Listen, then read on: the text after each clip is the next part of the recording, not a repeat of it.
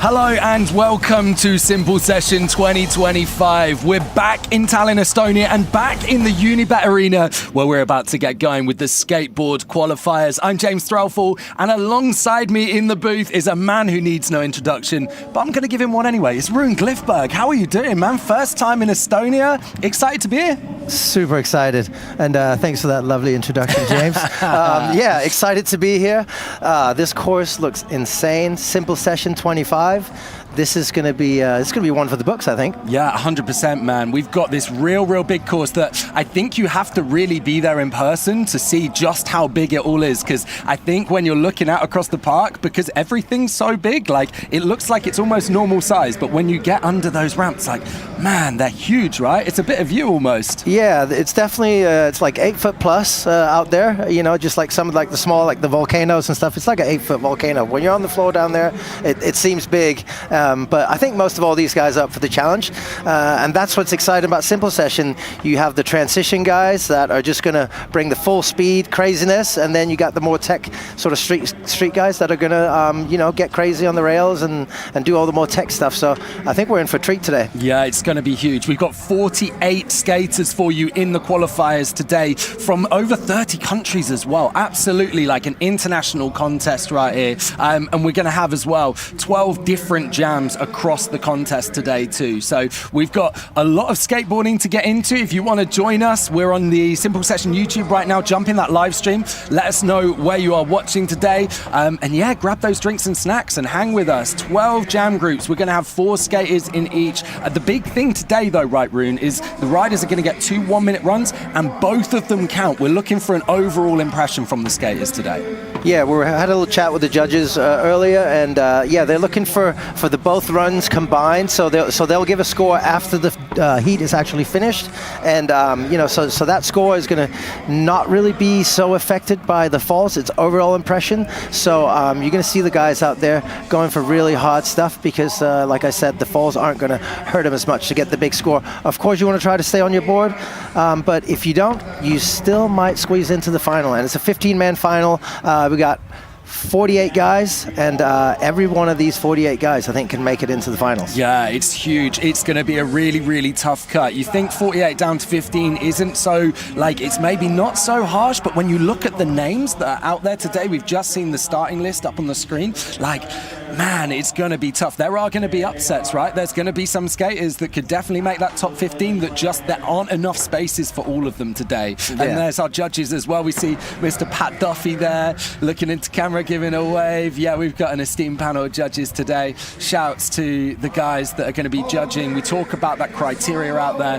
It's going to be a tough cut, and we are seeing our first jam up on screen right now. Coming out of Belgium, we're going to have Bo Brunclair, our first rider today. First time at Simple Session, and he's looking to make his mark. Romario Sima from Estonia, Simon Gerber from Switzerland, and Rokas Ignotas from Lithuania. But Bo is straight in. Let's check out what he's got to kick off Simple Session 2025. Yeah, super cool style here. Starts off with backsmith up the ledge. Some of the more tech skating back tail slide right there. Just working the street section a little bit right here, and yeah, I'm liking what I'm seeing so far. Beautiful tray flip, 5-0 up the up ledge. Saw a clip of him, his winning run of the Belgian Nationals, and just on fire. Really technical stuff. Oh, just stepping off there. Like we were saying earlier though, where that hasn't kind of cost him particularly any time, it's not really going to hurt him stepping off that biggie front board, right? Like, obviously we'd like to see that, but the judge is not marking him down for stepping off that. It's like, okay, the only thing that is really going to affect you there is just that you've lost a little bit of time, but where he kept it going, I don't think that's going to hurt him too much. Yeah, he's in good shape right now, and another thing we were talking to the judges about was just the fact that they're looking to see people just ripping. If they see something good, they're going to reward it, so they're not necessarily looking for people to use the whole course. We saw Bo here not really getting into the big transition section on the other side of the course, but that's not going to affect his score. Yeah, I think it will be interesting to see though the guys that can mix it up on both, that can bring the transition and the street. Yeah, you're not going to get marked down for only using one side of the course, but if you can use both, man, that's definitely going to work in your favor, I think. Yeah, it's always a plus to be have good variety in your skating. But if you're more into the street stuff, then that's what you should concentrate on and bring out your best stuff. Yeah, absolutely. So Romario in at the moment, Estonian Minister of Skateboarding. How cool is that? Halfway through his run, linking up this street section at the moment, going for that Smith, just sticking on the Smith over that driveway section there. Yeah, and my info sheet here says he might be the future mayor of Elva. Yeah. Yeah, so I think working towards it, right? Yeah, super cool. Nice front lip as well there through that rail. That rail is so nice. With everything so scary in the park, I've definitely kind of lingered over there in the practice sessions and enjoyed that rail. Just had a good session. Yeah, one thing to say about this the street section that we've seen a lot of so far in these first two runs is it is really quick. When you're coming down the big Euro gap, it's actually really fast and scary coming down that, and trying to set up through there is it's not easy. Yeah. So when you're trying to set up your feet on some of the more tech tricks, it's definitely going to be challenging with the amount of speed you're carrying and how deep you come down. There's a lot of elevation change there. So the banks are a lot again, like you talked about earlier, they're a lot higher and steeper than they look on TV. Yeah, absolutely. Seeing Simon link one of the hip transfers together nicely there to get his run going. You might have noticed as well that the timer didn't start until he popped his first trick. So that is a thing at Simple Session, rather than it being when you drop in, because there's quite a lot of ground to cover. It is marked from the first trick, and that right there, back nose blunt over the rail, making that look absolutely textbook. Yeah, super good start too, with the front blunt slide across the flat bar and straight into the front feeble. So good run here, getting into the bigger section, hitting that big bank. I think we're going to see someone over the box jump right here. Big 360 Indy. Yeah. Great run right here from Simon so far. Mentioned earlier, the people that can link both sections together, finding a nice creative way to get out there. As we say, judges not marking you down, like use of course isn't such a big thing for them this year. But if you can use the course, it's never going to hurt. Nice 5-0 up the hubber as well. And that is going to be time right there for Simon. A perfect run. Yeah, I think the judges are really going to like this. That was a really nicely put together run. Used the whole section. There was a little section in the run where he wasn't doing much stuff out on the big section, just kind of moving across and moving around out there. But he did manage to get a big, nice 360 over the box jump and linked everything together super well. Really strong start. So I think we'll see a good score for him at the end of this heat. Yeah, absolutely. So we aren't seeing after the first runs the scoring, because it is an overall impression of the two runs. So the judges are definitely making notes and kind of starting to score, but you will see the score for each of the skaters when they finish both runs. Rokas Ignotas coming in from Lithuania right now, well known in the Baltics for his transition skills, but linking up the street section right now, Rune. Yeah, looking good. Got up to the high coping up there with the frontside yank back in. Oh, Smith grind just getting away from him right there. Slipped into lip slide. After him, we go back to top of the order. Bo Carrier coming up next.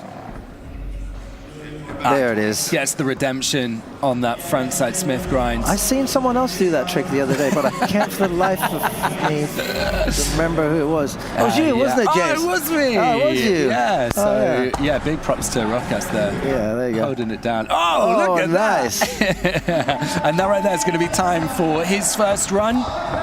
Love that. Yeah. He's got the fans in the crowds. Rock ass. Wait, can I say that? Of course. Yeah. Amazing. Yeah, I like those signs. And the ending was amazing too. Just taking a page out of the Mike Vallely handbook there. Yeah, sweet. So we go back to the top of the list. Like I say, we're not looking at those run one scores yet, so we get straight into run number two, which keeps things quite fast out there. It really does kind of give this great jam feel. Bo just come in undone on that back Smith up. Not losing too much time though, getting quickly back on his boards. Got to hustle, as we say. Judges not marking you down for the falls, but you definitely do need to hustle and get back in there. So the thing we're going to see with Bo is he does just need to kind of get himself back in the game, because he had a good first run and he doesn't want his second run to let him down at this point. Getting back in with that tray flip over the driveway though. Oh, losing the board off right there. This is the tough thing with overall impression. Both runs count. It isn't until finals tomorrow that the best run will count. Yeah. 1 minute runs today, so you do have some time to make up if you do have a fall or two. Traditionally you'd see the 45-second runs, but looking at 1 minute runs today is pretty cool. Yeah, I guess because there's so much more space to this park, it just feels like it makes sense for the 1 minute. Yeah, because there can be a lot of time traveling between obstacles, and I think it's just accepted that is how it is out here. Obviously it's a multi kind of use park. It's shared between skate and BMX, so from a skate perspective as well, the obstacles have to be big for the BMXs. So for skate, it's like kind of ultra big, and that's something that's really unique to Simple Session every year. Big shout out to Nate Wessel for designing the course for many, many years, and to the build team who managed to absolutely smash it, turning it around in a matter of days. Obviously building a lot off-site, but then kind of getting it set up in this arena in literally a week is incredible work. Yeah, and skating this, I mean, the build quality, we managed to have a few runs the other day. The build quality is really good. Yeah. Where all the ramps hit the floors, where you usually have problems, but everything's seamless, really well done. Yeah. And I believe Nate's been doing the course here at Simple Session for about 19 years. Yeah. So he definitely knows what he's doing. Yeah, and absolutely. He's part of the family now. Yeah, did a great job on this course. Yeah, Romario just losing his board, losing some time, but that kickflip that he did over the driveway was absolutely beautiful. So I want to see in the final 15 seconds what he can bring. Oh, coming off the back of the backboard, 10 seconds left for him to squeeze something in. This is a really challenging course this year. So props to everyone out there. And keep in mind, Romario's been skating Simple Session. He made his first appearance in 2007. Yeah. So a veteran out here, and still doing it. So hats off for that. Yeah, my first time out was 2015, and he was already a veteran by that point. He'd been here many years before. Right. But yeah, super welcoming, such a nice dude. It's been great kind of getting to know him and saying hi to him over the years. But yeah, someone who's a little bit of a newer face to Simple Session. It is his second time out here. Comes from literally the smallest countryside village in the mountains of Switzerland, but that does not stop him ripping. Massive front blunt on that Red Bull rail. And the front feeble down as well, just linking the street section together so effortlessly. Oh, I love a back overcrook, and that is as good as it gets into the front blunt. Simon, I know, was maybe a little concerned about going in Jam 1. He was like, is that going to hurt me? And, you know, speaking to the judges, they were saying this morning, absolutely not. You know, they're just scoring. They're looking at Run 1 as kind of like setting the benchmark, really. And I think Simon going to be putting himself into, a very nice position. Yeah, especially when you're doing runs like he's doing right now. Absolutely beautiful. Good use of the course. Loving that 50-50 up and over. Switching it up a little bit right here. So the front side flip in the first run. Front hurricane and nails it. Yeah, beautiful. That is huge. You know, I saw him, I guess, warming up on the kind of flat bar across the driveway, and I was like, oh, that would be cool. Like if, you know, because he bailed it on the driveway rail, I was like, sweet, that'd be a nice trick if he gets that there. And then he just throws it down the handrail in his second run, going all out. You know, that best run counts kind of format allows you to risk it all a bit more. So, you know, guys may be slightly holding back today to make sure that they put down 2 solid runs. That's a risky trick to throw in, making it happen right at the end of his run. Yeah, and speaking to the riders early on and just looking at the course, all those rails are pretty steep. So not a lot of guys really wanting to step up to those rails and really go full on with those. But Simon definitely throwing some hammers down on it. Yes, liking that kick flip foot plant right there from Rocca's. Mixing it up as well, kind of switching up his line a little bit for the second run, which is great to see. Disaster up on the big bank. Oh yeah, alley-oop slider. Keeping it fun out there. Yeah, nice. There's that Mike V boneless revert. Still got 20 seconds on the clock as well. Feels like he's done a lot already in this run. say an improvement on run 1 for Rokas, and that's great because what do we see here? Big bonus in. Oh yeah. Yeah. Oh. I'll count that. That was a make. Yeah. He made sweet. that. How about a big round of applause He for made all that. Oh, he's gonna give it one more. He's gonna give it one more. He wants it. Yeah, he's got it. Oh, he's got 1 second left. Yeah, this is within All time. right. After time. And that's kind of the great thing as well about simple session. You know, this isn't, you know, Olympics where it's like, no, it's after time. It's kind of like, if the crowd wants to see it, if the skaters want to see it, the judges are going to count it. They're going to enjoy it. For sure. And it's always tough when you've had a 1 minute run and you're trying to do a big trick at the end. Yeah. There's a lot of impact on that, especially on that first one where he was a little bit in the back seat. So just getting away from him, legs might be tired a little bit, but great redemption and got back and got it on the second attempt there. Yeah, absolutely. Talk us through some of the highlights then, Room. What have we seen? Oh, beautiful back 360 lip slide right there, and yeah, this straight into the front 50 again on one of the steep rails. Beautiful stuff. Not super happy with the run there, but I liked it. I thought he did well. Yeah, some great bits Yeah. from Romario. Probably not quite the 2 runs that he would have wanted, but there were some really great moments like this, that kick flip there. A little bit shifty as well over the gap. Yeah, well done. And just props for being here for that many years in a row. Yeah, this combination right here, frontside blunt slide on the A-frame, straight into frontside feeble down the rail. Super good combo right out of the gates. So good, the back nose blunt slides. And I think the judges are going to love that as well, to see like, okay, you've really thought about how these 2 obstacles can work, that you can link that front blunt. The front blunt's going to give you the right angle to get into that front feeble down the rail, just lined up perfectly, and that is so pinched. Yeah. I think Simon going to be looking at a great score. I don't think he needs to worry about being in run 1, being an early skater. He is going to have the nerves though of watching everyone else go for the rest of the day and seeing if he makes into that top 15, but I think he's kind of done everything right to make it there. Nice front pivot right there, right on the edge. Liking that. So that was heat 1. Off to a great start here, simple session 25. Beautiful so far. Awesome. So there we go. You see Simon Gerber coming up in position 1. I'm sure we'll see some scores for the guys very shortly. But yeah, I think he's going to be in a great position, and we'll see if he makes that top 15, and we'll start seeing the other guys slotting in. Those 4 skaters we've just seen really kind of setting the mark for where everyone else is going to need to be, what they're going to need to do if they want to make it into tomorrow's finals. We're going to see the scores. Yeah, speaking of the judges earlier, we were talking to them and they were saying they were looking at scores at around 80 to make it into the finals today. Yeah, that's what they're anticipating, right? Yeah. Yeah, we'll see how it goes. As we move into jam number 2, Jordan Thackeray from the UK, our sole British rider out here this year. Diego Firesa, Arturs Bogdanovic, aka Mr. Boga, and Sampo Martimo coming from Finland. Jordan, getting us going. It's been hanging out with the guys. There's a bit of a thrasher trip out here. Lots kind of going on. Been out like, what were they were using a catapult yesterday, I saw. Did you see any of this? I think they were like throwing axes and doing some stuff, just soaking up the Estonian life and getting into a little bit of the history here. So actually a lot of these guys taking a day off the practice yesterday. Jordan straight into it. One of my favorites to watch, always exciting. He's got his own style, beautiful way of riding, and his own tricks, and just everything is just rad about him. Yeah, just like a really exciting skater coming from the UK right now. He's kind of every British skater's kind of favourite skater. Super floppy, very unique style, will skate a course very differently as well. And do you know what he was saying? He was worried about kind of starting on the box and managing to link that gap off the hip into the corner.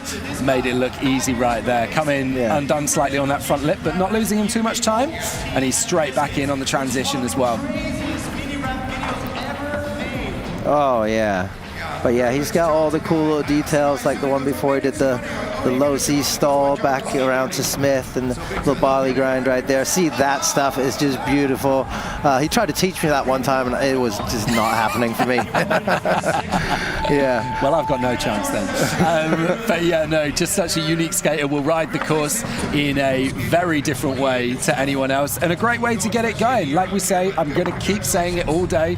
Judges not marking down bails, so you know they're looking solely at what you do get done. And you know what you mentioned just before as well. The judges are going to be looking for those kind of scores in the 80s. Simon Gerber, I'm seeing on my screen right now. We haven't had it on the TV coverage yet, but he got an 82.08 for that run for his first 2 runs there. Sure. So he's sat in a good position. I think so, and I mean, obviously we haven't watched the contest yet, but in my mind, I think like he would be somewhere right on the bubble. Yeah. But yeah, looking good so far. Diego getting a little, the switch heel. I was working on that yesterday. Beautiful. An interesting mini ramp at the back there that he was making work. Diego's such a contest veteran as well, right? He's been on the scene for so long. And a new dad, so that's always exciting, and gives you some extra motivation. Diego's got a beautiful run going here. Tray flip up the Euro gap. Yeah, so consistent. Such a great way to get his run going as well. Using that kind of section at the back. Just missing the kickflip over the rail. Yeah, but you know what? He's got so much in already. Again, the judges aren't going to mind. That's like, okay, it was a huge trick. He fell. That's fine. And I think we were kind of talking to the judges. They were saying about that wow factor and just saying there's appreciation as well. Like if you fall on something that is a really hard trick, they're not going to be like, oh, okay, like, you know, they're going to look at it and go, do you know what? That was a really hard trick. It's very understandable that you would fall on that. Yeah, for sure. So kind of like the latter part of the run kind of falling apart a little bit, but he got so much into that first 40 seconds up until that kickflip. I think there's going to be a lot for the judges to score there, so I think that'll be still great for Diego. Yeah, I think so. Obviously not the ending he wanted, but it was great up until that kickflip. Yeah, and do you know what? That bit where he slid on the paint on the edge of the jump box, that's exactly what I did riding across the park the other day as well. And gave myself that friction burn. Oh, nice. Devastated. Right, back in with Mr. Boga. Artis Bogdanovic, one of the most welcoming faces in skateboarding. He absolutely loves it. Loves being on his board, loves hanging with the community. And an absolute ripper as well. There's that front tail over the driveway. For some fakey half cap, heel flip. Couldn't really tell from here, but it looked like it was beautifully executed. Nice big bop on that. Lip slide. Yeah, that's one of the best half cap heels in the game. Right. 20 seconds, archers. It's a real go-to for him. A trick that he doesn't find particularly hard. Nice crook over the driveway as well. And the 50 up. Really kind of linking this together. This is going to be a nice score for run number 1. The judges are going to be... Oh, nice. So there we go. We saw that front tail over the driveway, but that one taking it across and down back to fakie. Great run for Artos. Yeah, that was good. Good start, and nice to really just sort of like set yourself up to get a little bit more loose on the second run and kind of like throw some more out there. So that was a good, solid first run. Shouts to everyone in the live chat right now on the Simple Session YouTube channel. If you want to join us there, let us know where you are watching from right now. Ace on Fire asking if Jaime Mateu already rode. He is upcoming. It's fine. You have only missed the first heat and a bit of heat number 2 if you are just joining us. So you haven't missed loads of skaters at this point. So yeah, lots of exciting skateboarding ahead. We got about was it 11 more heats? Yeah. We have 12 jams out here. 12 heats altogether. Yeah. But right now on course, we have the Finnish transition ripper, 16 years old, Sampo Martimo, linking up the transition section of the park. Cannot stress how big that section is, how daunting it is when you first ride it.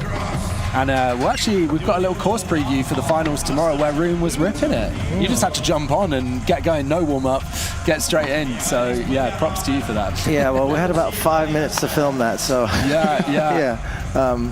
Still managed to get on there, though. Yeah. But, yeah, you really see... When you see the boards flying off the side of the street section, you really see how tall it is. Yeah. Because it really is about almost like... it's about 10 feet up, those decks. So, yeah. Yeah, Sampo trying to kind of link together the street section as well. he's got another run to make up for it. I'm sure he'll be better on the second time around. Yeah, for sure. So we are going to head back to the top of the bill for Jordan Thackeray right now. Let's go, Jordan. Just cruising across the park. I don't know if he knows that his run is underway. Is he getting somewhere to start? Yeah, so he's going to go back up to the top of that steep Red Bull bank. And the runs don't actually start until you do your first trick. So that's a good thing here at Simple Session, since the course is so big and you might need to build up some speed. Your run does not start when you like drop in or get going on your board. It actually doesn't. They don't start the clock until you're actually like doing your first trick. So should be right here when he's hitting the jump box. So time starting there. Yeah, perfect. With that tweaked grab into the Indy transfer off the hip into that bowl corner, getting up over the bubble as well, the Visit Estonia bubble, and linking it into the pyramid rail with the backboards. Going for something a little bit different this time, Jordan, and with both runs counting, I think the judges will like to see that. Oh, amazing. Yeah, nose grind tail grab up on that. And it's so hard to hit that Euro gap and come up there with speed and hit that steep wall ride. It's got about, what, four feet of vert on it or something like that. It's definitely pretty steep. Yeah, to have the speed to get up there is definitely impressive on its own. Just getting caught up on that barley grind as well. He loves that barley grind, 180 back to regular. Love it. 180 just getting away from him. Yeah. Love it. Just so much creativity. The judges, I think as well, are definitely into that. If you're the guy that's out there doing stuff that kind of no one else is doing, or maybe the judges haven't even seen before in the case of Jordan, that's only going to go well in your favor, right? Yeah, you're definitely going to get rewarded for being creative and doing lines and tricks that nobody else is doing. Always exciting to watch that stuff, and you know, it just makes you wonder and think about what a beautiful mind that he has. Yeah. That he's being so creative and has a whole unique and individual perspective on what skateboarding is. So I mean, that's what skateboarding is all about, I think. Yeah, definitely. Growing up kind of like riding in the same events as Jordan, like when we were kids and stuff, so funny just starting to see how creative he got and all the things he was doing to kind of where he is now. It's really awesome. Diego back in. There's the switch hill. He got that so perfectly in run one. Still liking that beginning though, the Matt Hensley inspired melon grab fakie on the bank and stuff. It kind of takes you back to some good old days. Yeah, there's that tray flip up. Both times absolutely bolts, no worries at all. Turning around with the axle on the quarter and back in with the crook. Just losing the weight off the front there. Come back in. Maybe we are going to see the kickflip over the rail. Yeah, Diego definitely setting up for something special right here. Question is, what will it be? Oh, nose manual across the volcano. And that is time there for Diego. So mixing up a little bit into run number 2. Some falls, but some really great stuff. I'd say run number 1, definitely where he will have scored kind of most of his points that the judges are going to send his way. And we head back to Mr. Boga, a great first run for him. That great half cab heel on the pyramid. Some great tail slides as well. He's going to be feeling good. Yeah, should be excited for this second run, and you know, the great perfect first run kind of sets him up for you know, trying some harder stuff here in the second. I feel like it's kind of a double-edged sword though, right? Because you feel good because you know run number 1 was good and you're like, great, okay, I'm going to have some good points on the board right now, but then you go, I now need to back it up because this is overall impression, so I can't just drop my second run now. So he's going to have that in mind, getting a bit power slidey on that ollie up the gap. Yeah, that was very loose, but also pretty sick. Yeah, I like the back 180 and then the switch front 180 he did across the curb cut thing. Yeah, fast feet. Mark Succi style. Coming back in on the edge of that court into the street section, just showing he can mix it up. On the transition, there's that front tail across and down to fakie again, and then going for the cab heel on the quarter as well. 5 seconds, go. Yeah, just landing a little bit forward on it, but it's looking pretty good. Oh. So I think definitely kind of run number one going to be getting him probably the most points again, kind of similar to Diego in that sense, but I think definitely, yeah, a very respectable score coming his way. And Sampo coming back in on the transition element of the park. Alrighty, Sampo, let's go. And what do we got on the chat? What about BMX? Yeah, BMX coming up afterwards, like BMX qualifications coming up after. So we're just into skateboarding right now. And yeah, keep hitting us out there on the chat if you got questions or anything you'd like to know. Shout outs to your homies. Any questions for Rune as well? Oh, like, well, we can go that route too, I guess. I don't know. History. Wasn't what I had in mind, but yeah, sure, why not? Sampo with a nice backside air up there on the, I'd say it's about a 12-foot quarter pipe right there. Yeah. Lots of good vert on that. Yeah, there's been lots of crazy stuff going down on that. Yeah, big 540s and that. We're going to be seeing all that later on. Just kind of hanging up there. Not what you want. Looks like he's okay. Able to run it off. That's the worst feeling as well, hanging up a frontside air like that. Shouts to Cowie in the chat.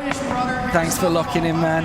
Annual shout out with us every year. If you are with us on the live stream annually as well, thanks for being back with us for Simple Sessions 25th anniversary. We see that our judges now with Sampo having rounded out heat number 2. They're going to be going through the scores. And what are we seeing right here in the highlights room? Oh, just beautiful skateboarding by Thackeray.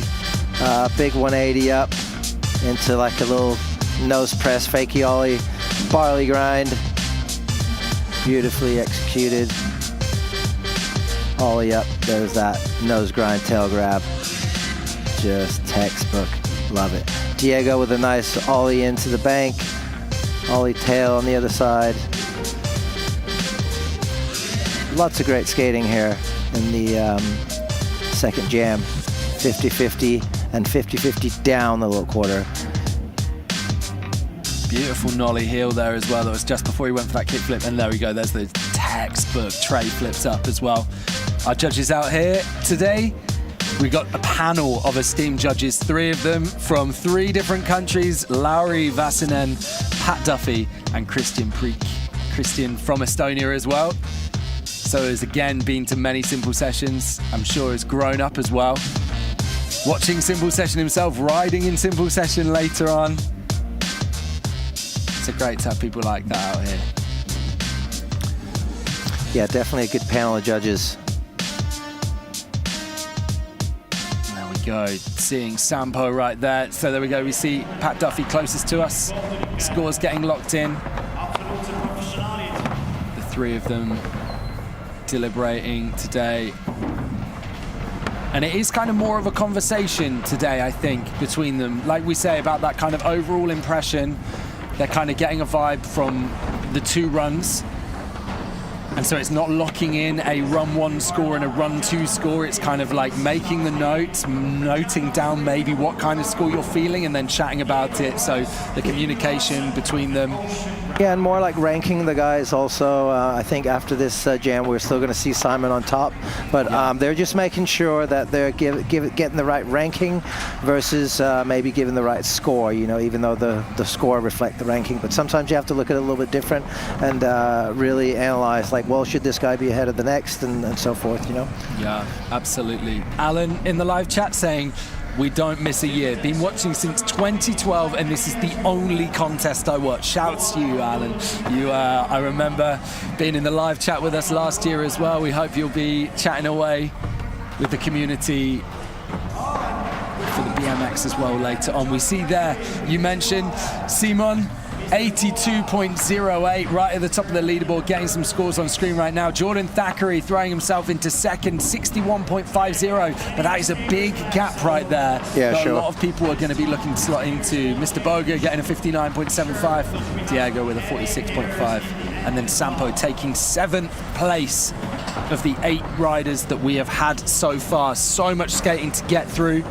And we head now to jam number 3. Luca Kahu going to get the first runs going. Then we've got Diego Brost from Amsterdam, Jimmy Larson, and Ocean Brown out here. 13 years old, brother of Sky Brown, who's going to be competing in the Sister Session skate contest tomorrow. Those are just there's no qualifiers for that. It's pretty much a straight final for the Sister Session. So yeah, Sky going to be riding tomorrow, but Ocean in the qualifiers today. He's going to be the final run of jam number 3. Luca out of Finland, looking to get it going, doing it for Volcom, Ace Trucks, and a top park rider. And he's in right here. Whoa, look at that big gap. Yeah, that was a cool transfer. You haven't seen that yet. Straight into Melon over the volcano. And a really nice way just to go from street to the transition section, taking that grab, like boning the nose out and taking it almost to flat on that jump box. Good job, there's a lot of landing there. And again, back into the street section, using the park really creatively up to Smithstall, 50-50 across, making the course work. Oh, that court is so whippy. Yeah, when you come up that step up with so much speed, you really need to have your feet set up right for a kickflip like that. 10 seconds left on the clock for Luca. Flip Indy just getting away from him, and I think that's going to be it for Luca. But got a lot of good stuff in there. Yeah, I like the run. Great use of the course. Got around the place really well. So yeah, amazing. And the judges as well, kind of in that conversation we had earlier, saying they, are going to really like the guys that, if you're going fast, if you're finding creative lines, it's not just about the tricks out here. If the speed you're bringing is getting the crowd excited, the skaters excited, it's going to get the judges excited too, and that counts for something. So yeah, those kind of more creative lines in and out of the street, I think definitely gonna work in his favor. Yeah. Diego looking to come in off that big Red Bull bank. Expect lots of people today to be starting their runs there. It's what's going to give you the most speed in the park, and then link it into this jump box section, straight over with a nice tweaky grab up to Axel on that big steep bank, and then finding his way up onto the street course as well. Yeah, Diego's an exciting young Dutch rider from Amsterdam. Super rad so far. Yeah, just 18 years there old. It is, that big gap out to lip slide. Haven't seen that yet, and I don't think we're going to see anyone else really mess with that gap. At least I haven't seen anyone do it in practice other than him. Yeah, anything on that kinked rail is going to get good points from the judges. Yeah, and it's actually got a little bit of a kicker when you're going off right there as you went onto the ledge. So kicker off and then all the way down to lip slide down on the rail. Amazing. Yeah, and that 5-0 down the hubber as well. That hubber is so steep. You're coming off that with so much speed. This is a great run for Diego. That back blunt on the A-frame as well. And then classically just hangs up that ollie, but that's not going to hurt him. Well, that step-up gap's big. Yeah, it is. It's not just like a small little thing you just ollie up. You really need to have speed and have your feet set up right. Yeah. Seen a lot of people just mess up ollies going up that during practice. So, yeah. Jimmy Larson here, getting ready. Coming out of the US, doing it for Off-Grid Skateboards. Skater, adventurer, world traveler. And his travels this time around have taken him to Estonia, getting that backside 5-0 across the gap and going for the hippie jump through the kinked rail. Wants to get his board back as quick as possible, because even though stepping off isn't going to be marked down, it's time that he could be collecting tricks. Yeah, another cool and creative rider. Just look at his board with the overhang on those big soft wheels there. So I think he's got the 215s on there. Really liking what I'm seeing here. Probably going to get the hippie jump maybe again. definitely seen him do it a lot in practice. Seemed to be a no problem, just like that. Beautiful. It's always little truck tap. With those contest nerves though, right? It's like that trick that was absolutely fine for you in practice just suddenly becomes a little more shaky, but gets it done second time around absolutely perfectly. Getting into the transition section, a few more seconds, and I think he's gonna wave that away, and that is gonna be run number 1 done for Jimmy. And we come repping the PSG shirt to Ocean Brown, wasting no time, coming straight in. Yeah, nice tweaked grab over the box. There's that indie grab off the hip into that bowl corner. I think that's going to be a popular line today. Just showing all of the gaps that are in this section with the grab over the volcano as well. Yeah, managing to kind of link the bowl section together. This is a great start, 20 seconds down, and really, really making it happen in the parky section, and throwing the 5 over the hip as well. Yeah, 540 over the hip. Only 13 years old. He's a small dude for such a big course, but everything just looks smooth. The style's great. He's doing good. Backside nose blunt. Just pop that in. Front board. Oh, okay, just getting away from him. I don't think that's going to hurt him too much though. Getting back on for one final trick will definitely be useful, but him and Sky obviously just growing up, skating every day together.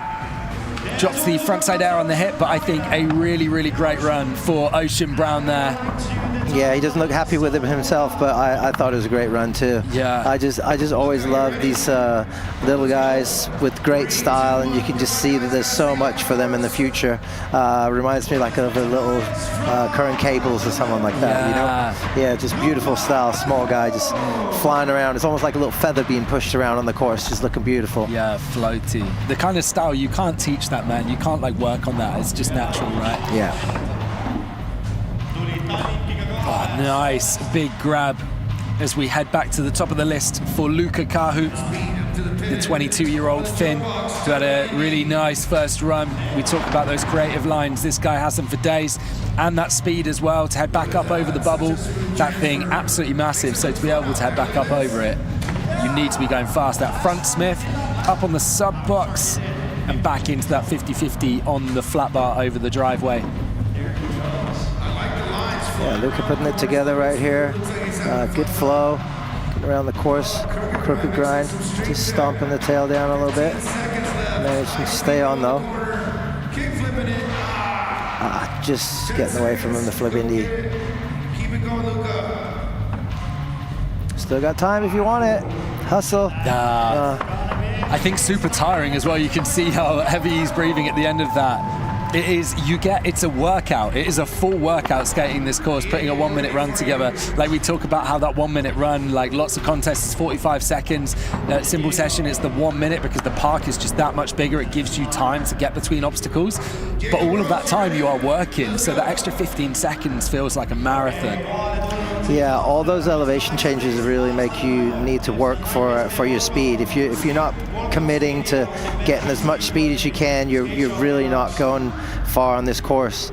It just really takes it all out of you. So yeah. Someone having no problem maintaining the speed as well. Diego Brost from Amsterdam had an incredible first run and looking to back it up. Oh!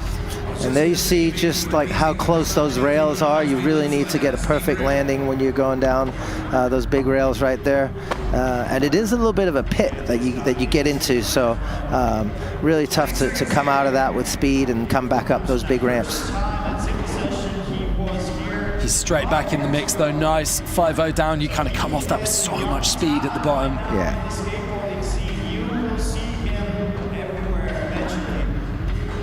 For a couple of last tricks, the blunt slide. And this is going to be after time. Oh, ooh, taking a big one. And do you know what? He made that gap to lip look so easy in run one. It kind of just shows, actually, it's like the kinds of things the guys out there make look effortless. Like, what's kind of at risk? What's at stake for them, really? Sure. Jimmy Larson coming back in. Switching things up. Oh, Ooh, man. I like that. Such a creative skater. I don't know what that trick's called, but the little hand flip to tail stall was pretty cool. Yeah, I love it. Like a no comply hand flip. Here we go. Oh, going for that frontside nollie flip, which he attempted on run 1. Sort of an unusual trick too to do on a quarter pipe. You Something to see make you people do stand out. the backside nollie kick flip, but Yeah. yeah, frontside being a little different. Here we go. We're going to see it here. And although that looks very playful and, you know, very fun and easy, there's a lot of risk factor there because that bank, I think it's probably about like 14 feet or something like that. Huge. It's that really big. Like if you go section is flying huge. down that, you're not in good shape if you're coming down on your side or something. And going for that nollie flip again.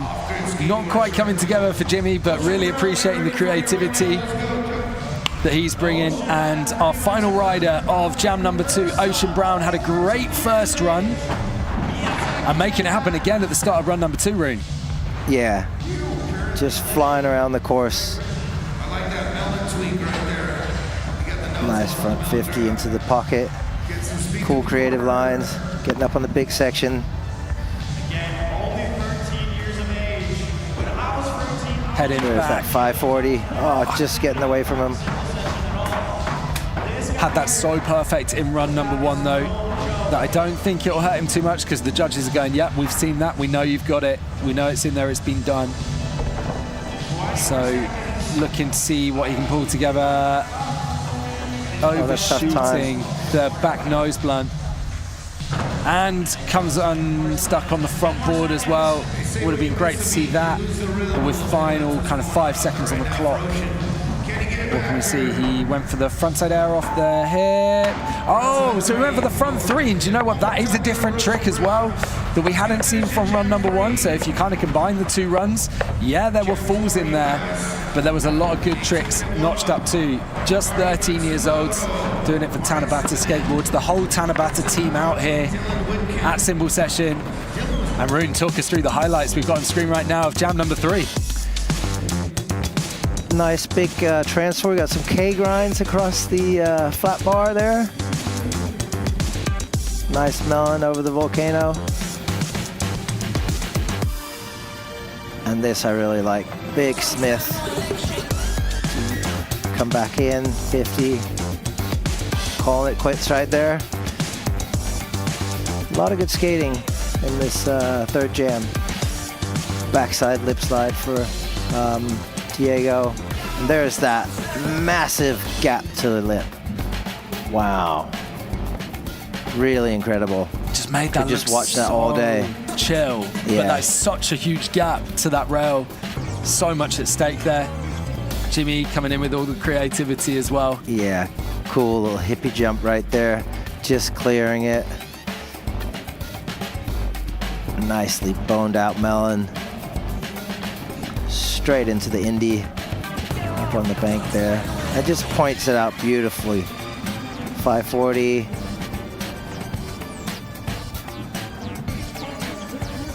Textbook. Yeah. So good to see. Really linked it together. Yeah, run number 1 definitely going to be, if best run counted, yeah, it would be run number 1 for Ocean. But yeah, gets that front 3 done on the hip at the end of run number 2 as well. Yeah, really liking that one. Shouts again to everyone in the chat. Tim Hipkin saying, have a great weekend. Big shout out to Rune and to all the Wiltshire skaters. We've got Tim Baker in as well, locked in. It's like 3 minutes past 3 in the morning for him, but still watching right now.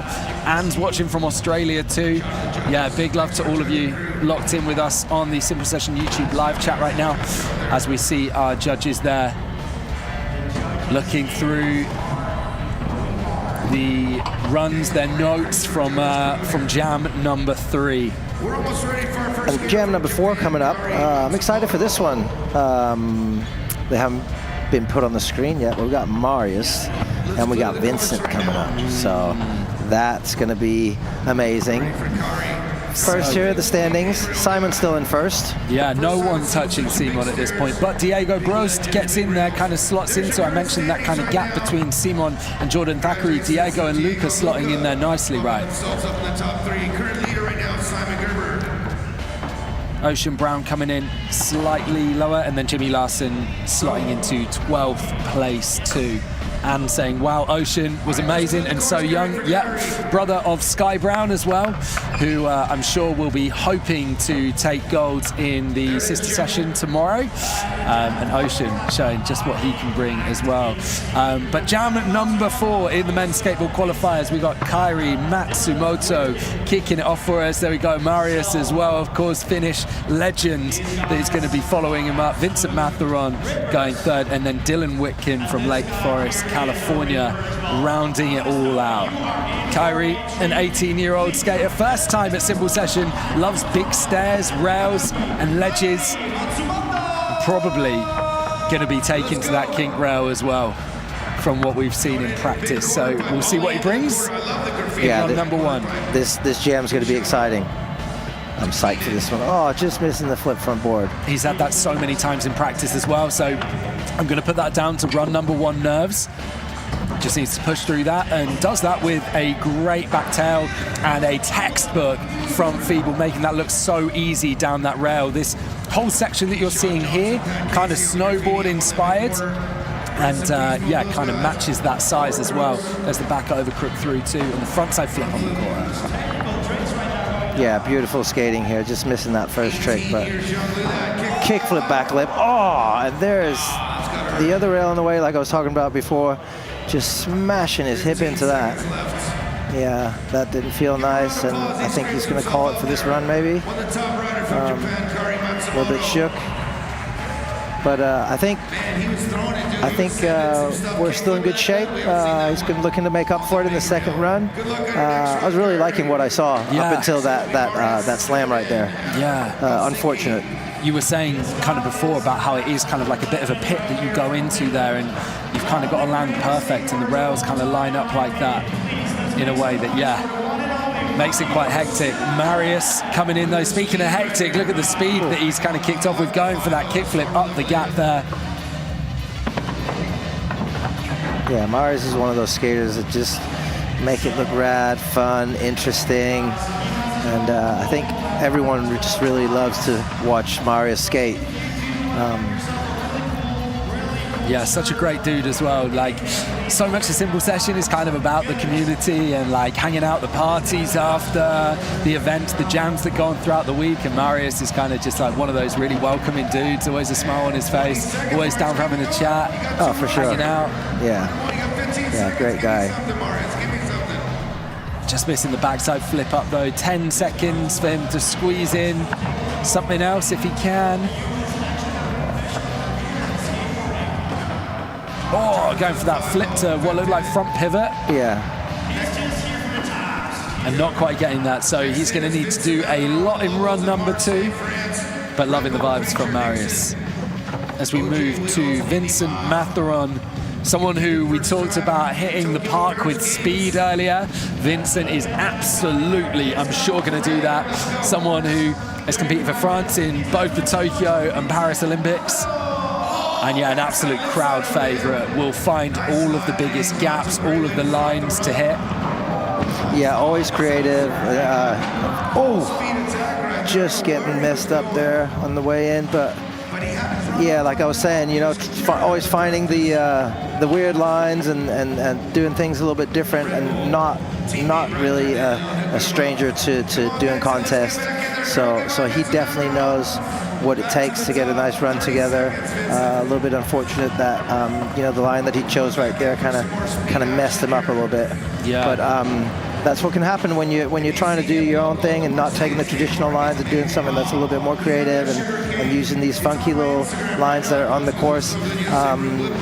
There's risk involved. Yeah, for sure, for sure. Shame to see, because obviously he's had to try and get back into this, but that was a full body shaker of a slam right there, just kind of clipping on the way in from top to bottom. So hopefully run number 2, he can kind of shake that off and just have a moment just to get his breath back and get back in the game. But yeah, fair play to him for kind of even getting back on. I'd have probably waved the run off after taking a slam like that. Yeah. And we hand now to the final rider in jam number 4, Dylan Whitkin, a great guy, street skater who enjoys the speed as well, kind of hitting the course so fast and finding a way up into the transition section as well. Yeah, nice frontside invert. Frontside invert, just getting away from him. Well, that was a beautiful way of linking the two courses together and going straight into the big frontside invert. Just got away from him, unfortunately. Yeah. I can only imagine how that felt as well. Yeah, that was a big slam. All the momentum off that front invert.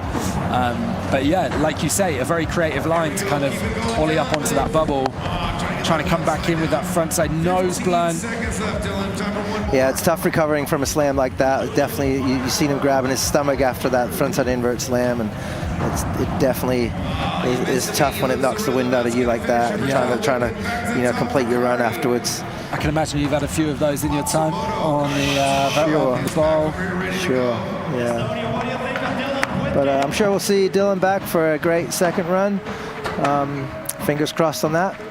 He's definitely looking good in practice, and he's got a lot of good stuff going. Yeah, absolutely. Some pretty heavy falls for jam number 4. Kind of everyone taking a bit of a slam, really. So everyone kind of trying to shake it off, and it looks like Kyrie is going to do that. Comes off the flip front board again.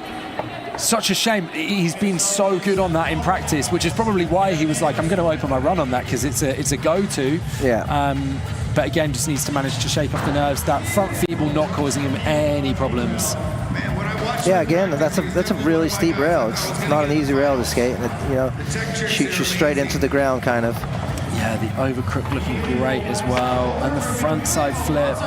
So he's done real good to get back into it. It's such a shame that flip front board is kind of just let him down. The flip back lip, and he got it rail again. Almost even worse the second time.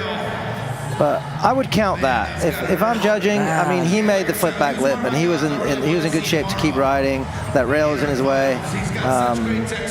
Yeah, wow, that looked terrible. Like he just hit his groin on the rail. Yeah, right. Two real kind of heavy falls for him. I'm glad to see he's okay. But yeah, wow. A tough one for the judges there, because quite a lot of heavy tricks, but maybe not kind of the full potential as we can, like that flip back lip down the rail would have scored so well with the judges. Such a shame to kind of see that not quite happen for him. But Marius back in, coming back for the kickflip again, and just stepping out. Still got 45 seconds though, and we did see him go for the backside flip up there too, which well, we've seen very few flip tricks up that. So it's definitely not an easy one. It's about it's probably about a 5-foot step up, I think. Yeah. So it's a lot bigger than it looks, and it's a downhill landing too. So you come up with all that speed, and you're kind of having to control it not to go too far. And Marius, I think, waving that off. 15 seconds left to go, and he's done. Yeah. He's off. Yeah, and behind those stairs there is where we're sat as well. So mate, can we wave? We're giving him a little wave right now. You guys can't see that out there, but we're waving at him. Okay, Vincent Matheron looking for redemption. Took a heavy slam on run number 1.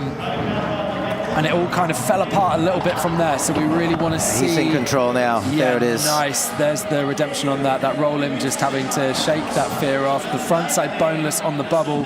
He knows he really needs to put it together, and does it with the sugarcane through the corner. Yeah, signature Vincent right there on the corner with the sugarcane. Backside nose grind. Oh, and he gets it. Amazing. He only just learned that like half an hour ago. I seen him trying them. And he was like trying to get them together. Yeah, nice. 50 to disaster back in. The feeble through that flat bar, doing everything he needs to do right now to make up for run number 1. Yeah, this is definitely the run for Vincent, and looking like he's going to get through it. Kind of getting lost a little bit there at the end. Coming in, something big. And just a fly box. He told me yesterday, I hate the fly box. But props for getting to it. No, I don't think he means this one in particular. Yeah. He just hates fly boxes in general. Yeah, interesting. Yeah, I remember we've talked about that before in some of the other courses that we've been skating together. Dylan Whitkin, big 180 up here. Yeah, I like this line right here. Up and over, straight in. Let's see this front invert. Come on.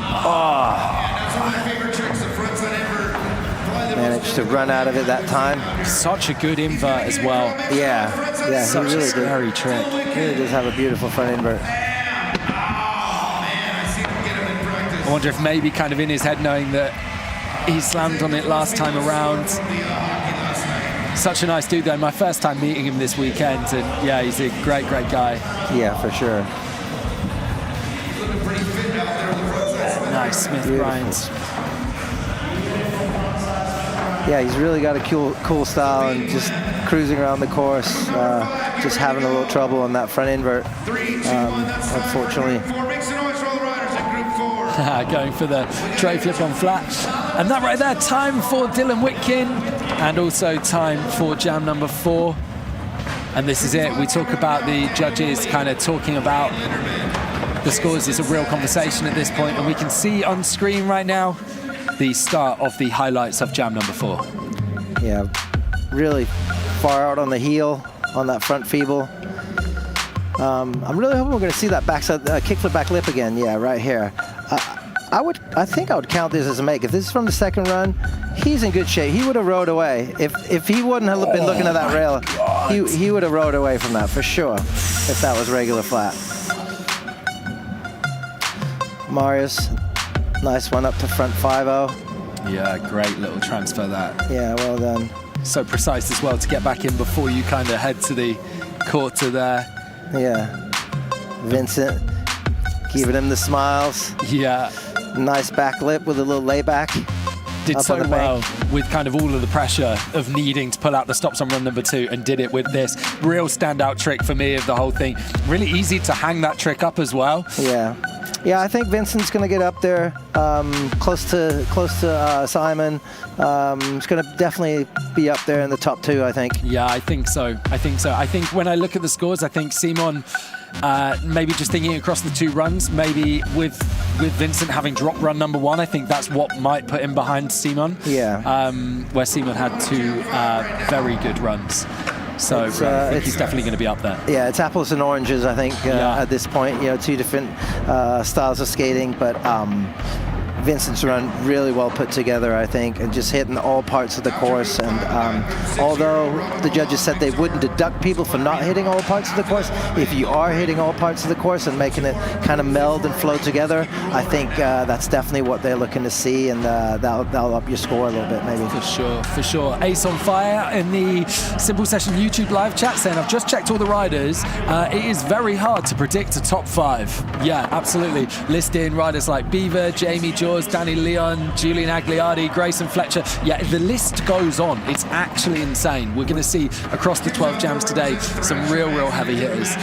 Ryan Parker as well saying the park is sick this year. It is. It's a real challenge to ride, It's a challenge for the skaters out there to be able to link those lines together, because everything is so big. But yeah, it's very good. Big props to the course builders and designers. Nate Wessel kind of leading that. You can see here some real conversations going down, really kind of looking and like comparing as well to the other riders, because that's kind of what they've got to do. They throw a score in, but then it's like, okay, but was it better than this guy, or should it be bumping that guy, or should that guy be ahead? Yeah, you've kind of really got to look across a lot of different things when you're a judge. It's not a job that I think I could do. I think I'd find that a real challenge. Yeah, it's a tough job, and lots of great skating ahead, so it's definitely not going to get easier for him. We've got CJ Collins coming up, we've got Jaws, Grayson Fletcher, all kinds of really amazing skateboarders coming up. Yeah, and Danny Leon getting mentioned as well. Danny, a 2-time winner of Simple Session. He's podiumed 5 times since 2015, but he's never won in the Unibet Arena. So that's something I'm sure that he'd like to add to his list, having a win here, because obviously we've been in a few different places kind of since COVID. We were in Tartu last year, the home of Simple Session, and yeah, now we're back this year. But there we go. We talk about Vincent Matheron, a great second run. It's just that first run that maybe let him down a little bit, but scoring a 72 and getting himself into third place. And we see there as well, Kyrie just not quite living up to his full potential, I think. And but I think they probably did count that flip back lip with him getting that 60.16. Sure. Dylan Whitkin down there as well with the 30.08, and Marius getting a 20.25, putting him into 14th place. So we head now to jam number 5, and kicking us off, we've got Dan Woolley. We're also going to have Rain Lindemann, Jason Linzat, and we're also going to have Tim Aguilar as well. Tim, photographer for Thrasher magazine, but also a very good transition skater himself. Very excited to see what he brings to this course. But Daniel Woolley going to kick us off, just 17 years old, another one on the Tanabata team. Extremely talented though, brother of Kieran Woolley.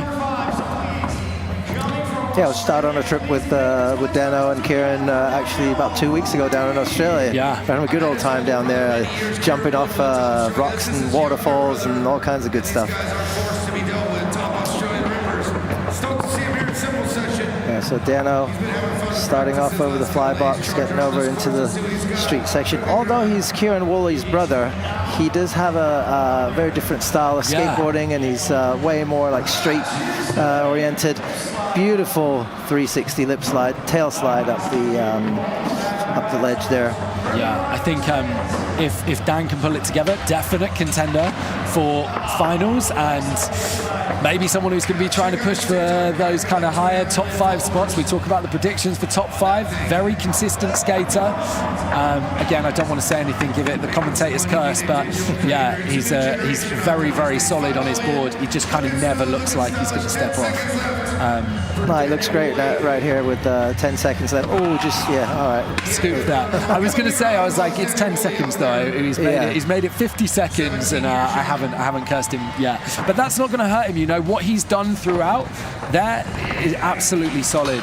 Pulling a really solid run. And I think as well, we talk about today with it being overall impression, the guys don't want to be dropping tricks too much. With the best run tomorrow in the finals, you'll see people that can maybe hold back in the first run to get a good score on the board and then go for it in the second, risk it more. I think we might see some slightly more reserved skating today. And I feel like with Dan, there's definitely more in his locker that he can bring. Oh, for sure. Yeah, he's no stranger to contests, so probably just like, you know, going with that first run that's a little bit more safe, and then he's got a few more things saved for second run or for tomorrow. Exactly. Headed over to the local though, Estonian Rain Lindemann from Tallinn, a veteran of the contest, going for what looked like a heel flip up the gap there. I think a bit gutted with how that started, but still 20 seconds. There's still time to get something done here for Rain. Yeah, that's the thing when you're in your run. Like, you know, with the falls not hurting you, you should not really ever give up. You know, you should just keep going, keep skating. Of course, sometimes it's a little tough. Maybe especially for these local riders, don't have that much international experience, and yeah, could give you some nerves, and you feel kind of got the butterflies and the jitters and all that kind of stuff. So yeah, hopefully he'll shake in that for the second run. But right now, Jason is in there. Nice eggplant. We were commenting on that the other day, right? Yeah. We stood up, there's like a studio space just off the park there, which we'll be using for the finals tomorrow. And we got the perfect view of one of Jason's eggplants up there, just every single time. And you talk about that speed that you need to get up on that court. It's really hard when you come up the kind of the flat banks, those banks up. It's actually really hard to kind of maintain that speed. So yeah, fair play to him. And one of the Dutch skaters out here. Yeah, and especially you know, getting tricks up on the coping there is one thing, but when you're doing an eggplant, you're actually having to throw your board quite a bit up above the coping. So yeah, but Jason just having a fall on the front side rock slide. He's going to try it again right here, I think. And I thought he was going to do it. Just getting hung up on the way in. Looked like the front wheels just clipped. And yeah, surprised him. And that's why he's on the floor now instead of running down. Yeah, a little bit of a slam there.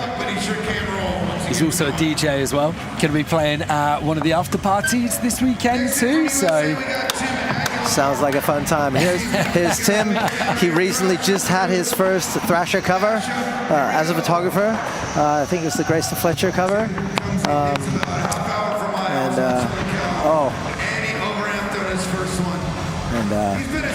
Yeah, he's a great skater. I'm thinking we might going to see a backside bonus somewhere. He likes the backside bonus. Great transition skater. Yeah, and I've seen him do some in some pools that were pretty gnarly. There's the back bonus transfer on the Marseille teardrop spine thingy. He's become like a real kind of staple out here though, Tim. Like he's been at Simple Session a lot now with the Thrasher trips that happen kind of each year, and it's great to see that he kind of just gets involved in the contest as well. He's like, yeah, I'm kind of out here working for Thrasher, I'm out here photographing the guys, but like I'm going to come and rip the park too. Like yeah. I'm absolutely going to come in session. Of course. Yeah, nice. Yeah, there's that pivot. Pivot fakey thingy. You yanked it in.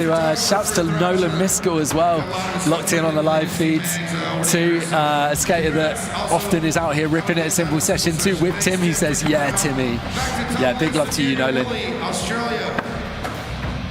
And we are going to go back to the top of the order for jam number 5 for Dan Woolley. A great first run for him. Really solid, yeah, nice, floating through, and then kind of heading over to the section, showing that he's got the transition skills, but heading over to the section that, like you were saying before, kind of more comfortable in with that perfect crooked grind through. Yeah, and he linked the two sections really well with the 50. It's not an easy spot to just come up there and get that 50 across.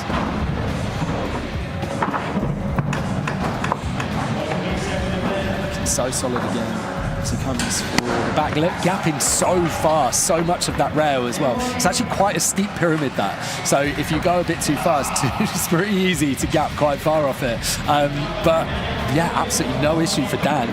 Coming back through with the Smith grind down. Oh, it just looks so locked in. Like it's, yeah, just so perfect. Foot placement looks amazing. Yeah, getting the nose blunt pull in. Time for one more maybe, and that isn't going to hurt him. Stepping off the 5-0, you know, not the most significant trick of his run either. The judges are not going to care about that.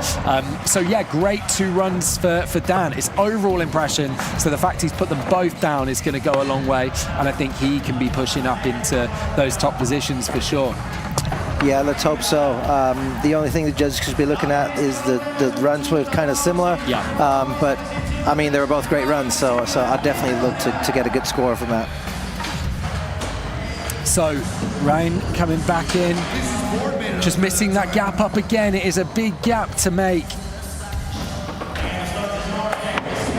And then we'll see this. I think it was a heel flip it looked like he was going for, or was it a kick flip? No, it looks like he's definitely set up more for kick flip. But it's really hard to keep the speed, and those are steep banks there as well. We saw Marius trying to get up there as well. Kind of yet to see anyone do a flip trick up that. We've seen some ollies. Just not quite happening for Ryan out here this year. But an absolute Estonian ripper. He's living out in Barcelona actually now as well, so he's kind of skating a lot of street out there. So cool to see him back in Tallinn this year, back in the Unibet Arena. Just going to give that heel flip maybe one more try. Right here. Oh no, it looks kick flip. It does look kick flip, yeah. Oh, backside flip. Backside flip. Backside flip on that one. Yeah. So unfortunately, yeah, I don't think it's going to be a great score out here for Ryan. Local legend right there, Rain. But great to see him. Great to have him out on the park. And we go now to Jason Linzat, 21-year-old from Amsterdam as well. Yeah, tweaking that grab over and pulling the frontside air up onto the extension. Yeah, landing real high on that and bringing some speed into this frontside board slide. Just clipping again. Wow, because he really looks to be in great shape. Just right until the entry. Yeah, such a hard trick that. Yeah. And that really would have been the trick that could maybe do it for him. You know, he's already got the big eggplant up on the wall ride, up on the top. He's got a lot of other great stuff in the first run, but just missing the frontside board slide. It's kind of the missing link right now.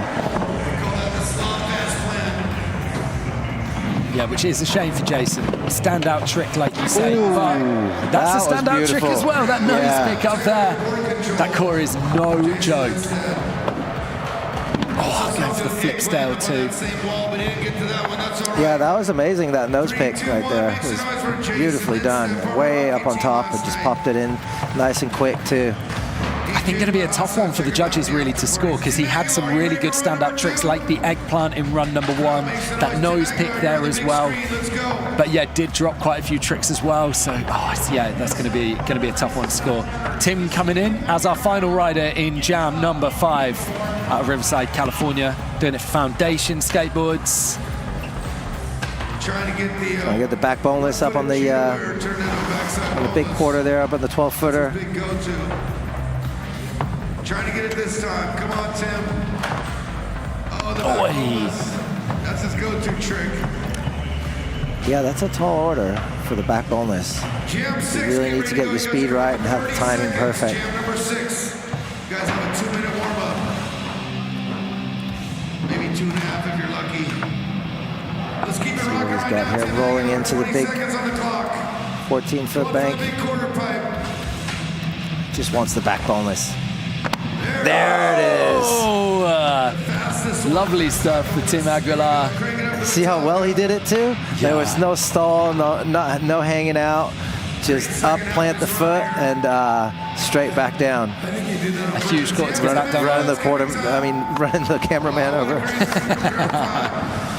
And that is time for jam number 5. Tim rounding that out for us as well. And the judges going to be discussing again Simon Gerber from Heat 1, hoping that he can stay in that top 15. Currently sat in first, the only skater to get into the 80s so far with an 82.08. Diego Brost from the Netherlands behind him with a 74.16. As we go through the heats today, I expect that gap to be filled with more names. So the leaderboard will start getting shaken up, and Simon hoping that he can kind of stay nice and high in there, because the situation tomorrow will be that reverse order as well. So if you qualify in first, you get to skate last in the finals, which gives you the advantage of getting to see kind of what other people have done and what you need to do. There's the eggplant as well, as we see some of the highlights from jam number 5 on screen right now, Rune.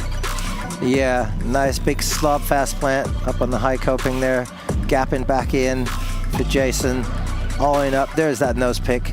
Just planted on there and pop back in straight away. Yeah, beautifully done. And got Tim. There's the 1-footer.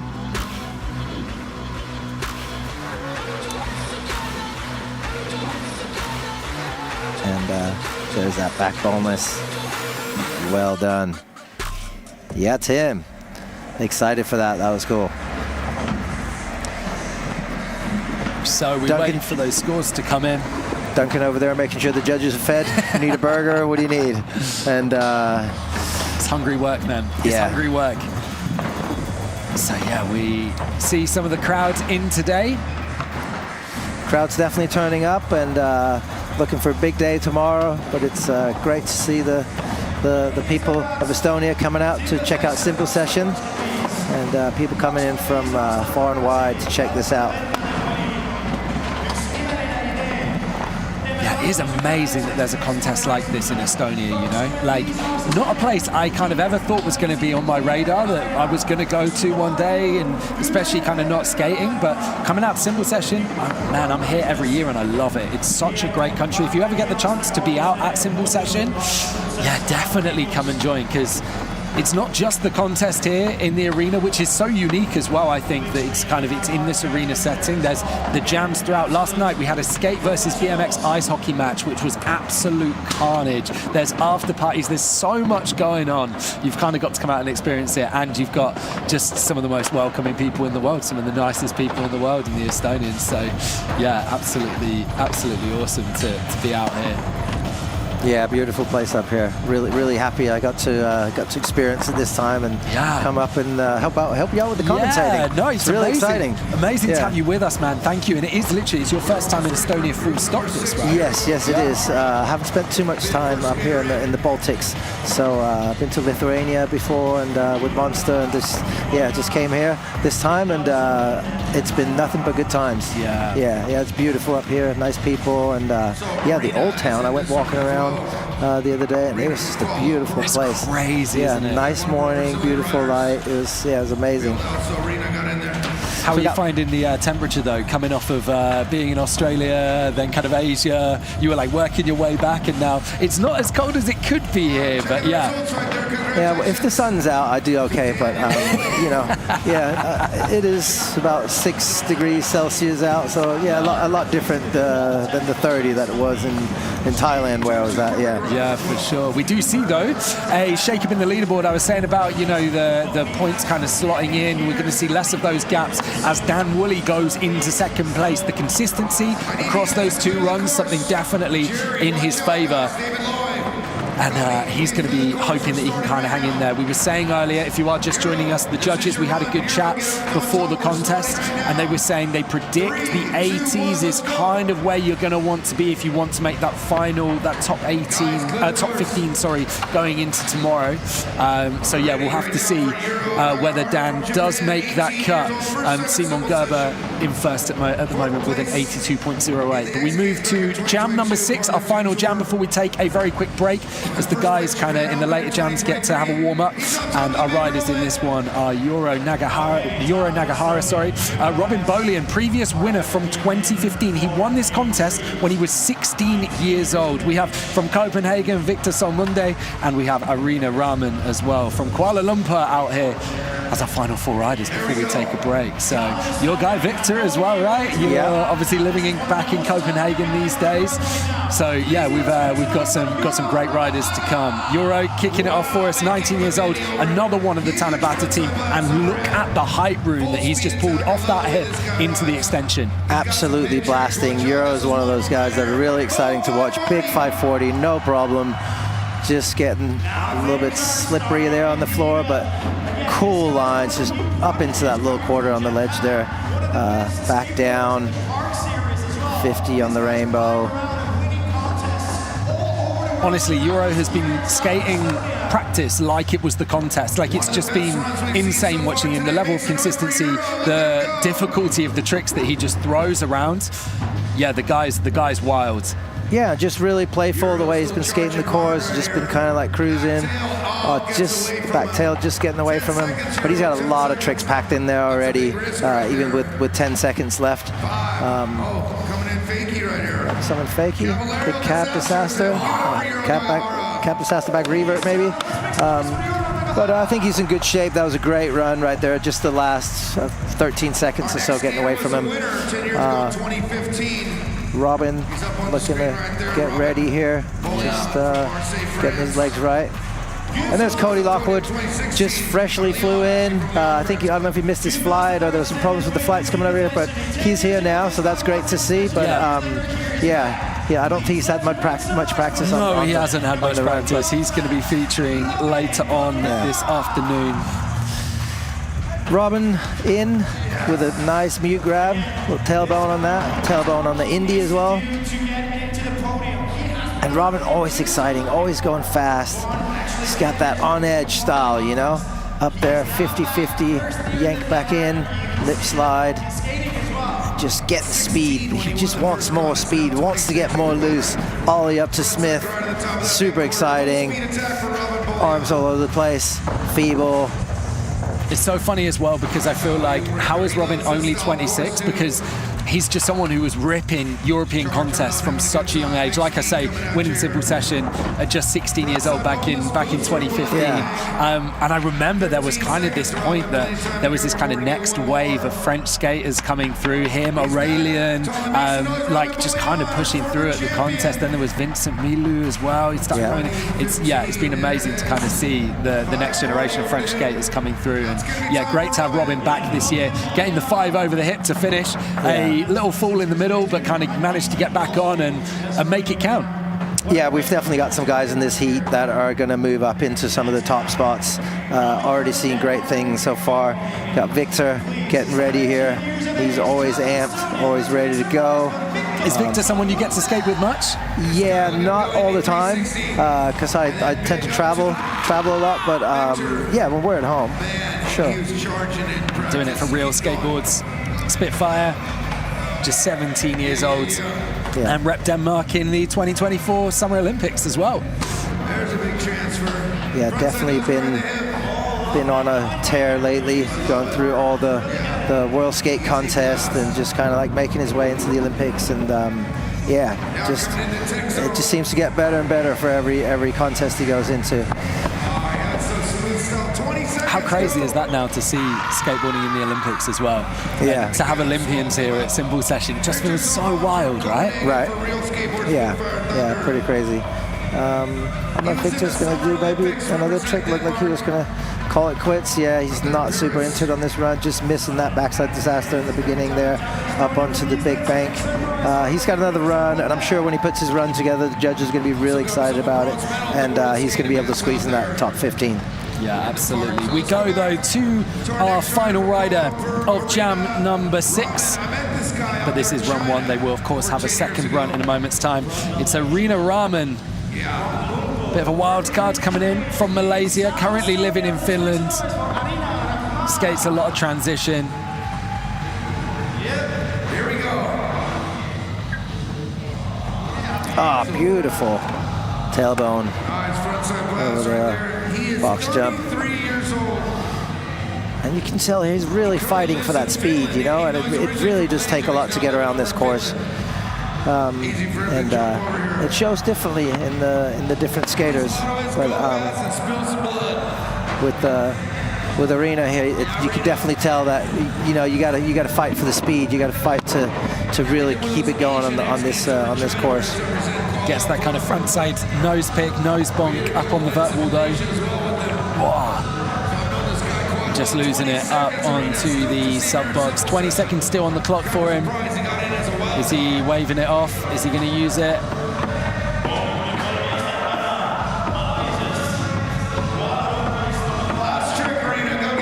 He wants to come in for something big off that Red Bull bank. That angle there actually showing really good at showing how big that kind of is, and also showing how big the top section of that jump box is. You've got to clear so much up there.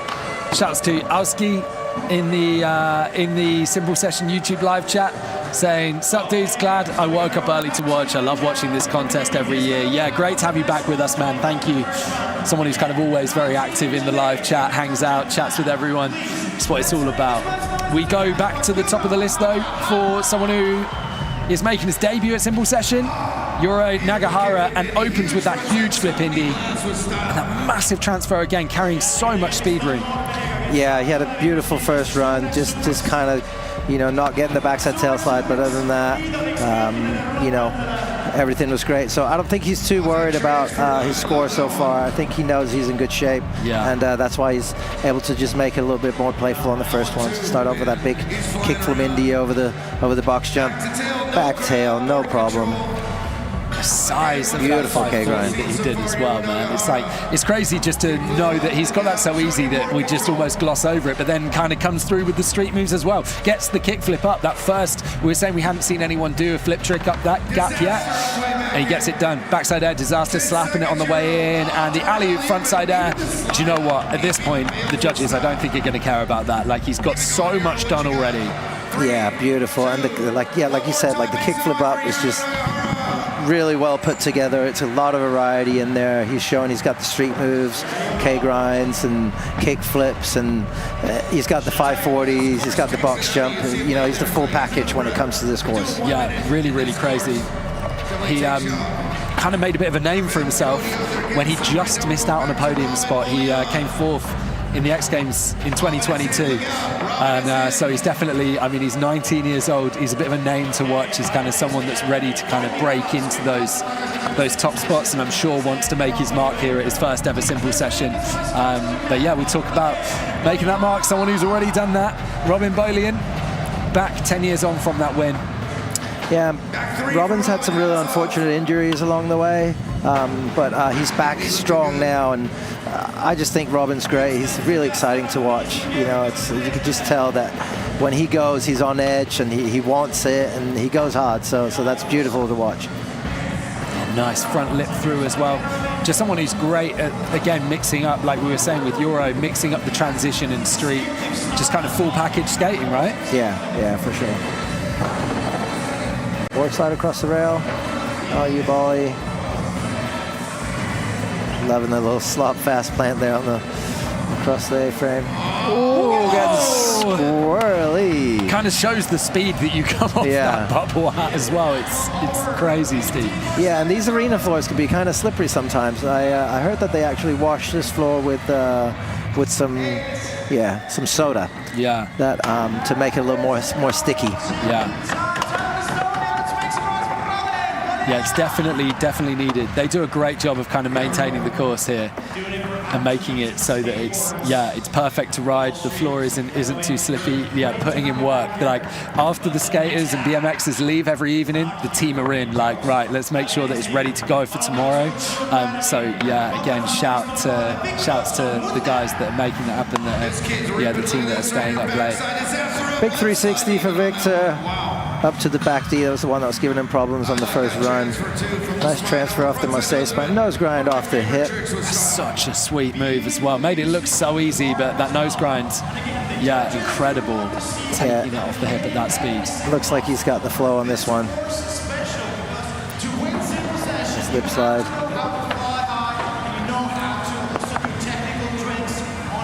Yeah, managing to link it together.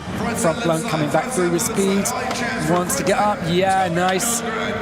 Up on the big vert quarter. So much tighter in person than it kind of looks from that angle as well. Making it happen a bit more in this run, Ring? Yeah, definitely. This is the run that he was looking for before. And Victor's got a lot of tricks, so he's just making sure that he's staying on this one, I think, and getting a lot of different variety in there. And good run for Victor.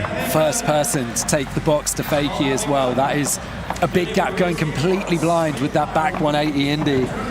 Wow. And Arena hoping to clean up his first run as well. Someone who hits the park with a lot of speed, a lot of determination. Didn't quite happen for him in run one. Hoping that he can make it happen in run number two. Tweaking that Indy grab out. Getting the tail out. Oh, once that front side air transfer off the quarter into the bank, just maybe pulled out a little too far on that. Guys, we have a 10-minute warm-up for all you guys in later heats. Getting around the course, over into the street section. And so after this run, we're going to have a little break. And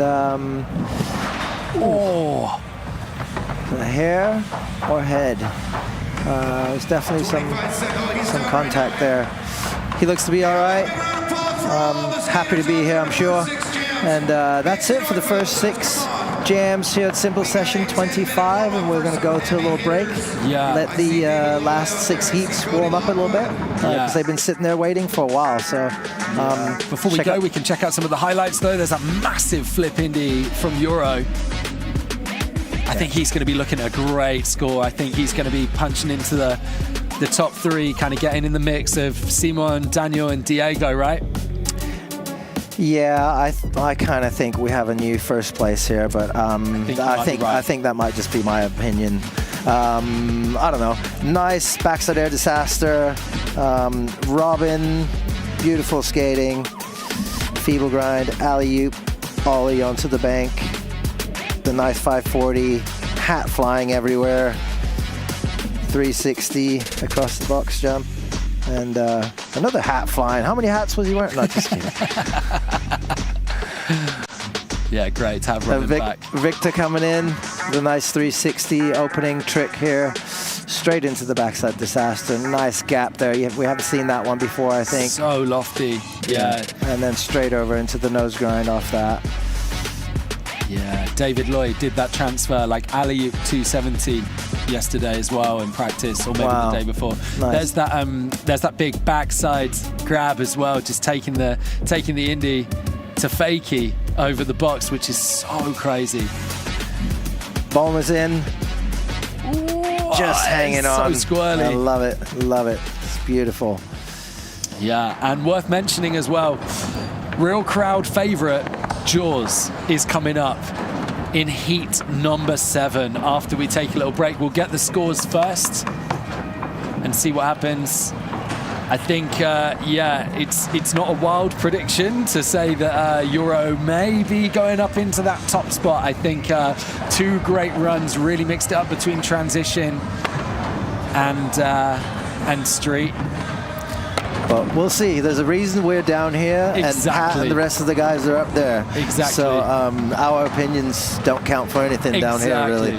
But a lot of great skateboarders coming up. We got David Gravett, Grayson Fletcher, we got Chris Gregson, Jerry Gurney's here. Yes. That is going to be amazing to watch. Always fun. We got Jake Wooten, Jaime Mateo, Sean Hale, David Loy, like you said before, Cody Lockwood, a lot of great skateboarders coming. CJ Collins, Hempus, we got Ivan Federico, Pedro Quintas, all kinds of goodies coming up. Danny Leon, previous 2-time winner.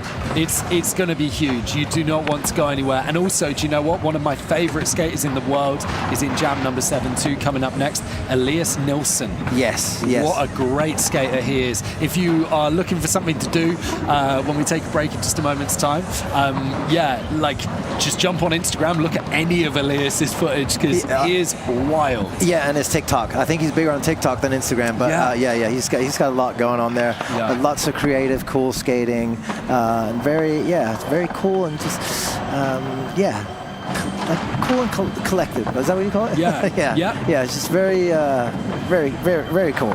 Yeah. We've got requests for a massive kickflip from Jaws, from Ace on Fire. So maybe we'll see it. Maybe we'll see it. He did actually win. We did a best trick jam at the. There was basically a new obstacle that's kind of being opened for Simple Session. It's kind of being put into the Freedom Square that's going to be publicly skatable as well. So we had a best trick jam on that the other day, and Jaws won that with a kickflip melon 3. So, it was beautiful. Yeah, we may see a flip melon from him. We'll have to wait and see. There's definitely lots of good options if he wants to jump off something big and ollie to the floor or something like that. So there's definitely some stuff on the course for him to do that. And I agree. I'd love to see that too. Just something fun and creative, and just throwing his style of skateboarding out here at Simple Session 25. For sure. So we're seeing Pat there, having a look at the screen to get those scores punched in. It's getting more and more tense. He sat alongside Lowry as well. Yamo behind, organised a lot of the skaters. He's nodding his head. He's actually stepping in a bit because Sean Hale is injured, unfortunately, so Yamo is going to take his place. So Yamo's going to take that headset off, and he's going to jump on the board and get involved, which is always cool to see. Nice, amazing. Got a message saying, here for David Loy and Jaws from California, it's 4 a.m. here. Thank you for locking in so early, wherever you are in the world. We would love to hear from you. And it looks like we're going to have some important and big scores coming up here, because the judges are definitely taking their time with these last scores to get those out there. Just getting an overview of the course. Jake Wooten, signature frontside 360. That was on lock yesterday. Grayson out there flying. Big ollie. Okay, we're here and we're just having a few technical difficulties with the judging system, unfortunately, so that's why we're waiting for the scores. But meanwhile, just looking at some of this practice, we got Grayson there in the picture running up the quarter pipe. Get a cheeky preview of kind of what's to come. Yeah. See Beaver Fleming as well in the background.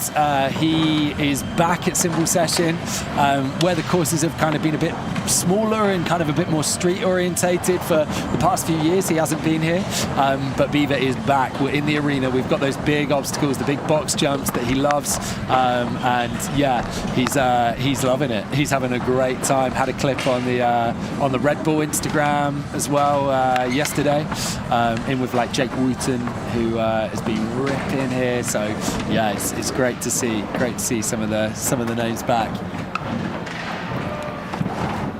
Yeah, and I think we've definitely like packed them in on these last 6 heats here. A lot of great skateboarders coming up.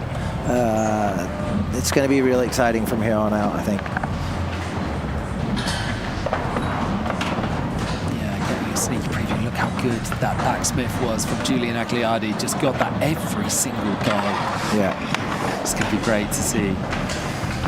So we're just waiting for scores. Scores aren't going anywhere. They will be here when we come back. So if you're at home and you're thinking you might need to go to the bathroom, need a snack break or anything else like that, you know, check out the Simple Session Instagram account for to go see Jaws' big kickflip 360.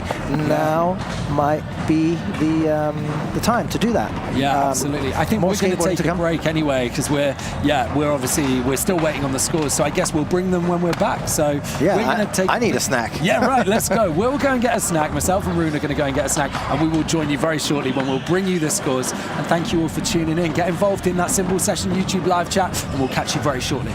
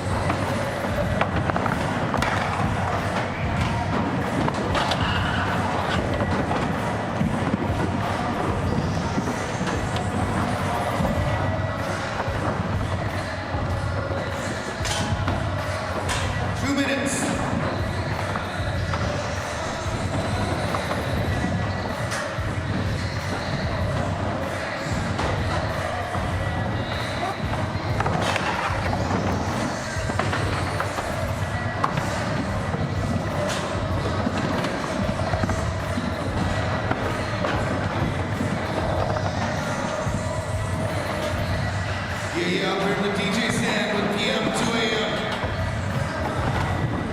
From night till turns a day. With the judges, we got Pat Duffy, our legendary skateboard Hall of Fame. Pro rider from Plan B out there living in Finland. Next up, we got Lori Bassinen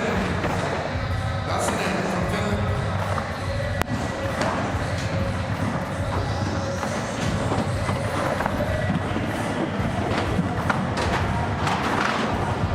Patrick Creek, local from Tallinn. Been in a simple session event for many years. Local pro. We're starting in 1 minute, guys. Let's clear the course and get ready for Elias Nilsson. Elias, you're starting in 1 minute. Get your last runs in there, guys.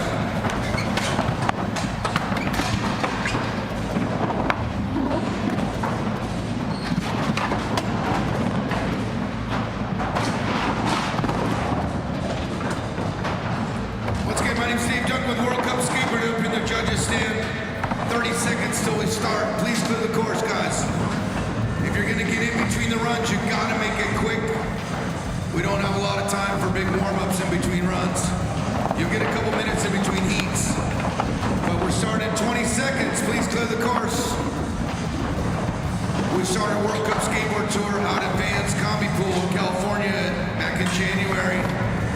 Tom Charlotte, 5-time winner, took down with Grayson Fletch again. They've been kickflip in. He'll be in later heat. But right now we're ready to start group number 7, Elias Nilsson, Jaws, Amoki, Rudolph.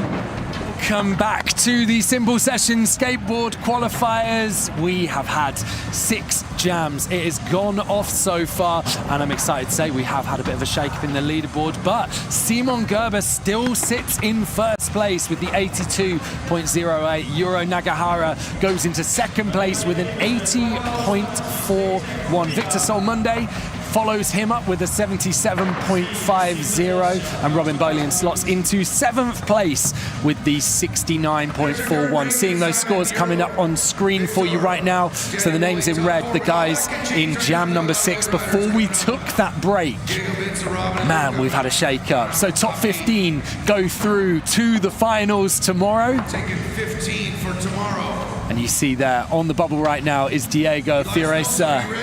The judges saying in a bit of a chat that we had before we started today that they reckon in the 80s might be what you need to be aiming for to make that top 15. Obviously, that's kind of to be determined as the runs go on today.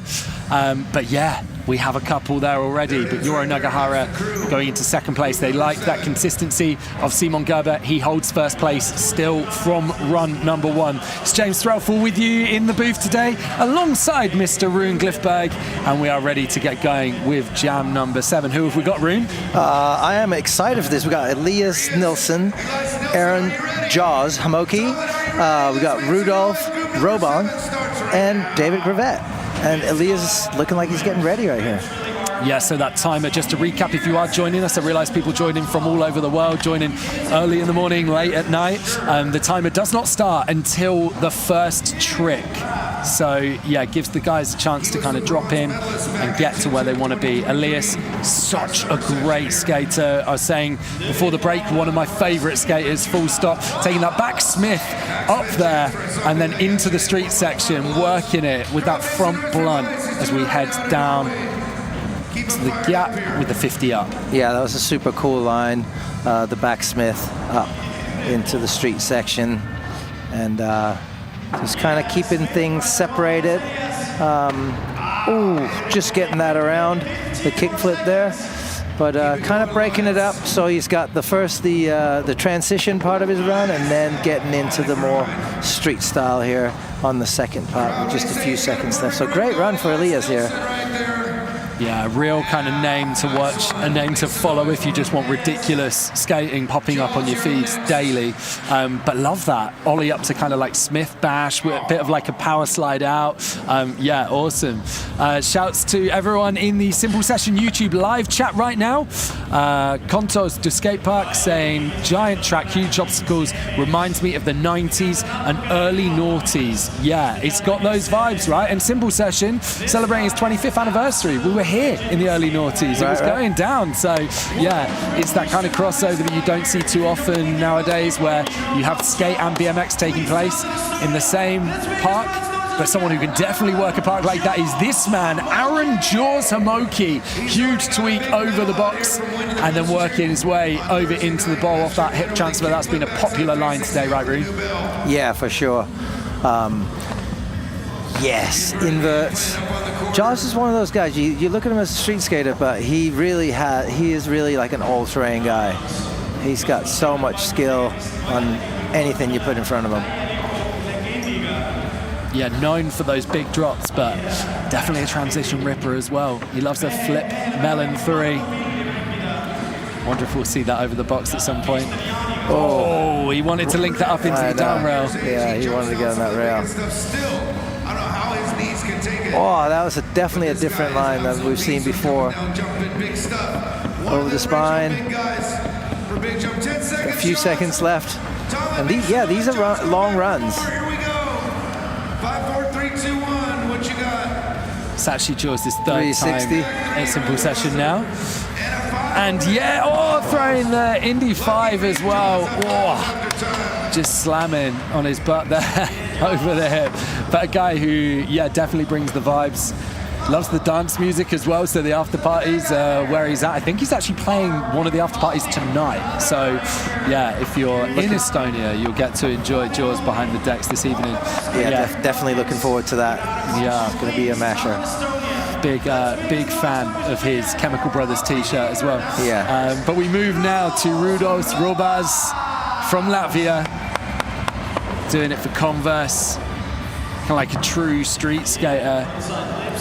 And we'll see kind of how he brings his style to the course. A big kind of fast 50 up the hubber there, steep hubber. You've got to hit that with a lot of speed, and then into that Smith grind across that rail too. Just getting set up here again for the ledge, back tail across. Nice calm skating here. Just getting it done. Front 50 down. Really coming in with a lot of speed. Oh, nice no comply tail slide. We haven't seen that one yet. Beautiful trick. I've always loved that trick, and just ejecting off that, just not quite locking in on the back 50. I've always loved no comply tail slides, and I can't get them to work, man. I can't get them to work. Like, I always kick the board just miles out in front of me. So yeah, you need to pop early on that one. Right. Yeah. I need a little session with Rudolph, so I need to get him to show me how it's done, right? Right. Well, I've seen you doing some tray flips on that quarter the other day, so man, you're in good shape. Thanks, man. I mean, yeah, I'm happy with the tray flip, but the no comply tail slide, it needs some work. We've got to go back to basics on that. Dave Gravett coming in, just jumping straight in, tweaking the grab over the box. Yeah, just getting psyched up with Grayson up there, and board sliding.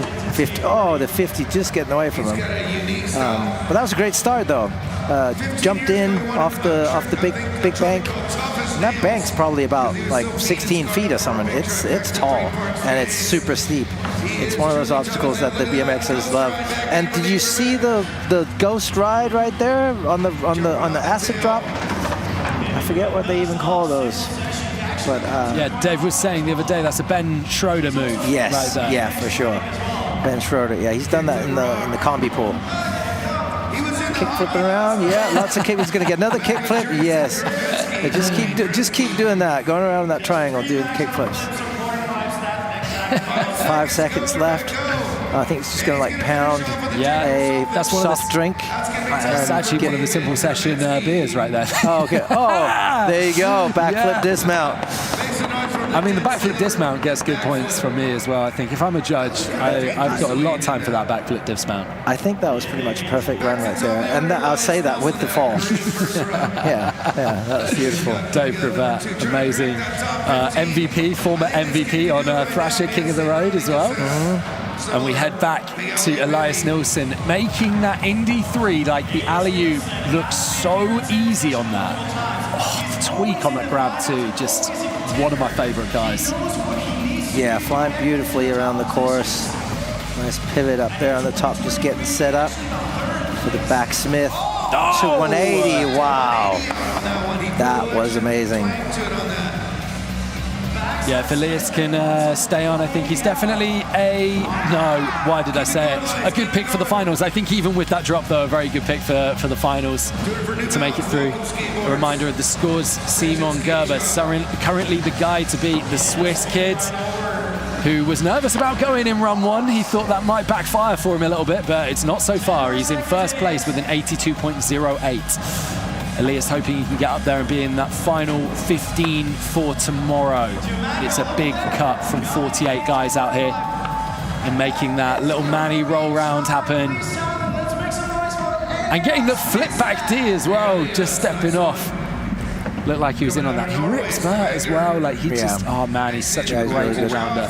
Such a great all-rounder. I love the impossible. I was hoping we were all collectively going to put our minds together for him to make that. Yeah. Get another one. Yeah. Another attempt on the impossible to fakie.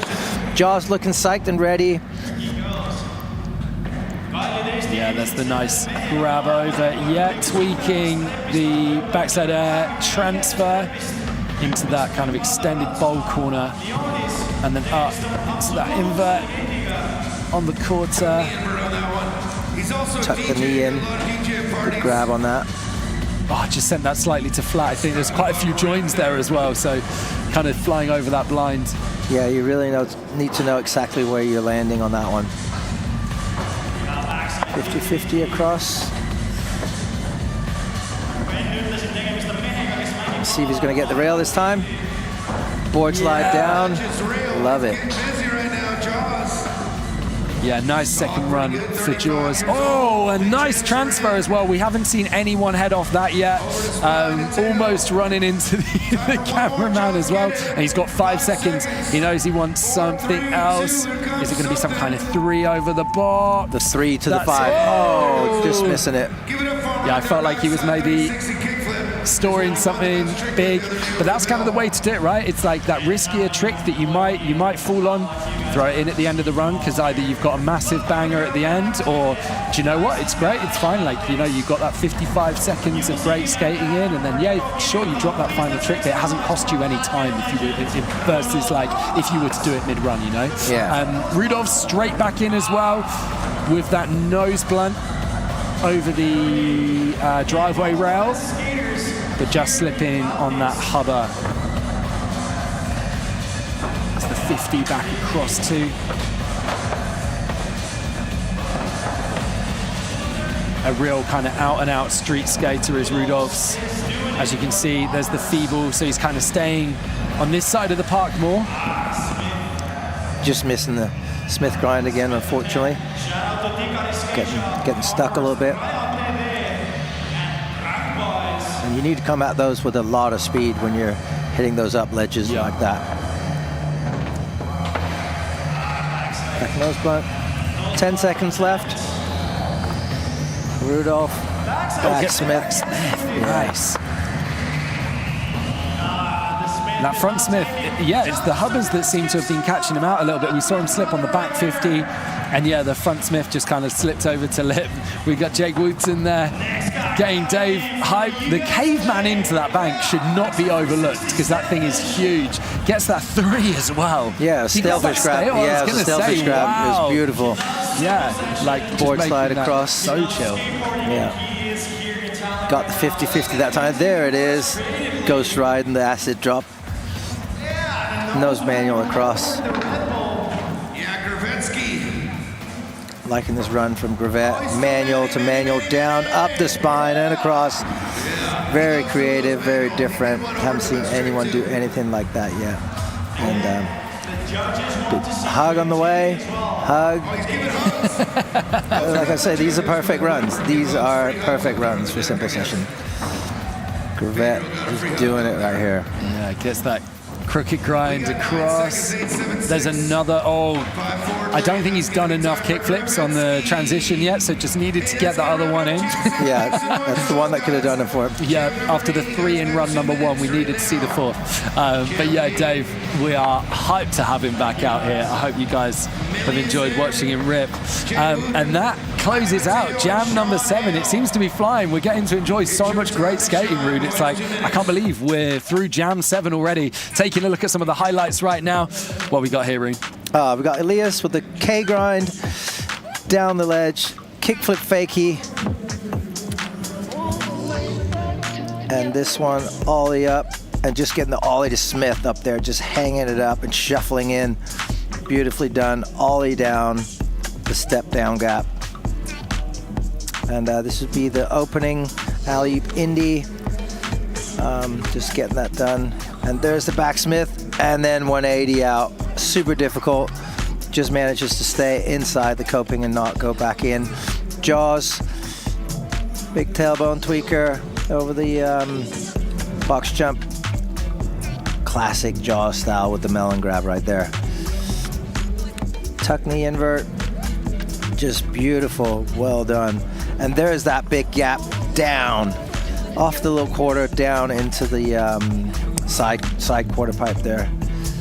50-50 straight into the board slide. Quick feet right there. Just manages to get that on the second run. Well done, Jaws. I really like that. And the lip slide here from Rudolph. Backside tail slide. Lots of good stuff. The no comply tail slide. You'll get it one day, Jason. And yeah, they're just getting him psyched up.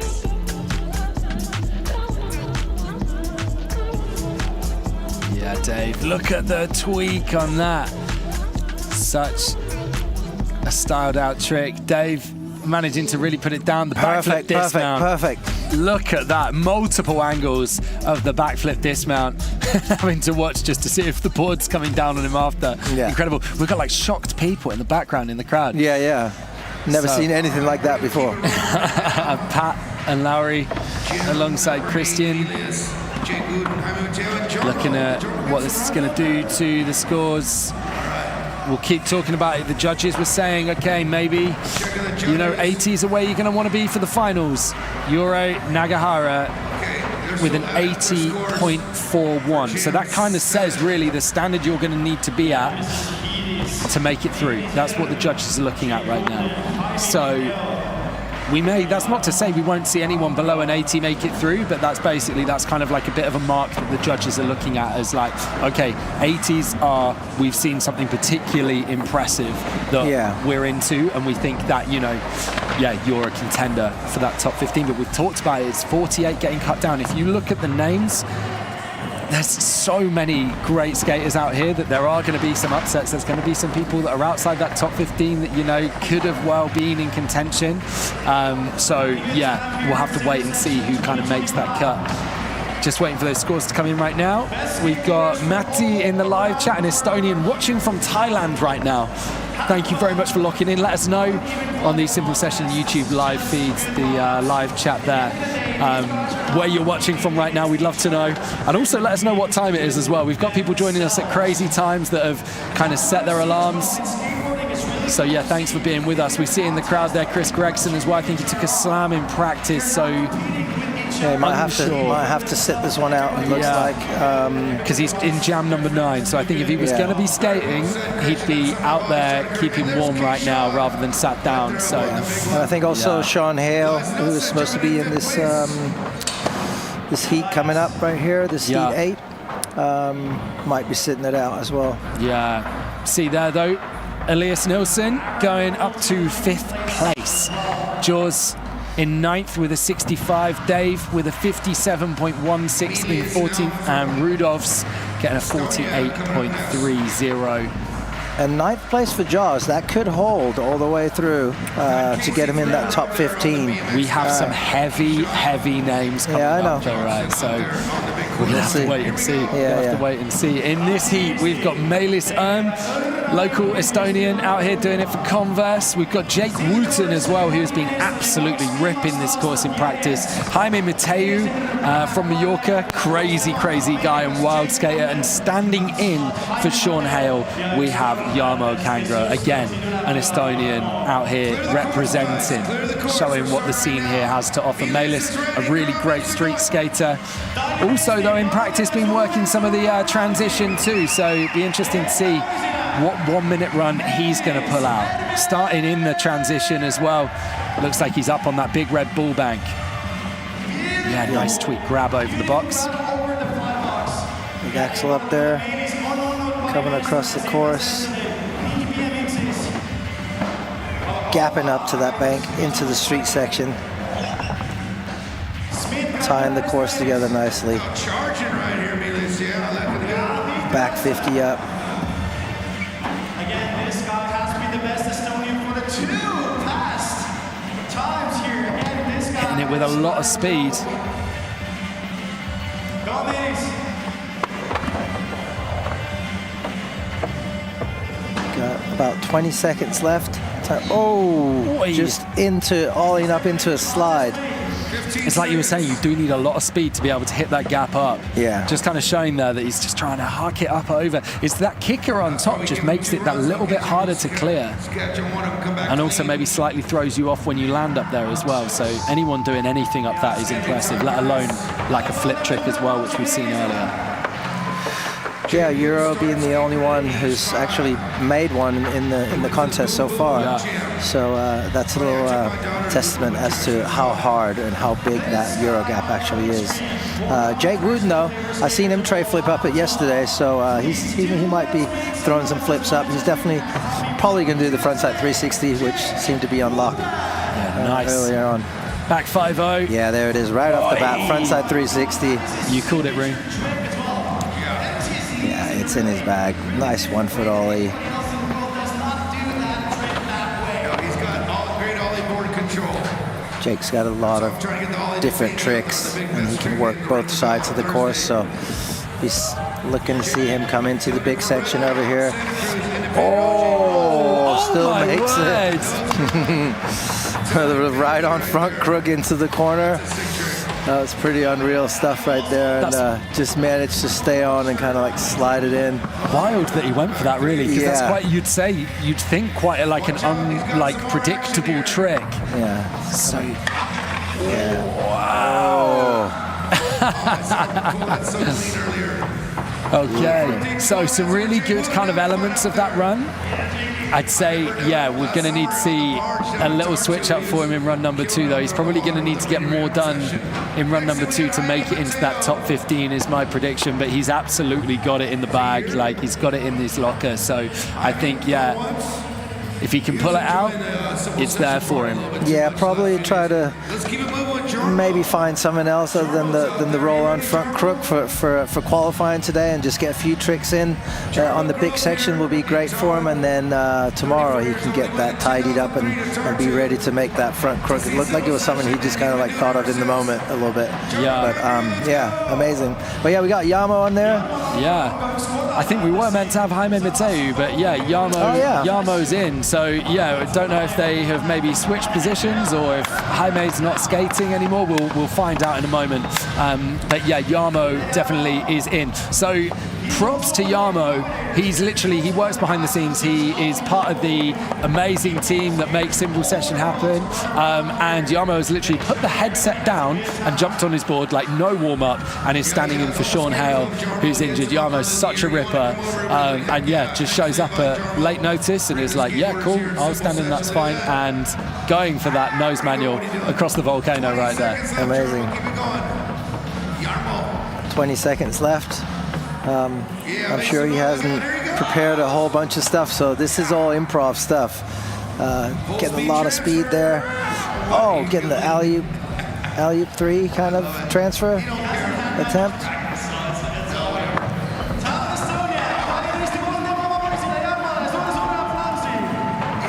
And that is going to be time for Jarmo. I was trying to hear there if they were trying to encourage him to have one more go.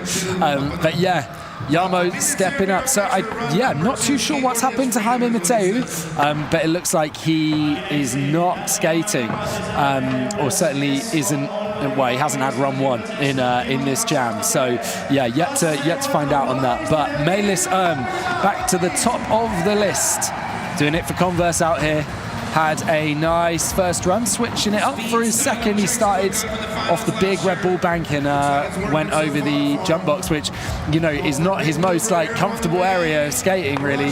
And then into that switching up the foot plant up on the big bank there in the street section. Yeah, and working that hip as well with that high speed back 50 up. Gapping over into that smaller flat bank hip as well, and the 50 across on the rail too. Yeah, he's got a great run going here. Just working it a little better when he's staying over in the street section. Kind of set him off better. Nice nose grab 360 transfer right there. It's a good run going on right here. 15 seconds to go. Enjoyed that nose grab 3 that he kind of threw in the mix. And here we go. So he's switching it up and heading back over. I think, you know, the judges, you know, we will see people do the same run a couple of times, maybe switch it up slightly. But Melis really kind of making it happen. Goes for a different grab on the box as well. Like I say, maybe the area of the park that he's kind of less confident, but he's like, yeah, I'm going to go over there and show you that I can still kick it. We can still hit that jump box. And yeah, in practice, he was having a bit of a hard time getting used to the jump box too. But yeah, making it look straightforward. John asking if BMX is today. Yes, BMX will be later on this afternoon. We have the sister session after skateboard qualifiers, and then we'll get into men's qualifiers this evening. That'll take us through until 9:30 p.m. local time. Oh my word, Jake Wooten. Did you see the drop in on that behind the coping, pushing it over? Yeah. Insane. Yeah, Jake starting off with a little more energy right here, starting off with a big section, getting that 5-0 through the big corner, firing off a big backside ollie across the nose manual across the volcano. Let's have fun with the board control. Jake is so good, such an incredible skater, and such a big bag of tricks that I kind of never know what he's going to do, you know, like he's unpredictable. Yeah. I've seen him when they take over those airports. Yeah, he's definitely done some of the most amazing things you've ever seen on a skateboard. The Red Bull Terminal takeover one is visions. 50. Sure we've all wanted One of these front threes every single time. I'm going to say best front three in skateboarding, I reckon. Yeah, he's got it on lock. Just getting the kickflip, just getting away from him. I remember the Jake Rolling off onto his feet. And there you can kind of see how high those sections really are. Yeah, that kind of really puts it into perspective. Loving Switch tray off. The little quarter there. Alongside the street course this year, we've got a really nice rail cam as well that's kind of running alongside. So we're going to get some really nice perspective throughout the weekends. Surfing right out of the park.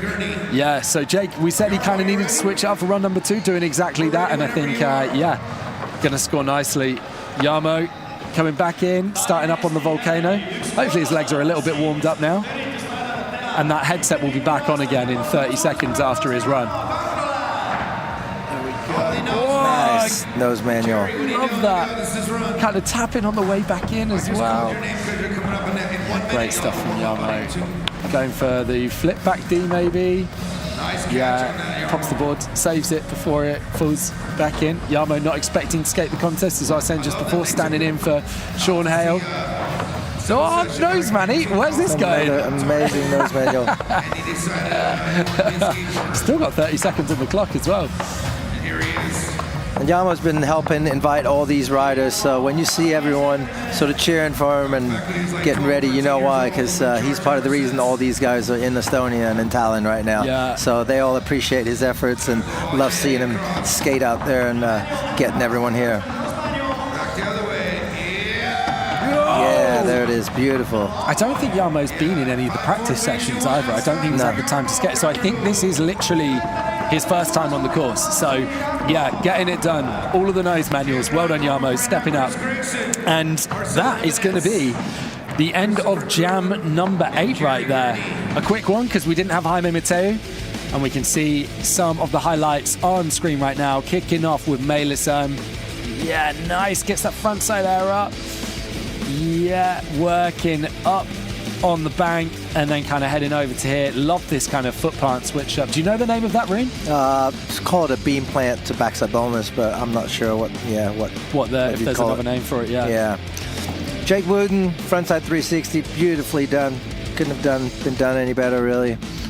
And yeah, you can kind of tell that from the expression on his face that it was a piece of cake for him. Yeah. And there's that psycho drop in on the big bank there, the big 16-footer, straight into an ollie over the jump box, ollie right up into the corner on that bank. Yama with the lip slide, straight to melon grab, drop off, Jaws style. Just about surviving, getting back in. I've had a message saying Jaime just woke up, so yeah. So we'll see if he gets here in time to pop up in the contest a little bit later on. Yeah. But yeah, Yamo getting it done, and I guarantee you Yamo is immediately back to work right now as well. So feels like I've repeated myself 1,000 times, but since Simon has held it since heat number 1, he's still in first place. That 82.08, the score to beat right now. But yeah, our kind of top 15 right now. Dave Gravett in 14th. We're like, yeah, we've got a stacked top 15 already, but it's definitely going to get shaken up as we head through the remaining heats that we've got. 12 qualification heats today, cutting 48 riders down to a top 15. Yeah, we've got an exciting heat coming up now too. Marcelo from Santiago, Chile, and Jerry Gurney. It's gonna be amazing. Yeah, absolutely. Sunglasses on, rock and roll. Let's go, baby. Yeah, let's do it. Yet to see if Chris Gregson is going to be skating this heat as well. I think probably not, based on, as we were saying before, kind of seeing these shots of him sat in the crowd. Apparently had a pretty bad slam in practice.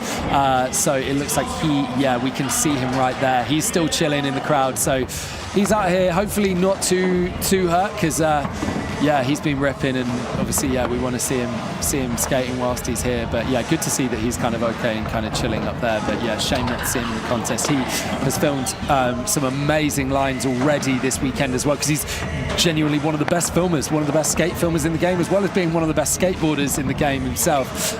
Filmed an incredible line with Grace and Fletcher around here, which I believe we will see in tomorrow's kind of course preview in the finals as well. So make sure you do not miss that. No changes though to the top 8 from jam number 8, sorry. So we'll see in the top 10. So Jake Wooten just kind of sneaking himself into that 15th position.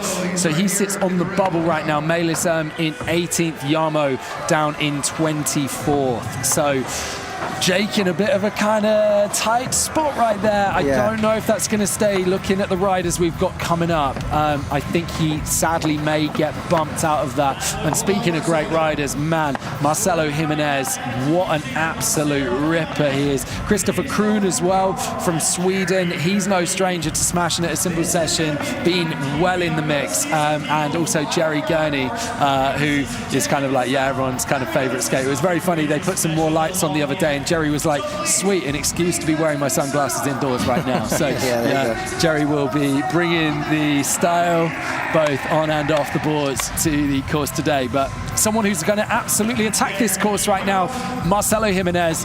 There is that big kind of judo 3, massive frontside transfer as well. Just goes so fast. Massive frontside bonus up on the bubble. Yeah, and he won the highest air on the Thursday night Ring the Bell challenge. Yeah, him and Grayson tied, yeah.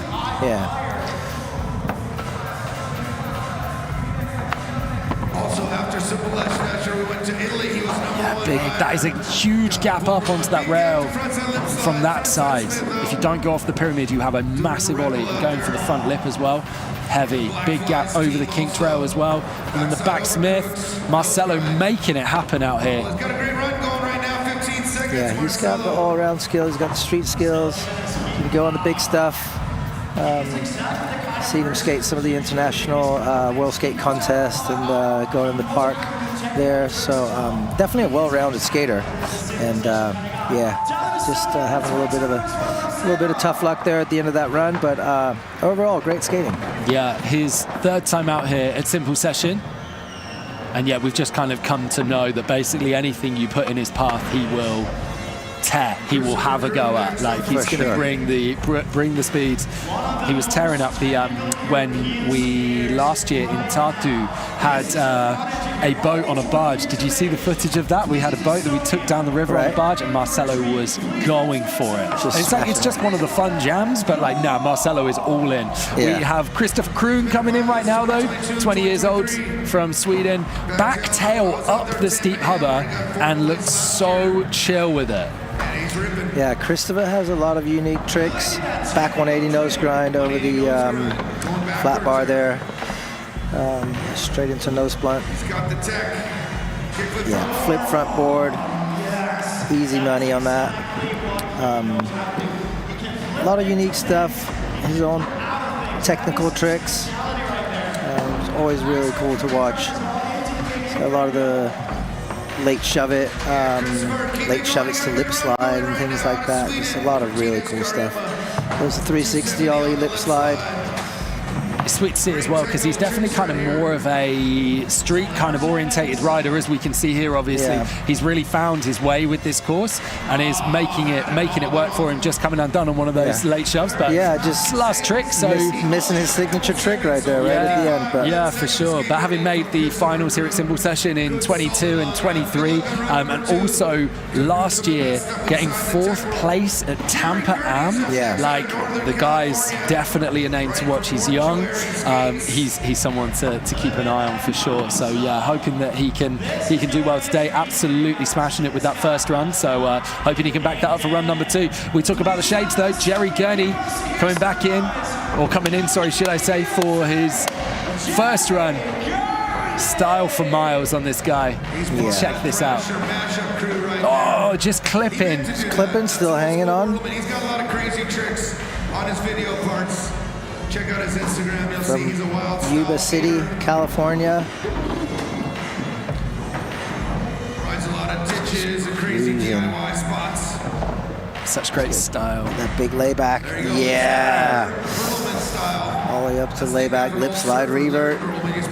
Another one I think Gregson filmed the other day as well. He just smashed that out first try for the camera. Backside rolling for Jerry, coming in with some speed now. Over the spine. Invert. Jerry's always a fun guy to hang out with, and having the van go on a trip with or something like that. He's amazing. There's the front side invert, revert over the spine, back boneless, throwing the horns at the cameraman, backside boneless, backside revert. Amazing. Pure rock and roll. Really linked that final kind of section of his run together. Amazing. Yeah. Big love to Jerry. A switch layback. It's amazing. So a really strong first run for Jerry as well. Yeah, well done. John in the live chat getting well involved. Thanks for being with us, man. He says, is this a hard course for the skaters? Everything's huge. Yeah, it really is. It's this hybrid course between skate and BMX, right? And the BMXers need a big course. So the skaters kind of have to ride that too, but they take it in their stride. They're loving it. And one guy who's absolutely doing that right now, Marcelo Jimenez. We predicted kind of high speed, aggression in run number 1. He brought exactly that. So let's see what he goes for in run number 2. Yeah, speaking of hybrid, it's not only a hybrid of skateboarding and BMX, it's also like a hybrid of street skating and park skating. So that makes it really interesting, I think. And got these guys out here throwing a good variety of tricks. You get like that boneless he was trying there, and then straight into like a K grind on the rail or something like that. So pretty unique way of skating, and it's not something everyone can do. So it's exciting to see the riders out here throwing their own unique ways of doing things. Yeah, for sure. I think the hard thing as well is it's a course where, with everything being so big, you kind of don't want to lose that speed, really. So it can kind of throw you off because you can then lose a lot of time if you like sketch out on a trick or drop a trick, especially in the transition section. It's really hard to kind of get back in the mix. Oh my God. But Marcelo making that happen. Big gap down to 50-50, the second part of that kink. We haven't seen anyone head straight through the kink yet, but we've seen the big gap down. Man, we aren't going to see too many people hit that, I don't think. That is... The judges are going to like that, and I think the gap to 50 is almost crazier than the gap lip. Because you've got such little... Full commit. Yeah, you got to land just perfectly on that. That was pretty wild. Yeah, wow. So Marcelo, I think having done as kind of as much as he can really to make his stake his claim to be in that top 15. We'll wait to see if that happens, because things are definitely getting more competitive. A guy who is also doing that is Christopher Kroon. Wow, that is incredible. That back tail up just every time effortlessly. Yeah, and good style on Christopher. Nice and, like, doesn't have his arms going everywhere. He's got that lanky, smooth style. Yeah. Kick flip, front board. Just making it look so effortless. That rail is huge. Like, I like a down rail, but I turned up and I was like, I'm not touching that this weekend. Yeah, that thing really sends you into the floor. It's quite steep. Just clipping the end on the little 5-0 there on the end, so the K grind. That's clicking over to 5-0. Pretty sure he meant to do that. 360 ollie to lip slide. Yeah, it's definitely 10 looked seconds intentional. left here. If it was an accident, he very much styled that out. Definitely looked intentional. Oh, going for the switch up onto the front board, but like, again, his final trick. I think we're going to see the leaderboard shaking up a little bit. Marcelo and Christopher doing a very good job of putting themselves in contention for finals for tomorrow. Yeah, I'm pretty sure we'll see Christopher up there in the top 10 somewhere. Yeah. Great runs for sure. Yeah, top 10 at the moment, rounded out by Luca Kahu with a 63.50. So that's what you want to be if you want to be in the top 10. 15 going through though. Jerry Gurney back in, had a wicked first run. He had caught his wheels on the box, which threw him off at the start of his first run. Making it happen though to open his second. So let's see where this one goes. Liking that fast plant across there on the A-frame. Coming up on the spine. Invert across. Got the invert over the spine, come back the other way. Here comes the Miller flip style. Frontside invert, revert, over. Is that like a Miller flip over? Yeah, would you call that? Miller flip, I guess. Yeah. Backside boneless to fakie. Yeah, little camera action. Switch layback grind.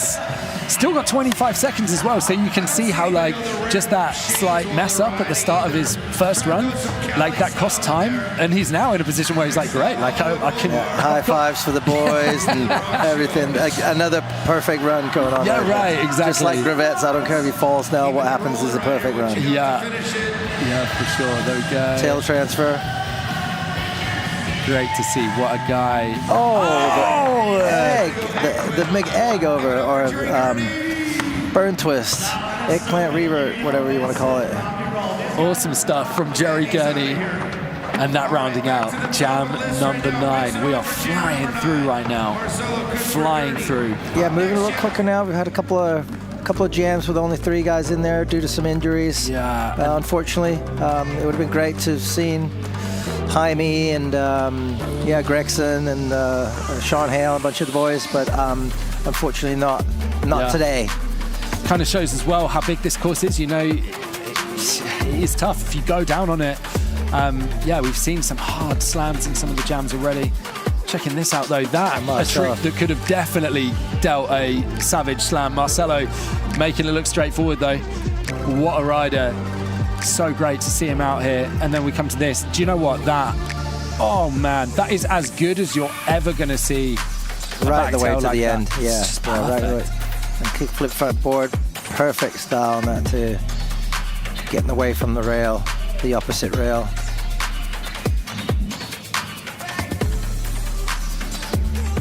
You know the angle on that. Yeah, perfect on that second run. And just riding right across. Yeah, there's that crooked grind. to the little 5-0 at the end. And here we go. Jerry Gurney.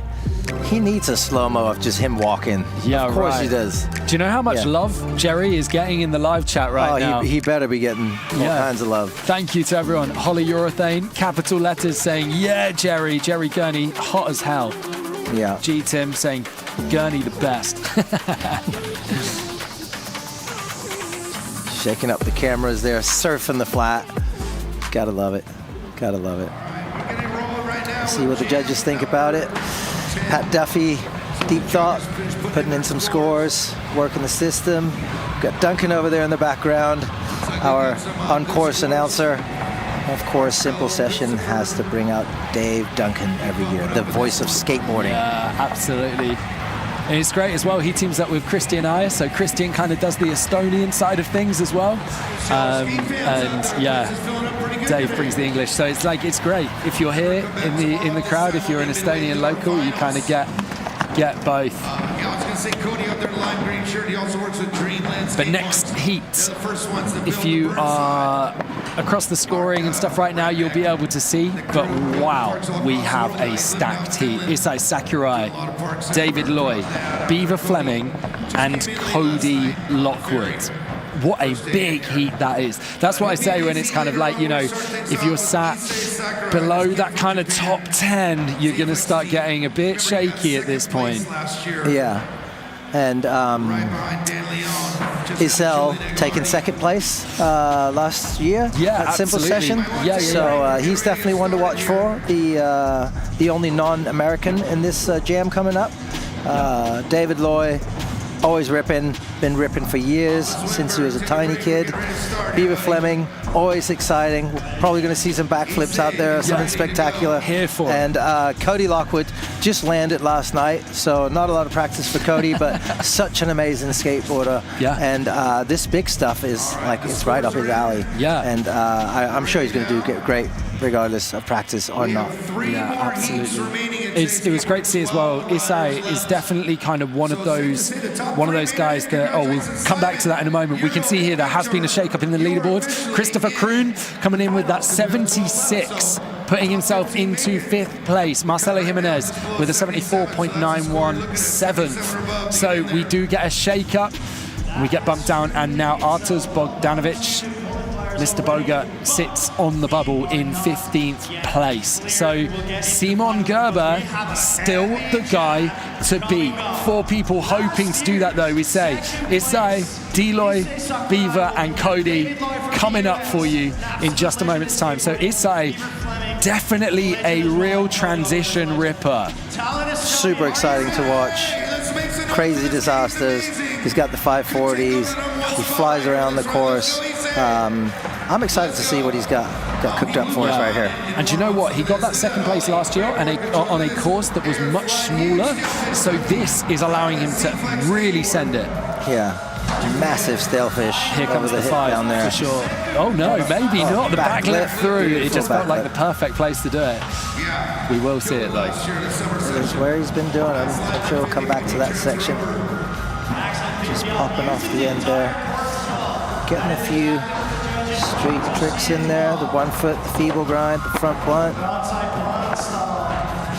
And yeah, he's not worried about the 540. He can do that after 2 minutes. Yeah. This is only a 1 minute run. Falling into the big. And do you know what? The judges will love that as well, that ollie in. And there we go. There's the... And it's kind of alley-oop. Yeah. Like he takes an odd line to it, just mashes it up. That disaster right there. Massive. And we knew exactly where he was, and a little no-comply flip there at the end. And perfect run. So that's going to shake things up for sure. Yeah, this is it. This is got a top 3 coming, and this is just his first run. Absolutely. He has the body varial 5s as well on lock, so he knows he can step it up from there. The stuff on the box too, he does, you know, these amazing, like, almost looks like he's snowboarding front 3s. Yeah. Like the tuck knee, bones the front foot out. Yeah, he can step it up. Deloy though, asking for the tunes up. Yeah, Once let's it go. cranked, he wants to get fired up for this one. Gap to 5-0, down the smaller hubber, and then working the Smith grind up the bigger one.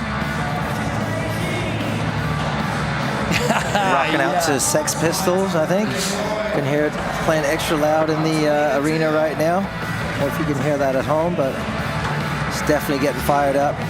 K-grind up, nice pop out. Everyone's psyched. He's gonna have the big ollie in right there. Yes! Oh! Good to see him get up from that one. Yeah, Loy's definitely not one to like, you know, back down from like a big gap or a big challenge or doing something crazy. I looked at that ollie in yesterday, and it's definitely, it's tempting, but it's definitely also very risky. And David Loy paying the price right there, but I'm sure he'll probably get back to it. This as well, here we go. Another so big that slam. was I was talking about earlier. He threw that out the other day for Gregson filming. But yeah, a wicked trick that kind of like almost off axis, like alley-oop, front three, transfer. Yeah, wicked to see him out here ripping this year. Yeah, really hard to get the landing right on that alley-oop front three over there to the sidewall, because you're very likely to land on your toes and the board like kind of like zing out from under you. But hopefully on the second run he'll clean those two tricks up: the big ollie in or the big ollie indie grab in, and that front three. And if he gets that, he's definitely in good shape. Beaver Fleming right here though. What a guy. Someone who is going to attack this course in a completely unique way. He loves the jump boxes, but that... Oh my word! Just throwing it in. Done that? How has he done that? Yeah, I think the board was on the ground before his feet were on the board. That looked like he was coming off the back for sure, but yeah, Beaver, man, I've seen him claim some amazing stuff. And do you know what? The box jump, he did a 720 over some years ago, a backside like Indy 7. Wild. So yeah, he has some huge tricks. And he's got skills on the rails, feeble grinding, right, all in, down. Beaver's definitely, the crooked grind, he's definitely getting it done. And let's see, he's coming back over here to the big section. I think we're going to see a big backflip right here. Why not? Yeah, it's a big crowd pleaser, but it's also a super hard trick. There it is. He can do that every single go. And it gets that to tail on the quarter as well. Beaver, someone, and the kickflip. Yeah, someone who rides for Nitro Circus, so a lot of their live shows. He kind of travels the world, skating in those. And so, yeah, these kind of box jumps and stuff, they are absolutely chilling for him. They're his bread and butter, you know. So here we go. Cody Lockwood then to round out the heat, come in out of Portland. We say he hasn't had too much practice. Doesn't look like it though. Nice nose grab, tweaking that right out, making light work of that hip transfer as well. Power slides up and over the bubble. Just a great skateboarder, frontside blunt up on the big section. No practice, no stranger to building parks, out there with Dreamland, building some of the best parks in the world, doing all the hard work, laying concrete. And yeah, what a great person, great skateboarder. And he can really throw out some of the most exciting tricks you've ever seen. Big Smith up on the wall there. Yeah, working the lines. For someone who really hasn't had much time on this park, he seems to have it pretty well figured out at the moment. Yeah, look, I mean, I didn't see him this morning when practice was going on, so it looked like he just like showed up and was kind of like looking to get maybe a little bit of practice during while the heats was going on earlier. Yeah, what a great run! Wow, great to see Cody back here this year. Yeah, getting around all the course so effortlessly, and just, I mean, you can learn a lot from watching other people skate, but it's still going to be different once you get in there yourself. But it looks like, you know, Cody just picked it up just from watching everyone, and knew what he wanted to do, and had a great line going around the whole place. Yeah, I mean, he skates huge transition in Portland all the time anyway, right? So this is kind of chill for him. Huge gap there though. We go to the top of the leaderboard. Check out the tweak on that stalefish for Isai Sakurai, a real talent to watch coming from Japan right now. He turned a lot of heads last year when he was 15. He's 16 now. And the back lip around the big corner up there, definitely like a super hard trick. It's so easy to lose your balance on that. Thing out the board. Back boneless on the wall. Yeah, Nice. Some slightly different bits for run number 2 as well. Good to see. Mixing it up. Yeah. Coming in. Are we going to see the body varial 5 here as he works back over for it? Or are we going to go normal 5? Yeah, nice. Even more alley-oop on that one. Yeah, just traveling a whole sheet. And the perfect back D. Didn't stall it out. First one he got kind of stalled out. That second one, just perfect execution. He's got to be happy with that.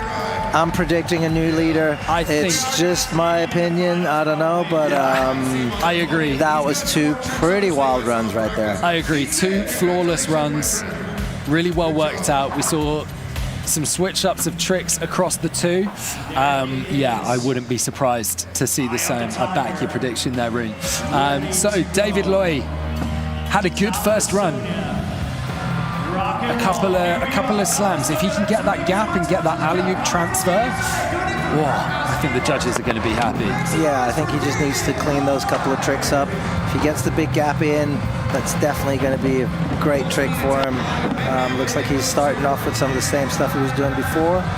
Just obviously get some rhythm in there, get his run going nicely. I love that yank in as well. Yeah, for sure. The yank off the tail.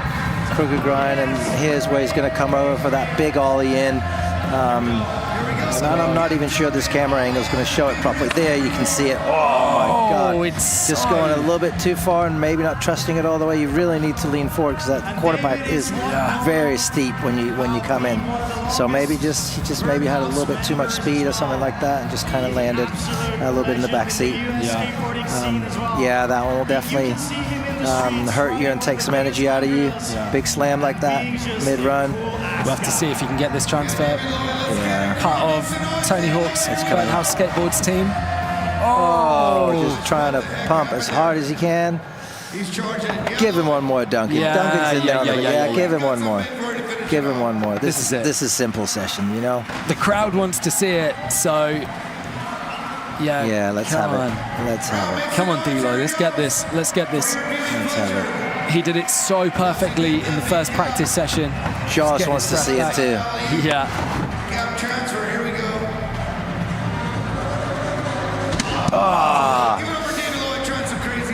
That's okay. I still think Dave's going to get a good score, maybe. Yeah, for sure. It's a shame because that gap and the 270 transfer would be like, they would have definitely added significantly to that score. But he's done some great stuff in the build-up to it. So we'll see what that brings for him. Someone who's definitely sat on a good score from run number 1 as well is Beaver Fleming coming back in. How is he going to switch this up? The flip indie to finger flip as well, to like the hand flip, just making that look so easy. Yeah, just throwing some extra excitement into everything and just a little extra on the finger flip. Yeah, nice lines. And you know what? Again, kind of taking the same line, but switching up the tricks here. Yeah, and his line's a little bit different to what everyone else has been doing, so that's always good to see. Foot plant. Let's see what he's got here on the step up. Just ollie up, coming back down, ollie down.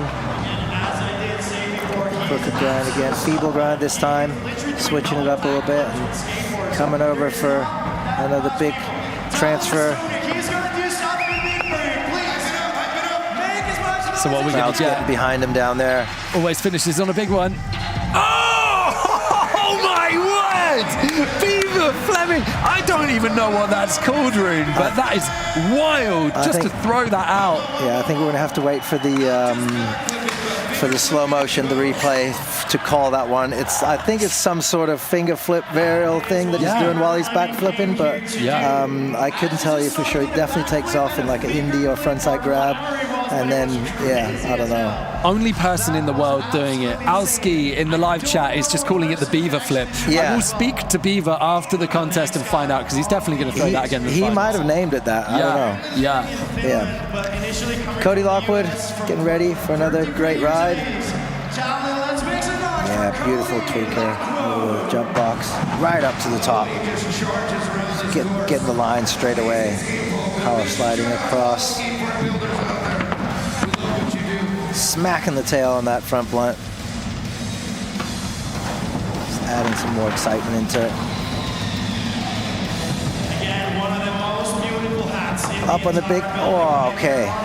Up on the big bank. He's known for Gonna get a layback. and also going The boneless transfer. Oh, man. Oh, it's just getting away from him. A couple people, man. It's a little slick down there. Yeah, if you want to check out some of the gnarliest skating in the game, watch any video part of Cody's. We'll ride the crustiest concrete, the biggest transition. He's got like nose blunt, nollie flip out. Yeah, he's got all kinds of magic. Like real tech stuff, Yeah, man, as yeah. well. Like it's not just all like hash, like big airs and stuff like that. Gets really, really tech. Yeah, for sure. So there we go. That is time for Cody Lockwood. Yeah, a little bit of a shame on the second run. Yeah. First run was great, and you know, yeah, just not coming together 100% on that second run. Yeah, But we'll see. Issei, look at that ollie just floating through. Beautiful. 1 foot. Yeah. Feeble grind, full speed. The 540. Wow. About chest high up there, going alley-oop. Yeah. Feeble grinding across. It's great as well because definitely an amazing vert skater as well can come across to this and skate the park so kind of confidently. There's some brilliant Japanese vert skates coming through, and I didn't realize until not too long ago Yuto Horigome, an incredible vert skater as well. An amazing vert skater, can 540 vert and stuff, but obviously is now more known for street skating. But Issei, another Japanese rider coming out doing it all. Yeah, for sure. Yeah, he was a great vert skater before he got famous for skating street and doing all the stuff that he's been doing now. Back-to-back Olympic gold medals and all kinds of other crazy endeavors. Yeah. Okay, there's that. I'd call that some sort of axe murder thing, right? There's a flip indie. See, my word! How does he stay on that? Yeah, landing back foot first. There's the back flip, and let's see about this. It's a back flip with a finger flip varial, I think. Yeah, there we back go. Flip and then finger flip varial thing. Yeah. Wow. Yeah, Ace on Fire in the chat saying Beaver invented that kickflip, finger flip at Woodward. I mean, wow, yeah. Yeah, you don't see anyone else doing it. Yeah. And beautiful front blunt from Cody. Smacked the tail real good on the second one. Such a crazy trick Smith to be able up, to do that reliably. Down to disaster. Yep. Loving that backside one. That's across. And that, Oh, was that the fall? Yeah. That was the fall, but you can't see it there, so we'll say it was a land, right? Yeah, we'll just go with it. We'll go with it. I predict a little shake up here. So Issei Sakurai, contender for first place. Beaver Fleming has to be up there too. Beaver Fleming has to be very much kind of in contention. Yeah, he had two great runs and very diverse or unique style and tricks and everything. There's Jaime, finally decided to show up. So thinks he's Jerry Gurney, but he's not quite the rock star Jerry is. But that's okay. He's here now. He's throwing the horns. He's ready. He's like, yeah, I woke up. What's up now? Oh, he's got his name on his t-shirt as well. Yes. So I guess he's probably going to pop up in a later jam. We will see what information we get on that. Jaime, someone we definitely don't want to be missing at single session. So we'll see what happens and if/where he gets kind of slotted in. He'll probably jump down the Loy gap there. I'm sure he's got his eye on that one. Yeah, nollie 180s into any transition, boneless off any drop. The guy is a machine. Great to check out the crowd as well, see who we've got. Kind of people bedding in for a long day of riding. We've got a lot to bring you today. So if you're watching at home as well, make sure you got your snacks, you got your drinks, you're chilling, you kick back, you're in a comfy seat because we're going till 9:30 local time here. So if you are with us all the way through today, big love to you. And 2 more heats left of skateboarding. Jam 11 coming up and Jam 12. So we got Pedro Quintas, Ivan Federico, Hampus Winberg, and CJ Collins. And that is a jam to be excited about, right? Unbelievable. Yeah. Honestly, unbelievable. We've got Vamos Argentina in the chat. Let us know where you are tuned in from, locked in from, and let us know what time it is where you are too. We want to know where everyone's at in the world right now. Just head over to the Simple Session YouTube if you aren't already on there, and you can get involved in the live chat. If you're ready there, just jump on that chat box. Let us know what's going down for you right now. What are your plans? Do we got Brazilian fans? Do we got Brazilian fans out there excited to watch Pedro Quintas or what? Yeah, Haroldo Marai is in the chat, or Marais maybe. Okay, is in the chat. Shouts to you, putting the Brazilian flags in there. Nice. Alski is in Philly, says it's 8 a.m. Man, are you having your cereal right now, Alski? What's going down? What's your breakfast? Or is it just Simple Session? You're just having a good dosing of Simple Session for this morning? It's fun to see the reactions of all these people getting up on the screen. Some of them are hiding behind their phones. Other girls throwing the horns, getting all excited. Yeah. You got Cody in there with the baby, and yeah, I think everyone's excited to be here at Simple Session 25. I have confirmation. This is the most Jaime Mateu thing. There is now going to be a Jam 13, and it's just going to be Jaime Mateu. Oh, perfect. He's going to do a 1 minute run. He's then going to have a 30-second break, and then he's going to do another 1 minute run. So, yeah, wow, that's going to be, he's basically... he's got a marathon to skate in Jam 13, so you've got a little bonus one. Hi from Sweden, it's 2 p.m. here. Thank you to Henning or Malcolm for getting involved. Hi from Colombia, that's Juan, it's 8 a.m. there too. Latvian on the way to Italy to watch from Poland, that's Korga. We got a new, Oski says he had an Oreo as well. We got a new podium. Man, we got Issy moving up into first, Beaver in second, Simon getting bumped down to third. So yeah, that last heat definitely did shake things up, and we have a contest. And I think that's correct right there. I think that's correct. So yeah, as well, kind of confirms for some of those guys with the 8 riders that we've got left to go. In fact, 9 with Jaime going last.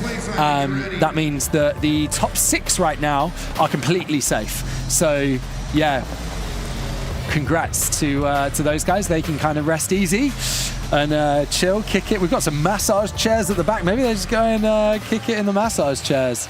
Those guys absolutely loving it. They're bringing the vibes, enjoying Simple Session. Yeah, it looks like everyone's excited up there. What a great turnout. And Cody kicking it with Chris Gregson there as well. So, yeah, as predicted, the shake-up in the leaderboard there. Oh, looked like we might have had an injury on the course or something. We got the medic staff walking off the course. So maybe that's why we had a little bit of a hold. Yeah. Anna says, CJ just fell. He's okay. Sorry, Anna is producer who's chatting with us. Shouts to Anna. She's literally across the broadcast all day, every day, out here at Simple Session. Well, let's hope CJ is okay. I was really looking forward to seeing him skate. So yeah, apparently all good. So that's a relief because he is literally in this jam as well. So yeah. Pedro looks ready. Here we go. You see him lined up. Look at those pictures as well. Pedro Quintas, an incredible skater. Ivan Federico, Hampus Wimberg, and CJ Collins. A pretty young list of riders there. Kind of like the generation kind of coming through at the moment, smashing it. We've got a couple of Olympians in there as well. In Pedro Quintas. Yeah, I mean, CJ is the only guy in this jam who didn't compete in the Olympics. Yeah, true, yeah. Ivan was in the 2020 or 21 Olympics, and Pedro was in 2020. 21 as well, 2021. And Hampus in 24. Yeah, made the park finals at the Olympics in 2024. So, yeah, it's we're getting stacked here in the final heats, and Pedro is straight in with that nose grab, kicking the tail out over the box.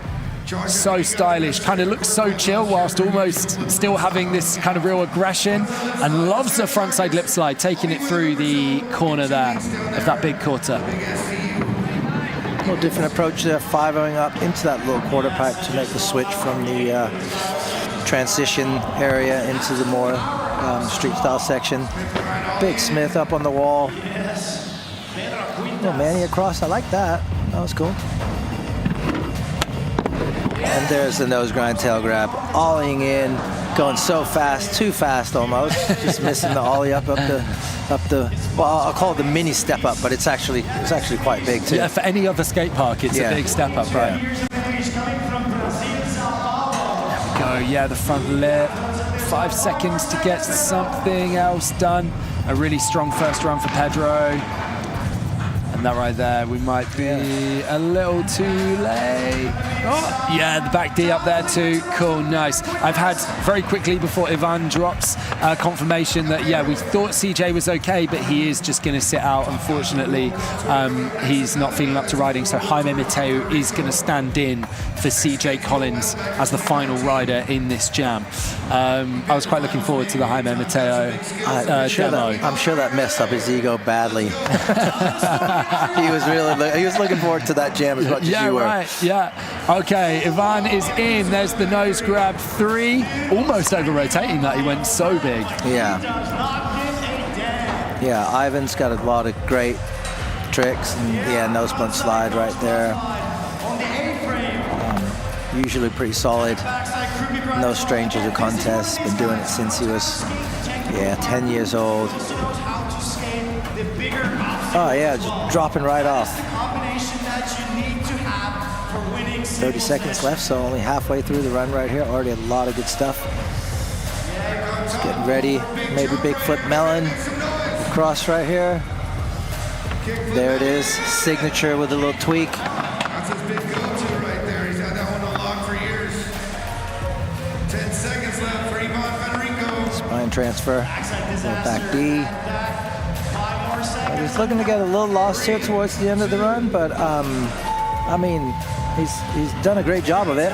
Yeah. Stayed on, right? Yeah, absolutely. Yeah. And it's great to have him back as well. It's been a minute since he's been Simple Session, and was basically just loved making the finals at Simple Session for a while. He was just consistently in that top group, made it through to Sunday. So yeah, we'll have to see. Run number 1 was solid, stayed on, and run number 2, if he can back it up, maybe he can make that top 15 as well. Hampus, though, coming in, definitely looking to make it. Simple Session 2022 silver medalist, wants to get that gold this year if he can.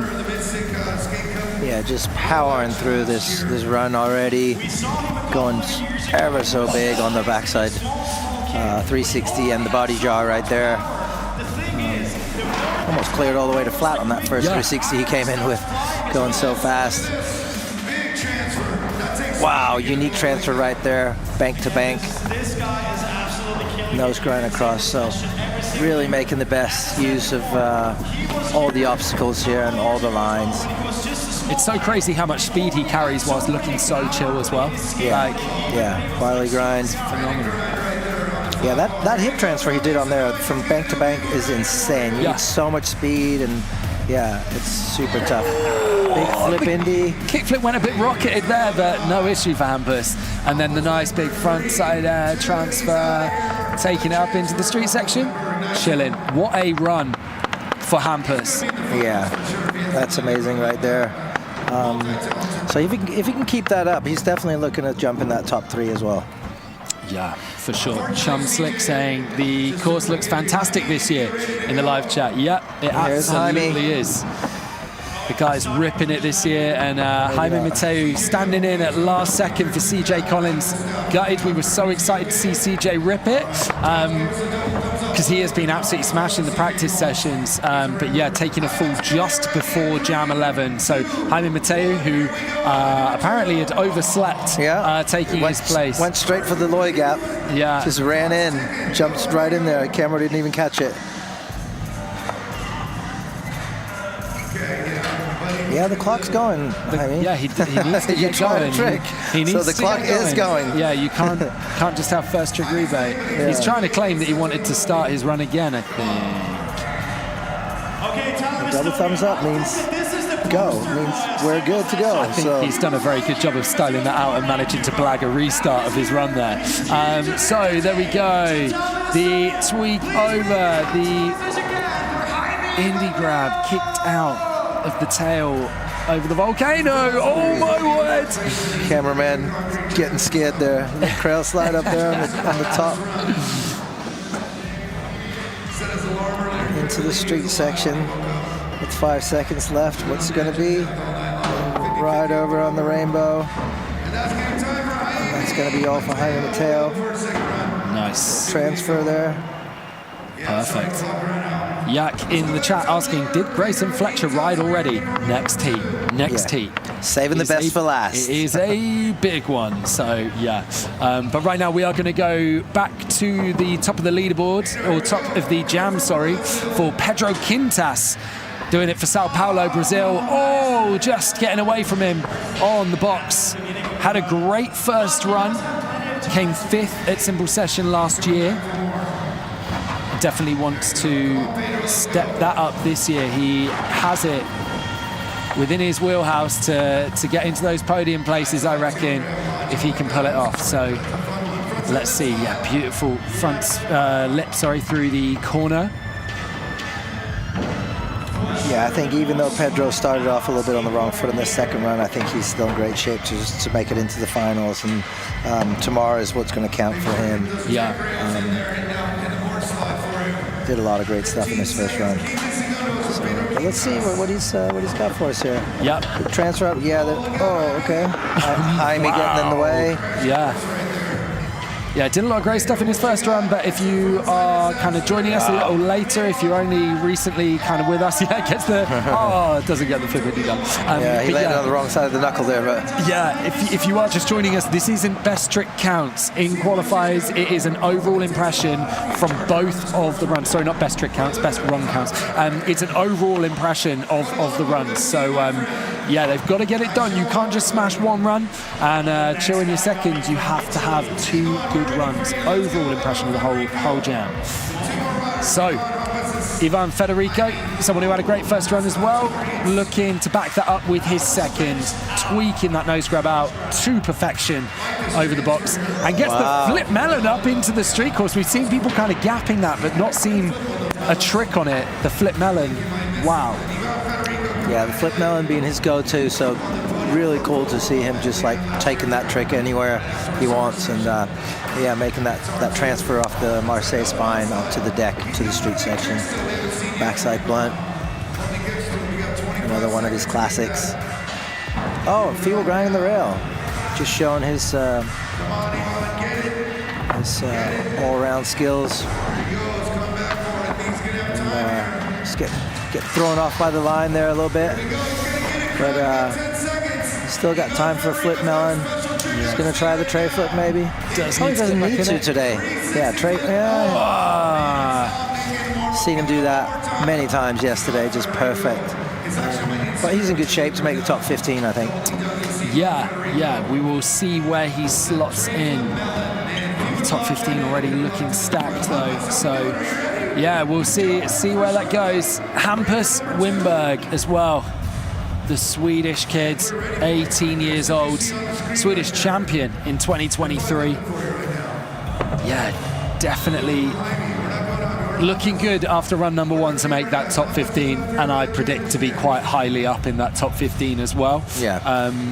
Got to back it up in run number 2 though. So let's see. Victor Berg saying the sound quality of the cast is the bomb. Love the enthusiasm. Keep it up. Victor, thank you very much, my friend. It's great to have you with us.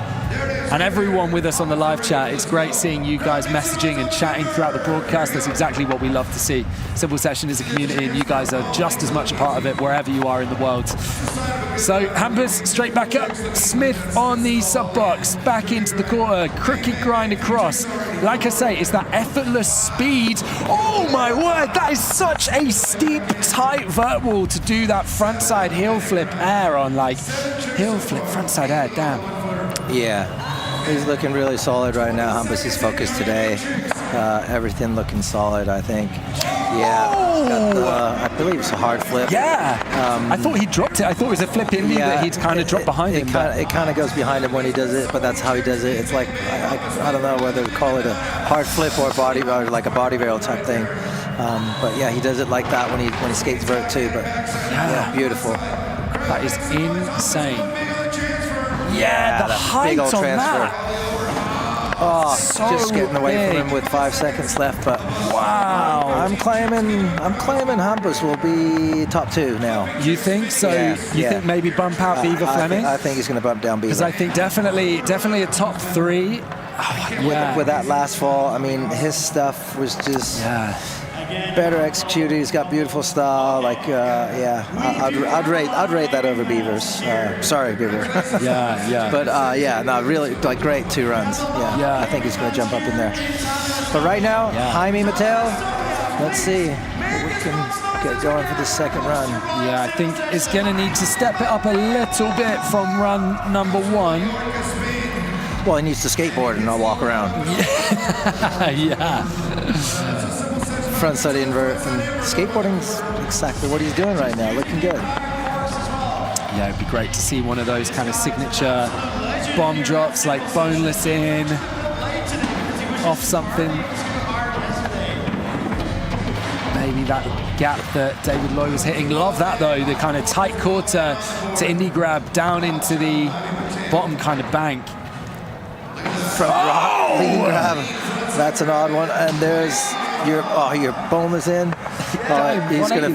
He's got 15 seconds to find another big drop to go off. I'm sure he's going to find one. What's it going to be? What's it going to be? Whoa, almost getting swirly. Oh, the front 360. Oh, man, okay. So some great moments, some falls in there as well, but some great moments for Jaime. And we're going to have to see, whether he makes the top 15. And that rounds out jam number 11. So let's take a look at some of these highlights, Rue. Yeah, super exciting jam. Pedro with a nice lip slide through the whole pocket. Smith up on the wall. Beautiful pop in. No need for a grab or anything. Ollie up. Just perfect tail grab nose grind. A lot of speed. Ollie down. And there's that frontside disaster right up on the tall 16-foot bank. Evan Federico, beautiful nose blunt slide. Don't think we've seen that yet, so that was cool. He's got the flip melon, tweak it out. Yeah, wow, well done. And the flip melon transfer up onto the A-frame. So tight to get that done, because by the time you're kind of grabbing it, actually you're coming into the landing and only a foot over it, really. Yeah, and there's that first 360. See how far down he's landing, Hampus? Kickflip indie, nose grind. I feel like Hampus's run had like all the stuff that you'd want in there. Yeah. A lot of different variety. He had some cool stuff on the street section. He did that heel flip frontside air. That was so good as well. Yeah. Such a tight quarter to do that on. Is this the hard flip? Look at that. He catches it behind his back leg. Behind him. That is so hard. Wow. I think you think of most flips to Indy, you're grabbing kind of more between your legs. Like pulling from behind like that is wow. Yeah, and especially with a hard flip, you'd think you'd kind of like want to shoot it out in front of you. Yeah. Very unique. Jaime with some transfers. The front rock, really liking this. Amazing with the melon lean grab. Off that, not an easy trick. So that was Jam 11. Exciting stuff. The judges just kind of like pop, thumbs up, thumbs down, trying to figure it out. Yeah. This is where it starts to get a bit tense as well, because they know, these 15 that we're kind of looking at. This is the finals that we're kind of looking at right now. These are important decisions, and it's coming down to the wire. These are the last guys we have left. We got Grayson coming up, Danny Leon, previous 2-time winner. So, It's going to be big. To confirm, though, currently in the final, we've obviously got the top 11. Isai Sakurai, Beaver Fleming, Simon Gerber, Yuro Nagahara, Victor Solmunde, Dan Woolley, Christopher Kroon, Elias Nilsson, Marcelo Jimenez, Diego Brost, and Vincent Matheron. They will definitely be going through to tomorrow, and the others have to wait and see. Yeah. From 12th down to 15th. Yeah, I think Robin might have to be worried a little bit. And yeah, I mean, we'll see what happens. Yeah, it's a big heat. Definitely 4 good skaters coming here. Yeah, we'll see how it goes. Judges still talking it over. I'm not quite sure where they're gonna probably place Hampus. Might be the big decision, and also Ivan and Pedro.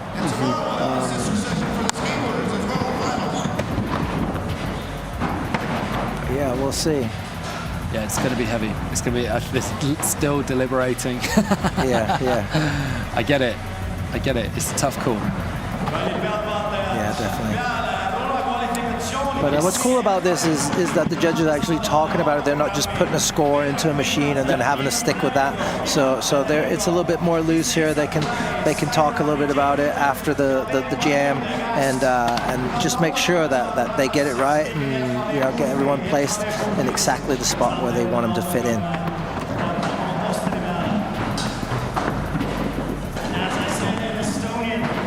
Yeah, it's that Sakurai. Sat on an 85. It's going to take a lot to beat that. It is going to take a lot to beat that score. Yeah, that was 2 flawless runs. Hampus nearly having 2 flawless runs, but just had a fall there at the end.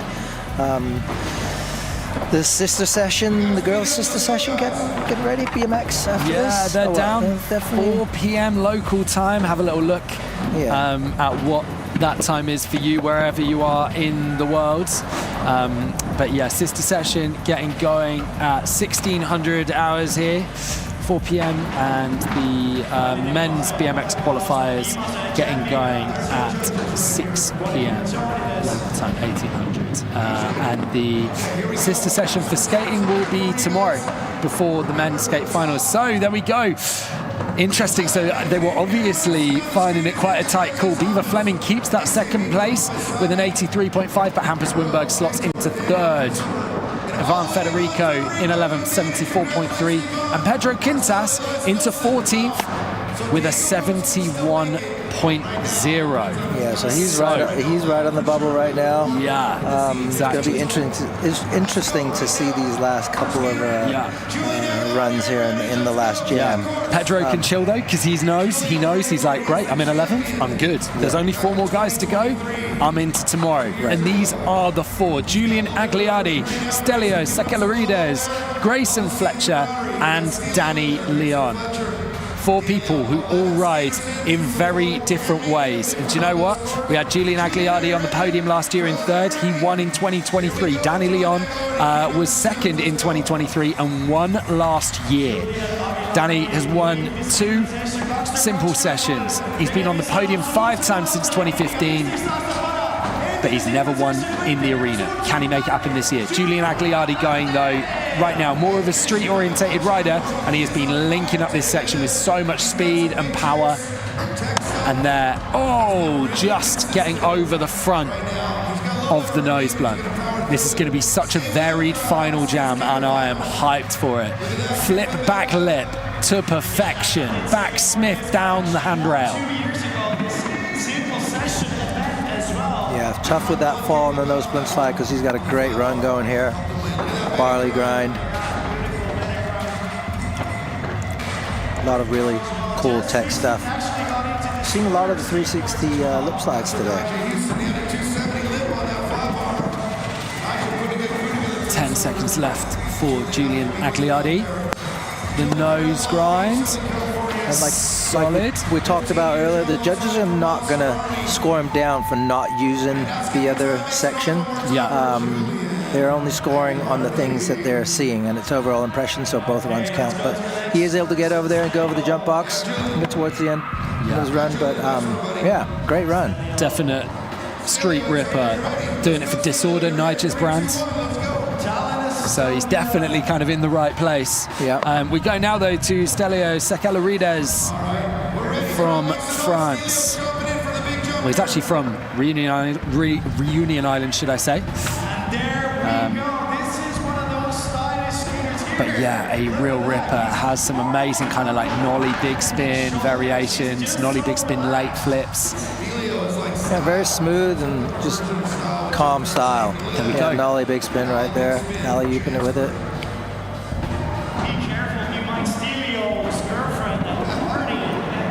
Nice power slide up on the wall there. Oh, tray flip. Bolts. No worries on that. Halfway through his run, going for that. He loves like a nollie up to tail as well, like the front side nollie up to tail, but just coming away from him. Heading back up to that big bank to fly into the jump box. Oi, coming away. He is gonna need to get something done in this last 10 seconds though, if he isn't gonna have a lot that he needs to do in run number 2 if he wants to make that top 15. We're now in a very competitive situation. Sorry, I realized earlier as well, I said that it was Ivan Federico who was on the bubble. It's actually is Pedro Quintas who's in 14. So Ivan knows that he is safe, and Pedro is the one who needs to be a little more worried about what's going to go down in this jam. He's going to be watching tentatively to see if he gets bumped out. 14th place for him with a 71.0. Grayson Fletcher, the man so many people have been excited to watch, and let me tell you, in practice, he has been absolutely ripping. New rider to the Birdhouse team. And what he's been doing out on the course so far this week has been ridiculous. Kicking off with the crooked grind, up to that back disaster, fully locked in right up to the truck. Yeah, Grayson's been on a tear lately. Just really excited about this new board with Birdhouse and everything that's going on for him. Just flying all the way to flat off that almost. Frontside blunt on the quarter, just absolutely tearing through anything in his path. His birthday today as well, and I'm sure would love to make it to finals. There's a little birthday present to himself. Yeah. Going the right way about it so far. Well, happy birthday, Grayson. Yeah, happy birthday. Amazing. Also, rolling in on that bank is crazy. Like, yeah, standing up there and looking down it, to roll in on it, it would be so easy to just go completely to flat on it. Oh. Thinking he's going to go to tail up there. Where's he going? Oh, he's going to tail drop off. Surely not. Surely this isn't about to happen. Grayson Fletcher. Not saving anything for the finals. Into that. And managed to run it out even. That is great. To even look at that, to even consider that. Is he going to go again? Or is he just going to save that for run number 2?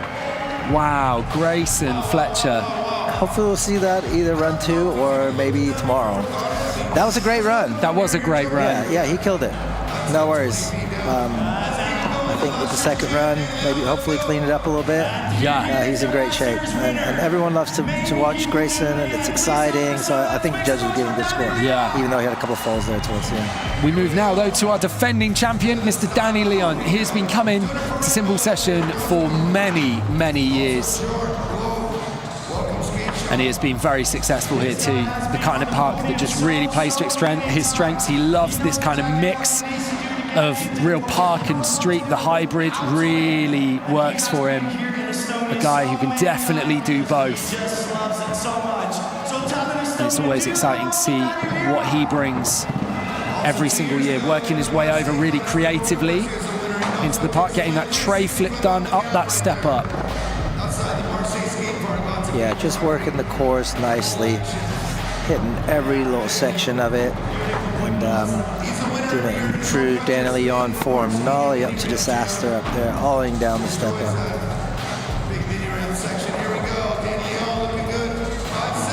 Yeah, ready to come back over onto the box jump right at the time. Flip Indy. Whoa, that looked like it almost got away from him. Fingertips catching that flip Indy.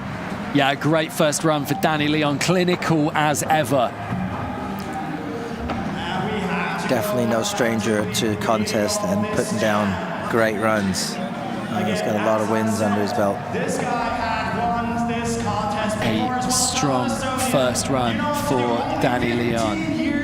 So, moving back to the top of the bill, we don't get first run scores, it's overall impression. Across the 2 runs, they get an overall score. So Julian Agliardi had a really strong opener, just 15 years old, winner of Cymbal Session 2023, came 3rd last year, wants to be in the mix again this year if he can.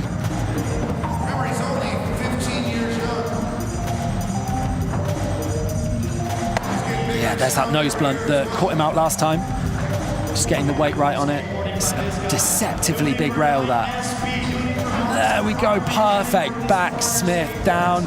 Linking that up after the flip back lip as well. Yeah, he's really got great flow right now. Barley grind. Working this top section really well. Oh. Yeah, the foot came off on the 270, maybe slightly thrown his weight off when he got into the lip, but I don't think that'll hurt him too much. This last 10 seconds, if he can get something else in, that would be great, but I think he's across the 2 runs. Yeah, there's the nose grind again, and he wants to get to this, which I think he's timed out very well. If he doesn't have the fall, he probably gets there perfectly. Yeah. Oh, just coming up short on that flip indie. Yeah, landed on that part of it. But yeah, again, judges are looking at overall impressions, so the falls are not really going to hurt your score all that much. Obviously, they want to see perfect runs. That's going to work in your favor. But if you do have a fall, it's not the end of the world, and you can still end up with a great score. Yeah, exactly. It's more just about the time, right? That's it. It's like you just lose the time that you could be doing other tricks. But yeah, there have been contests in the past where it's like, okay, you kind of get a bit of a cross marked down for having fallen, and it may go against you when they're kind of considering where you're gonna slot in. But none of that this year. It's just purely down to what do you get done. Yeah, this is more like a true skateboarders contest. You get the jam style, which makes it a lot more fun, interesting, and yeah, here we go. In there with Stelio. Nice tuck knee over that box. Yeah, just about making it up. Look like he might end up losing that. Oh, the nollie big heel transfer. He absolutely loves those. And he has them with real, late flips and stuff. He loves that quarter to flat bank setup. That is a proper Stelio obstacle at any skate park. I always kind of think of him whenever I see them. Okay, yeah, that's that nollie big spin as well. The kick flip to Mongo push. Intentional, of course. Manual in there. Is he going to go for the loy gap? No. Oh, yeah, I was going to say you're going to need a bit more speed to hit that Stelio. 5 seconds on the clock. Will Stelio make it into that final? Yeah, little kind of like alley nollie there. Transfer. Will he have done enough to make that top 15? It's looking pretty tough right now. If you're looking at Pedro Quinta's run, which we just saw in the previous heat, it's going to be tough. It's going to be tough for him to get in there. Grayson Fletcher, though, it's a different story. A lot of excitement, a lot of speed, big tricks, and he is ready to go. Looking amped. Let's go, Grayson. In case you don't have the scores or leaderboards in front of you right now, it is David Loy in 15th. So he's the man on the bubble. Grayson Fletcher, looking like he's going to be well in there, isn't he, Roo? Yeah, big ollie to Smith on that wall ride. Seen him just do big ollies on it earlier. Absolutely amazing getting out the top of that thing. Oh, the big classic Grayson 1 foot. It's hard to commentate on this when it's so exciting. The words in your brain are just, I don't know, they're not working together when Grayson's on the course. Grayson will land anything. It can look like it's gone, it's long gone, and he just manages to pull it back in. He will try. If there's a way to make it, he will try. Coming in with so much aggression, I love it. Where is he going? Where is he going? Oh my words. One of the true BMX gaps. You can see it right there off that red quarter into past the Doritos, kind of where he's running up right there. Amazing. Really got fingers crossed that they're going to put Grayson in for tomorrow, because with the stuff that we saw today, maybe not the most solid runs, but definitely some of the most exciting. And I think tomorrow that's what we want. We want to see something exciting. The judges want to see something exciting. And, if he puts some of the stuff together, which he was trying today, like the big tail drop, and this transfer that he just tried, he could potentially win this thing. So let's get him in there for tomorrow, judges. Yeah.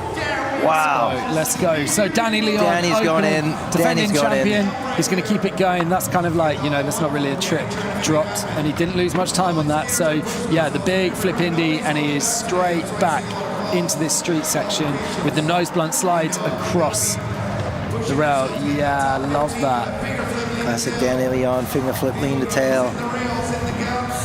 Yeah, he's been doing that trick for years. I don't think I've ever seen him drop one. That front blunt on that quarter. That quarter, it's hard to express just how kind of tight that is until you ride it in person. So to be front blunting that is very impressive.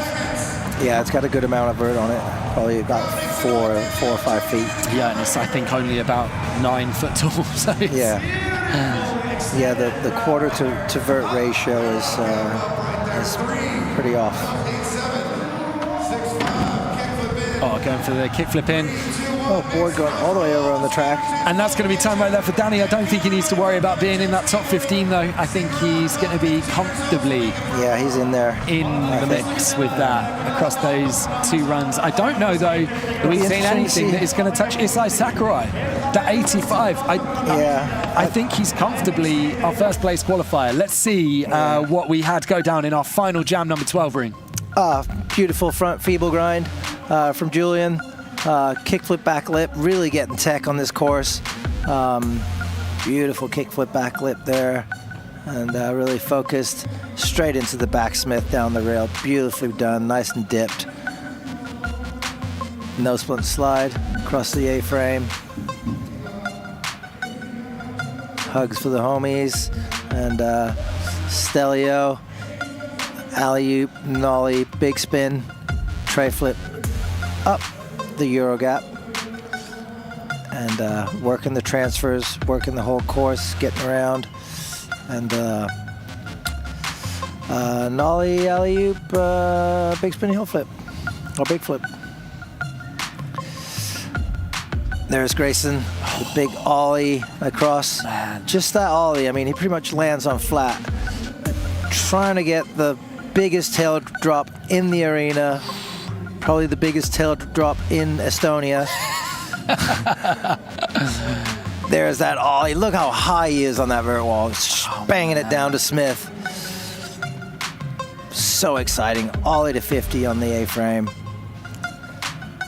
Almost looping out on the way up, still kicking the foot off. Beautifully done. Danny Leon, nice tray flip. Nice and easy. The big kickflip indie. Oh, that might have been the smaller one he did. He had one. He opened the second run with a better one, I think. No splint slide. And the finger flip lean to tail, there it is, coming down so smooth. Waves to the crowd. And it'll be interesting to see. I think Vincent's safe. I am not sure about Pedro Quintas right now. Depending on Grayson's score. The judges have a tough job right now. And you can kind of see him sitting there talking, smiling a little bit. What's it going to be? It's a tough call right now. As we were saying, I think Ivan Federico is probably very glad he got that 11th place, because I imagine for Pedro it's a real kind of twitchy moment right now, unsure whether you're going to make that cut. And looking at the leaderboard at the moment, what a top 15 it is as well, and great to see it. A lot of kind of like newer names coming through as well, younger names coming through. This kind of next generation, and Simple Session always been a great contest for that. It's a truly international event, but you get a lot of kind of emerging names having the light shone on them at Simple Session and then going on to do great things. I mean, we were mentioning people like Aurelian and Vincent Milou earlier, and people like that have come through that have really been on that European circuit. Simple Session's been a staple of that every year, and then they go on to do things like Street League and X Games and stuff as well to kind of compete on that kind of level. It's great, kind of these newer names that you're seeing this year, people you might be being introduced to for the first time. Kind of make a mental note, because who knows where they're going to be in the next couple of years. And Isai Sakurai as well. one of those names definitely made his mark last year, but I knew with a bigger course this year he was going to be coming in with something wild. Didn't realize it was quite going to be the 85 that he's sat in first place with right now, but yeah, he has smashed it once again, and definitely going to be bringing it out for the finals. Yeah, super amazing. 2 runs, just flawless, both of them. Massive alley-oop 540s and flying around the whole course, tweaking the big stale-fishes, and yeah, just going every which direction, and hitting the top part, hitting the transition stuff. So well deserved being in first place right now. I don't see anyone from the 12th heat that we just saw try to jump into that first spot. So well done. He'll be going last tomorrow in tomorrow's finals, after we do the sister session. So looking forward to that, and make sure you stay tuned, because there's a lot of really good BMXing coming up after this. It's going to be crazy. And, it's going to be crazy. Yeah. We're just waiting on these final scores, and then we'll be wrapping up here. But yeah, as Rune says, so much action still to come today. Lazy Skateboard saying, please, please, we need Grayson tomorrow. Could not agree more. So yeah, we are obviously nothing to do with the judging here in the commentary booth, but we are keeping fingers crossed too, because we definitely want to see what he can bring. I've just mail-bombed Pat Duffy with about 15 emails right now. Put Grayson in, put Grayson in. Yeah. So I don't know if he's checking emails right now. Hopefully he is, but yeah, I guess we'll see. Yeah, so we can see some of the BMXers getting warmed up, the sister session BMXers. Flying around. In a moment's time, we are going to have those scores for you. Yeah. And this course is incredible. Yeah. I mean, the skateboarders are going off, but once you get the BMXs on there, it is next level. So even if you might not necessarily be a big BMX fan out there, if you're sitting out there as a skateboard fan, I highly encourage you to stay on the feed and check out some of this BMX, because it is absolutely insane what these guys do. I mean, every time I see BMXing, I just get blown away. Yeah, it is unreal.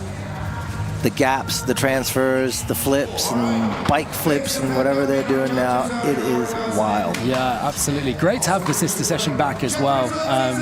First time since 2019, so awesome to have them returning. And you see there, so Isai Sakurai does keep first place. Danny Leon goes into second. We've got Beaver Fleming, Hampus Winberg, Simon Gerber, Yoro Nagahara, Julian Agliardi slots himself into 7th place, and that's followed up by Victor Salmunde. So your mate from Copenhagen did good. Dan Woolley there sticking in 9th place. Christopher Kroon in 10th. Elias Nilsson in 11th. Marcelo Jimenez in 12th. Ivan Federico in 13th. Diego Grost in 14th. And Grayson Fletcher taking that 15th place. My emails and prayers were answered.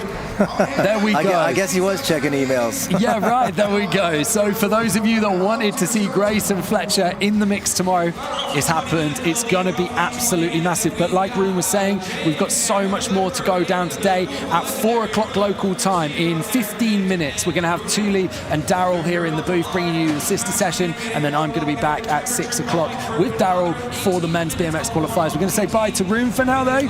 Thank you so much for today, man. Rune, we'll be back tomorrow for the sister session skate and the skateboard finals. BMX coming right up, 15 minutes time. Do not go anywhere. Woo.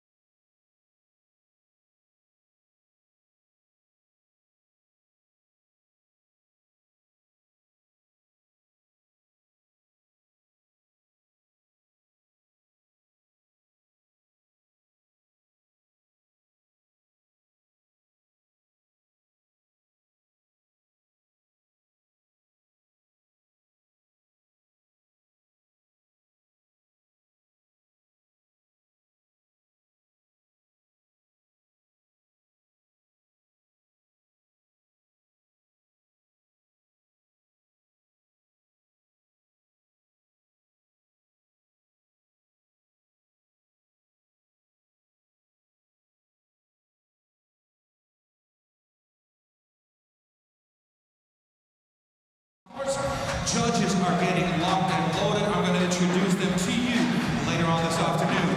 If you can't be with us this afternoon in the Unibet Arena, big massive shout out to the wonderful, the myth, the legend, Daryl Now will be hosting and presenting the contest to the world. So if you're treating us live here on session.ee, you will be listening to the wonderful voice presented by Daryl Now.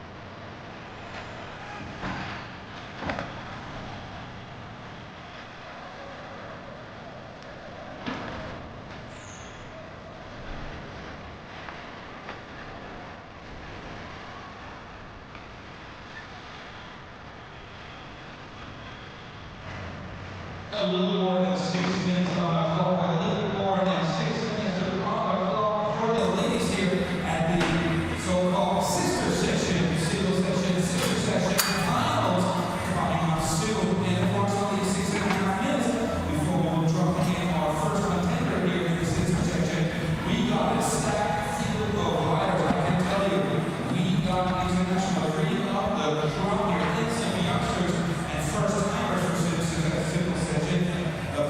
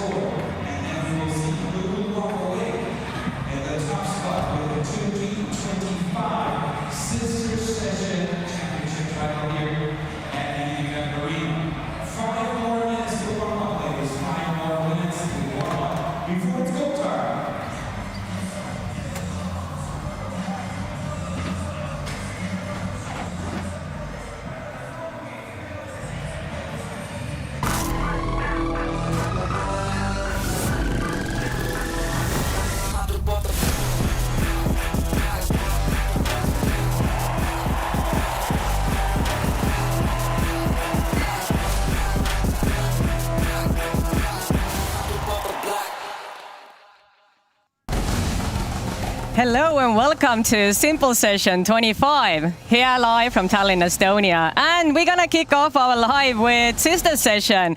So happy to welcome 13 of the best female riders in Tallinn. And we're finally back in the big arena. And it's International Women's Day. I think all the stars are aligned for having pretty much the best show you can possibly imagine. And my name is Tuuli Evstigneyev, and I'm not alone here. I'm with someone who doesn't need any introduction in the BMX world. Hi, Daryl now. Tuuli, it's such an honor to be here with you. I'm not going to say just with you, because to all of our BMX fans around the world, we know Simple Session for the last 25 years has been one of the biggest and best events in all of action sports. Skateboard, BMX, lifestyle, party, arts, everything. And today we're going to have one heck of an event with our sister session of BMX riders. And I mean, I've been following the girls practice, and I think the level is just absolutely incredible. And International Women's Day, I mean, stars are truly aligned. What do you think, Daryl? Yeah, I mean, it's unbelievable to see in real-time progression over the last decade how women's BMX has progressed. Simple Session was one of the first events to actually cater to the female class. Back in 2013 was the first time we did the Sister Session event, and we've seen since then forward being pushed into other events around the world. Just recently into X Games, we've actually been involved in the Olympics in Paris and Tokyo, and now the stage is set to see the best women riders in the world here in Tallinn, Estonia. And I'm also really curious to see how they're going to perform on the course, because, you know, some of the girls are better in the street, some of the girls are better in park, and this course really combines everything, because, I mean, Nate Wessel, you know, it was Drew Bezanson who once said that Nate always hides like different lines in this course. So I'm really, really excited to see how the girls are going to unlock them. Yes, this Nate Wessel design course that we're seeing a bird's eye shot of, he's our ramp builder for the last 19 years. We're back here in Unibet Arena, and he designed this masterpiece where you can see there's some street elements for all of our new fans to BMX. Those are things you typically find in an urban area, like a handrail or a ledge. You can see that on the right side of your screen. Or in the center and left side of the screen, we have big park elements. And those would you'd find a transition that will give a rider the ability to boost up in the air and do tricks before landing back down. Now, the thing that separates this course, take a look at the different elevation heights. It's not just on one flat plane, but we do have the elevated catwalk section. We've got those street components, but the main story about this park is that it is massive. And you know what? Simple Session finals are this weekend, then qualies, but the athletes have been in town for a couple of days already, and we've been having fun in Tallinn. So let's check out what we have been up to.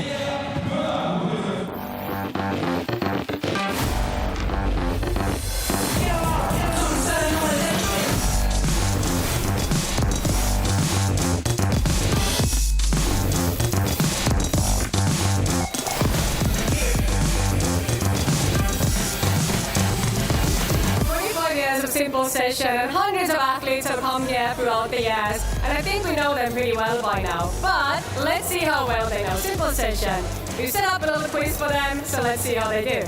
What year was the first year for people category for Simple Session? Was it 2010 or 2012? 2012. Really? I was there. I remember. Okay, who has won the most gold medals at BMX male category at Simple Session? It's a tie. Is it Garrett Reynolds and Drew Bezanson, or Ryan Nyquist and Daniel Tess? Go! And Ruben. Yes, there you go. Who was the last female to win Simple Session? Was it Bethany Henrik or Angie Marino? Go! It was Bethany! What year did Simple Session host its first event? Was it 2000 or was it 2002? Go! 2000! Yay!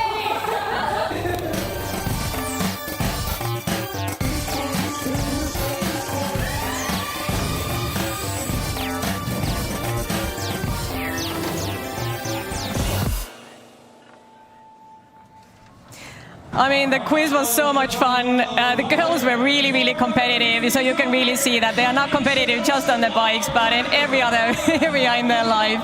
So well done. They knew Simple Session really well. They got all the answers. But hey, Daryl, we already covered bits and pieces of the course. We spoke about Nate Wessel, and Nate's been doing this course for 19 years in a row. That's crazy because simple session is 25. So let's talk more about the obstacles. Like, what can we see in the course? Like, what do you think are going to be the spots to look at? Well, as far as the course goes, it's actually going to be up to the gentlemen that we see on the screen. Those are our judges right there, and they're going to have to see a way a rider takes approach. But you see closest to us is Dave Cleworth from Great Britain. And then on the far end of the screen, we have Bart de Jong. And then we see Marcus Wilke from Germany. And last but certainly not least, rocking the flannel right there is the street legend himself, Van Homan. Those 4 judges are riders, they're industry icons, and they know exactly what it takes on this course to get on top of that podium. This course is extremely large, like we talked about, those big transitions. There's that box jump that could throw a rider in the air and those street elements. And we have 13 of the best girls from all over the world, and you can see them listed here. Let's start with Kim from Germany. We have Sasha Pardo, she's quite young. We have Lies Locke, Estonia. Well, I don't think we've ever had Estonian girls in the finals, so this is pretty exciting. We have Macarena, Linda Grabner. Linda is really good at street, so let's see how Linda is going to ride this course. Teresa, Angie. Angie's been coming here since 2012. Angie is a total veteran here. We're super excited to have her back. Paris. Paris is one of the top girls in the world. We have Aria Norris, who's one of the youngest girls on the course. She rides for Monster. She's the first female to be in the Monster Army. That's pretty impressive. Lara Lesman doesn't need any introduction. She's also been coming to Simple Session for years. Nikita, Olympian, amazing athlete. Miharu, it's just, the list goes on. Yeah, those are the cream of the crop, the best of our women riders. The way it's going to work, they're going to have 2 60-second runs on the course, and it's going to be a best run count format. So again, 2 times on the course, 60 seconds, and at best run count. You're going to hear us talk about that a lot because it's going to be up to the rider to maximize their time on this course. So we're getting ready to drop our first rider in, and here we go. The 60 seconds have started. So Kim is from Germany, and Kim is no stranger to the park scene. She's been shredding since a very, very early age. So let's see how she's going to do today. Beautiful 360 can-can. That's when the rider puts their foot right over that top tube in the 360 with the big rotation. Now that Doritos box jump is massive out there. There you can see a different variation of the can-can, this time stepping over and taking a handoff. She's got 32 seconds to work, pumps over the bubble, and this is where we're really getting an opportunity to see a rider put their wheels on the course, and you can see how many unique features are here, like that Red Bull Island. And Kim is known for aggressive and yet fluent riding style, and I know she's an inspiration for so many young girls out there. Yeah, trying to work it out. Tire grab over that spine, 8 seconds to go. These are very important moments for a rider. The judges want to see, do you have the endurance to maximize the time? And can you maybe get something in before the buzzer? So Kim right there putting her first run down. We're going to give the judges some time to get together a score, and we're going to potentially see some highlights as well. So let's take a look over the box jump. 360, there's that can-can. Picture perfect. Spotting the landing and coming in very clean.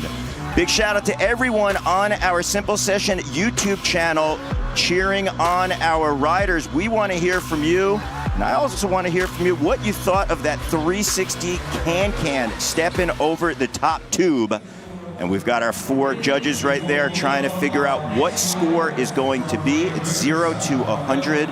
The judges have to figure out where that's going to fit, and it's going to be a 51.25. So Kim Leah Mueller is going to have a lot of room to move up that ladder for her second run. It must be always difficult to drop in first, right? You haven't seen the others yet. The nerves are kicking in. What do you think? Yeah, a lot of nerves, especially this is one of the biggest contests in action sports. It means so much, not only to get into the podium in a finals, but also you want to be out here because the whole world is watching and cheering on our women riders. But hey, next one, we have Sasha Pardo from Dudley, United Kingdom. Sasha is also a pretty prominent upcoming name in the BMX world. And she won the Euros even before she went for the Nationals. So, you start from top end.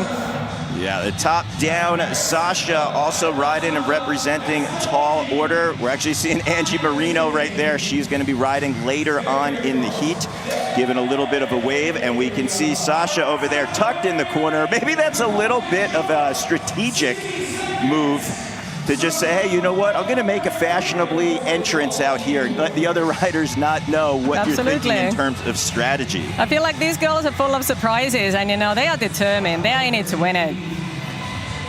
So 60 seconds are on that clock. Again, you can see Tall Order. Shout out to Sebastian Keep. He is the owner of Tall Order. He's no stranger at all to Simple Session. He's actually been on our show before hosting and also a rider. But right now, he is cheering on Sasha as she pumps around that corner and then laying over some classic style with that tabletop. That is one of the foundation tricks in BMX. And whenever a rider can lay over a good one, it just looks so clean. Right now, jumping into our street section, you can see the transfer into the elevation part of the course, flowing down. And Thule, look at the size of those rails. These are really tall, and they have to make the riders really think about what tricks they're going to do, as opposed to some of the other contests when the rails are a lot smaller. I know, and I mean, Sasha is known for being a high flyer as well as a technical rider, so you can really see how it goes here. Yeah, throwing down some style right there. She's got about 10 seconds on the course. You can hear our on-course MC, Andy Zeiss, letting her know that she's got to work something out for a final thought. And that is going to be time right there for Sasha Pardo. And Sasha as well, I think most of the girls, all of them actually, are role models for young girls everywhere. Because when you see them competing on a national scale, international scale, I mean, that's an inspiration. Yeah, and that X-Up was very inspiring over the bubble, we like to call it. And there was that tabletop. I love the way that she just leans into it. You can see tucking the knees, laying the bars over. And I'm going to say that was some trail style. All of our riders out there know if you do some tricks on the trails and in the woods, you're usually giving it a little bit more style and finesse. And she was able to incorporate that over the hip. Because even though this is a skate park made out of wood, it's not just linear where you go back and forth. There's a lot of pockets and little corners, and we saw that with Sasha starting her first run. She actually dropped her shoulder in the pocket and built up speed. So she got a 54 right there, and that's why you could see maybe that score was potentially a little bit higher, just because she had a lot of control on the course and really utilized those little transitions. But hey, next one, we have Liis Lokk from Estonia. So she's going to be riding in front of the home crowd at 22 years of age. She's really, really representing Estonian crowd here. Plus, you know what? She was actually at the hockey game yesterday at Simple Session Skate versus BMX, and BMX won. I love hearing that. Now, if you haven't had an opportunity to come to Simple Session before, please book your calendar for next year. There's going to be a year 26. It's not just about what happens on the course, but it's about the Estonian culture. It's about all of the brotherhood, the sisterhood, everybody coming together. And right now we're seeing our Estonian rider, Liis Lokk, on the course. This is her second time at Simple Session, and she said a dream of hers would actually be to represent Estonia in the Olympics. Thule, how cool is that BMX freestyle is now a part of the Olympics? I know, it's amazing. And you know, there's so many countries who are actually putting so much effort into building skate parks, really like taking care of the youth. I mean, like, especially you see all the Japanese kids like rising from everywhere. It's just mad. So I'm really happy to see an Estonian girl just killing it on the course. Well, I want to ask you, because you've been a prominent feature and addition in all action sports and anything that even has to do with lifestyle, and especially here at Simple Session. What's it been like to see the evolution of women in sports? Not only BMX, but just action sports and women as a whole over the last few years. Honestly, I think it's about time. Like, I think, you know, girls need a stage, and I'm so happy that we are giving them a stage because they are so strong and they are so good. And I want to see more girls on bikes, more girls on skateboards, and more big competitions, including girls, and also broadcasting it on TV. Well, you said it. It's about time. And right now we're looking at the slow-mo replays right there. At least going for that 360, putting her foot down a little bit, but having no problems taking the handoff, looking for that X-up. And I got to give her so much credit. And one of the cool things about Simple Session is that we have a platform for our local riders. The fact that a lot of these big name pros have been at the X Games or at the Olympics before, but to have them come into your hometown and then ride on the big stage with them is no easy feat at all. So it's very cool to see her out here. I know, and you know, Lise is a pioneering female at BMX in Simple Session. It's a big thing. I'm so proud of her. But we're gonna have a little catch up with her from our field reporter. So let's go to Avalis. Let's see how Lise thinks. So Lise, you are the only local riders here at the Easter session. How does it feel to perform in such an amazing setting in front of your local crowd? Yeah, local crowd is really amazing. It's like really cool to ride in front of your friends and family. Do you have a little word to say in Estonian to the people who are coming here to encourage you? Ja ma tahaks väga tänada oma pere ja sõpru, kes tulid täna mind siia toetama, oma toetajaid, kes annavad mulle kogu aeg hoogu juurde, et mina saaksin siin sõita. Thank you and all the best for the second run. There you go. Well done, Lise. Do you think it's easier or harder to perform in front of a home crowd, Daryl? I think just being here on the world stage could be really challenging. On one hand, you got the support, but on the other hand, you could potentially put the pressure on yourself. Well, one rider who could deal with the pressure, she's actually performed at the Olympic Games in Tokyo and Paris. This is coming from Santiago, Chile, Macarena Perez Grasset with a look back over the bubble. Look at Maka go as she toboggans in that pocket air and a backflip all the way to the landing, Tuli. I know, and Macarena, you know, it's having all these girls here coming from all the way from Santiago, Chile. It's really representing the top of the top from the world. And speaking of the world, everybody's tuning in on our YouTube live stream. We have the legend, Miss Corey Coffey, tuning in from Detroit. She was the first woman to do a backflip on the BMX bike, and now she's seeing her influence out here at Sister Session as Macarena Perez threw the big backflip. Unfortunately, getting a little bit lost on the course, landing flat, but let's see if she could build up that momentum again, because all 60 seconds count, especially as this is our final. Looking for the X up over that teardrop spine, and Maka has time for a final thought. Let's see if she's going to take it or save it for run number 2. And you know, Macarena said it herself that she's really dedicated in promoting the sport, especially around young girls. That's why whenever she's competing, she's really, really pushing it that the girls just step up and, you know, follow her footsteps. And I think it's amazing. And especially in Latin America. Yeah, it's so cool at this backflip. Take a look how she spots the landing and she goes all the way to the Doritos logo. It's really difficult to jump that box jump. If you've never been on one of these Simple Session courses, that box jump is enormous. It's almost 2 meters high. It's about 7 feet tall, and it has a lot of length. You saw the no-hander there as well, where she was able to tuck the bars in her lap and take the arms off. Really dialed and smooth. Again, if you're on the chat, we have Jeffrey Whaley cheering in, and everybody from Costa Rica. I love seeing that support, and she got the support of the judges with a 71.75. So that's going to put her in that top position. Again, the top score you could get is out of 100, but we're going to start to see a full picture as we work through our riders. And next one, we have Linda Grabner. You know, Linda is one of the really good friends of Jordan Goodwin, of Felix Brangenberg. You know, Linda's been coming to Simple Session before. Linda is a strong street rider, so let's see how she does on this course. Yeah, unbelievable street rider for women's BMX. You saw that gap to double peg, this time jumping up, getting some speed, coming back, going down the Euro and getting the double peg on the backside of the bubble, but I spoke too soon. Her foot slipped off, but she still has a lot of time to work things out. Daryl, do you know that Linda is a former professional ski jumper? I don't, but it would not surprise me because I know that she also breakdances in her off time as well. She can do it all. And right now she's doing that clean double peg. For all of our riders at home who are wondering about these ledges, they're a lot bigger than your local skate park. They are extremely steep, and it can throw you right into the ground with a lot of momentum. And right now, she's going to exit out of that street section and looking to do something here with the final 6 seconds on the clock. Come on, Linda, what do you got for us? Going to the kink rail? Oh! Oh, but she still has a second run, you know. It's not over yet. She did good.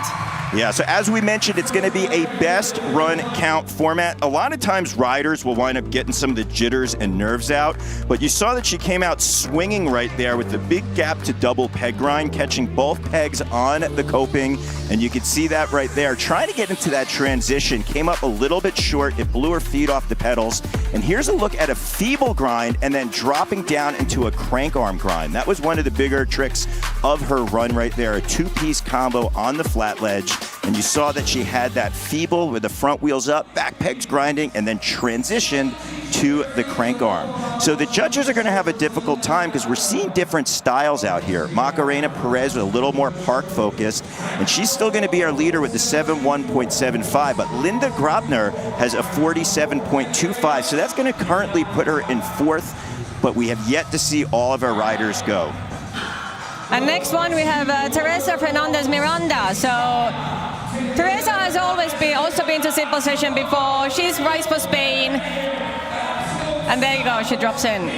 Yeah, one of the most stylish female riders out there, and you can see the way, even though she landed a little flat, she had more height than anyone else. She was able to pull back off the top of the transition, and look how well she recovered. She pumped around that bowl corner, and she's showing you, hey, this park's not linear.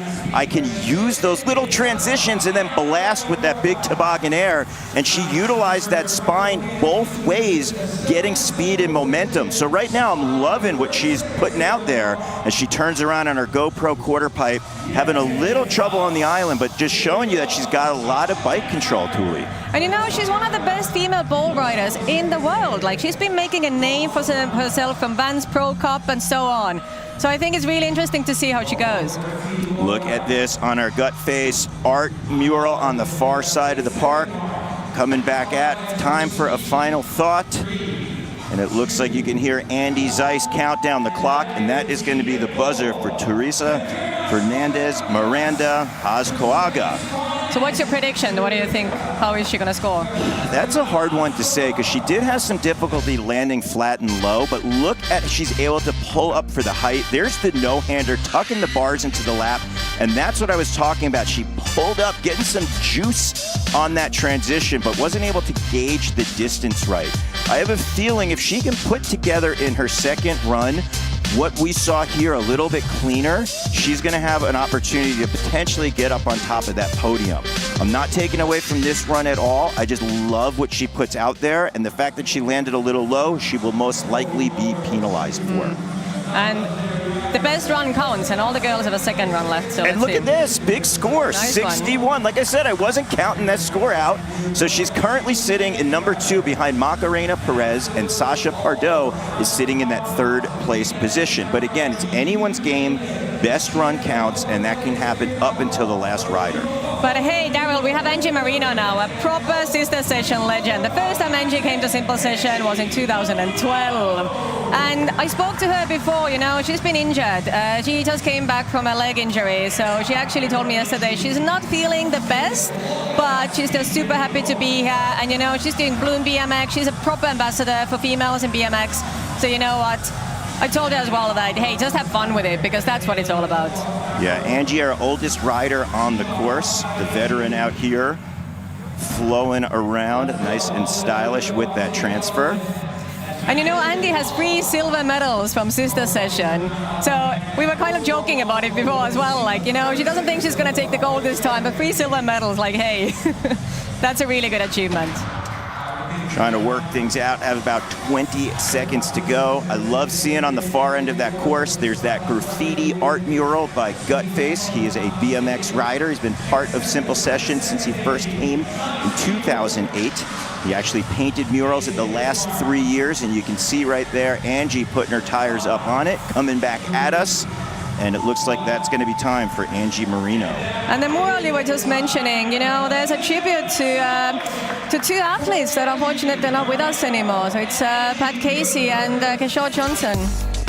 Yeah, much love to those 2 legends. They're part of the Simple Session family, and I love to see that tribute that he worked in there so nicely. But gut face is definitely one of the parts of the art element of Simple Session, which is really big because it's about the lifestyle beyond just the riding. And right now, Angie Marino, we're seeing some of her highlights. There was that feeble grind and styling across the park. Our judges have to figure out not only what she's going to get for her numeric value, but how does that fit in with the other riders who have already gone and have yet to go. It's a difficult job because you're judging all riders against each other. I see, like they're like really struggling, and you know, Angie said before she doesn't feel at her A game, so you could really see the judges were struggling. But let's see what Angie thinks of her run, and we're gonna go to Avalis. Angie, you're one of the OG here. It's a pleasure to see you, sister station after sister station. What changed the most for you since your first attendance? It's amazing to be back here, and it's so incredible to watch all the girls just killing it out here, and I'm excited to see everyone just go hard today. Well, thank you so much.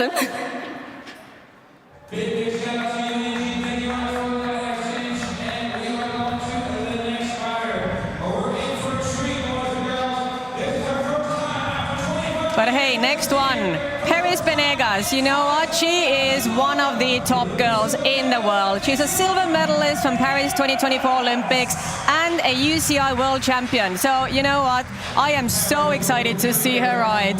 Not only that, she also has a silver medal the first time women's BMX was ever at the X Games in Ventura. And look at that, starting it off with a big no-hander. You saw the way that she was able to tuck the seat, pinch the seat with her knees, and a bar spin to X up.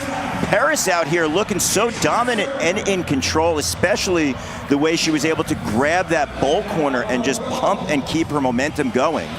Look at the way that she goes back to the box jump, tire grab, looking for a combo right there, but she's able to link it together with a big tabletop air on that transfer. Paris now jumping into her elevated street section.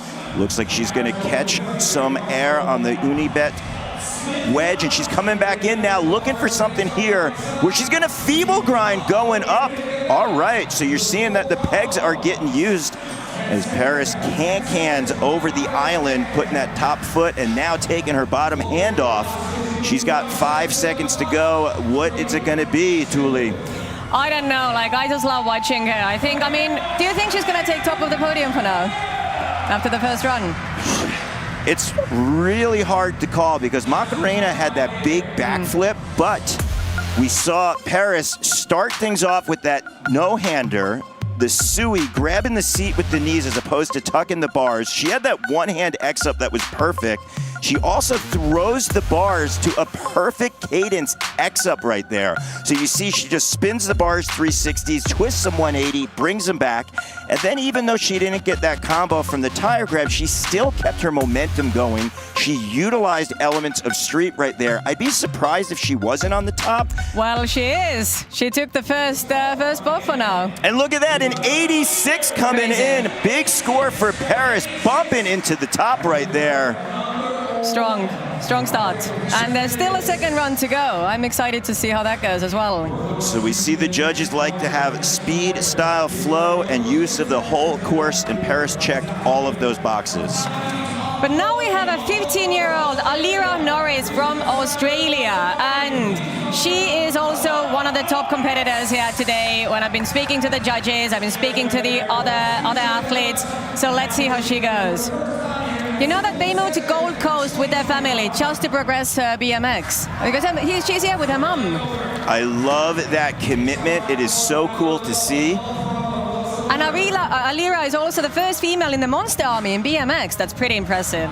Yeah, those are definitely impressive, but that family support is everything. It's so good to see as well. She's trying to take a page out of Paris's book. She's in the street section as well. A lot of speed, looking for that transfer to try and keep that momentum. Looks like that alley-oop. That's when a rider floats backwards, usually in their non-traditional direction, and finds that landing. Trying to work things out and build the momentum back. Let's see if she focuses on the box jump. And at a 15 years of age, she's already won the Bloom BMX Rookie Award. And you know, Bloom BMX celebrates females in BMX. So it's a pretty impressive award as well. Love seeing Aaron Cullen in the chat cheering on the fellow Australian right there. You know who else is cheering for Lyra? Boyd Hilda. Boyd is here. Like, I always see him, like, you know, cheering him on and, like, really, really rooting for her. Yeah, we got Greg Illingworth as well. No stranger to a simple session or even when we did summer session. But look at the height on that X-up, twisting the bars backwards. There's another X-up, not on the quarter pipe, but on the step up. And it gave her so much momentum where she was able to air to the top of that quarter. Look at the 1 foot X with the combination, kicking her vans right over that top tube and spotting the landing clean. She really is a truly fearless athlete. I mean, look at her go at only 15 years of age. Oh, look at the sisterhood over there. That's what we would like to see. That's what simple session is all about. Now let's see how the judges go. I feel like they're having such a hard time here. You spoke to the judges before. What do you think is the judging criteria here, especially looking at how the first scores have gone? Yeah, the number one bullet point that they all want to express is that this is so cool that we have BMX, park, and street together. Some years we've had it actually the same course, but we had riders broken up into different categories. But it's a really hard thing. How do you judge somebody potentially doing a street move and somebody doing a box jump move, right? But then you can have a rider who could potentially do them both, like we saw with Paris Benegas, and then she was rewarded with that 86 big score. So they're excited to be here. They love being a part of it. Bart de Jong was actually a part of Simple before the first one even happened, and they are excited to just try to figure out what these female riders are going to do on the course. So Lyra landed on the 6th spot for now, but as you said before, a second run is yet to go. But next one, Lara Lesman. Lara is also no stranger to simple session. Lara has also been attending several events before. We are very excited to have her back, riding for Red Bull. Lara is really well known in the BMX community. How do you think she goes? She is extremely talented. She also competed at the Olympic Games, so it's cool to say that we have Olympians here at Simple Session, and that's been part of the progression of the sport. As we said, the first ever sister session was back in 2013, and now it's just been almost a staple where contests have female riders, and it's great to see the progression, and we definitely know that Lara has been pushing it from that very get-go. And you know, last time when we were in the big arena in 2020, Lara was 3rd, so she was on the podium. Yeah, I know she would love to work her way up higher in a 2nd or 1st place. There's a can over that top tube. Come on. Looking to work things out with a quick manual. That's using that back wheel. And final thought right here. Looking for the turn down. Not able to get it done over the hip. But I have a feeling that we're going to wind up seeing our riders really find their footing on their 2nd runs, because we talk about the nerves, the energy, the excitement. And again, it's not taken away from her 1st run, but we just know if you've been on that podium before, Lara in 3rd in 2020, she has what it takes to get back on that podium again. And you know, I spoke to her yesterday, and she was in Australia for like 7 months. And she's actually taking a flight back home tomorrow morning already, because she said that she just wants to go home. There was a look at the no-footed can-can. First rider we saw do one of those. Both feet came off over that top tube, kicking it off to the side. Clean execution. So Lara, well, she was 3rd in 2020. Let's see, for now she's 3rd.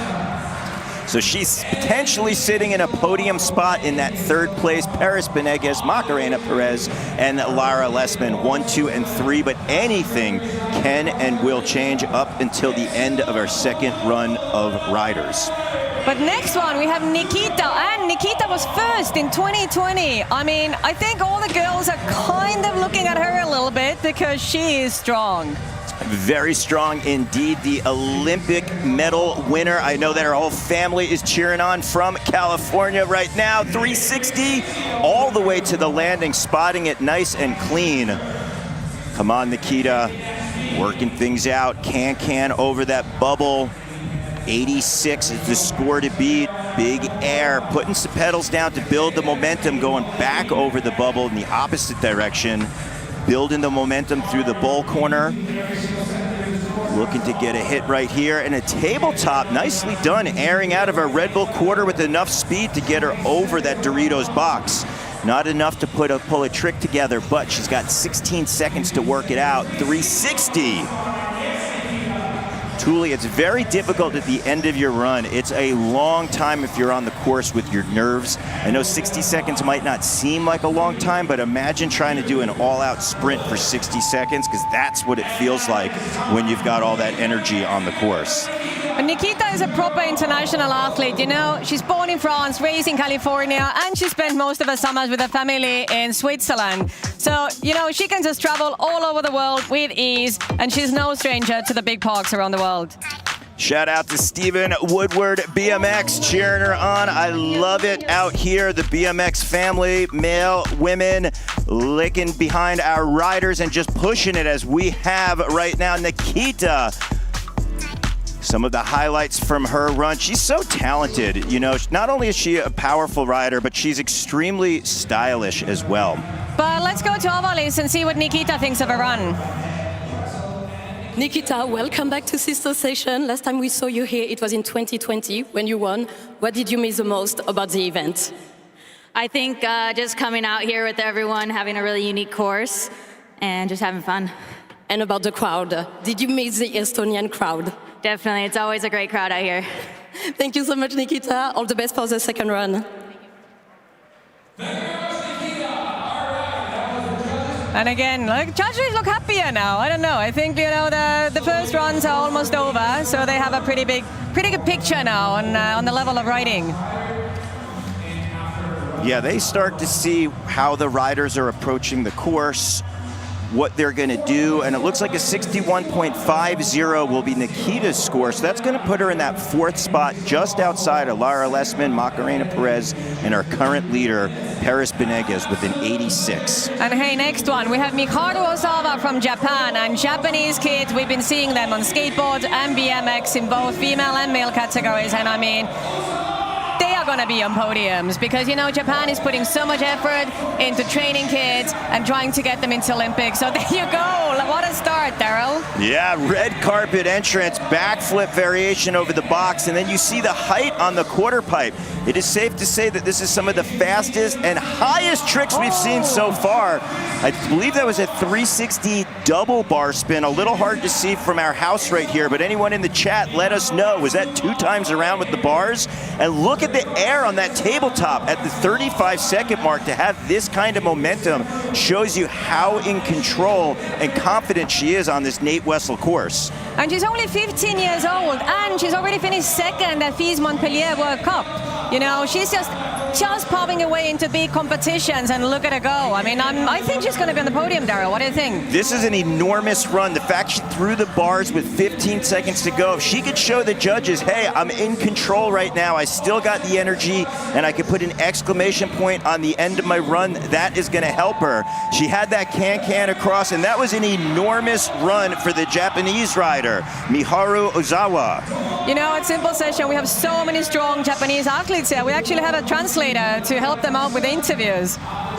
And what the cool thing is, her brother here is riding as well, and we are going to see him in the event, but there we go. That was a backflip with the bar spin. And watch the bars, 1, 2 times around. That is a double truck driver right there.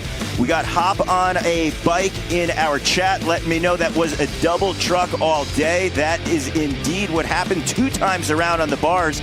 But look at that X-up. That was twisted well beyond 180 degrees, almost at that 270 mark, and got a nice clean re-entry. Not only did she have these big tricks like the backflip bar spin, the 360 double bar spin, the air on that tabletop transfer, an 84.25. Oh, amazing, Daryl. I mean, as I said, and we still have second runs to go, and the Japanese kids are just all killing it. I mean, it's just like taking podiums everywhere, all over the world. But hey, next one, we have Bethany Hendrick, and she was the first gold medal in 2023 at Sister Session. So right now, Bethany Hendrick is going to need higher than an 86, which is currently held by Paris Benegas. She has done it before, as you just mentioned, in 2023. Let's see what Hendrick has. Smith grind across the channel. looking to put it on as she jumps up our step up, back with a lot of speed, tabletop coming down. A little bit some Pete Augustin, old school street style right there. Double peg on the Visit Estonia sub. Flying off the back a little bit, but able to keep it together to get that bar spin coming back at us. We're seeing a very different style than Paris and Maharo as she goes for that tail whip right there. What do you think? Do you think judges are going to love it, or what's? They loved her style last year, 2023, she was able to get in first place, but this course right here is enormous. So she's going to have to keep turning it up and make the most out of the time. I know I love it, and I know that our chat is loving it. So what's going on? 180! Woo. Come on! Oh! There we go. Strong ending. Yes, Bethany right there, putting down the 180 over the street spine. You see some of the fans in the crowd showing that she came in fakey. She had to keep her back pedal going and got that clean roll out.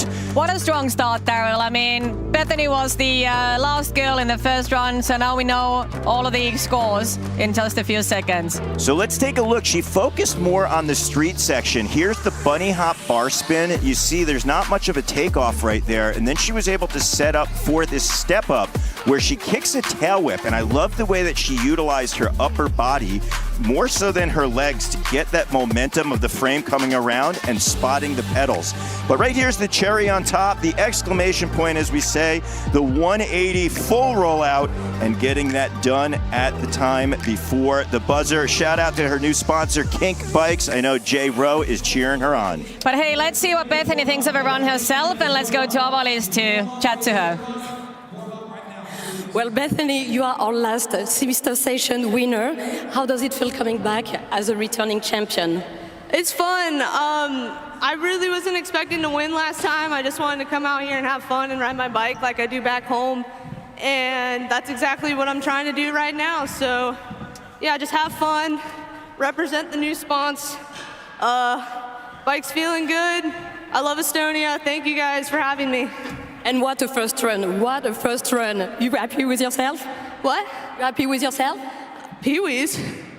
Happy with yourself. Oh, yeah, I slipped the foot on like 2 things, but I mean, I'll try to clean it up next run for sure. Well, thank you. Thank you, Bethany. Let's have a look at the score. Okay. Thank you. So we have the scores from all the girls from the first runs, and we have our top 3 for now, but nothing is certain yet. Everyone still has a second run, and judging the faces of the girls, they are so determined, all of them, to improve their scores. So what do you think, Daryl? Well, I want to know what you guys think in the chat. I see Rax the Great right there, hyped on the 180 on the spine. But look at the top scores standing right now. Paris Benengues, the 86 is the score to beat. We've got Japan holding strong with an 84.25. Santiago, Chile, Macarena Perez with a 71.75. Lara Lessman, Bethany Hedrick, Nikita Ducaro, Teresa, and Sasha are going to be your top 8. But look at that, 86 to 54. And the things that really stand out to me, Paris, speed, style, tricks, blasting the box jump, and showed you that she was in control the whole time. But you're going to hear us talk about it over and over. This is a best run format counts. That means up to the last rider, who we know is going to be Bethany Hedrick. It can change everything. But before we go to the second runs, we're going to have a little break. The girls need to catch their breath, the judges need to collect their thoughts. So we're going to be back with you just in a couple of minutes.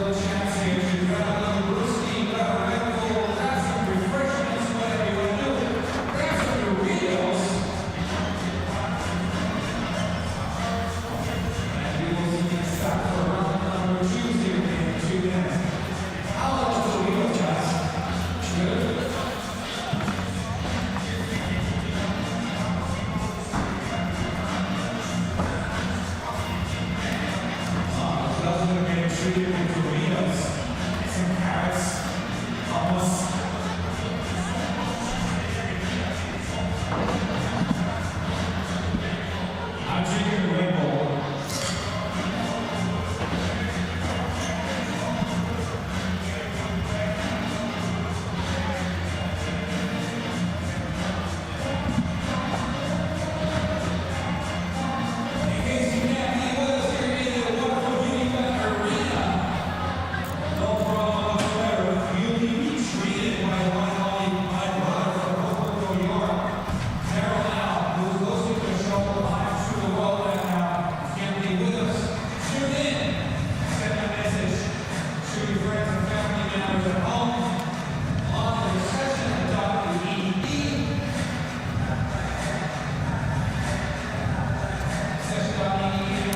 So we're done with the first runs for sister session on International Women's Day. Daryl, what are your thoughts of the level of riding? Because you've been going to competitions all over the world, including the Olympics. So how do you judge the level of riding today?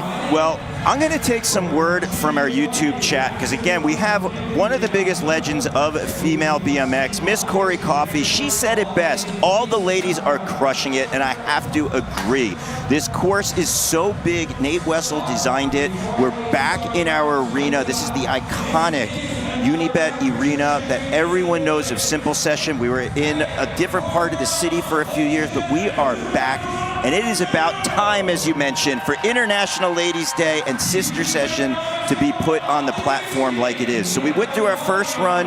Now it's time for our second round of riders. They're going to have 60 seconds, and anybody can go back on top because it's best run counts. Absolutely. And you know, Kim's currently at 11, but I do know how competitive she is. So you can already see that she's just stronger and sending it. What do you think, Daryl? Now, one thing to note, the riders might actually do a very similar run to their first because it's best run counts. The judges aren't looking for something different, but that difference in the tail whip will definitely be rewarded well. So that tail whip there, you can see over that big box jump.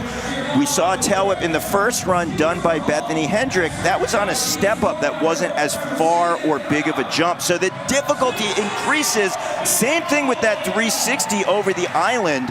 You could hear our in-course MC, Andy Zeiss, getting the crowd pumped up because he knows that 360 is so difficult to do. When you have a takeoff and a landing that are equally as steep, it's harder. Your margin of error increases. And she was able to spot the landing perfectly. And that is a full run from Kim Leah Mueller. Do you think, well, she definitely improved her score, right, Daryl? Yeah, that was huge. Look at this X-up right here, able to get back into the landing. And the 360 can-can, look how much momentum she had. She almost landed a little back wheel heavy. I said almost because she was able to keep it together for that tail whip right there. Coming around, riding and representing for Colony. I know Clint Miller, the owner of Colony, is watching on our stream right now from Australia saying, go, go, go, especially on that 360. Oh, so smooth coming in. And now this is where the judges have to think, what is it going to be? Because our first score was a 51.25. So will this be an improvement from there? But will it be enough to potentially get in a podium spot? We're going to see if it goes on that podium as we still wait in the score coming in. Oh my God, she's third. That's a huge leap upwards. 76.75, so her score is going to be in. That's going to bump Macarena Perez out. But look at Boyd cheering her on. But it's anyone's game, so it could switch around. You mentioned Boyd Hilder. He has won Simple Session 2 times before. He's going to be riding qualifying after this. But you see that camaraderie between the men, the women, the BMX family out here. Right now, Sasha Pardo is getting locked and loaded for her second run. First run was a 54, and she wants to up it. And Sasha is a strong competitor. I mean, she won gold at the 2024 European BMX Championship. So, you know, let's see how her second run goes. That was a great way to start it with that 1 foot X-up. And look at the way she was able to pump around that bowl corner again into the tabletop and then looking to twist an ET to turn down. Yes, that ET is paying some homage to the Steven Spielberg classic that inspired so many of an older generation to get into BMX, and we're seeing a spin on it from Sasha as she does a tuck no-hander over the box jump. And the 19-year-old is also a British champion, you know, she's a national champ and she's also killing it at the international competition. So being here with the top girls from all over the world is also a really fun and good milestone for her. And the cool thing is our riders can select any part on the course that they want to start from their vantage point, and then they can choose any lines throughout the entire time. And I love that Sasha was able to pump around that bowl corner, and it's not even a bowl corner, it's really just a vert quarter pipe with a little bit of a kink transition, but it just goes to show you her bike control. It's hard to drop your shoulder in like that and build momentum and speed. So she showed that she had a lot of style throughout, and she started it off with this one-footed X-up. I love that that was her choice for trick selection. She also had that tabletop. You can see a tweaked look back right there. And Sasha currently sits at 9th position, so let's see if she improved her run or not. You can see on the gut face mural getting a little bit sideways, but the judges, Marcus Wilke, looking through his notes. Marcus has won a X Games gold medal before. He runs Freedom BMX magazine in Germany. They give out the awards for Riders of the Year. They also follow some of the best content, and he has to use some of his BMX brain power, you see, looking at his score sheet, trying to figure out what Sasha Pardo's score will be. Well, Sasha looks hopeful. She looks at the screen, waiting for a score. Travelocity on her chat. I hope she gets extra points for cool hair. I have to agree, and she did with a 63.62. So that's going to put her in the 7th spot. Not enough to bump into podium, but much higher showing on her second run. And next up we have Liis Lokk, the Estonian BMX rider, currently sitting on last position, but the game is not over yet. She still has a second run, so let's go.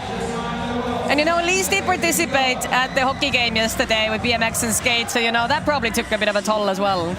Yeah, having the full excitement. That's what it's about here at Simple Session. It's not just about BMX and skating on the course, but it is the lifestyle. This is one of the biggest events in all of action sports because the party programming goes just as hard, if not harder, than what we see here on one of the world's best parks. It really is, because you need to be killing it during the day and also during the night, and you need to be able to keep up with that.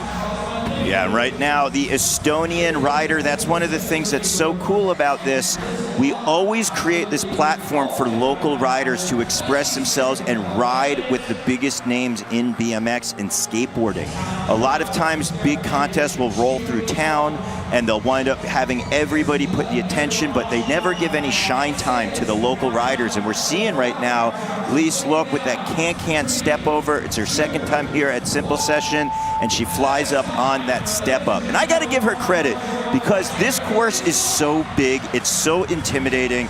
There's a lot of riders out here who are lifetime riders, and they wouldn't even drop in on other people's bikes, or when they're out there, they go, this course is so big, and it's hard to even hit some of these lines. So if you've never rode this course before, you might be watching her out there trying to take it in. Yes, she's been riding it, but I've tipped my hat in her direction, because again, this is a really intimidating course. And you know, Liis is from Tartu, the birthplace of Simple Session, so that's her hometown, where we were actually last year. I love seeing that. So 35.25, it looks like her second score is going to be the one that sticks, but not enough for a podium. Well done, Liis. I'm very proud of her. You know, it's not easy to come here to compete with the top girls from the world, but hey, she did great. But next one, we have Macarena Perez. So right now, Maka is sitting on a 4th just outside of the podium. If anyone can get into the top spots, it's definitely Macarena Perez.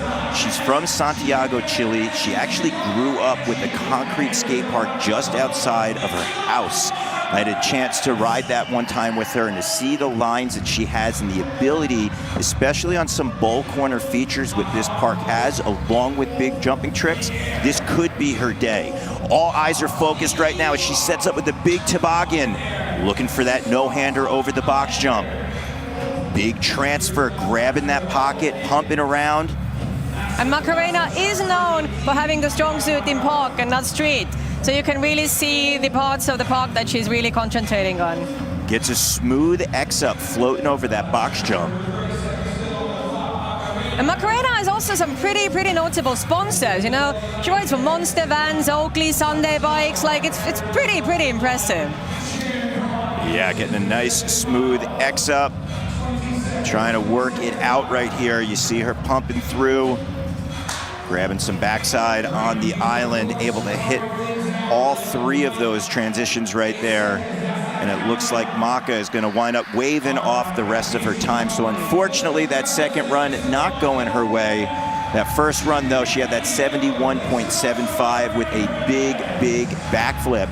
I see a lot of people in the chat out here giving the support for the riders, talking a little bit about women's judges in BMX. I want to give a shout out to Christy Hughes. She's not here with us today at this event, but she is a women's judge in BMX, and she's traveled around the world to many contests and has actually scored Macarena Perez, and she would have given that toboggan air we saw a perfect 10 because that had great execution. So Christy, I know you're watching out here cheering on your fellow riders. We love it and love seeing out there. Also in the chat, we love seeing the support for all of our women. Rax the Great saying Maka is awesome. I have to agree with you. So as 53 is going to be her second run. But I got to say, 7.1.75 at one of the biggest contests in the world is not too shabby at all. Absolutely not. She did great, you know. She had a great first run, you know. Some of them have a great second run.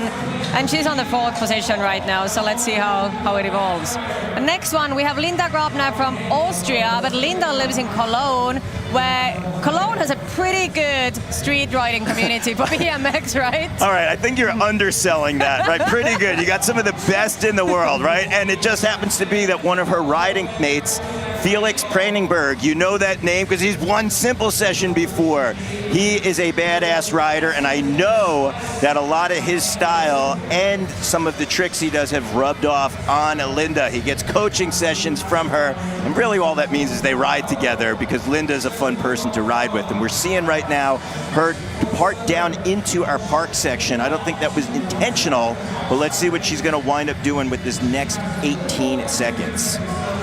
And maybe we're going to see Linda doing some breakdancing at the after party as well.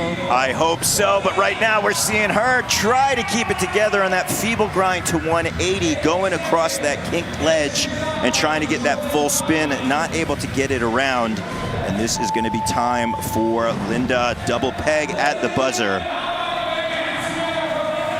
So Linda Grabner, 24 years old, from Austria, residing in Cologne, riding for Vanzura, We the People Doomed, Odyssey, BMX, and Zintino. Let's see how Linda scores after her second run. Yeah, I love that gap to double peg grind. You see her utilizing both pegs as she clears to that down and transition. No problems at all with the double peg over the bubble on the street side. And here's a look at that combination. Feeble trying to get that 180. You see she turns to her left, taking the hard way out. Not able to get the full rotation on the slow-mo. You can see how much pressure were on her tires, and she wound up falling off the back of the horse. But a 44.50 is what she is going to be rewarded with. The first score is going to stick. But you know what, I spoke to Linda yesterday, and she said that she likes to focus on filming more. So you know what, she likes comps, but she loves filming more and then just going down the streets and riding. So I think she's happy with the score either way. But next one, we have Teresa Fernanda Miranda. So Teresa, I think, is definitely going to improve her score because she is one strong girl. I love the way she started things off with the no-hander over that island. One of the first riders we saw drop in and hit the island first, getting stylish over the bubble, coming back at us, toboggan air out of that vert quarter pipe. Getting a little bit twisted and pitted on that teardrop spine, lost her momentum. Come on, let's put the energy out there to see if she can find her rhythm and flow for this 25 seconds that are left on the clock. I really hope she does, because Teresa is also such an inspiration for young girls everywhere, especially in Spain. She organizes workshops. She's a prominent figure in promoting the sport among women. And you know what? However she does today, everyone is still super proud of her. She's doing good. Yeah, there's a can right into the toboggan air. And at the buzzer, tweaking a turn down. Oh! Falling off to the side. But the big smile goes on her face right there, putting the hands up to the crowd. It's all about having that smile in your face, right? I mean, Simple Session always has such a good vibe. That's why all the athletes, hundreds and hundreds of them, keep on coming back here, and Simple Session's 25th birthday is no exception. Yeah, that's a point that you make that I just want to highlight to everyone at home. One of the big reasons why Simple Session has grown to the size that it has, yes, it's a contest, yes, it's a competition, yes, we have awesome prize money for the riders, but riders their unique styles are celebrated here. There's riders who come and go, I'm not even going to be able to make it into the finals. I'm not even going to do a full run. They just have a gap they want to do, or maybe they have a signature trick that they want to pull, and we are here for it. We want to see it. I know some years that riders will just kind of focus, and it's just about having that good energy and that camaraderie and being here. So if you haven't experienced it, please come to edition 26. It's going to happen. We had 25 before this, so start planning now. We don't have the exact date. We're thinking sometime in March, but just know, hey, 2026, I'm going to be in Estonia, and I'm going to be a part of the party because the invitation is here. The hand is extended. You can be not only in the stands, you could be cheering the riders on with Thule and I, but you could also be out on that dance floor, seeing Linda's breakdance moves. You can see Thule cutting a rug up there. So we want to see you here at Estonia. So let's see. Then the scores are in, and Teresa is ranking 6th. We still have half of the girls to go, so nothing is certain yet. And next one, Angie Marino, the legend at Sister Session, been coming back here since 2012. As I said before, Angie told me she's not feeling at her A game at the moment. She's just coming back from a surgery. But Angie is such a notable person in the female BMX, progressing the sport, had been doing it for years. She's 34 years old. Running Bloom BMX, you know, the list goes on. Yeah, starting things out with the double peg grind coming down. Yellow 82 in the chat says, this is a big course. Most riders seem to be getting gassed in 1 minute. Yes, this course is enormous. I don't really know if the screen does it justice of just how big the course is, but you can see when she's feeble grinding and then dropping down these elevation changes, it's over 2 meters, so it's about 7-8 feet, and it's really steep, especially to come off a grind. And you can see the height of the bubble, or even this back quarter, that's about 3 meters tall. It's basically a vert ramp that's in there. So if you don't keep your momentum pumping through the course, you can definitely lose your energy. You can get winded, but we're actually seeing right now Angie Marino flowing with the nice tabletop and working the course to her advantage to keep that speed and flow going. But Angie currently sits in 10th place, so let's see if she improves her score or not. But I mean, top girls from all over the world. I think the level is really, really strong this year, Daryl. Shout out to Greenhouse BMX cheering on Angie, also watching our female riders out here. So Angie putting a second run together. Let's take a look at some of the many highlights that Angie had within that time. As you mentioned, that smile was extremely prominent.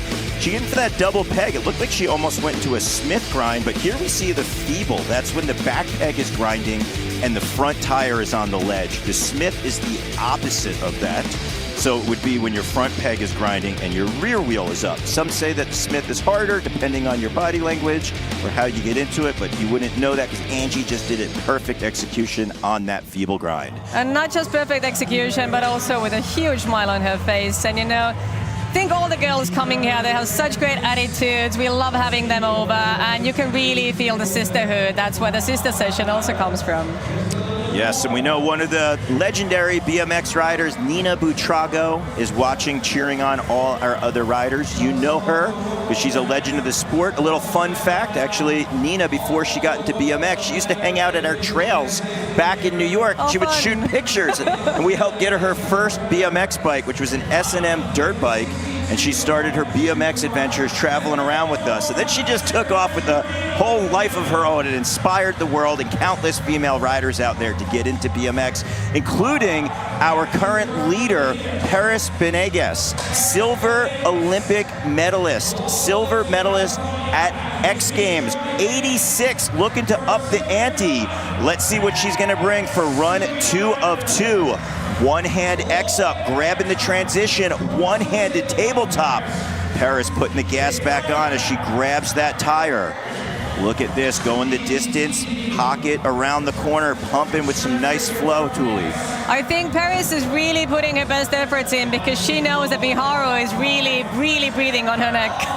Big combo, two-piece bar spin to X up and had so much momentum into the tabletop transfer. Catching that quick toboggan, X up into our street section and getting a quick wall ride on our Visit Estonia sub-box. There's that Smith grind, so we're seeing a few extra points potentially could be grabbed with the little details that Paris is putting in. Catching some air over the hip, 10 seconds to go, one-hand tabletop. Come on, Thule, let's see if she can keep it together. I mean, she's known for her aggressive and stylish riding, and she's really showcasing that on this course. There we go, buzzer going off. The crowd here in Estonia going wild right now for Paris Benegas, putting down her second run. Keep in mind, her first run was an 86, and I think she might have topped this potentially, because look at this, Sui no-hander, pinching the seat with the knees, taking the arms off. That stabilizes the front end of the bike. Here's a one-hand X-up. You see she stabilized the bike again with her knees, right? That's keeping the bike, and then here she tosses the bars. Perfect cadence to an X-up past 180, spotting the landing coming in, and then not only did she have the toboggan, but she went into the street section of the course and she threw in that quick wall ride. Look at this, Visit Estonia. She's like, don't mind if I do. And then she had that little Smith grind right there.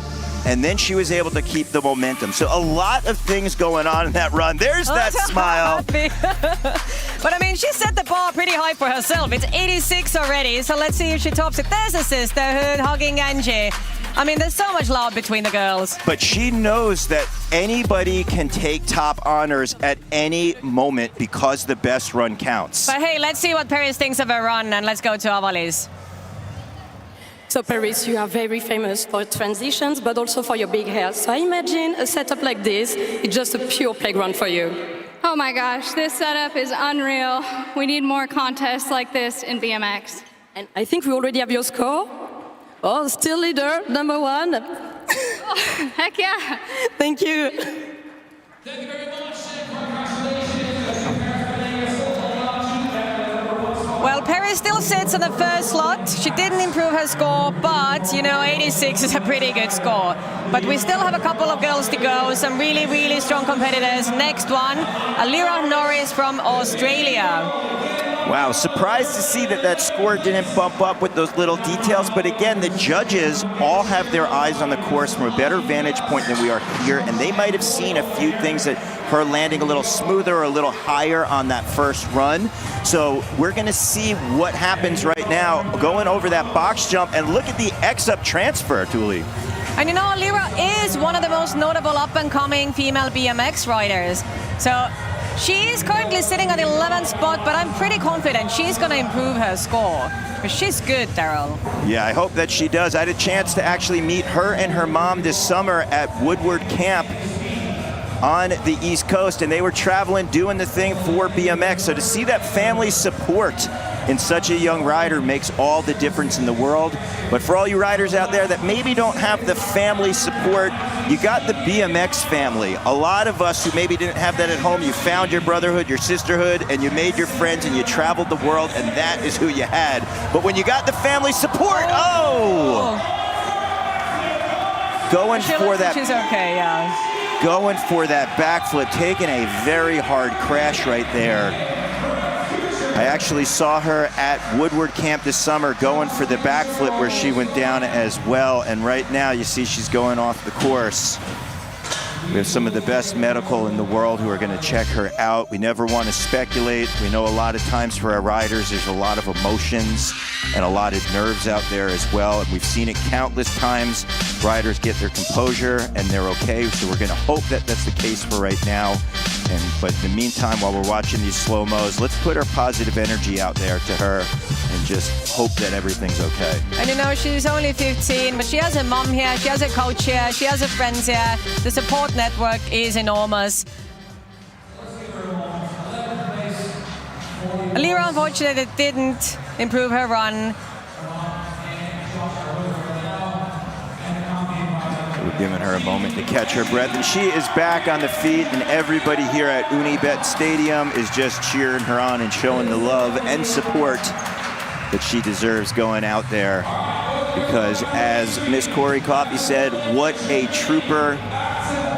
Rax the Great, she took out like a champ. I have to agree, that was a really hard crash. Thankfully, she got up on her own accord.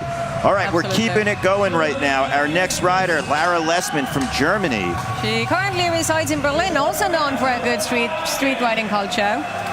Yeah, Berlin, a very fun city. I used to live in Berlin for 3 years. Oh, I love hearing that. Learn a little fun fact about you as well. I know that our on-course MC, Andy Zeiss, you might know him from the Rebel Jam. He actually used to throw that contest in Berlin many years back. That's how he got his start on the international circuit, not only being an MC, but helping put on some of the best events in the world. So big shout out to Andy the Z-Man Zeiss. We're always blessed to have him here on the microphone. Looking for that spine, trying to find that landing with the no-hander. Yeah, no-footed can-can right there, kicking on top tube. And Lara currently sits on 5th position, so let's see if she's going to improve her run and end up on a podium. But hey, looks like she's not going back at it, is she? Oh, there you go. See some of that German love right there, showing the support, holding up that flag. You know, Laura also told me that she's a bit tired because she's been on the road for a really long time and she just wants to go home, and you know, she's been just standing it for months and months. Well, she's sending it with that can-can over the hip, taking that foot over that top tube, and right here, looking down to the can-can. 2-hit combo, hard thing to do because when you do a turn down or a look back, however you want to kind of word it, you got to just switch your feet around with your pedals to get clearance on your legs. So the fact she was able to twist the body and tweak into it and then kick the can-can, a very unconventional combo. She's putting her hands up, but I got to give it to you, 6'7.70", sitting in 5th spot, one of the biggest contests in the world. Not too shabby, Lara Lessman. Absolutely, good job. Next one, Nikita, and you know what? I have a feeling that Nikita is going to improve her run because she is one tough girl and she is one of the top BMX riders in the world in the female category. So let's see how she goes. The bronze medalist from the Tokyo 2020 Games, Nikita Dugaro, on course.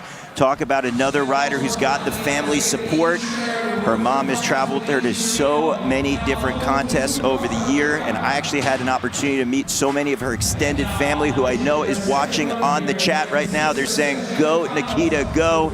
She airs that tabletop, coming back in over the bubble, looking for that landing, trying to keep her flow going. And you know, Nikita is an awarded athlete. She's won 2 silver medals at BMX World Championships, and she was first at Simple Session in 2020. So she definitely has the hunger for it. So she's going to wave it off, but I'm going to take this rest of the clock to just talk a little bit about some of my favorite tricks that Nikita does. She's known for her 540s. Such a difficult trick to do. You got to get that circle and a half. Let's see, maybe she, all right, I didn't know if maybe she was actually going to throw one out there for us. She was kind of looking at something, but not many riders can do a clean 540, and we've seen many a times at competitions throughout the years where she is super focused. But look at this, here is a 360. Wasn't able to get over past that landing fully, but I love the way that she was able to spot the landing over her shoulder and just find the smooth re-entry. And you know, Nikita was also a bit under the weather when I spoke to her yesterday, and she also did hockey, so maybe that's the key. No hockey before the finals, right? Yeah, we got Lynn Johnson cheering her on, saying, let's go, my love, Nikita. So here we go, 41 is gonna be her second score, 61.50 is gonna be the one that sticks for Nikita. And next up, we have the 15-year-old Miharu Osawa from Japan, who's currently sitting on 2nd position, really breathing down the neck of Paris. Very excited to see how she does on the second run. All right, everybody around the world glued to your screens right now, because if one rider can potentially shake up that podium, it is our Japanese rider. Wants to be in that top spot. Backflip, oh! Going for a double bar spin combination. unfortunately having a little bit too much juice. The medics are just over there. She gets all the support needed. And you know, this is not an easy course. It's really fast. The obstacles are really big. You know, Miharu is just 15, and she's super strong. Let's put our collective energy out there. Hopefully she can stand up on her own and just catch a breath. Get some composure. So as we mentioned, one rider could have potentially shaken that up, sitting in second place. As you can see, Miharu wanted higher than an 86. You hear the round of applause going off right now because she is standing up and walking off.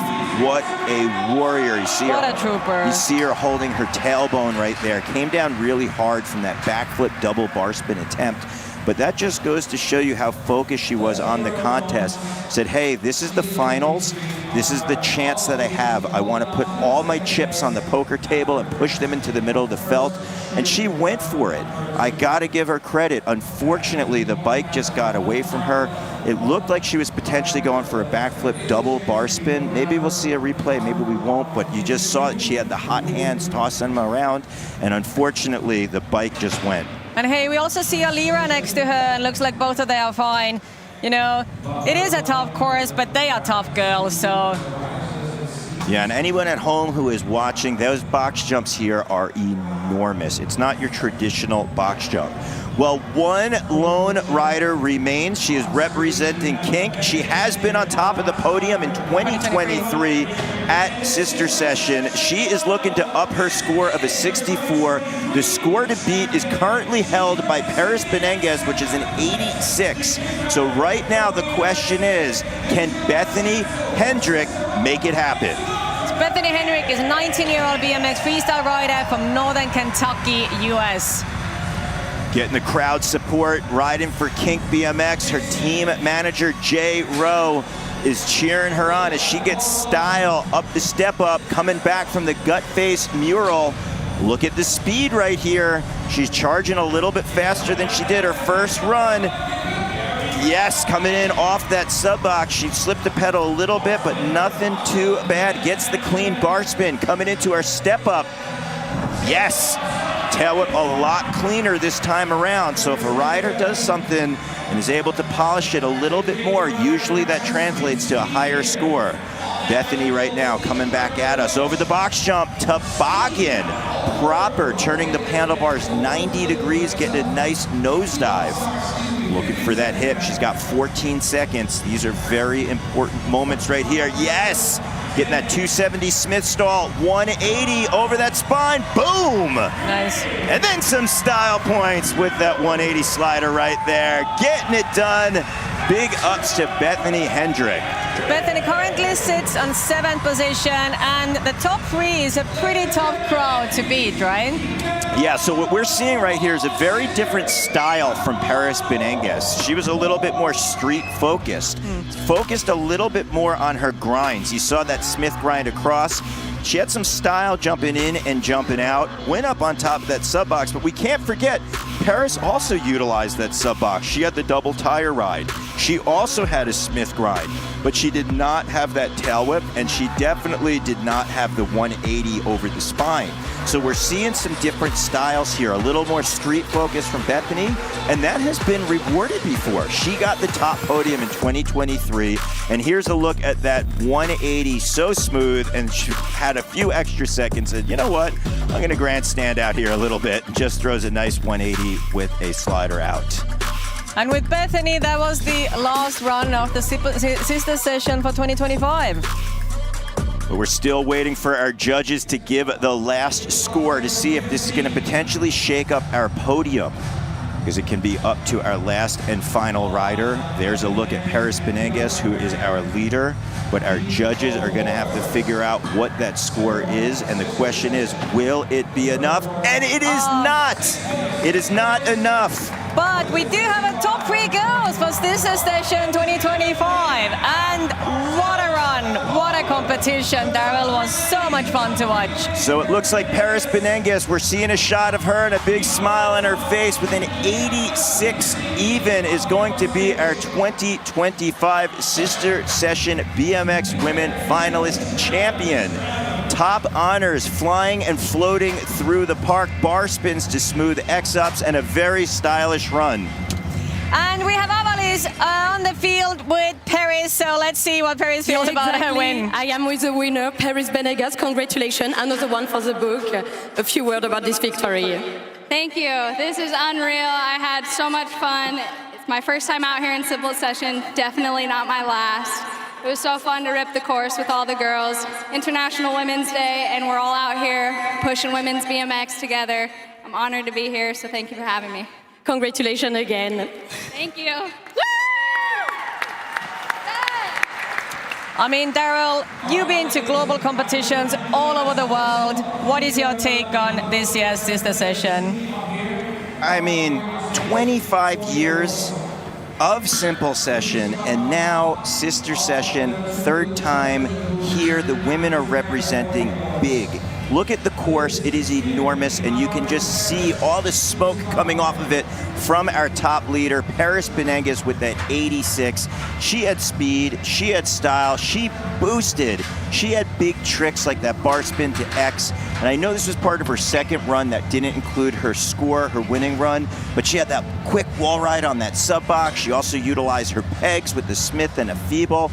Big run out of Paris, but the overall for our Sister Session is the camaraderie, the sisterhood, and also the progression of the sport. I can see everybody in the chat. We have legends of BMX, Rob Darden saying congratulations, Paris. We also have Adam Watkins saying that, oh, that score could have done it because it was so high out there, the competition. And my hat goes off to all of our female riders who are here in our final today. Absolutely. And you know what? Tomorrow we're gonna have the BMX Men's finals. So what do you think this year's level? Yeah, I mean, we're actually just getting started out here. We also have our men's qualifying, which will be later today. We have our men's finals that are going to be taking place. So I hope that you'll stay glued to our YouTube channel throughout the course of the next 48 hours, but more importantly, book your tickets, start planning, come here to Estonia. You might have seen this event, and I know because I get to travel around the world and meet the BMX family, and everyone goes, I've always wanted to go to that contest. Is it as crazy as it seems? Is it as fun? It's better. It really is, it's right? It's better, and it's open to you, and tickets are really cheap. The event ticket is so cheap, and then there's parties all over the city.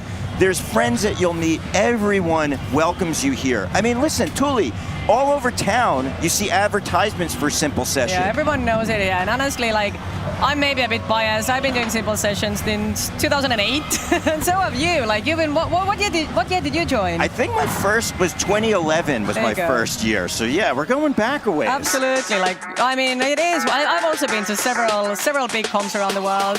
Simple Session has such a special place in my heart as well. The vibe is just incredible. But you do have to come here to feel it. Live stream is one thing, but being here, feeling it all is a whole different vibe. Yeah, and I mean, just to let you guys know, like when you're flying here, even when you're at customs at the airport, the agents will just say, you're here for Simple Session, right?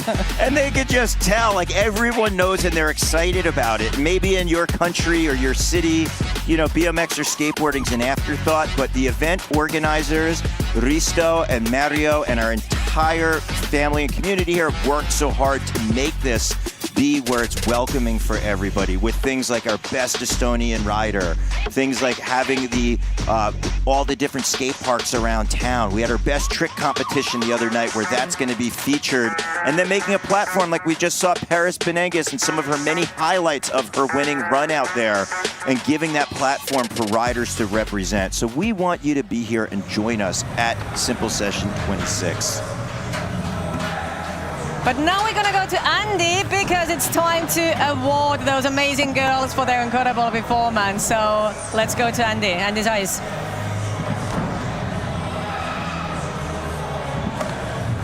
All right, boys and girls, wonderful people of Tallinn, Estonia. Can I please get a big round of applause, please, for all the sisters smashing in at the Simple Session Finals.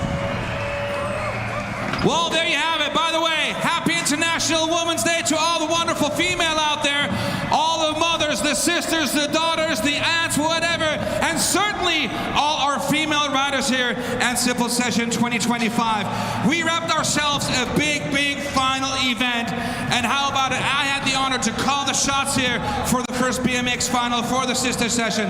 But this is the desired podium. Not up to me. It's about all these wonderful ladies who will be climbing on top of these stairs. My first honor of today is welcome the best Estonian rider, and is the LHV Best Estonian Trick winner. Make some noise, none other than Liz Locke. Come on top of here. Come on top of here. Best Estonian rider. She will get rewarded with that LHV credit card. And what a credit card that is. That looks like unlimited cash on that card. One more time, let's hear it for Liz Locke.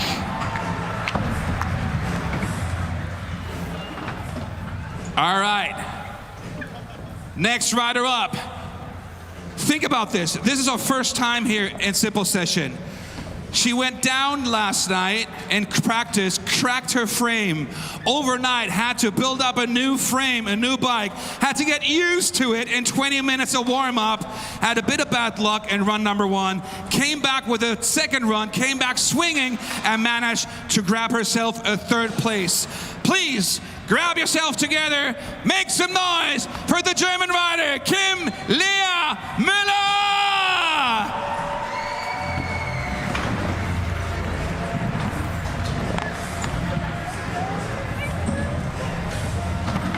There you go, Kimmy. Congratulations, Kim Lea Müller, the colony rider, making everyone in Germany and all over the world very, very proud right now. We're going to continue to 2nd place. Keep that noise going. And it's also a first-timer here to Simple Session. The youngest rider, or 2 of the youngest, 1 out of 2 youngest rider out of Simple Session with only 15 years of age. And boy, oh boy, and girl, oh girl, what a bright future she has. Make some noise for Japan's Miharu Ozawa!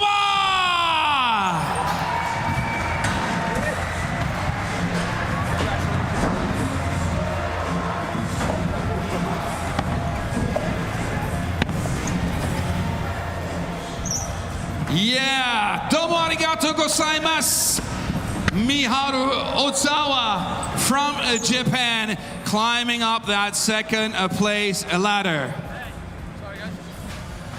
And believe it or not, also the desired 1st place, the desired middle spot is another rider, a badass rider, and a Simple Session first-timer. Please welcome Paris Benegas!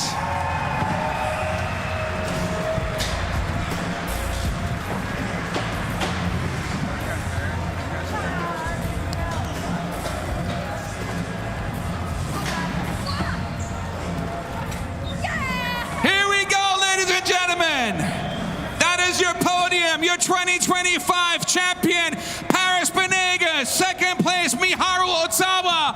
3rd place, Kim Lea Müller. Let me get some noise!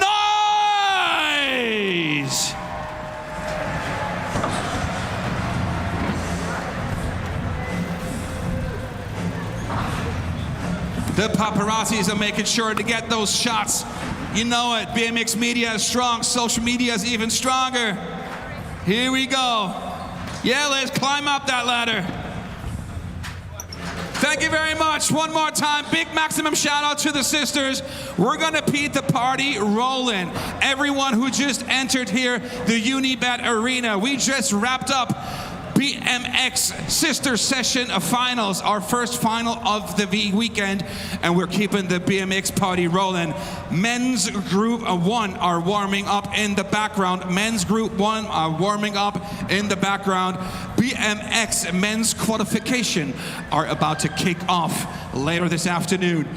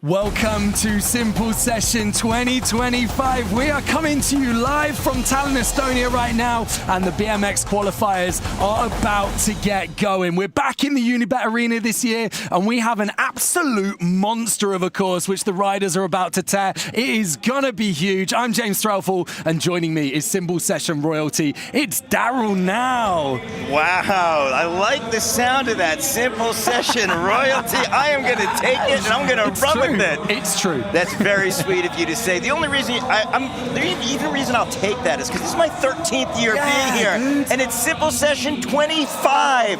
That's right. You guys know this is one of the biggest and best action sports events in the entire world, and it's an honor to be here on the mic with you, calling the shots. Yeah, it's gonna be huge. It's a big, big event that we've got today, right? We've got 52 riders in 13 jams, 4 riders per jam. It is gonna be a big cut to make it through to finals today. Like, I think we're going to see some upsets because 15 guys, there's way more than 15 people I'd want to see in the finals. They're going to have 2 one-minute runs each, and the big point for today, right, is its overall impression. So both runs count. This isn't a best run count. You can throw one away. Both of them have to be of a standard that is going to get you into that final 15, right, Daryl? Yeah, James, I'm going to just hit that point home so many times. It is an overall impression on this Nate Wessel design course.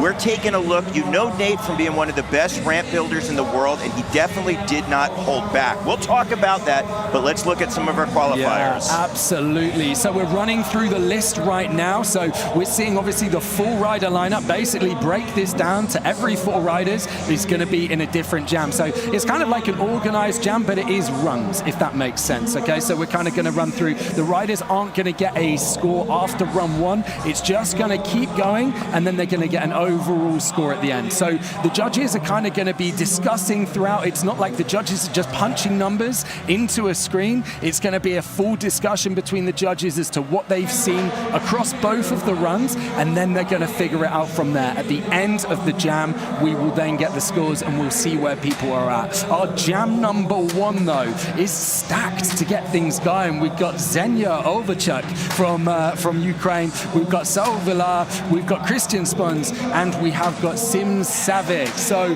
it's going to be big to get us going. It's going to be huge. Yeah, but right now we're taking a look at the screen. Those are your 4 judges. Closest to us, we have Dave Kleeworth. Then we have Marcus Wilke in Germany. You saw he put his hand up. On the far end, you see Van Homan raising his hands up. And then last but certainly not least is Bart de Jong.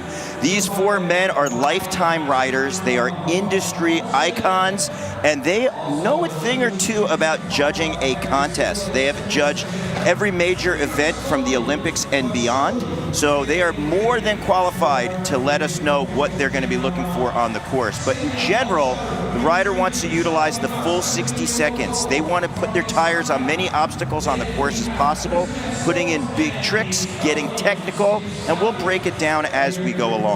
Yeah, the big thing for today, though, right? We always say this about qualifiers.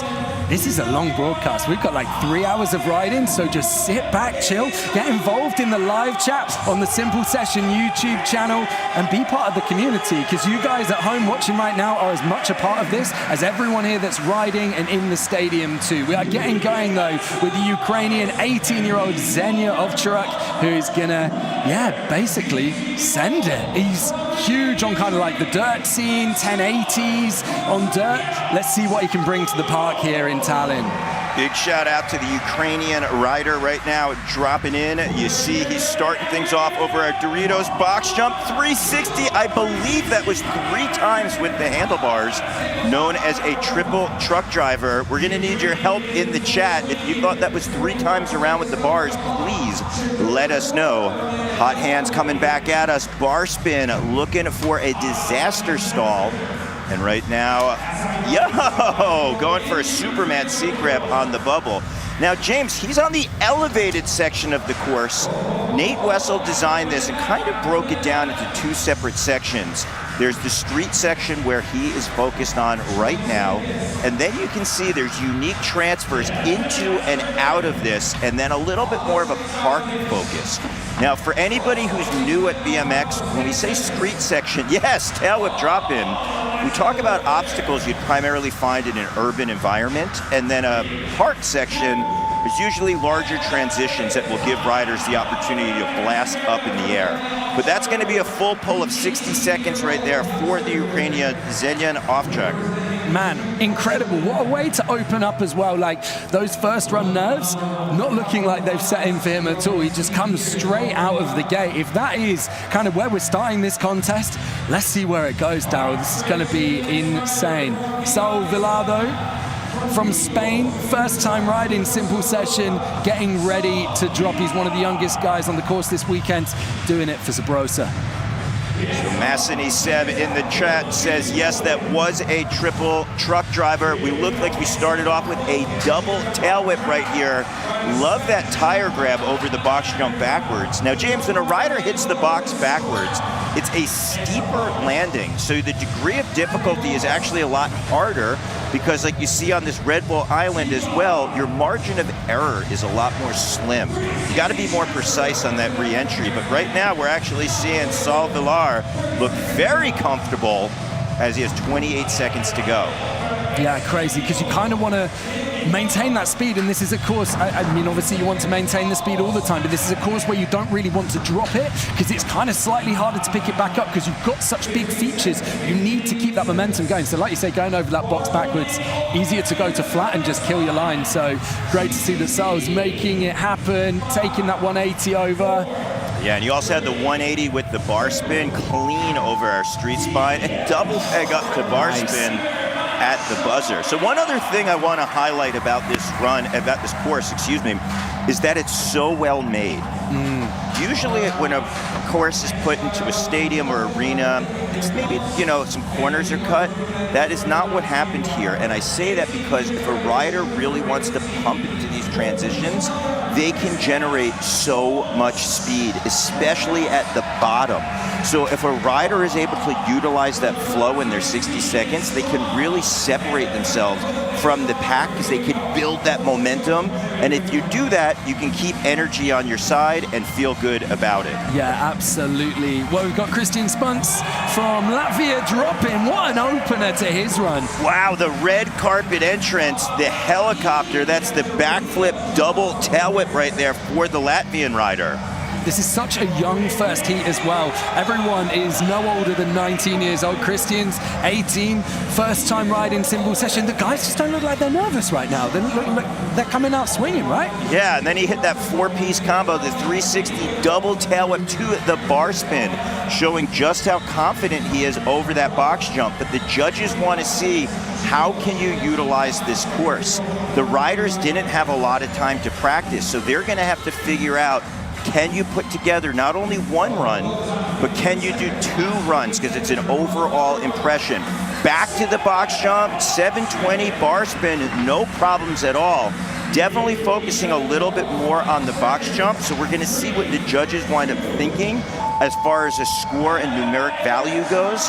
They want the riders to utilize the whole thing, but I got to give it up. Some big combinations right there. Yeah, it's an interesting point you make there, right? Because with the skateboarding contest earlier, they were saying essentially the judges weren't going to mind too much if you were more of a street rider and focused on the street element, more of a transition rider, and you went over to the park side of things. But it's never going to hurt if you can do both, right? Yeah, that's a great way to put it. I had a chance to talk with Van Homan before the event, one of our judges, and he was echoing the same thing that you talked about. But he'd rather see someone focus more on the park and put out big bangers than go to the street section and just kind of do a little bit of a nibbler double peg down the rail. Just like a token. But then someone here, Boyd Hilder, who has won this event 2 times before, if he's doing it on both, you're competing against him, so you better be able to pull it up. Absolutely. Well, someone that is switching it up, riding between the two right now, is Sim Savic from Estonia, coming from Tartu, the home of Simple Session where we were last year, and linking up all of the lines that this course designed by Nate Wessel has to offer. So creative. Got a little loose in the beginning of his first 30 seconds, but now I'm liking that he's starting to find his rhythm out there, setting up for the box jump. Doing a little bit of an un-turn down right there. You saw, as opposed to twisting his bars, there's a little bit keeping him vertical.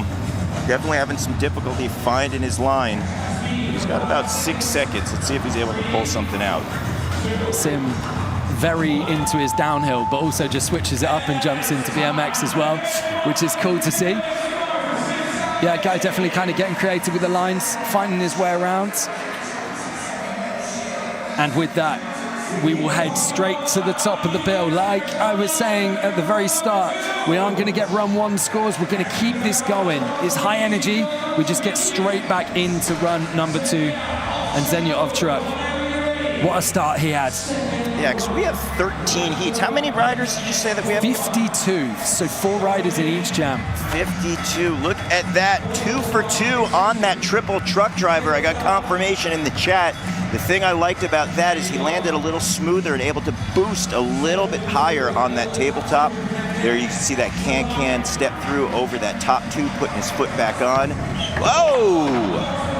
Going for a bar spin to disaster right there. That's where you land with one wheel on the deck, one wheel down, but he had a little bit of off balance. He's got about 30 seconds to try to get back on the horse and get it going.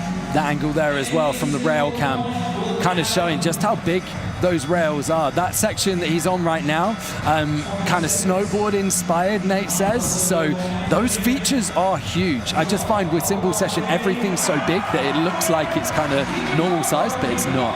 That was an awesome combination. You saw he went backwards and got the tail whip. Coming back in off the island right there, going for some back wheel boogie out of a backflip 180. Throwing up the heart right there. Unfortunately, going down a few times, but I got to give it up for the Ukrainian. Definitely riding with some big moves and getting those done. Yeah, making a statement as the first rider in today. We're going to go back to the Spanish 17-year-old though, Sal Villar. As I was saying before, kind of his first time out here at Simple Session. I just seems so chill with it. Nice double whip opener. Yeah, and the way he kicked it, that almost looked like he kicked it in his non-traditional way and just let the bike go, as opposed to kicking it with his rear foot. Maybe we'll be able to see a little bit on a slow-mo right there. You guys can let us know in the chat. Some of the tricks, a little hard to see from our house, but we are definitely knowing that the judges have the best perspective possible. So if we happen to call something a little off or miss something, we have zero impact on the judges at all. They've said they are lifetime riders. Their eyes are glued to the course, and they can clearly see, yes, a good perspective like that gap to double peg grind.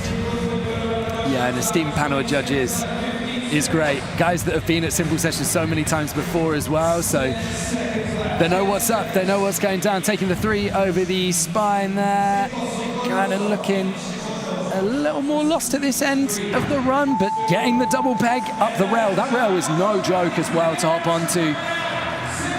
It's kind of when you stand next to it, it's coming up to your waist. It's a big rail and it is steep. Yeah, let's take a look right here at the highlights, and maybe we'll get a chance to see that double whip, maybe not, but it's interesting the way a rider can throw it. I think he relied a little bit regardless on his upper body, as opposed to kicking it with his legs, which was cool and a nice cadence for that double spin. Yeah, definitely. Christian Spans, the Latvian, 18 years old. A promising ramp rider coming back in right now. Doing it for Rave. As you can see on his tee there. Definitely looks like he's kind of taking some deep breaths. Shake off the nerves. And let's see how run number 2 goes for him. Coming straight in with the flip double whip over the box. The height on that, outrageous. Yeah, 2 for 2 right there. Very difficult trick known as the helicopter back to the box jump. Ooh. Getting those nice rotations with the whips right there. Coming around, 40 seconds to go. 360 with the bar spin. You see he has no pegs or brakes on his bike. A rider can set his or her bike up any way they want. And it really puts the freestyle and the freedom in it, because if you have brakes or pegs, it just opens a door for some other potential tricks. But we've seen the progression over the years where a lot of riders can actually do just as many tricks, if not more, without them. So it's really a preference. Look at that, 720 with the bar spin, perfect cadence, re-entering back in. Just 5 seconds left for Christians. And that right there is going to be time for him. A strong second run. He seems happy as well. Nodding his head. He's pleased with that. Yeah, throwing up the heart again. Doing Latvia proud in jam number 1. Never easy to be in jam 1, and you know, riders can sometimes get in their head a little bit and go, oh man, like I'm maybe not making final from an earlier heat. But we saw in the skateboarding earlier, there's a Swiss guy, Simon Gerber. He weighed it from the start. He was in first for so long. So yeah, it really doesn't matter out here. The judges kind of, it's an even playing field, whatever jam you're in. Sim coming back in from Estonia, from Tartu. Sim already off to a more solid start on his second run. He had the combinations over the box. Look at this alley-oop over the hip. Foot jam, able to put his foot in the wheel. There we go, no brakes on his bike, and that's how he was able to pause by utilizing his sneaker in the wheel. At that halfway mark with 30 seconds to go. Yes, looked like maybe a 180 tail whip up. Again, a little hard to see from our perspective, but right now, firing back at that quarter. Looks like he's going to bring it to the box jump. Yeah, stylish on that unlook down. Utilizing that ball corner into the bubble with a look back over that hip. Working things down. You could hear in-course MC Andy, the Z-Man Zeiss, counting it down, and that is going to be time right there for Sim Savic. And that's also time on jam number 1. Our first 4 riders in, getting it done, kicking off the Simple Session BMX qualifiers. There we go, taking a look through some of the highlights. Let's get into it, Daryl. Let's see. So that was that triple truck driver. So hard to put 4 tricks in one air because he had that 360, but he was focused and determined on his hands. Here's the bunny hop tail whip. Take a look at, he kicks that with his rear right leg. Right, and then here's the 180 double bar spin with the tail whip back in. Super psyched on that combination, which he should be. Now, this was our second rider from Spain, Saul Villar. He rides with his left foot forward. That was a nice tooth hanger. And you see he definitely does some things goofy-footed, as some of you guys called out in the chat, where he tends to grind on his non-traditional side and spin that way. Love to see how many diehard BMX fans are in the house that know the attention to detail on stuff like that. And look at that, 360 double tail whip, catches it with a smooth bar spin. Lands a little low, but he was able to keep the run going for that 720. And you saw that he had to pull the bars into his lap to speed up his spin rotation, toss the bars, and then pull them again to get around with enough time to get that landing. And this was our Estonian rider, Sim Savic, who had that nice combination, finishing with that can-can. There was the unturned down. He had 2 for 2. And remember, it's both runs are going to count out there. It's an average of scores. So even if a rider kind of messes up and it's not going their way, they're going to want to get on it and work it out for that 60 seconds. Yeah, well, we can see there what the scores are coming in. First place, 56.25 for Christian Spons, Saul Villar in second, Xenia Ovcharuk in third, and Sim Savic rounding it out with a 20.00 in fourth place. So that is the starting point for the judges today. We have some absolutely wild riders for you later on, but right now we are going to get into jam number 2. Coming out of Germany, we've got Robin Catchby, we've got Jose Sedano from Chile, we've got Ben Tao, and we have Sikarin Supanma from Thailand as well, who brings all the energy, as you can see from his picture right there. So we're just keeping it rolling. We've got so much riding to get through. Let us know in the YouTube chat on the Simple Session account where you are watching from in the world right now, what time it is where you're watching. We have people watching us at all times of the day. We'd love to know where you are at right now and give you a shout out. Seeing so many of you getting involved in the conversation. Thank you for being part of the community for the 25th anniversary of Simple Session. And Robin Catchby is about to get going, doing it for street culture. And his 1 minute will start from his first trick right there. So There you saw it right there, kicking the tail whip around. You saw he rides with his right foot forward, bringing it to the back end of the frame, and then kicking what some might say is opposite. But in this day and age, people do things both ways. Like we just saw him kick it with his left foot, going for a foot plant 360 off our Gutface muraled art wall. Shout out to Gutface. He's a lifetime rider who's been a part of the Simple Session family. Went to university to be an artist, and he's for 3 years in a row painted a really cool mural. And this time he has 2 different tributes to the late great Pat Casey and to Kashad Johnson. But right now, working it out. Having some difficulty trying to do a little bit of a back wheel boogie. Robin Coffey trying to make it work. He's got 8 seconds. And this is where if it was best run counts, a rider would wave it off. But if they could throw something else in there, it's going to count towards their score. And there you go, going up, hitting that front peg. Darkside Smith, 270 back in. Nice little topping right there. Yeah, perfect. I mean, Robin rode his first Simple Session back in 2017. He's kind of been someone that we've commentated on pretty much ever since. He's been here basically every year. So it's great to have him back.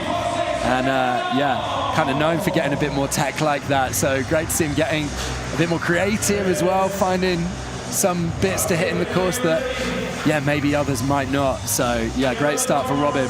Jose Cadano, though, from Chile. Yeah, this next rider dropping in is one of my faves. Look at this, boom! Straight in. Big double backflip, Jose Sedano from Santiago. I know that Coco Zurita and Juani Zurita, 2 of his BMX brothers, are cheering him on. They ride at Zignal Skate Park that was founded by Coco Zurita's dad, and they are definitely big influences to the scene. And in the last few years, Jose Sedano has made quite a name for himself on the international circuit. And I know he would love to be one of the 15 riders in the final, catching a quick ice pick. That's when you grind on the back peg. And he goes up for a toothpick, this time utilizing the front peg of the bike on top of the vert wall. Double peg to 180, smooth rollout. Let's see if he can build back his momentum. You see him pulling back the throttle, jumping down. Oof, looking for a tabletop, getting a little wild style. Come on, Sedano, final thought, bar spin to flat. Just throwing it in, little bonus for the judges there. Turning it up, really turning up the amplitude right there. Yeah. And he seems happy with that. Look at that face. Yeah, run number 1, he's stoked. But as we will be saying for the duration of the broadcast, run number 2, he's kind of got to do it again. He's got to back it up because both runs are going to count. Each rider getting 2 1-minute runs. Jose Sedano making it happen. Lots of love for him in the chat right now. But Ben Towle coming in right now from the UK. Yeah, here we go. Ben Talley, of course, the big no-hander in that pocket to a backflip across the box. Can I just point out how smooth his re-entry was right there? And look at this, pumping around the bowl. Each one of the transitions, Ben's a big guy, but he's utilizing that body weight like I talked about into each one of those transitions to generate his speed and momentum. Throwing a quick no-hander on the way up.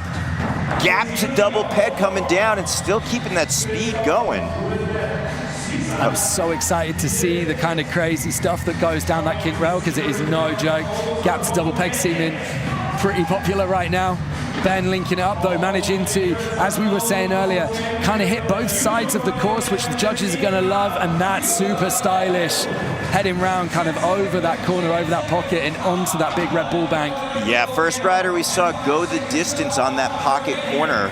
Not an easy thing. You saw the way he adjusted his speed with that fishtail and then was able to check in with the front wheel on a nose bonk 180 over that spine that features a little bit of a teardrop at the end, almost kind of like the Marseille famous spine, except it's not coping to coping. It's got that wooden deck on top.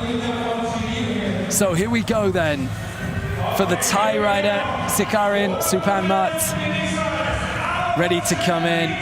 Good energy, good vibes from this guy, already thanking the crowds. Shout out to Thailand. Anyone in the chat from that part of the world cheering on our Thai rider? One of my favorite parts and places to travel. Let's see right now, coming all the way to Estonia, Going up on the front wheel, getting a nice burner back in. You see no front brake, so he finds the balance point by putting his front wheel on the tire, but you can't do it too much or you'd flip over the bars. 360 with the tail whip. Yes, big tabletop transfer. Working things out, 35 seconds to go. Come on, our Thai rider representing out here. Michael in the chat saying Sakarin won the Mellow Park session last year, up and coming, and also the nicest dude ever. Making it happen here at Simple Session as well. It's looking good so far. That 180 on, 180 off on the small kind of hubber ledge across the driveway. Kale Resurrection saying first time seeing a Vader in a very long time. We call that trick a burner or a Vader. And it's cool to see the uniqueness that he brought out to his run, balancing on that front wheel. And that's one of the coolest things about Simple Session, especially this chat. So many of you are diehard BMXers. I heard that some of you guys talking about that Scotty Kramer actually called and named the backflip double tail whip the helicopter. I believe you might be right with that one. Maybe we'll shoot him a text and ask him if that is the case. But right now we're going back to Robin Coffey taking his second run of 2, dropping on in with that tail whip in the opposite direction. Back in for a second of the 2 1-minute runs. Made number 1 count. Bringing that whip back over the pyramid there. Ooh. Just under rotating that. Yeah, somewhere between a 360, 270, and a 180. Look at that, though, pressing on that nose. Nice. Whoa! Okay. Over the bubble, like alley-oop flaring. Craving the wave right there, just trying to find that transition. Getting tossed off the back a little bit.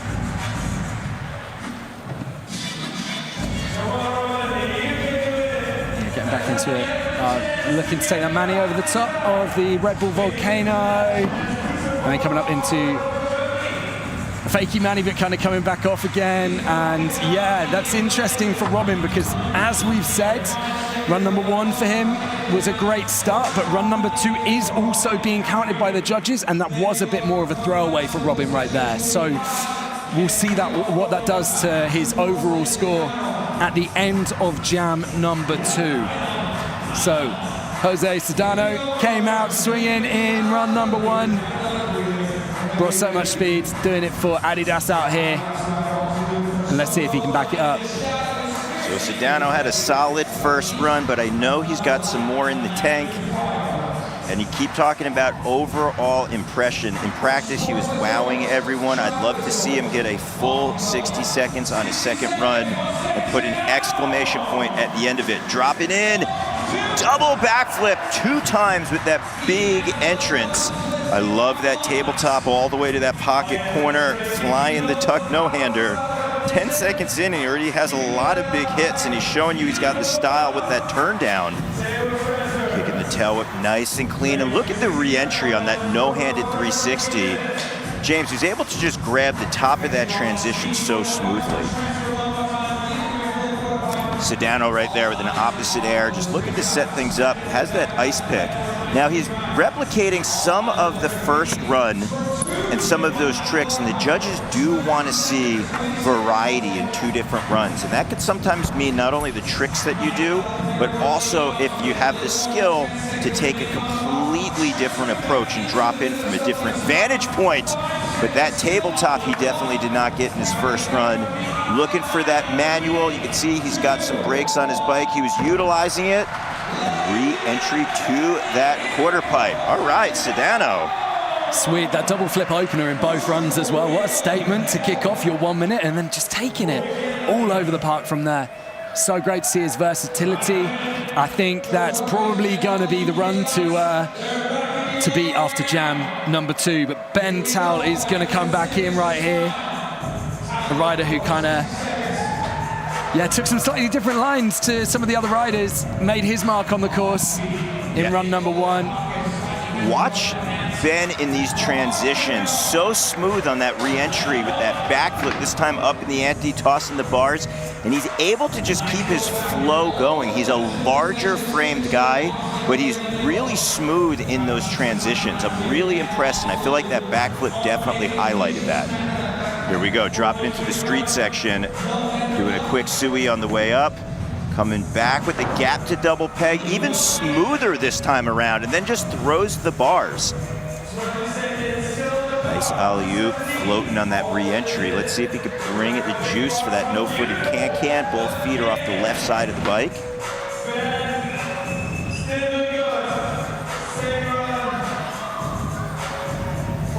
Pumping around that bowl corner. He's got time for that final thought, and smooth on that nose press 180 over that street spine. Perfect, and the flare over the hip. Yeah, it looked like a bail, but just for good measure for the judges at the end. I think that might have been a little bit after the buzzer, but you know, we'll see. And regardless, if you crash at the end of your run, it's usually not as negatively impacted as at the start. So you had a full pull prior to that. Yeah, absolutely. So the Thai rider, Sikarin, coming back in for his second run. Yeah, he's got a lot of backing out there. People love him. Doing it for demolition. And starting back in on the street section, but riding straight back through into the transition. This time going a little bit further, trying to get into the big tranny back in. Nate Wessel killed it with this course, and we're seeing him utilize the 540. First rider do that on that vert ramp practically. It's a circle and a half. It's hard coming back in because you are blind over your shoulder. The three the wrong way there as well, just kind of heading straight for that island there too. It's like, it's such a compact course. You can hit it with so much speed, but it also means those obstacles come up fast, gapping over that kinked rail. Woo! Hitting the dark side right there with his front peg, looking for a 360 nose bonk. Got 12 seconds. Again, it's the overall impression. It might seem like, hey, this is the end of your run and a throwaway, but you got all your other riders out there trying to make a good impression because we're only taking 15 into the finals. And with that three, that is going to be the end of jam number 2 as well. A big heat, that one. And we can see some of the highlights on screen right now, Daryl. Look at that nose press 360 coming around. You have to get nice and stylish off the back of the bike, grabbing the seat, scissor kicking the leg, slipping some pedals, come back in. Put the nose manual across the island, smooth re-entry, and that was that wild style flare on the side. Sedano, just red carpet entrance 2 times with that double backflip, spotting the landing, clean re-entry. You have to be so committed on that trick to come around, kicking the tail whip, and then the no-handed 360, dialed the way he was able to catch it, ripping into that turn down, tweaking the bars 270 degrees. Sedano showing you he's very confident out there, and also putting a little bit of that street flavor with the toothpick on the front peg.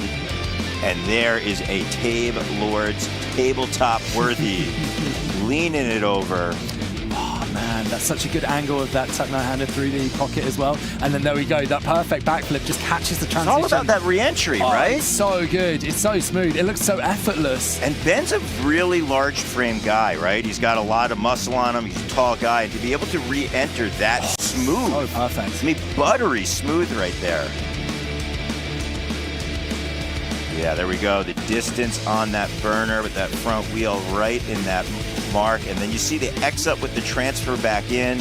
Looked like he might have used a little bit of that Dorito shark fin to get the jump. First rider we saw put the tires on that unique transition. And there's the 540, well over railing, about 1.5 meters, 2 meters high right there. Big 540. Well, there we go. We do have a new leader as predicted. Jose Sedano coming in with a 73, and then Ben Towle taking the second place with a 57. Sikarin goes into 5th with a 37.75, and Robbins down in 8th with a 19.00. So we have a big gap there between Jose and Ben. And we're going to see riders starting to slot into that throughout the remainder of the jams today. Still 11 jams to go. We've got a lot of BMXing to get through as we move into jam number 3 with Marek Beliak from Lithuania, Eric Hershki from Germany, Torno Krutz from Estonia, and Masaki Terabayashi from Japan. One of the youngest dudes out here again, 17 years old, and one of the best modern-day street riders hailing from Japan right now.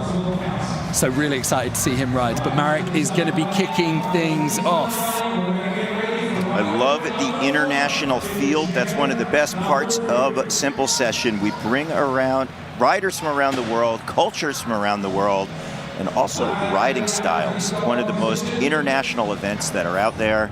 And you can also see that brotherhood getting a fist bump before dropping in.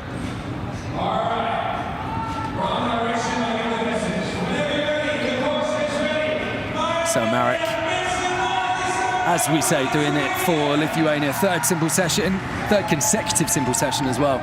First came in 2023. Juliak dropping in on that course. Yeah, oh, I spoke too soon, going for the 180 tail whip. Onto the stage and off the stage with the bunny hop 360 bar spin, known as that truck driver. Hitting a quick toboggan over the hip. It's great, though, as a street rider, to see him kind of mixing it up, getting into the transition as well, showing he can ride both. Yeah, tail whip with the transfer, and then landing a little bit heavy low, blowing off the pedals. But I like seeing that he's got the smile on his face, he's getting back on it, because sometimes you'd wind up just washing this off, but regardless, if you can kind of stay in there for the 60 seconds, even if it's not perfect, it's better than just kind of waving it off, because then the judges want to know that you're in it. So here we go. Ice pick going down. That's that back peg down the rail. And that is going to be time right there. Oh! So not quite coming together for Marek. Ice pick down the handrail, probably his standout trick there, and I think he's going to want to improve on that. But look at the fans he's got. Shirtless fans. Painted up in his name. The fans here are one of the best. So right now, Eric Hershki dropping in from Germany, but our fans are one of the best parts about Simple Session. Tomorrow during the finals, usually the stadium will be full with everybody going completely mental, cheering on. We still have a lot of fans in the house today that you might not necessarily see from some of these camera angles, but they are showing their support for all of our riders. Just slipping the pedals there, but not losing too much speed, managing to keep it going. Yeah, some non-conventional jumping trick styles, maybe a little bit old school. There you go, bar spin, tire tap, put it in reverse, fakie coming in. See that his back wheel has a cassette-style hub, not a free coaster, so that means when he travels backwards, he has to take his cranks and go in the same direction of just being in control with them backwards. You can see right there, he has to spin them as opposed to a free coaster, which has been gotten popular in the last few years as the technology's gotten better. We have some riders, when they go fakie, which is backwards, you'll see they don't have to pedal to keep up with that sprocket and chainring. Okay, strong first run for Eric. And actually, we mentioned Mellow Park earlier. That is his home park. So, yeah, shouts to those guys. Yeah, Mellow Park in Berlin has such roots in BMX. Our on-course MC, Andy the Z-Man Zeiss, used to throw the Rebel Jams there back in the day. And now we have come in from the home of Simple Session, Tartu, Estonia. A guy who was the best Estonian rider at Simple Session in 2022, 2023, and 2024 is Torno Krutz. On course for his first of 2 1-minute runs, linking that whip up into the street section. Quick double tire ride on our Visit Estonia subwall. Hard thing to do to fit your wheels in such a small space. We actually witnessed Paris Benegas, who won at the women's final that took place just before this. She did a similar line to that, so maybe he's saying, hey, let me put my tires where the female BMX royalty just did. Coming back at us, 24 seconds to go. Really managing to link this street section together well.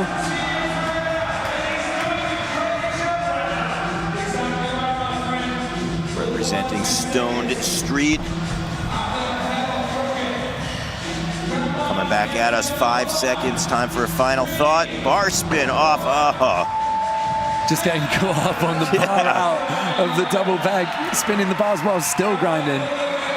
Going down pretty hard on that double peg. I think he's gonna get up and be quite all right. Yeah, the first half of the run definitely better for Tonu. Got some good stuff in, kind of got away from him in the second 30 seconds. So yeah, he'll have a bit of work to do in run number 2. But excited to see what he can achieve. Maybe best Estonian rider at Simple Session in 2025 as well. We go now though to the young Japanese rider Masaki Terabayashi. And what an opener.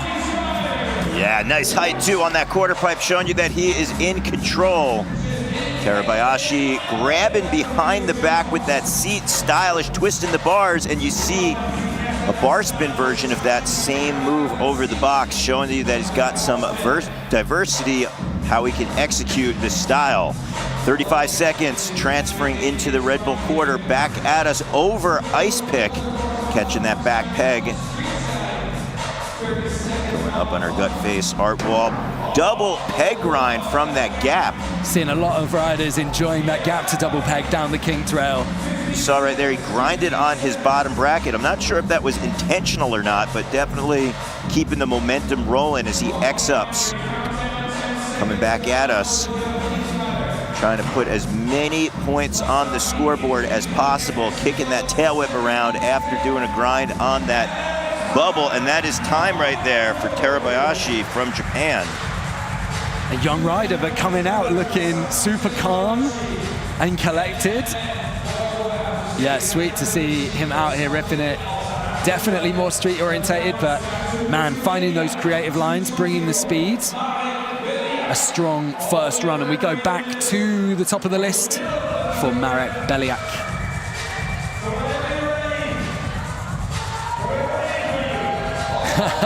There they are again. There they are. Marek actually used to ride scooters as well before kind of moving to BMX, literally only a couple of years ago, and here he is at Simple Session. So just shows those transferable skills that you can bring over, taking that bar to ice, just literally kissing the ice on the very end of that ledge. Yeah, and that tail whip over the hip was super stylish. He just floated it. Oh! Okay, he looks good. Oh, wow, tough as nails. Tough as nails right there. Going off the stage. Like, almost just looked like he went slightly off axis, like almost over his shoulder. Yeah, it was almost like a stage dive right there. No crowd to catch him. But now they are cheering him on, back on the feet. 23 seconds to go. Kicks another down whip, trying to work things out. He definitely has the support. Impressive getting up from a slam like that. Looking for that crank arm slide on the A rail down. 5 seconds to work it out. Looks like this is going to be time right here. Oh! Taking the whip to flat. We didn't quite see the landing. But yeah, 2 kind of heavy falls in that one. Full commitment to the whip. Off to flat. We just comment on the smile as well, taking the hard hits. Yeah. And then still having the smile on his face, having a great time out here. I love seeing it. I hope he's got his friends at the party tonight, because they look like they would be a hoot. They look like they'd be a lot of fun. So Marek finishing up the second of his 2 runs as we head to Eric Hershke for his second. Hopping in off that sub box. Yeah, the bar over. Yeah, nice one-footed X-up coming up. That step up, no-hander down. Rocking the street section like a jump course. Tail whip over the wedge. Quick foot plant.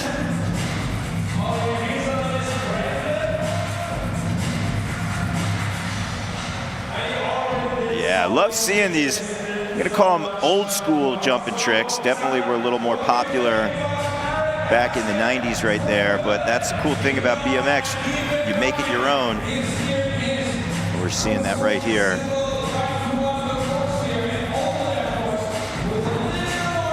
Quick sprocket stall over the spine, 15 seconds to go at the back wheel boogie.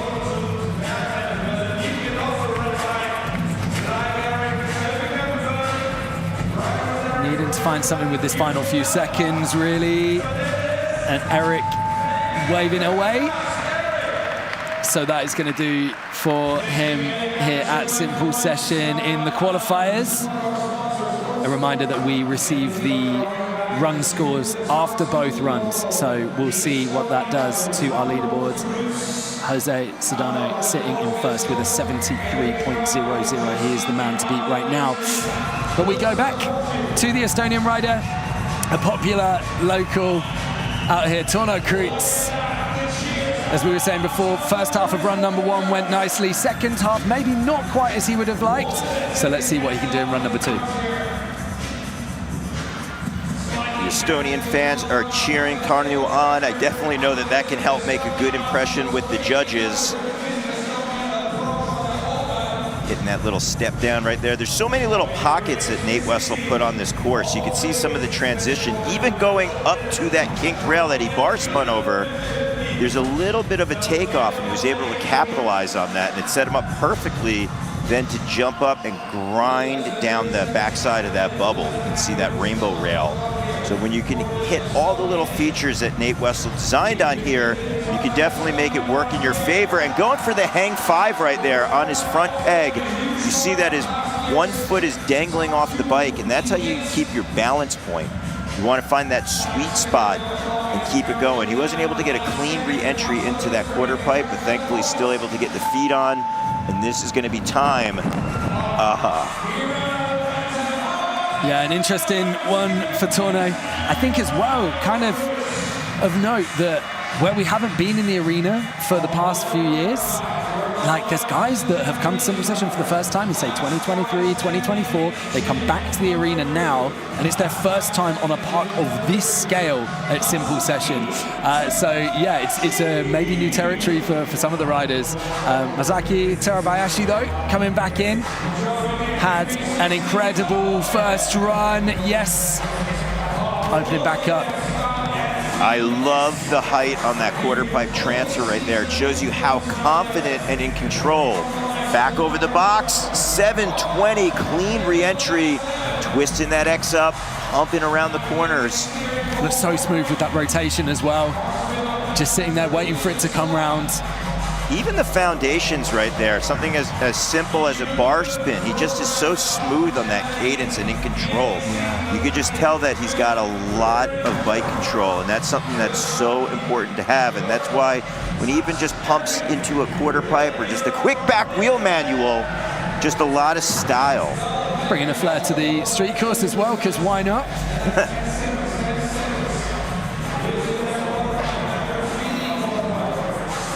What we can finish on here.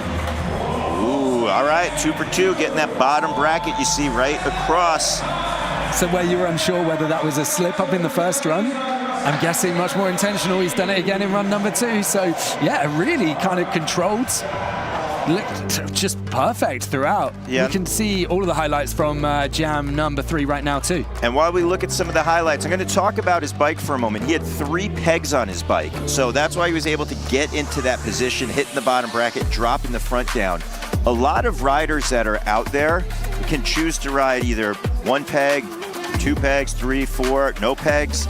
And it just opens the doors for certain different tricks. But if you're going to wind up doing tricks on a rail, James, especially if you're going to mess around with trying to ride on a rail, if you have 4 pegs, it definitely can like save you sometimes. Let's say if you're trying to thread the needle and double tire ride, you fall off to one side or the other. If your pegs catch you, well, you don't eat it, right? I mean, you still can technically, but you could also save the trick. Is that something the judges will look at as well? Do you think they'll consider that? Or do you think it's just kind of 6 of one, half dozen of the other? No, they'll know, and they'll definitely see it. And they have a very clear vantage point from their house, right? So like even the fact of him, that was a planned trick on his behalf because that front peg he didn't have on his left. He only had the 3 pegs. So that was definitely an intentional. You can see a look at his front bike right there, his front wheel. So that was definitely something intentional. But sometimes if there's a long kink rail that we might see in this contest, and that happens, if a rider can save it, obviously it's not going to be as good as if they were going for a rail manual or a double tire ride, but if they're able to keep the momentum and keep the party going, and the more that you could kind of not skip a beat, that will work in their favor. But you know, obviously if they're trying to do a tire ride and they get a little bit sloppy, it won't be as favored. Yeah. Taking a look right there, our 4 judges, Van Homan holding up that burger. You see De Jong on the end taking a big mouthful. You got to squeeze it in while you can because their brains are all things BMX. They have to see not only the way a rider is on the course, but they got to basically take that score and see how the other riders fit within that. It's a lot going on, very difficult thing to do. And you got to basically see what numeric value the riders will be getting from their riding. Yeah, so there we go. We see a switch up in the leaderboards. Mazaki getting into second place, still a distance to Jose, but he's in second. Torno gets the 8th position with a 26.50. Eric slots into 9th with a 22.75, and Marek with a 16.50. So leaderboard starting to switch around a little bit. Jose Sedano stays the man to beat as we move into jam number 4. Jan Bizants from Germany, Juna Pajari from Finland, Philip Pakos Bath from Greece, from Athens, and Noah Martella rounding it out, 19 years old. Take a look at that age spread, 19 to 32. I love it. I love seeing the passion of our riders. A lot of lifetime riders out here, not only behind the scenes as judges, also commentators right here, but also a lot of riders still keeping it in the game. And Philippos is definitely no stranger to simple session. I'm excited to see what our 4 riders are going to bring for the flavor out here. If you are just joining us, this is our Simple Session 25 BMX Men's Qualification. We have our 4th heat about to start of 13. It doesn't matter if you're in the first heat or the last heat. We are taking 15 moving on to the finals. Each rider will have 2 runs on the course that are 60 seconds. Both runs are going to count. Again, it is an overall impression. So riders want to make an impression with our judges and make the most of their time. So Jan coming in for run number 1. The little Manny bar into the bank. Oh! Yes! Look at this, throwing even that crank flip back into the bank. You're just seeing how controlled he is. Going for that manual, trying to jump up on top of that pedal / crank arm grind. Having a little difficulty with the spin, but look at the attention to the detail. 360 rear tire bonk on the wedge, going for that backflip. So creative, just coming in with lines that we haven't seen yet. Oh my words, Jan Bizans. Oh man, just bringing the creativity to the Simple Session course. And that's the thing with the Nate Wessel course as well. You know there's just going to be lines for days, and they're even figuring it out still, finding things as we head into the finals tomorrow. But Jan taking things in a slightly different direction. Manny back through. Time for one more. Oh! And back in. Yeah, that's also the thing. We haven't had a lot of time for our riders to practice out here, so even any moment they get on the course by themselves during the run, because in practice you got all these guys, the best in the world, they are zooming, they are going fast out there. When you actually have a chance to have this canvas to yourself, you can sometimes first the rider's able to see, can this transfer work? Can I have a clear head? Can I get this line together? Because you're trying to really dodge traffic in practice. You know, I was speaking to Boyd yesterday and he was saying, I'm kind of looking forward to qualifiers to have the park to myself so I can really kind of see everything without having to look over my shoulder to see where everyone else is at. Juna Pajari, though, coming in from Finland. Street powerhouse. Yeah, been a Simple Session for the past few years. We commentated on him. Yeah, when we were talking earlier about some of the smaller parks that maybe have more of the street elements, those really played into his strengths. And there we go. That's probably the most consistently popular trick across the riders right now, that gap to double peg down the second portion of the kinked rail. Yeah, and for everyone at home, the reason that is so popular, that first part of the rail is actually really steep. You can see a little bit on the screen right there. So it's mellower in the second stage, and it kind of sets you up for that.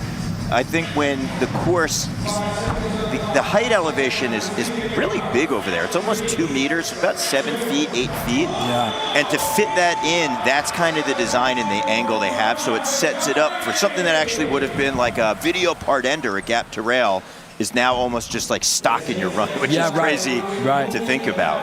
Yeah, Una just finishing off with that 3 to flat off the quarter.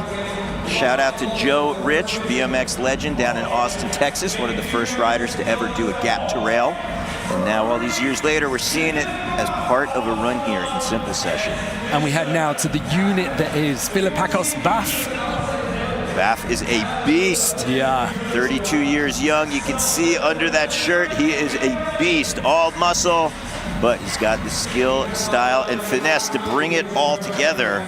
Yeah, won best trick in 2021 here at Simple Session. I'm gonna try and link together the street elements of the course to kick off run number 1. Gap to feeble grind.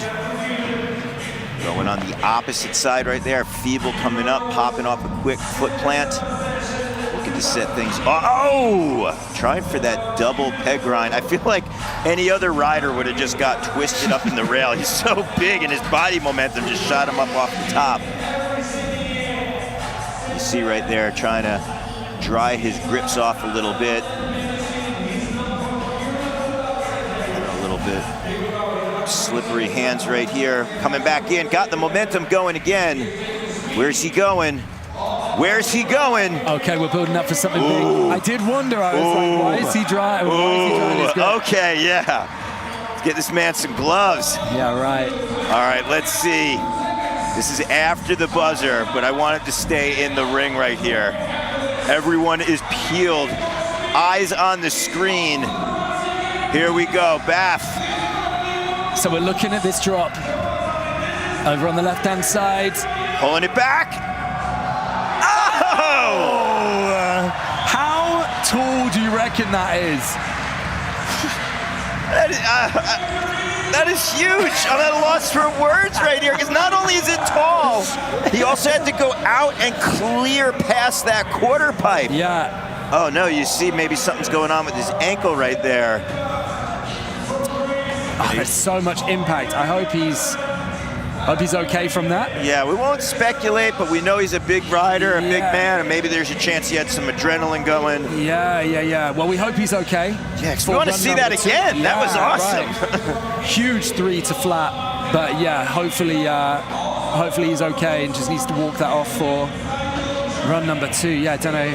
Yeah, like you say, let's not speculate, but wow. Okay, we go to our final rider of jam number 4. Noah Martella from Italy. Yeah, Martella kicking those cranks right there. You saw them going around two full rotations, and there he kicks that tail whip in his opposite direction. You see, utilizing the upper body, spinning it around. He didn't kick that with his rear foot. Nice bunny hop bar spin. Larry Laser in the chat right now, rooting for Noah. Yeah, look at that combination, tossing the bars and then kicking those cranks. Super confident and comfortable. Where's he going? Definitely some street style bar spin over that spine. Catching it with a quick Smith stall. Going with the opposite 180 over the spine. Nice. But in this day and age, I mean, it's almost hard to even call regular or opposite because people do things in any and all directions. We could get into the debate, switch, regular, however you want to call it. I always revert back to John Engelbert. You know him as Lucky. Heard that grind before, and he would always call it, whether it was your feet were switched, being switch-footed, opposite would be spinning in your opposite direction. He's one of the founders of doing all crazy, wild moves like that, so I always revert back to his goodness. But we're seeing out there, not able to get that full 60 seconds, and we are gonna move it along right now to our next rider. Yeah, back to Jan Bazans. We saw the creativity in run number 1. Hitting tricks and lines that we haven't seen from any of the previous jams, any of the 3 before. And we might not see from the later jams either. And that is a good place to be if you stand out to the judges like that. Look at that casual combo right there. Bar spin to manual. I love the way that he tossed the bars and was just hanging out on that back wheel. And you were seeing some extremely technical riding. going up on that pedal and crank arm, and then hopping up, landed an X up from the flip, and then the 180 in. Boom, that is how you make it technical. And then the front wheel. Wow, James, this is unreal. Jan bringing so much creativity. It looked like when he went for that backflip last time, there was something else in mind, and that was obviously what he was going for.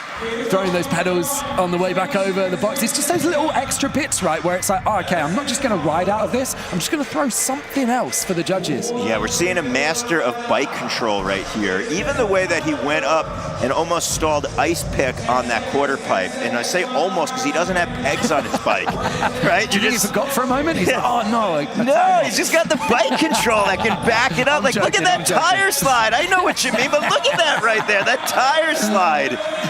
Really dialed bike control. I love seeing that. So there we have it.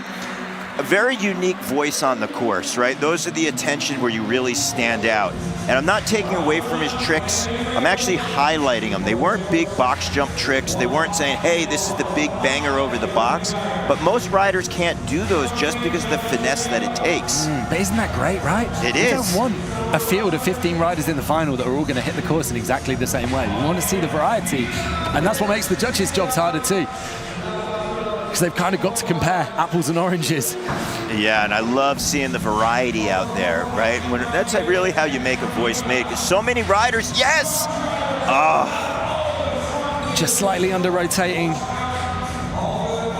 There's still 30 seconds on the clock. But this is what we were saying earlier, like you kind of don't want to lose speed because it's hard to get back in on this course, and he's going to have to hustle if he wants to make something happen. Moving over to the street section. Yeah, so many riders have made their career here at Simple Session because it's a platform for their voice to be heard. Looking for the ice pick, going the distance up and over coast to coast. I love seeing that back wheel balance, and then the truck driver, James. Man, just slipping it again. So close. Bunny hop 360 bar spin. It looked like when he landed, he just still had a little extra rotation, and he wound up dumping off the side of the bike right there. Not able to keep it together, but valiant effort. Yeah, absolutely huge. So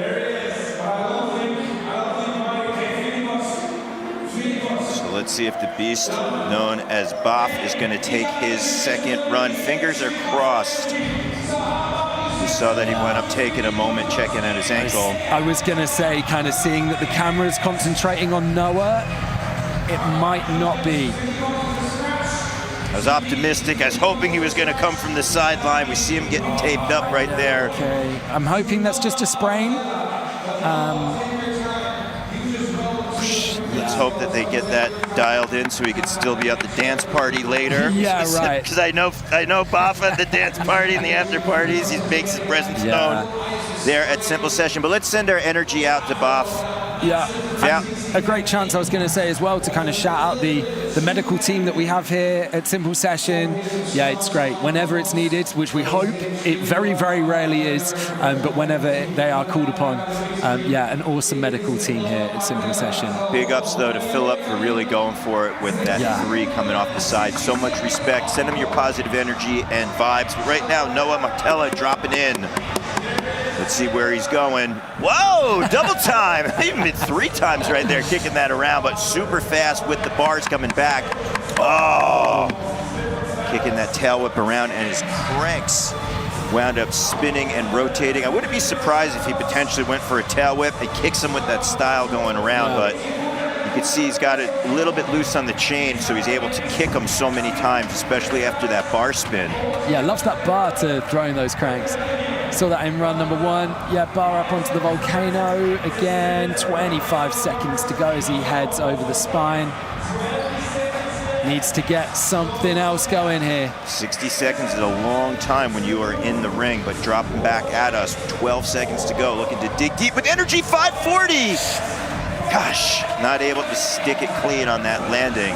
Yeah, you mentioned that 60 seconds as well. A lot of contests kind of rocking the 45, but Simple Session, where the park is on the scale that it is, you've got kind of more time. I don't want to say coasting between obstacles, but you've got more time between obstacles, right? So it just makes sense to give that slight more time, but it still means you're super tired right at the end. Checking out some of the highlights from jam number 4 right here, Daryl. Yeah, and James, I actually want to highlight something that you just were talking about. So the cool thing about Simple Session the way the judges look at this, they want to reward people for what they're trying and pushing the sport forward, or even their unique style on the course, saying, hey, we want this to be perfect for 60 seconds, and if you put a pedal down or a foot down off your pedal, you're totally out or your points aren't there.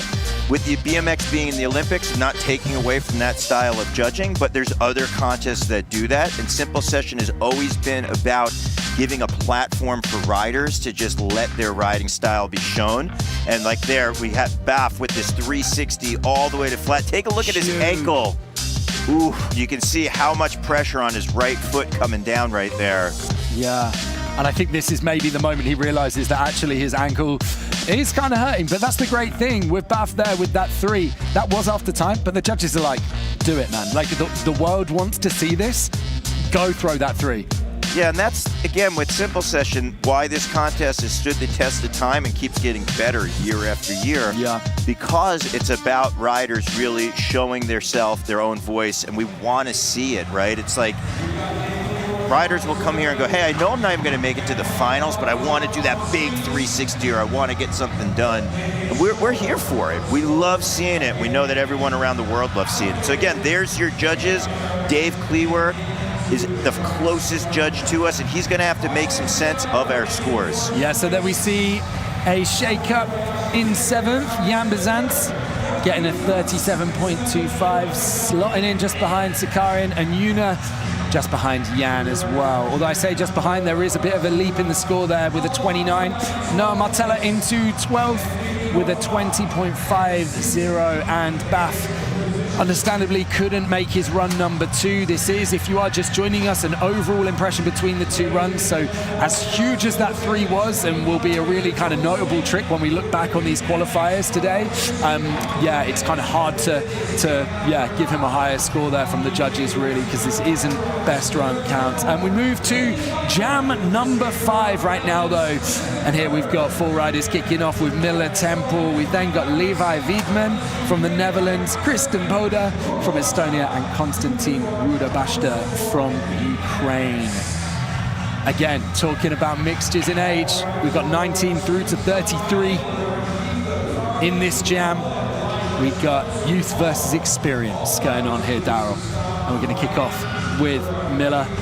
He is kind of taking a bit of a step towards his Olympic dream. He's been selected to join the British Cycling Elite Junior team. That was a couple of years ago, and he's kind of putting in a lot of work, part of which is coming out to contests like Simple Session and showing the world what he's got and getting that contest experience under his belt. Yeah, Miller Temple, a very exciting rider to watch and witness. Definitely going to be psyched to see what he's going to bring. So a rider can start anywhere they want on this course, and it's their 60 seconds to make the use of the time. So we're going to see it as Miller focus a little more on the park, and it looks like he's into the box jump. Boom, a 720. I think that might have been a bar spin as well in there.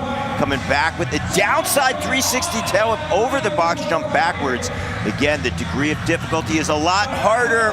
Backflip tail whip, 3 big hits with 15 seconds down, James. Yeah, just really linking that box together, making it work with the first 20 seconds of his run, throwing that flare as well. The bar spin back over, heading with the no-handed 3 over the volcano.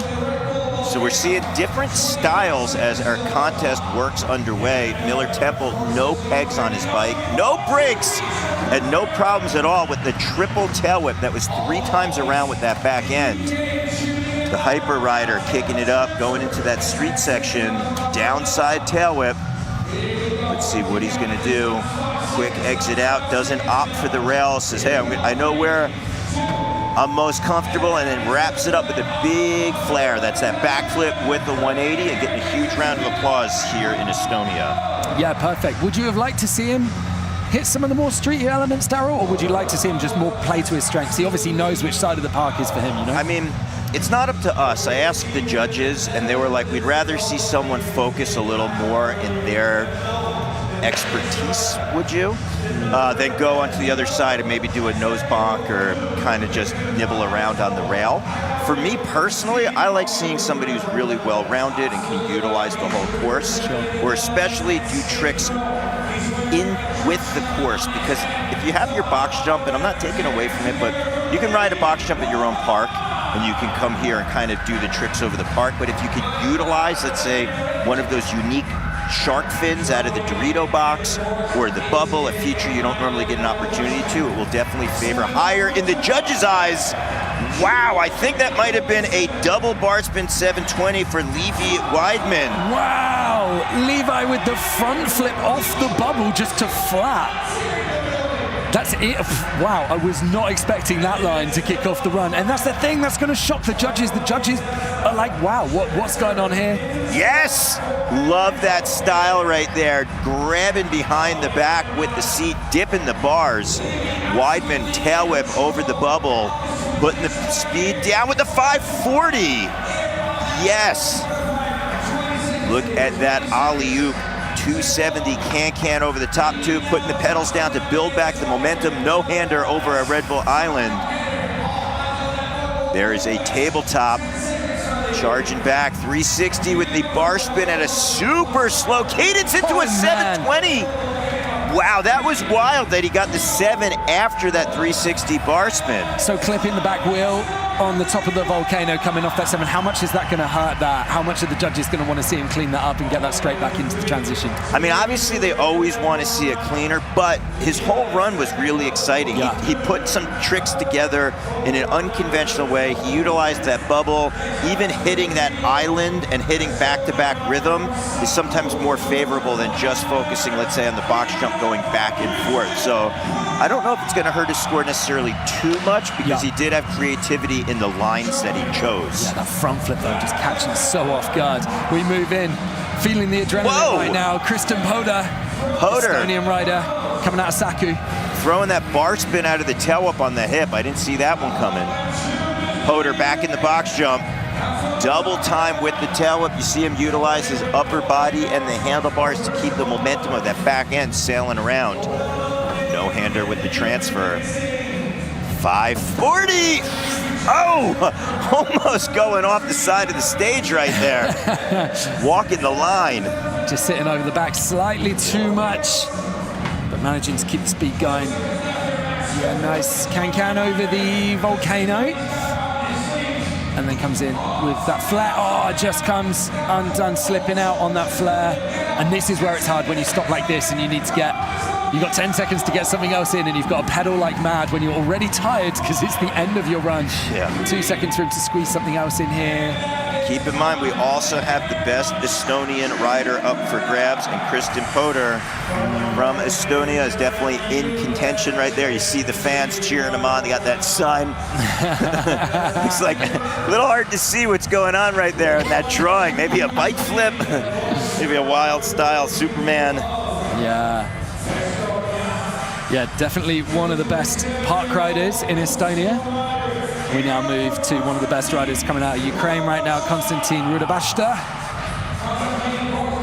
Teaches kids how to ride BMX, as well as helping to run a skate park in Mannheim as well. Love seeing that support for the younger generations. Yeah, paying it forward, right? That's the best thing about BMX, because we all remember when we were younger, when we were first starting to ride, and maybe you had someone who extended that hand and helped teach you. And that is what it's all about. But right now, Rudabashta with that inverted foot plant on that subwall. I'm going to give a shout out to 2 riders, Jay Miron and George Hornig. 2 riders who were some of the first to do that inverted foot plant on the sub box. Coming back at us right here. Where is he going? Adjusting his speed, foot in that tire. No brakes on his bike. Hand plant going for the 180 over the spine right there. Might have had a little bit too much gas in the tank. You saw he wound up tossing the bike off to the side. 10 seconds for Rudabashta. Getting unique style right there with that foot plant back into the spine. Oh, man, just struggling to get quite back on top of it. Looking for that redemption right there. Very cool, unconventional hand plant over the spine.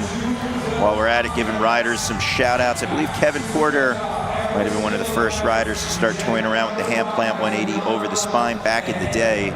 We are seeing in 2025 Konstantin Rudabashta trying to get it done in his run 1 of 2. But we're going to go back to the top right now. Miller Temple repping the UK, and Hyper looking to make the most of his impression with the 4 judges. DeJong, Homan, Good Wilkie. friends with Jude Jones, who's riding later and doing the UK proud right now. What an opener. Yes, that is that red carpet. 2 for 2, 360 down whip over the box backwards. Dare I say he makes that look easy. Backflip with the tail whip.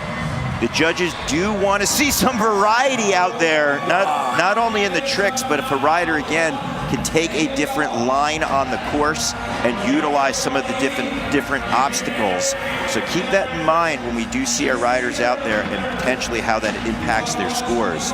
Like to see the way he pumped around and built the speed back up. He's able to air out of that quarter pipe, charging back into the box. Yes. Yeah, 2 triple whips in his run so far. A little hard to see how many whips went on that last time around. We want to hear from you in the comments. Was that 2 or 3 right there? It looked like 3 to me, but maybe I'm tripping, so let me know. No, you definitely might not be. It sounded like Andy Zeiss might have called 2, so it could be somewhere in between. Maybe it was 2. It's the level of riding right now is so crazy and it happens so fast, and we don't have a replay, but thankfully we got BMX fans around the world who are watching, and regardless of what we see, we have no impact on the judges. Yeah. Wilkie, Cleworth, Homan, and DeJong are our 4 judges. They have their BMX PhD and Masters that they are going to be putting the scores for the riders run, taking the top 15 to the finals. So regardless, we could have said he did 1 or 100. It has no impact. Actually, I think it has no impact. So before you guys go crazy in that chat, but let us know what you thought, how many went around. Obviously, we want to call it right, but we got 2 eyes in the booth, and we don't have that slow-mo capability. So here we go. Get ready to drop in for his second run. Levi Weidman from Eindhoven in the Netherlands. Whoa, 720 with that can-can. James, I'm going to highlight the way that he held that can-can in a front flip going up. Just so locked in, that front flip into the street section, just linking the course up in a slightly different way.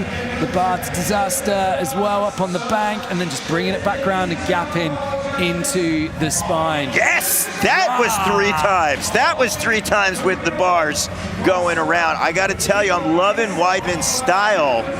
Definitely letting it rip, even on that 540. Just smooth on the re-entry. You can see how confident he is. And again, I want to highlight, riders didn't have a lot of time in practice. So the fact that he's able to just hit these big moves while flowing through the course on these lines, I'm really impressed what we're seeing right now. Yeah, the can 3 as well. Oh, there we go. The 7 as well on the volcano, making that happen again. Beautiful, beautiful right there. So we want to highlight why we got so excited about that 720. In order to do that in succession from the 3 can-can, you gotta land smooth, and then to hit the pop button on that volcano, it is a steep takeoff and a steep landing, so you gotta be precise. And again, the riders didn't have a lot of time to practice lines like that.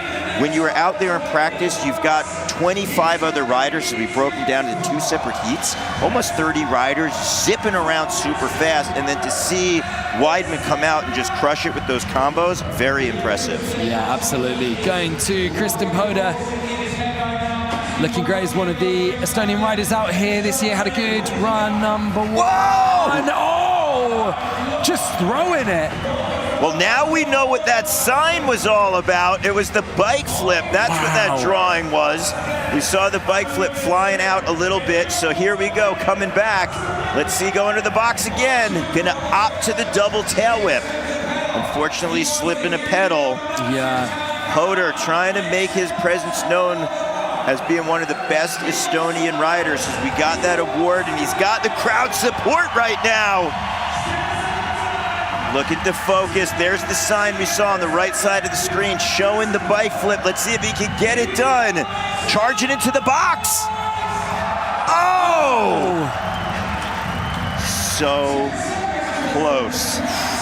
So close. I hope he goes back up there. Come on, let's collectively put our energy out there. It's got to be done. Come on. In the flare as well. Nah, he's saying no. He's saying no. I guess it's not the kind of trick as well you want to be doing when you're absolutely blowing out. At the end of a run, you want full energy to throw a bike flip like that. I will say this. Full commit. Yeah, we've seen it though before. A rider goes off to the side, they look at Andy Zeiss, who is their in-course MC. He gives them the look and they go back out. We've seen it happen. But I gotta give props, man. That was 2 big swings in the ring, trying to get it done with that bike flip. Yeah, so Konstantin Rudabashta coming back in, Ukrainian rider, starting off with that 3, our final rider of jam number 5. Rudabashta right there. Going into the box, twisting a turn down, getting the bike nice and vertical. One hand tabletop, charging back at us. Nice tuck, no-hander coming up. Big shout out to Ukraine. Being represented right now by Rudabashta. 360, dumping off the back of the bike from that grind. Looked like a feeble grind up. That's where your front wheel is on the ledge, back peg is grinded, trying to get that 360 out, dumping off the back. Sometimes if a rider's got brakes on their bike and they're coming in a little back wheel heavy, they can pull the brakes. Yes, there we go, getting it done. And no brakes were needed this time for that 180 hand plant. And then this time, put it in reverse from that disaster. That's gotta feel good. Getting the redemption. And you see a quick little pedal pick over the spine and then getting styly with that downside foot plant, hitting, I believe, his back dropout on the coping, and Rudabashta, boom, that's how you do it. Yeah, making it happen in his second run. Both runs counting out here, and we're looking at some of the highlights from jam number 5 on screen right now. There's that downward 3, the wrong way over the box. Miller Temple just really showing what he's got, the full extension on that no-hander. Yeah, nice, coming back over the box. Definitely a lover of the box feature out here at Simple Session. Yeah, and there's the double whip as well. Might have been the one I called as a triple.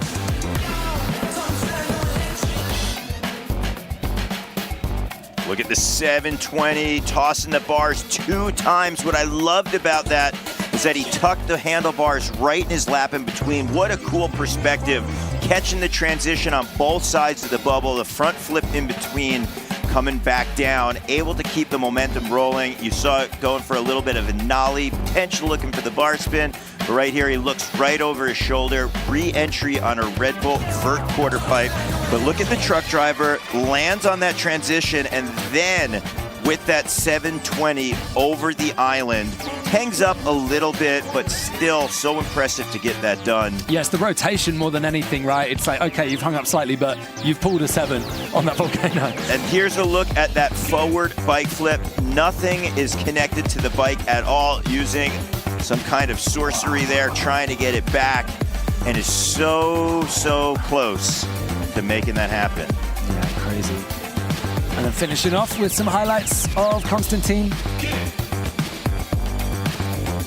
Love the 180 hand plant, clean re-entry, getting both tires down, getting that wrapped around. So that was our highlights, and here we go, scores coming in. Yeah, so there we go, Levi Wiedmann taking that second spot, 71.25, getting closer to Jose Sedano. Miller Temple taking a 68, putting himself into 3rd place. Unsure kind of quite yet what the kind of bubble's gonna be for the top 15. We'll kind of be able to see a little more accurately as we go on. Kristen Poda sitting in that 15th place with a 20.25.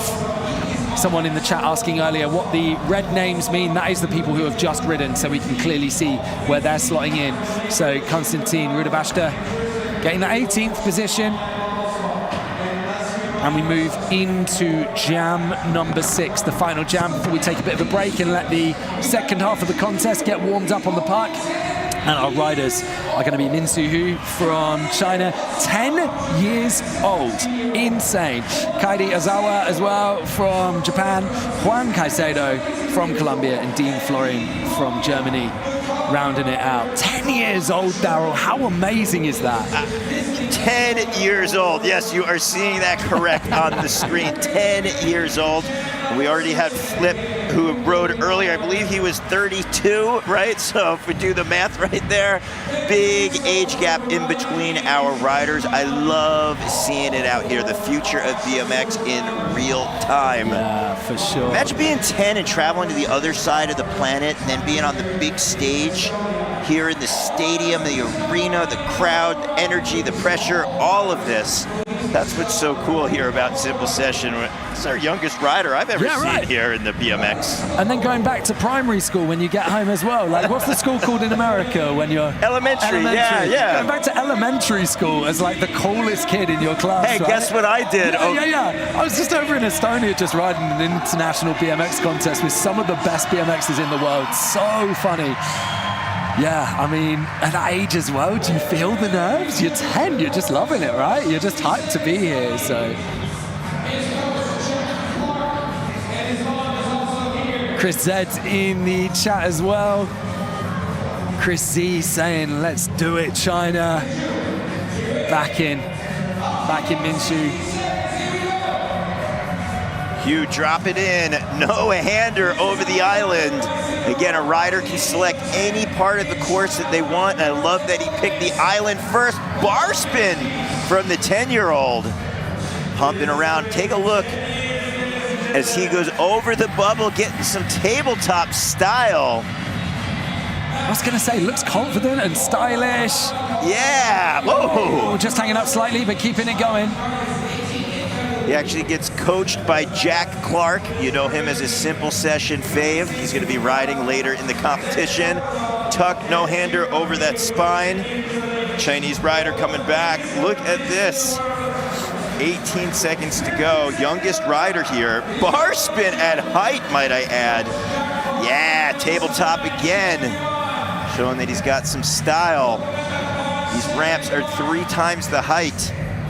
X up over that hip. And that is time with the bar spin at the buzzer. Amazing, man. That's so cool. I wasn't even riding until I was 12, so to be out here at 10, just, showing what you've got. Getting that contest experience in at 10 years old, you know, that's just phenomenal. Like, by the time he's 16, he'll just feel so confident in this environment, you know, so. It's wild to think we say by the time he's 16, right? Crazy. Katie Azawa, our next rider from Japan, 17 years old. Doing it for Zitensha Depot. Yes! Oh. 360 bar spin, kicking that downside tail whip. You can see the toboggan transfer. 360 bar spin backwards over the box. If you think that's a tongue twister, try doing all these tricks like a backflip double bar spin. 44 seconds in, and he has gotten a lot of tricks done. Alley-oop 270, coming back with a lot of speed. Double bar spin, looking really confident. Yeah, really linking this together. Yes! Especially on the flat bottom, you can just see even between the jumps, he just knows where he's at, he's really in control, and then it's shown when he just tosses the bars with ease, might I add, on the quarter pipe, backflip tail whip with 15 seconds to go. There's a big difference of doing that this far into your run as opposed to your first hit on the quarter pipe. Quick bar spin. If he can keep the gas going up to the finish line, this could be a huge, huge run, and that is time. Wow, Katie Azawa, 17. Again, like, I mean, we talk about 10 years old, that is crazy young, but 17 to be out here looking that confident. Wow. The next generation coming through. The next generation's here right now. Juan Casedo out of Colombia. Super influenced by people like Logan Martin and Carl Bolduc. They're here to make his own mark at Simple Session 2025. All right, we're gonna need your help with that, with this crazy paint job he's got on here, this anodized frame. How many tail whips went around? I wasn't even gonna call it. Under the bright lights, you guys gotta let us know, even on that 360 right there. It looks wild style. To me, it looked like it was potentially 3, but again, with this anodized color, for all we know, it could have been 10 put in there. Taking that flip over the spine as well, and then linking into the street section. Oh my word, the front flip up. That is outrageous. Yeah, that was not what I was expecting to see in that moment, Daryl. And that's actually perfect point that you're bringing. When a rider can do a trick on an obstacle that's not really what it's intended for or it's expected, that definitely can make a good impression with the judges. And when you see the front flip in the street section, it could definitely make a little bit of a mark. So let's see, he's got 3, 2, 1, and that is going to be time. Yeah, I was really intrigued to see what he was going for there, riding across, obviously riding pegless. So I was like, okay, what are we about to see? Something up on the quarter, and then just boom, straight out the bang, front flip up. Amazing, great stuff. So we move now to our final rider, Dean Florian. 25 years old, coming out of Germany. So cool how many people around the world are cheering on our riders, especially on the chat. We actually have Dr. Ebinger out in Phoenix right now, who is watching the BMX action and seeing our German rider, 360 Superman seat grab. James, I love the way that he paused in the air to just grab the seat, extend it a little back, and then continued his rotation as he threw the bike right back under him. Here we go, downside 360 tail whip over the hip. Look at the height right there on the 360 double tail whip over that island. Trying to get the distance right and keep the speed as he threes up into our elevated street section. Foot jam on the sub. Firing back at us, quick back wheel manual, building the momentum. Where's he going? Yes! Hand plant on that coping. Looking to keep this going. Love that re-entry, hitting that hip smooth. Setting up for the 360 table. Hitting a quick opposite air. Grabbing that transition. 5 seconds to go. Final thought. Oh, okay. Okay. Looping back round for the flare to finish off. Okay. I like that right there. Flat turn, had to get that little pocket and said, you know, I got some juice in it. I'll show you what's up. Yeah, nice, nice. Just finding some slightly different lines as well there, Dean, which is cool. Hitting the park in a slightly different way and, yeah, managing to get that hip transfer back up onto the Red Bull bank to get all that speed that he wanted to link back into the box section. We move, though, back to the top of jam number 6 for 10-year-old Minju Hu. From China, first Chinese athlete at Simple Session as well, so big shouts to him. Youngest athlete this year. I'm sure you won't be surprised to hear we haven't got anyone younger than 10 here. That would be quite an accomplishment. I mean, my mind is still blown that we are witnessing a 10-year-old dropping in. Yeah. The ramps are 3 times the height of him. I mean, maybe even this big quarter that he's transferring into might even be 4 times the height. Coming in over the box, double bar spin. You saw before he dropped in, he was throwing the bars, checking it out, feeling it out, and now making it possible over that box jump. The brakeless rider charging back. Yeah, style over that hip. The 10-year-old Chinese rider finding that pocket to come back. Impressed by how much speed he's managing to carry as well. For a little guy, you know, like he's not going to have that strength yet, but he's really managing to bring the speed and get the pump round this course. If you don't have that body weight to put into the transition, it's sometimes hard to keep that momentum going, but looking very comfortable out there, especially throwing the bars on the quarter pipe, even as opposed to over the box jump.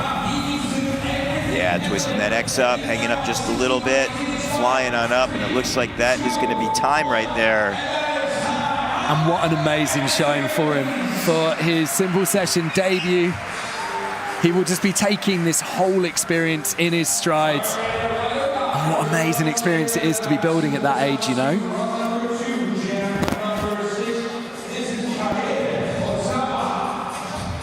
Okay. We go back to Katie Ozawa. Made a real impression on run number 1. Katie's actually part of a brother-sister duo out here. Earlier, his sister, Muharo, rode and actually got 2nd place in our sister session. And I know right now that Katie would love to be in the finals and get on top of the podium, take back a brother-sister combo, which I love seeing Japan being so well represented. flowing and floating. Double bar spin on that far quarter pipe.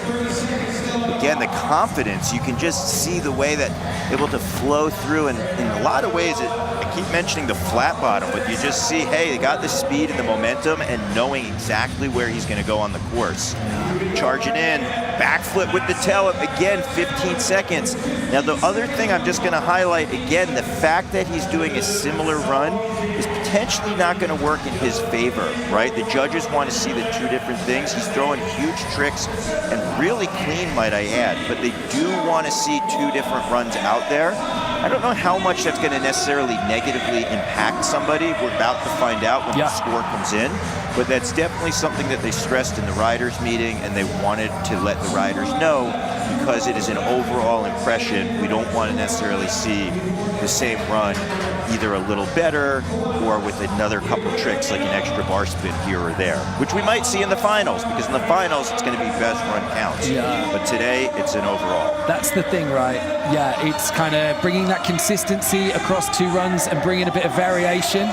And then tomorrow it's going to be all out, all killer, no filler for the finals, for the top 15. If you are just joining us, 15 qualifying through.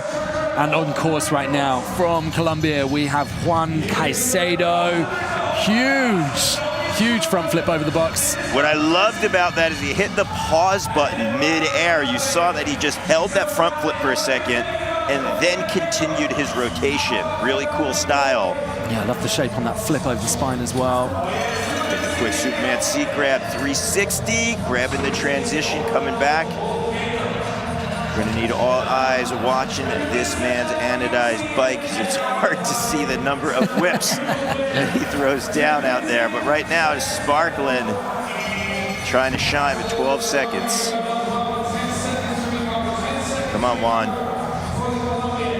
360 flying up. Good here, Andy Zeiser, on-course MC, counting him down, putting the flare at the end. Waving it on off, getting a nice round of applause out here. Yeah, a strong run, doing Colombia proud. Yeah, great showing for Juan Caicedo. And our final rider to drop in jam number 6 before we take a little break is going to be Germany's Dean Florian, who we were saying kind of found some of the more creative lines here, some lines that people weren't taking. Hopping in on that big bank. Yes, nice. Dean linking into the big extended bowl corner there. There's the whip over the bubble and into the island. Yeah, barring through. Oh, dial. Look at the height then on the no-handed 360. So when you have the jumps in succession like that, we call it a rhythm section, and you're able to get a good pop on the second hit, it means that you're really smooth and with clean re-entry. And the fact that Dean was able to pull up the height and go a little bit higher this time, it just shows how in control. Checking in on top of that gut face mural with the hand plant on the coping, coming back down, 15 seconds, re-entry back in. Look how smooth he was over that hip. Taking his feet off. You see he shook his head both ways. That wasn't exactly what he was looking for on that no-footer. Bar spin, 360, and that is time. Tiempo with another flare at the buzzer for Dean Florian. And then you mentioned there as well, like, you know, the judges looking for you to mix those lines up a bit. Yeah, there were elements that were similar, but Dean found some different ways to hit the course in run number 2, and the guys are going to absolutely love that. Checking out some of the highlights right now. Minju Hu. Gonna mention 10 years old, right while you're watching this, bar spin on the big stage, and then here over the box jump. Look at the hands, 1, 2, and he actually caught that and guided it around. You saw when he landed, it was almost a little bit loose. This was so smooth. 360 bar spin to downside tail whip, wrapping around that head tube, double bar spin with perfect cadence in that backflip. I gotta say, the chat is definitely lighting up, talking about how smooth his spins and his flips right there. Very unique, confident, and controlled. But Juan right here, kicking it around. It was 3. All right. We thought it was 3, but again, that oil slick right there could have been 10 for all we know. Yeah, amazing. Oh, just so controlled on that flip. That was the front flip that just blew my mind, just caught me so off guard. That's not something like riding the course as well that I'd looked at and gone, oh yeah, that's possible. Like someone's going to do that, you know? Mind blowing. And another great front flip as well, just tucking the back in to come in for the landing. Right on that Doritos logo. And look at that 360 Superman seat grab. Nice extension right there. Getting the leg scissor kick for some extra style points, and beautiful wrap around that head tube. And I love the 360 double tail whip at height, might I add. And look how he just finds that re-entry nice and high. And then he was able to pump around that bowl corner, check it in with the coping, putting the hand right on top, coming back in on our nice tribute piece right there. Shout out to the late, great Pat Casey, who I know is riding with all of our riders, looking down on us today. No-handed 360. Again, beautiful tuck with the bars, finding that transition coming down. Yeah, so we can see what those runs have done as well, what the scores coming in from the judges are doing to the leaderboard. So Katie Azawa into third place with a 68, Dean Florian into fifth with a 64, Juan Caicedo into seventh with a 57.37, Ben Towell in eighth there for the final riders on the first page. And on the bubble right now, we've got Torno Krutz from Estonia with that 26.50. That is the score to beat right now to get into that final 15. And we see that Minju, who gets that 17th. What an amazing experience for the 10-year-old, getting a 21.37. So we are going to take a little break here before we head into the second half of the competition. So go and grab some drinks, some snacks, whatever you want, because we've got so much more BMX coming up for you in just a moment's time.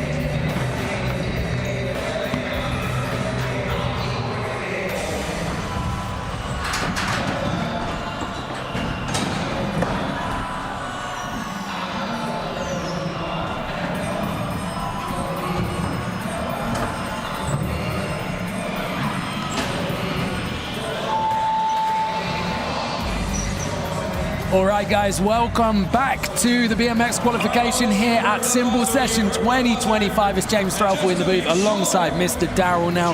Back for your 13th time, man. Feel wild? It does, and it feels like just yesterday was the first time that I came here, right? Well, actually, the first event I went to was 2011, and it was Summer Session. That's a sister event that sometimes Simple Session puts on. Somehow, though, fast forward, it's 2025, and this is the 25th anniversary. Crazy. 25th year. So if you haven't joined us before, please, the invitation is there. There's going to be a 26th year. We know that, right? We know that. Of we course. have 25 years of history. So I want you to start planning now. We don't have the exact date, but it's probably going to be in March. It's usually the first contest of the year, sets the tone.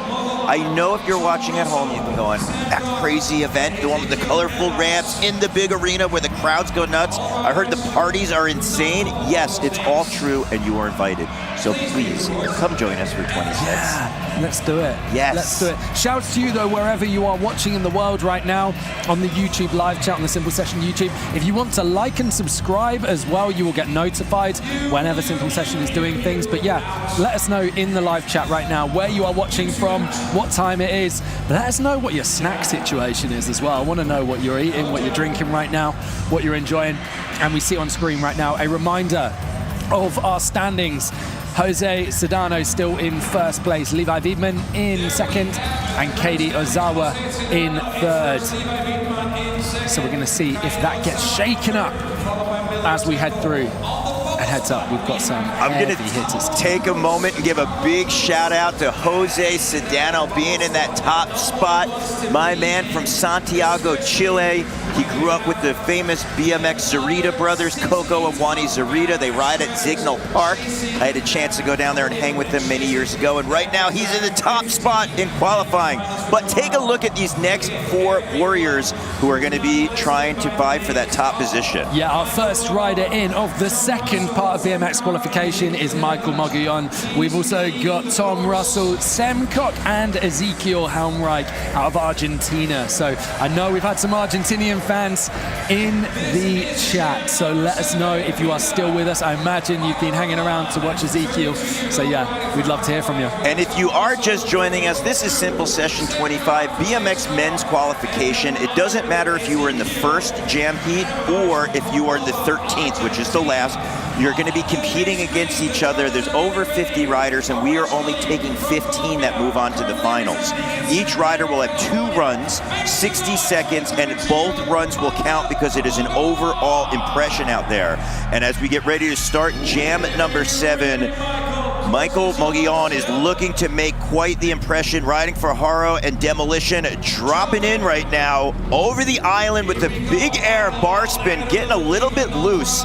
Let's see if he can recover, and he does nicely. So much of BMX is taking the mental and the impossible and making it possible, and we're seeing Moguillon right now charging a little faster than we've seen each rider previously. I love that fast plan. It's setting up perfectly for that pocket tabletop and the backflip variation. Yeah, just not even halfway through his run yet, and it feels like he's crammed so much in. Heading over to link things up into the street section of the course with that 270 bar on the hip transfer and coming back over. And this is a perfect example of what I was talking about. This Nate Wessel design course is so well made, especially in the bottom transitions. When a rider pumps into the ramp, they can really generate a lot of speed, and it can separate them from the rest of the pack. And we actually saw that in the first half of Michael's run. Unfortunately washing out. It's not going to hurt his score too much. That was at the buzzer. But we saw in the first half of Michael's run, he had so much power and speed he was able to generate, specifically in the bottom of those transitions. Earlier in the heats, we saw Ben Towell do that a little bit in the bottom, but right there you could really see where that speed and power, and it's just going to get interesting as we work our way through the rest of the jam sessions. Yeah, next to go out of the UK, we've got Tom Russell, a good collection of British riders out here this year. Yes, that is style. Shout out to Camp Peak in the chat saying, let's go, Tom Russell, making things work. Yo, talk about a 4-piece combo right there. Hot with the bars, I believe in both directions, and then twisting that turn down. There you go, tweaking things off to the side, not twisting the handlebars for an un-look down. Tom Russell, I know so many riders are excited to see him out here letting things go. Definitely makes style a little bit more of his focus for his BMX path. We're trying to see what he can work out here as he is finding his line with 22 seconds on the clock. Come on, everyone watching at home, let's put our collective energy out there and try to get behind Russell right now as he bonks his front wheel. Looked like he potentially went dark side on top of that deck. Going pretty far past that coping. With 5 seconds, counting it down. Dropping back down, time for a final thought. Aaron over that spine. And the Colt rider is gonna wind up calling it. Love seeing Russell out here. You see him getting a pound right there from Jordan Godwin, who is yet to ride. He'll be in a later heat. He's got that mustache ready to go, but now we're working things out. Our third rider, one of my favorites, coming all the way from Holland. We're talking about the Netherlands. This is Sem Kok. If you hadn't had a chance to see Sem ride before, you're about to witness a masterclass in fluid style. His third time out here at Simple Session as well. Love that camera angle perspective. Look at the tabletop into the Doritos, and he's got the speed. Oh, come on! Hitting that huge gap quarter to quarter, traveling pretty much half the park to make that happen, Daryl. First rider we saw light up that transfer along with that transfer line, so no one else has taken the course in this way. I also want to note that he flew into that Dorito shark fin over the box, and it's really cool to see his unique perspective and also getting the bike totally tweaked sideways on that knack air. So Sem is working things out with 30 seconds to go. As we mentioned, masterclass in style, and we're seeing him just milk these pockets for all they're worth as he is just flowing and floating through, pressing that front wheel down, double peg, showing the judges, hey, I've got some street style too. Bar spin, wedging that wheel up against the Visit Estonia subwall in 10 seconds. Come on, Sem. 180, still going. Double peg down. First rider we saw work through that kink from the top to bottom in the men's class. And a Smith grind with the full pull from Sem Kok. Yes, we've seen a lot of riders doing that gap to double peg down the kink, but to ride through like that, I mean, it's a bit of a roller coaster heading down there. It's quite a tight kink trail, so yeah. Yeah, believe it or not, I think it actually might be harder to grind through that gap to I think so. It's fully, you haven't got time to kind of compose yourself and get any balance through that. It's just constantly, you're down, cross down, it's so fast. But now we are in with our final rider in jam number 7, Ezekiel Helmreich from Argentina. Ezekiel is a powerhouse. You're gonna see when power and finesse come together. Always known for having a unique eye when it comes to contest riding, and that was a wild one. I know that Sem hit that line as well, but that is a huge hip with a very steep re-entry.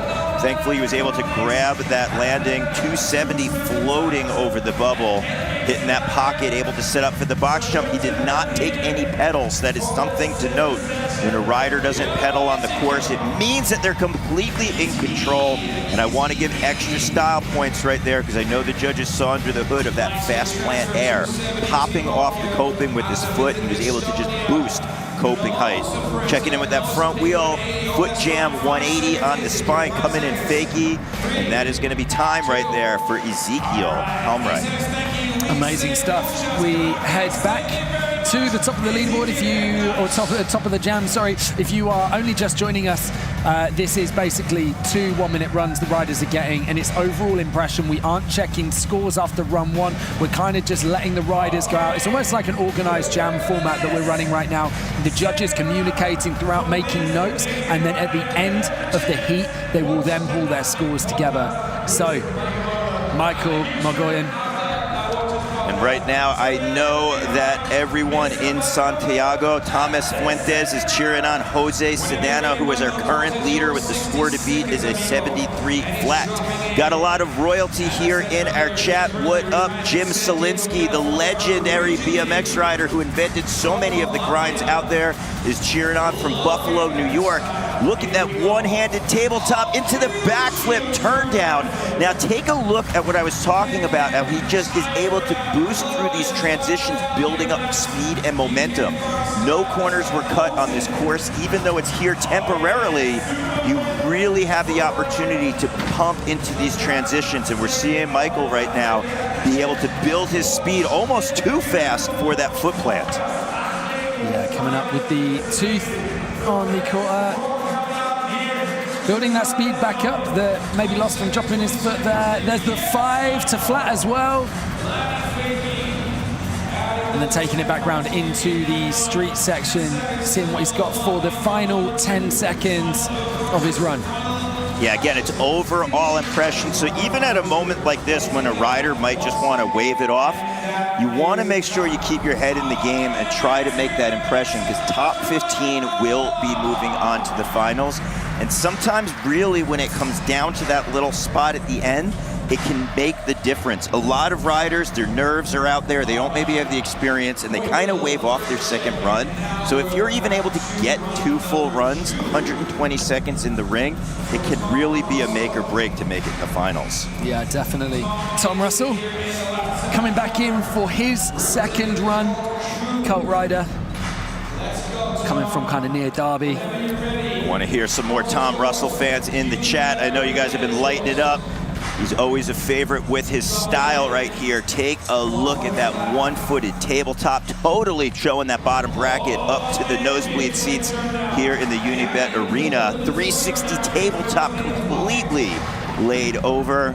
And look at the way that he just finds that pocket. Oh, beautiful the way he landed. No pedals taken, and you saw he was able to generate enough momentum to sky so high and then come back for more in the opposite direction over the bubble. Big fan of the height on that table as well. Oh, just heading the wrong way over the box, dropping the wheel. No pedals taken. Again, want to highlight, riders didn't have a lot of time to practice, and when you are on the course, you got almost 30 other of the world's best riders out there, and they are all hungry, looking for the line, seeing what to do. I love the way that he put his front wheel up on top of the deck, sweeping the deck, almost so far that he was able to bonk the dark side of his his dropout up there. Full tweak on that turn down, and that is going to be buzzer for Tom Russell. Yeah, great couple of runs for him. I'd say run 2, maybe even looking stronger than the first. Kind of latter part of run number 1, felt like he maybe got a bit lost out there. Run number 2, just feeling a lot more kind of composed. So yeah, big props to Tom. Sam Cock coming back in, one of your favorites, Daryl. Yeah, I like seeing Alfie Crocker out there saying, let's go, Tom. But right now, it is all about Sem Cock. Again, a masterclass in style, jumping all the way to that shark fin. Let's see if he goes for the same run setup that he did the first time. Again, judges want to see some variety. I know that that can definitely be favored well, but he's a lot cleaner in run number 2. And there's that transfer that we saw going all the way into that very steep re-entry, 360 table, twisting the turn down. And look at the way he's accelerating. Almost halfway done on the clock, but you wouldn't know it because he's just building more and more momentum. Sem going over the side of the island, looking to generate in that bowl corner. Going back to our street section, quick manual on the way down. Yeah, there's that ice pick, the back wheel checking in, double tire ride, visit Estonia. Double peg on that A-frame. Smith going up, he's showing the judges, hey, I'm pretty well rounded out here. I got pegs on my bike. Nate built these street obstacles. I'm gonna use them. First rider we saw use that camelback too. And just saying, hey, I'm gonna put my tires on as much of this course as I can. And you know, that's cool. That's what we talk about. 2 different runs, right? The first of the run started out a little similar, but he put some other toppings in there and took a couple of other obstacles on the way. And those are things that are judges. I mean, you should see their notes they got. They take it all in. Yeah, such an esteemed panel of judges. And they're going to be checking out what Ezekiel Helmreich has in his second run. The Argentinian Bit of a powerhouse. He literally rides everything. Dirt, Park Street. He doesn't discriminate between disciplines. He just loves getting out there on his bike. Yes, that 360 to fakie up there coming back at us. Look at Ezekiel go. Where is he going to choose to for that hip again, just like Sem? Such a steep bank as well. It's blind coming in that thing. I had a chance to go on top of that. It's like basically jumping into a vert quarter pipe. Yeah, you could so easily take that to flat if you just carry even like a fraction more speed. I like the way that he went over that bubble too. Like you saw just how much control he has, you know. That's the thing that really separates riders apart. That fast plant right there, super stylish. You see in the chat, the moment he did that, the hearts and 100s went totally nuts. And I gotta agree with you, I'm gonna hit that heart button too for that. I'll hit the 100 right there in the chat. We're hitting it because that fast plant was awesome. Nice and smooth for Ezekiel. Yeah, Melissa Di Filippo dropping the Argentinian flag, sending the love to Ezekiel, and that rounds out jam number 7. We are keeping things moving quickly today as we see highlights coming up on screen right now. Of course, going back to Michael, the first rider in jam number 7. Yeah, and as we look at these highlights, just gonna give a shout out to some people in the chat right here. I see Shane Dog, 4, right, and Ricky Rat, Team Soil. We lost one of their BMX family out from Southern California, so just gonna give a moment and a shout out to Team Soil, Ricky Rat, Bar Spinner Ryan. We love you guys. And I know Ricky Rat right now is cheering on our riders, looking down with us. So much love to Ricky Rat and the whole BMX fam out in California feeling that one. But right now we are feeling this 360 bar spin X up to turn down out of Russell. I love that we got that second perspective. And look at the way he just sweeps the deck up there. He puts his front wheel box so far in. That turn down is as tweaked as you can get. Doing it for Colt. I know Robbie Morales, the team captain, definitely approves. And that 360 tabletop is certified right there by Tabe Lords. I know that Instagram feed would definitely approve of that. But Semcock was all about bringing the flavor. One of the only riders we've seen utilize that shark fin, boosting the height on that tabletop. He had that transfer no one else touched. First rider we saw work through the kink. And then at the end of the run, he did that Smith grind, and in the second run, he went through the camelback. So I have a feeling Sem might shake up the top spot. Yeah, I've been thinking this because this is what we were saying earlier on, where, you know, you might have some street riders stick to the street, the parky riders going to stay more into the transition elements. But and you know, we're saying the judges aren't going to necessarily mark that down, but you can only get marked up if you are someone that ride both. And Sem did that. He just found like that transfer, that gap from quarter to quarter is something different that we haven't seen yet. And then just, yeah, I'm going to be the first guy to go through the kink as well. So that is the advantage to being in one of the earlier heats, maybe, that you can go, yeah, I'm going to be the first dude out there doing this. Yes, and I'm sorry to cut you off, but that fast plant was buttery. I know, and we're going to hit this heart thing again in the chat. I'm going nuts right here. I'm hitting the heart. If you guys see a million hearts going, that is for me with that fast plant. That thing was beautiful. Ezekiel just getting the height, popping right off the top, and that is what BMX is all about.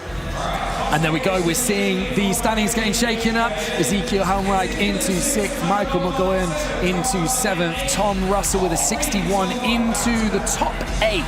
Wow. A big shake up, and literally Sam Cott with a 60 into 9th. So all the guys grouped together, that top 15 is gonna get shaken up jam after jam, so you do not want to go anywhere. Now I want to note something, it is top 15 going, but the judges, maybe their eye that they're watching really want to see 2 clearly different runs, right? I'm not taking away from anyone else's riding out there, but we saw Semcock light it up with some unique lines and unique tricks, but it wasn't enough to even put him in like the top maybe 4 or 5, right? Anywhere in there.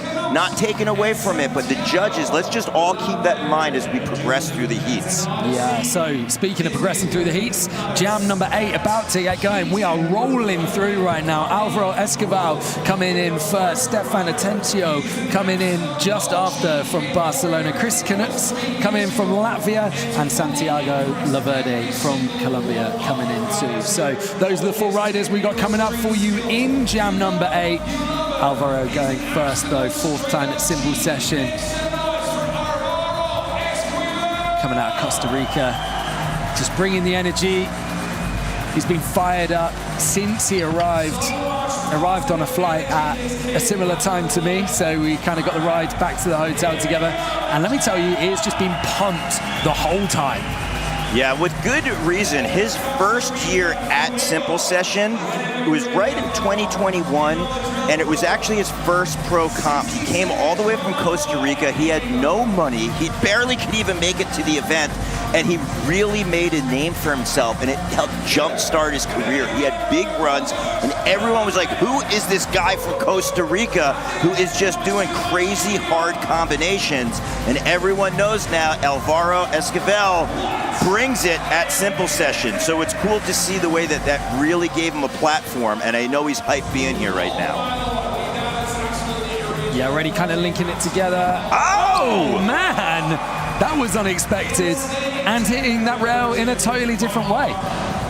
Yeah, that was very cool, meeting it around. Big shout out to Devin Smiley, who's also in the chat. Devin, we love when you are on course riding here at Simple Session, but we also love the fact that you're watching with all of us, having a great time. All right, come on, Alvaro, let's get it going. You got 24 seconds. As we mentioned just 4 years ago, yes, big bar spin. He pulled some of the craziest combos on the front wheel. He's got that ability when he rides, very in control, just chilling it out. He's laughing, throwing it up. Definitely changed his riding style a little bit with some of those downside whips. Love the way that he's wrapping around that head tube, meeting in the middle, pressing on the front wheel. Oh! Getting with that 180 off to flat. I'm loving it. Bringing that energy, just literally a ball of energy out on the course. And the crowd loves that as well. They want to see the personality. They want to see the character. And up next, coming out of Barcelona, originally from Costa Rica, we got Stefan Atencio. Stefan Atencio, if you haven't had a chance to watch him ride, you actually might have without knowing it, because he does some of the biggest 360s when it comes to street riding down stair sets. So if you've seen somebody in the last couple of years on Instagram and you went, what the F is going on? It most likely was Stefan Atencio going all the way to flat. Right now, he is on the course, though, and looking to grab some of this transition as he cruises back to the box jump. Oh. Just didn't quite carry the speed into the flip, but sent it anyway. Coming up slightly short on the box, but keeping it going, linking back round to the street section. It's funny to watch that, because that's almost the equivalent when a park rider goes to the street section and does like a quick little jib on a rail, and that was him over the box saying, hey guys, I can still do some stuff over here. But he's such a talented rider and ripper, so let's see where he's going. Let's see where he's going. Oh! Looking for that gap to grind right there. Yeah, looked like searching for the double peg and didn't quite come up for him. But gonna have run number 2. Maybe gonna have to do a bit of work in run number 2 as well to make up for the fall. But we move now to Chris Canucks from Latvia. 5th time out here at Simple Session, but also currently living in Barcelona. It's so cool and special how all the countries are so close here in the Baltics. Latvia, Lithuania, Estonia, right? We're all super close and connected, and you feel that camaraderie that's out here. If you've never been to this part of the world, it's really special. Yes, big gap to ice pick. Really smooth catching that grind. Same with that Smith. You're seeing a lot of speed right here. A lot of love for Latvia going on in the chat right now. We see you. And with good reason, that nollie to turn down right there was really cool. The tail whip going off the stage. The nollie pressing off that front wheel, getting a little bit of that front wheel pop. Threading the needle on that spine, coming back around. It's such a tight volcano up there to be able to link combos together like that. You have to be so precise on your landing before you pop again. Yeah, nice whip over that pyramid rail into the street section. Oi! Just clipping on the way out. Manny through. Final thoughts, the manual.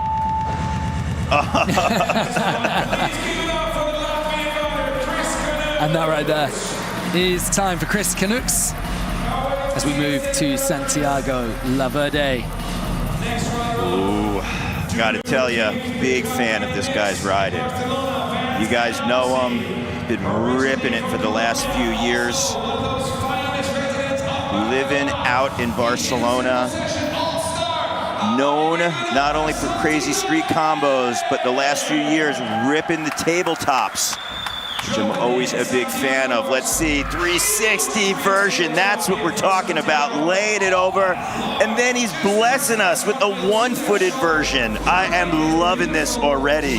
If we just called it right there, oh, and the one hand, all right, let's call that run, because that was perfect, I love it. This is just all, this right here is bonus. This is how I'm looking at it, just bonus, downside whip over the bubble.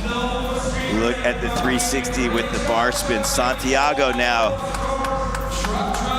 riding and repping for Kink. Jay Rowe, team manager, good choice. I know he's out at the Cut, his bike shop in Barcelona. They are watching this feed right now, getting super hyped, cheering him on, saying, let's go, Santiago.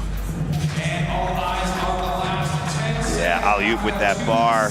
Watching out for photographer there. That's famed BMX photographer Jeff Zielinski getting a good shot of that downside tail whip over the hip. Yeah, throwing that no-hander right there. That's another cool thing about this. Almost everyone you see on the course who's working a part of this event are lifetime skaters or riders themselves. I mentioned Jeff Zielinski. His roots go back so far. East Coast BMX. I actually grew up riding with Jeff. Made his first BMX street video known as Grizzle, then Don't Quit Your Day Job. Shout out to Bob Skirbo, who I know is watching this as well. And it's just cool seeing the history, not only of the support of the other riders, but knowing what is what when it comes to this. Because over 25 years, it takes a village of everyone coming together, the community around the world. That's why, again, you are invited. We love you in the chat, but please come here next year. All right, this man means business. Alvaro Esquivel taking the jacket off. He is ready to shine out here. He wants to hear the crowd cheering him on. Oh, just whipping straight in there as well into a 180 whip on the landing of the box. There's that. Oh, yes, amazing. We talk about those kind of nose manny variations that he's just brought to Simple Session and blown minds with. Just clipping, hanging up on the way in. Riding and repping right here for Cult. I remember after his first Simple Session, I actually got on the horn with Robbie Morales, and I was like, I know you're flowing this guy some gear down in Costa Rica, but you gotta make him more part of your program. I'm not even gonna say it was my words that did it, because Robbie can spot talent, and he put him on. And right now we are seeing Alvaro trying to make it into the finals. Top 15 will be moving. Let's see, tail whip to flat, all right. Digging it right there. And that nose press coming around to Fakey. Let's see if there's a final thought coming out. Looking up at the clock, and he knows that that is tiempo right there. Time, calling it off. Yeah, awesome stuff from Alvaro. And also Luke in the chat saying, best event ever, keep on Mixed Street and Park. I like that, which I kind of agree. You know, I really like those contests where you can get deeper into one and the other, but when you see the riders mixing up between the two, I find it so exciting. Stefan Atencio coming in right now, as we were saying, originally from Costa Rica, now killing the streets of Barcelona on a daily basis, coming through with the double peg 3 out. Yeah. Chat is going off. Shout out to Albert Mercado in here watching right now. Atencio as he turns things down on that step up. Checking in with that front wheel, dropping back. Come on, Atencio. So I mentioned he's known for some of the burliest 360s on street. Going for the backflip. Definitely a street-focused rider. Cool to see that he's just bringing it a little bit to the box. 20 seconds to go. Gap to Smith grind. Again, for all of our new riders out there, that's when you grind that front peg, your back wheel goes up on top of the ledge. It's a little bit more difficult than the feeble, which is the reverse of that. And generally speaking, is you gotta lean your body over a little bit more, but having no trouble at all with that gap to double peg this time, coming down nice and clean. Oh, all right, going up and then hitting that reverse with the 180. Yeah, great stuff from Stefan Atencio. And he was loving it as well. He seems pretty hyped with those 2 runs. We'll have to see what the judges think. Very shortly, all scores come in at the end of the jam. 2 more riders to go. And Chris Canucks has his eye on something, and he needs someone to move out of the way for him to hit. Looking to clear the course. Your guess is as good as ours. You guys have any thoughts of what you might think? Let us hear it. He's getting that thumbs up. He's looking to clear the far side of the course. I don't know if it's on the street section. Maybe he's going to try to pull a Sean Burns / Jimmy Levan and jump out of the park. I know there's been other comps where Mike Hoder's done that as well. Let's see what it's going to be. Rax the Great says he's landing a plane. It may well be. It may well be. It might just be that he is the plane. So many legends right now in the chat. What's up, Eddie, Devin, Greg Illingworth, all cheering on, excited to see what is about to happen. Where's he going? Around the turn. Oh, damn! The whip to flat. We saw Bath take the 3 earlier. It must be in his mind as well, because Bath got injured hitting that drop. And oh wow, what a way to just open up for Chris Canucks.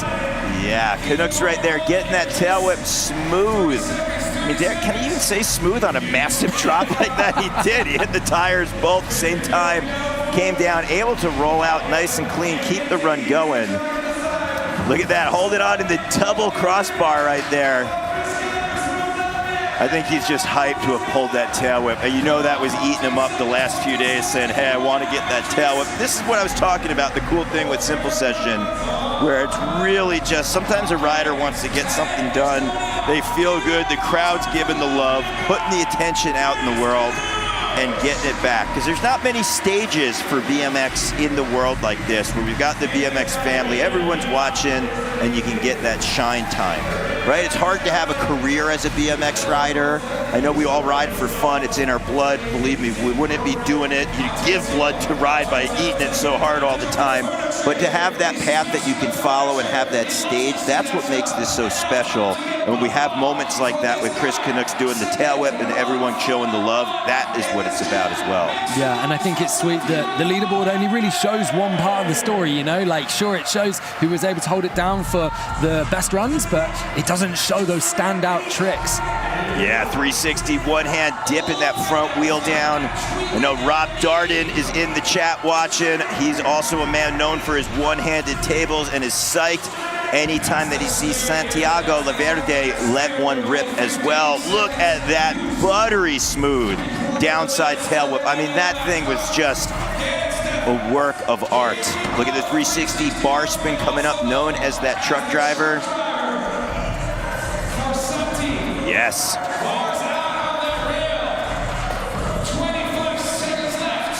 Linking up the street section, coming in for the kinked rail. Oh! Taking the double peg to ice down that last bit of the rail as well. Okay, I like seeing that right there. So now, James, you're doing double duty. You're on the mic for BMX and skate, right? Which is really cool that you get a chance to witness and watch it. I know you're a fan of both. Yeah. But what was going on in skate qualifying? Were people doing a gap to rail? Were they going through it? Gap to rail, we had some gap to 50-50s, gap to lip slide, so in the middle of the board, kind of like a board slide, if you imagine that.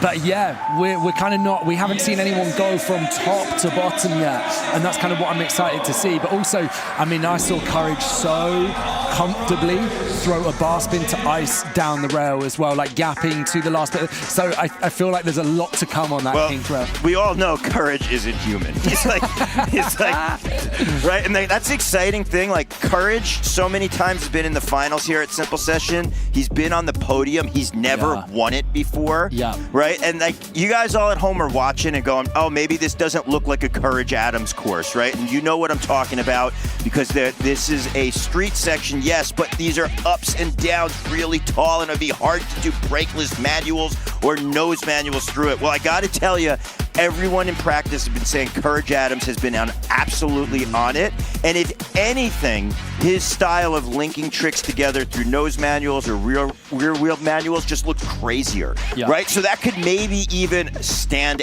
out more because we haven't seen many back wheel combos. Take a look at the tail whip right here.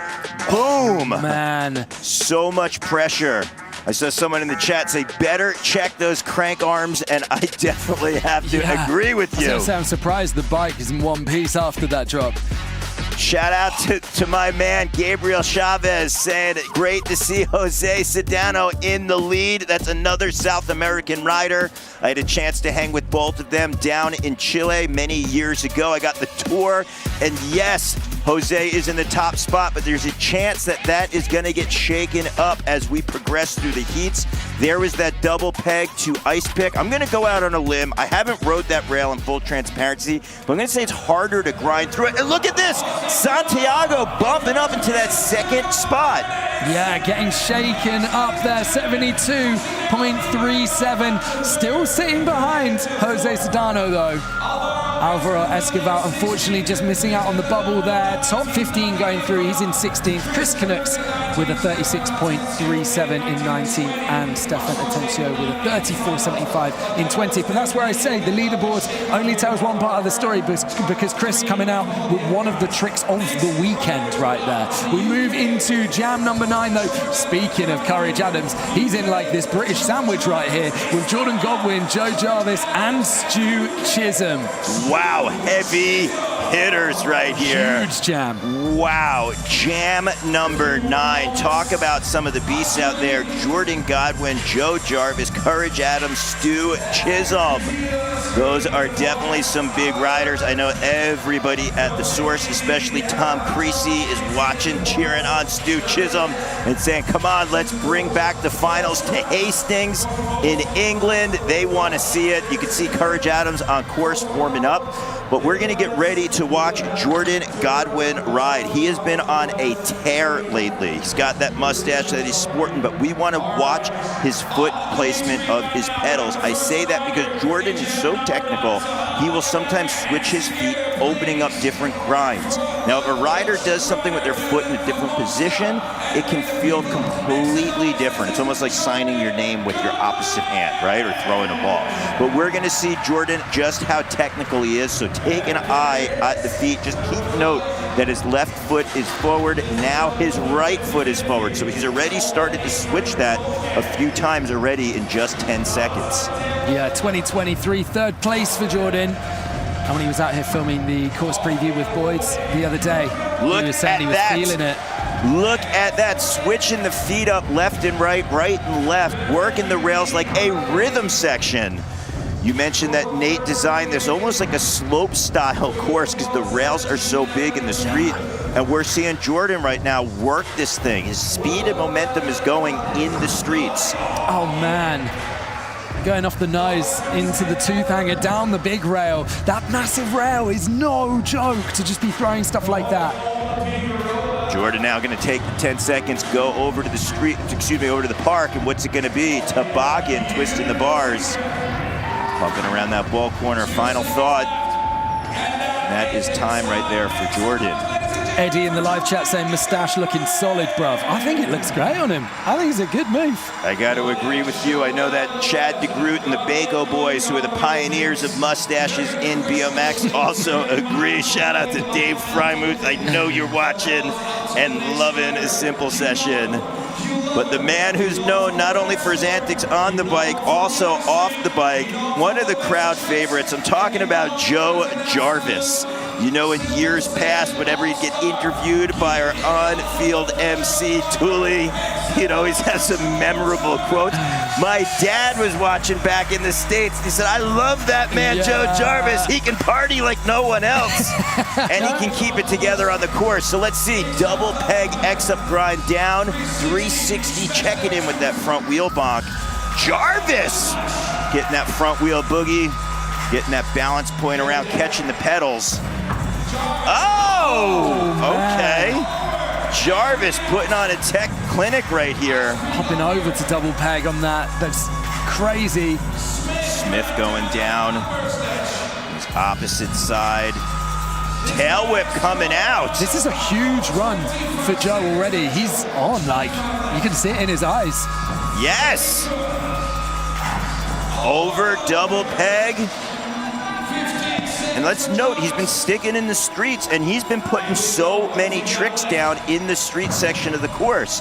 And we saw that Jordan did that, but Jordan exited to the park. And right now, 3 to flat. Jarvis, big exclamation point, big run for the big man, Joe Jarvis. Wow, what a run one. He was saying yesterday as well, he's like, do you know what?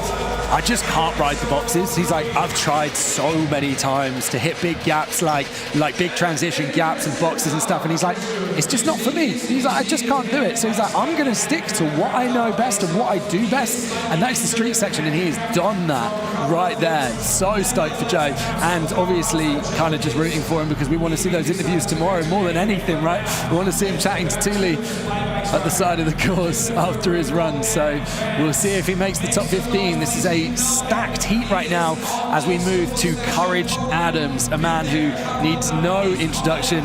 First simple session back in 2016, almost 10 years ago, doing it for Red Bull Vans Fly Bikes.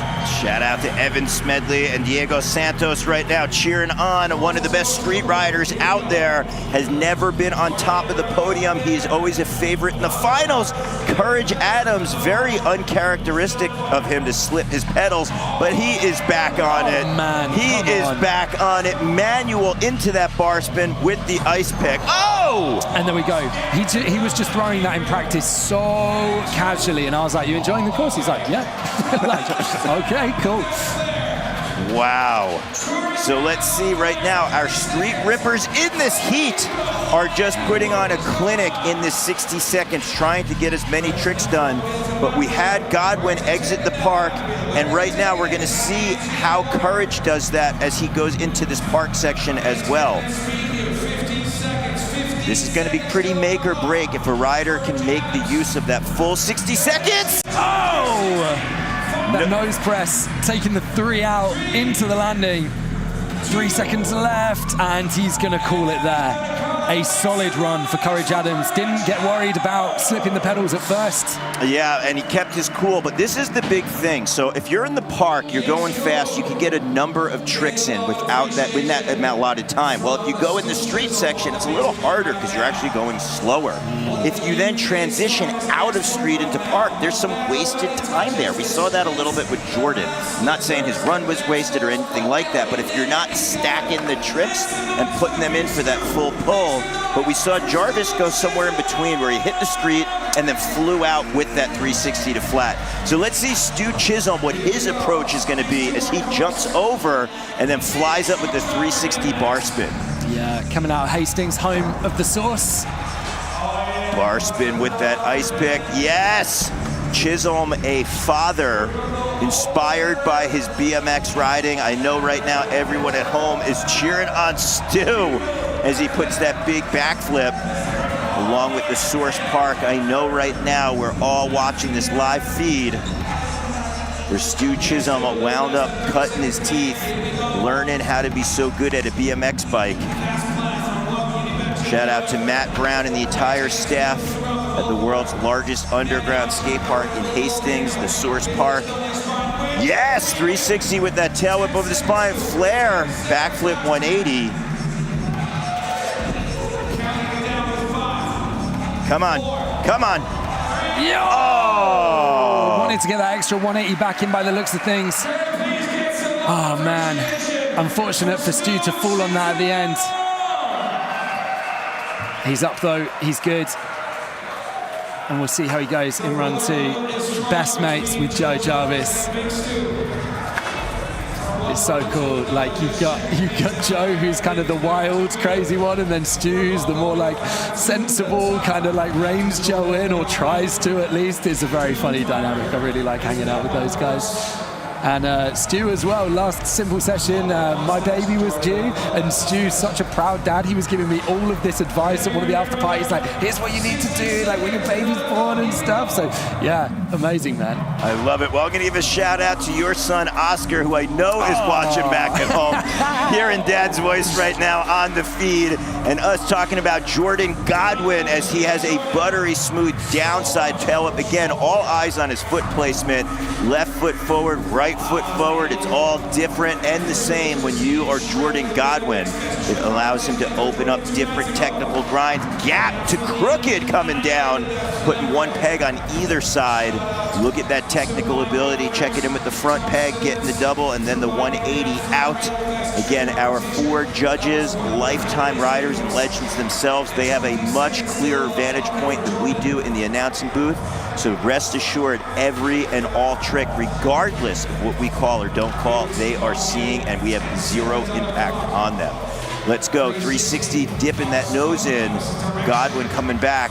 Yes, tweaking the turn down and flying out. So what we're gonna have to do is keep note of how the judges give the scores and how that looks when one rider has 2 totally different runs. Because we saw Sam Cock, technically, I mean, unbelievable riding, right? But he was put in that 9th spot. And maybe he wasn't as rewarded because 2 of his runs were a little similar out there, right, as far as the approach. But let's see if a rider potentially takes 2 different approaches on the course, how that's gonna look and what that's gonna happen. So it's gonna be interesting. Joe Jarvis' riding was really unique. Does he do the same or a different approach? Yeah, this is it. We're gonna have to see if he switches it up here. Yeah, and he kind of is by the looks of things, starting off with double peg up. Oh, okay. Excellent grind down. Yeah, shout out to Joe Kowalski, AKA The Butcher. ECD will never die. Talking about the East Coast legend, one of the first to ever do an X-up grind down a rail.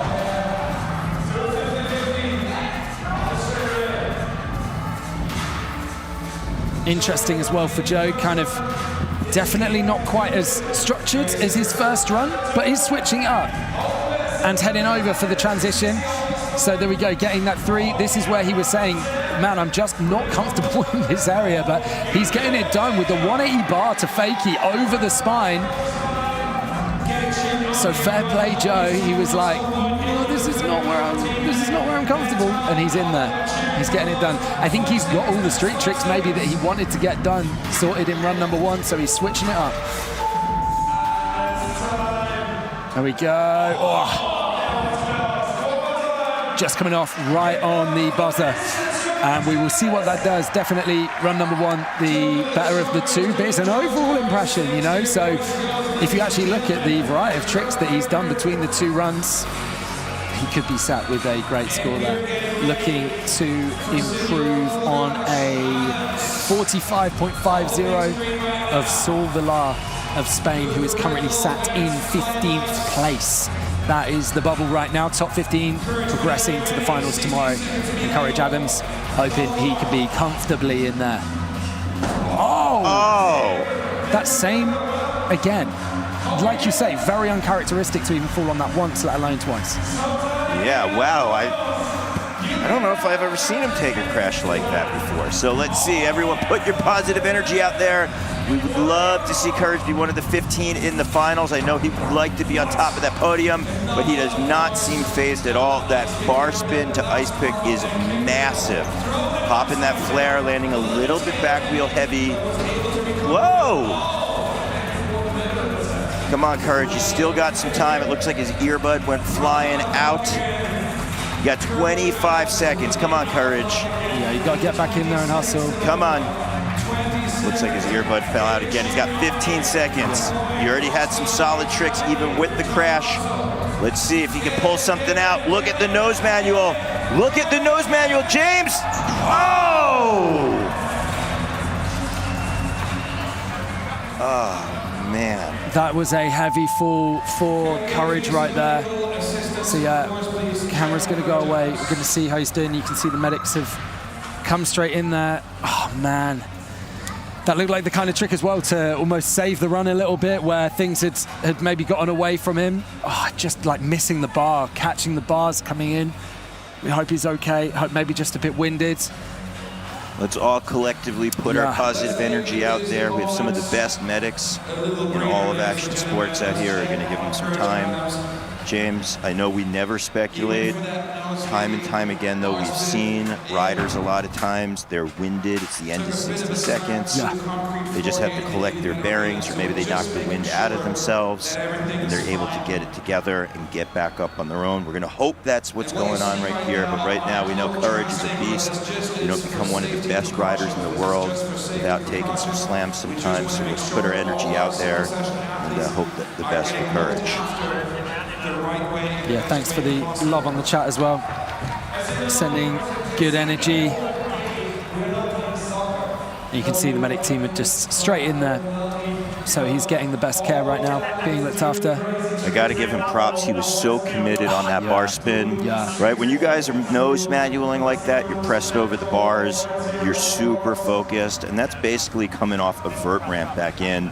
And it's hard too because you're turning in, right? You're not having a clean re-entry because it's like a quarter pipe where you have to turn in.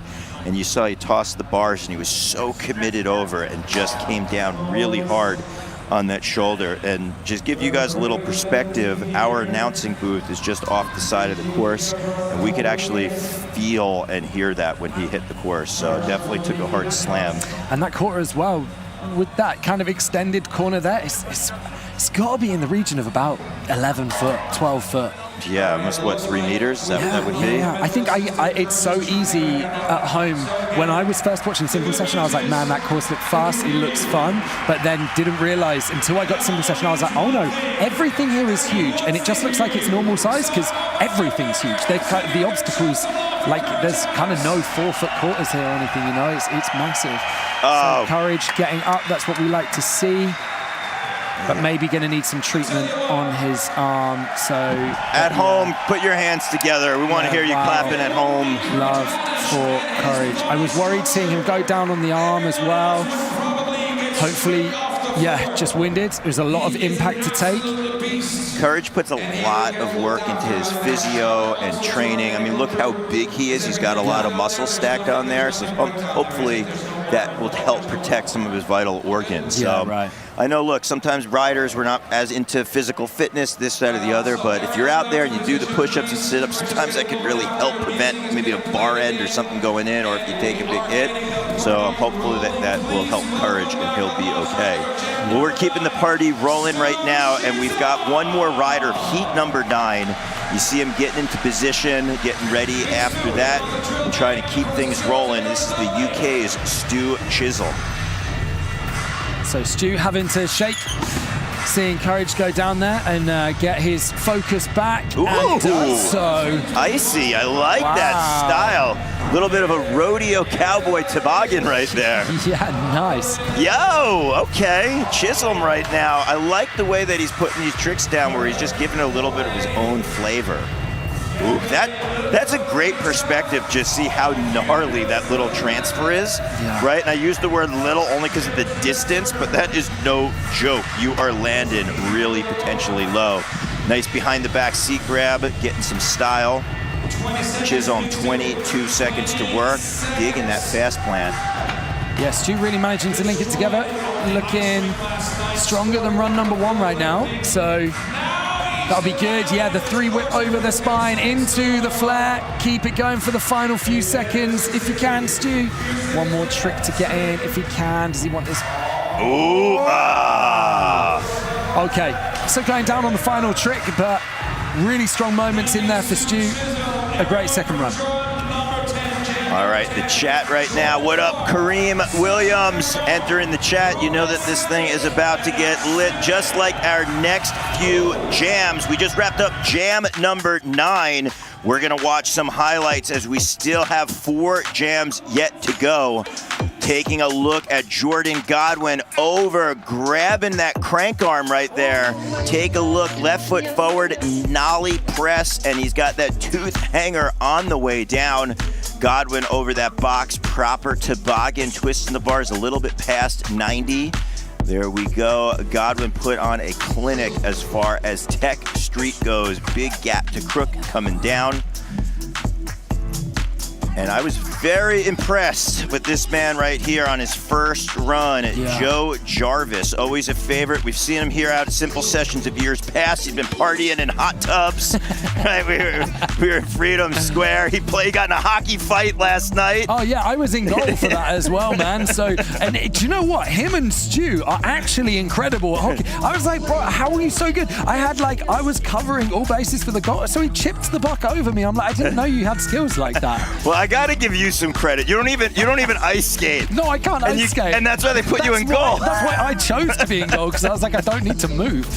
But yeah, then I had those guys just coming at me, and I was like, I made a big mistake being here. Well, for all of you at home if you haven't been following our social media, just do it. It's at Simple Session. A whole lot goes on behind the scenes in other events, and there was skate versus BMX hockey in the town square on ice out here.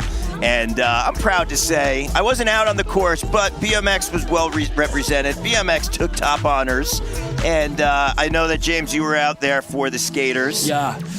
We sadly lost, but we'll keep that quiet. We'll keep that quiet. Whilst you're at it as well, checking out stuff on Simple Session socials. If you are, getting involved in the chat right now and you aren't already subscribed to the Simple Session YouTube, please do so you can keep tabs on everything and get notified. But we have some shake-ups on that leaderboard. 6th place, Jordan Godwin with a 65. 7th place, Stu Chisholm with a 64.75. He is going to be absolutely stoked with that. And then in 11th, Joe Jarvis with the 61.5. Wow. Got to give it up to everyone in the chat watching. A lot of people from the old school BMX board in here. I'm talking to you, Bitter Seth. DBZ, rest in peace as we get ready for our next jam. Look at the riders left to right. Yeah, we've got Jordan Clark alongside Sasha Cambon, Rumet Salik, and Ash Finley. It's gonna be big.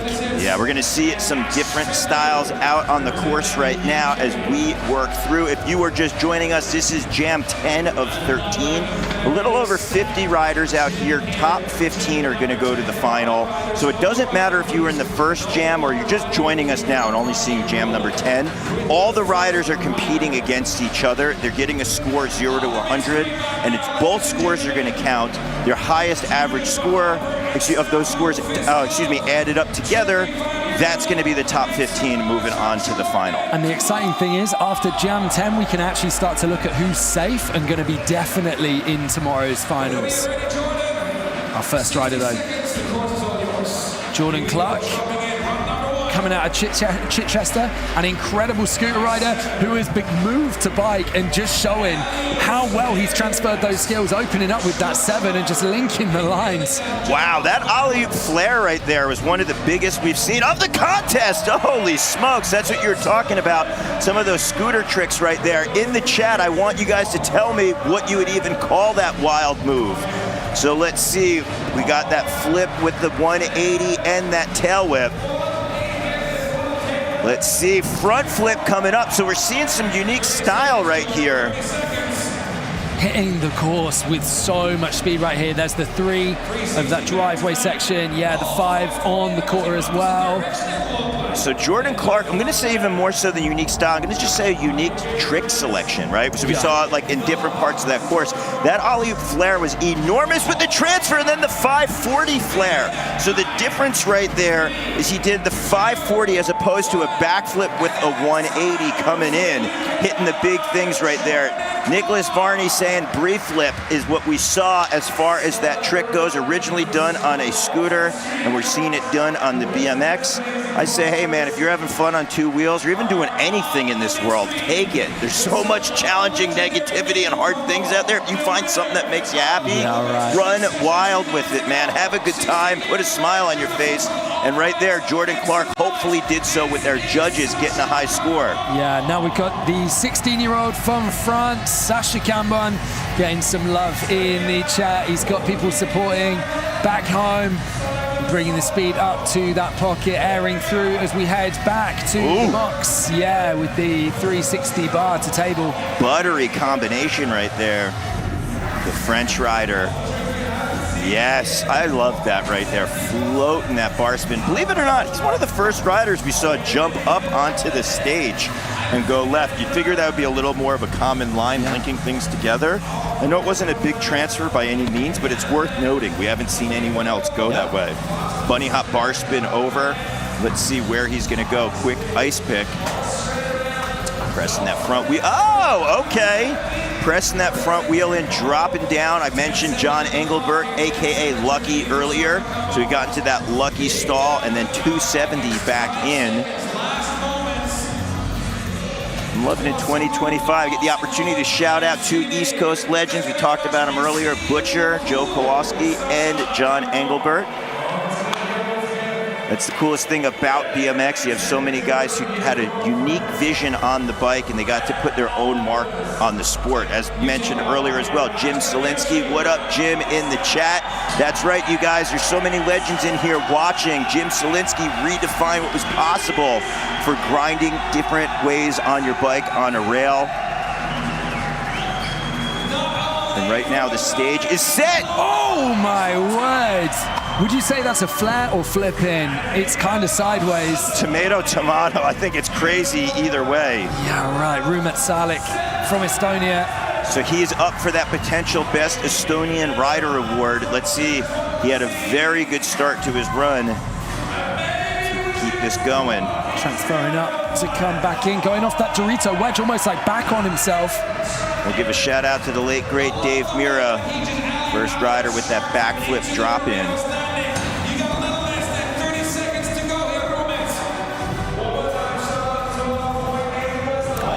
Transfer off the spine, over that gap, yeah. Really linking it up. 15 seconds left for Rumet. What are we gonna see? Oh, there's the flare with the bar as well. Wow, what a run number one. And the crowd absolutely loving that. They know he's their guy. Showing the local rider the love that he deserves. What a run number one, holding his own out there. Literally coming out of Tallinn.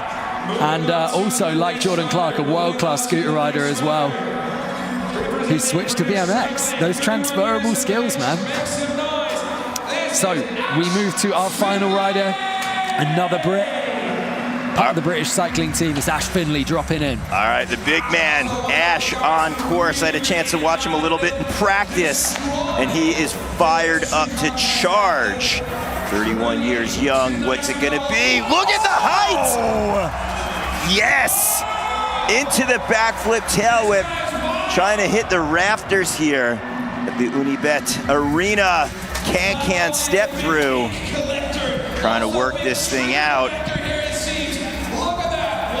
Yo, double time on that tail whip. Kicking it 2 times over that hip, cutting that corner. Ash is such a beast. I'll tell you, he's the type of guy that if you ever go to the after party and run into any trouble, you want him. You want him in your corner. I'll just put it lightly that way. But he has so much love for BMX. Look at the front flip going up. Oh! Just not quite getting it all the way around. 5 seconds still to squeeze something in if he can. Do you know what? I'm still trying to get over the height of that flare on the big Red Bull bank. That was insane. Yeah, and the wild thing was how he just rode that up. He almost took an extra second, right, riding up that transition to then hit that pop. We saw a couple guys go a little bit lower in the bottom transition, but that's not a traditional quarter pipe. It's a bank to wedge, right? So it's a little bit of an elliptical transition. All right, we're going back to the top of jam number 10, Jordan Clark. Oh, 720 with the bar spin. Kicking that air to the left right there. Downside whip, 360 double bar box backwards. No pedals, big Superman seat grab, grabbing that seat, putting that bike out.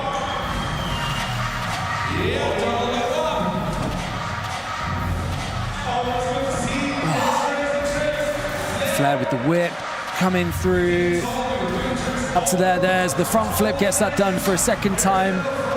Just feels so dialed in, just feels so locked. There's the 3 back through. into the 5. Yeah, we saw that little combo in the last run. Bar him back into the bubble to bring him back into the park section of the course. And then where's he going up here? Ooh. Oh, tasty, the 540 flare. What a run. The only thing I will say for Jordan is similar to the first run, but incredible. So we're going to see what the judges make of that. We've seen that they've rewarded people who have mixed it up a little bit, but I don't see how you can mark that down at that standard as well. So yeah, we're interested to see here in the booth what score that gets. Sasha Cambon coming back in.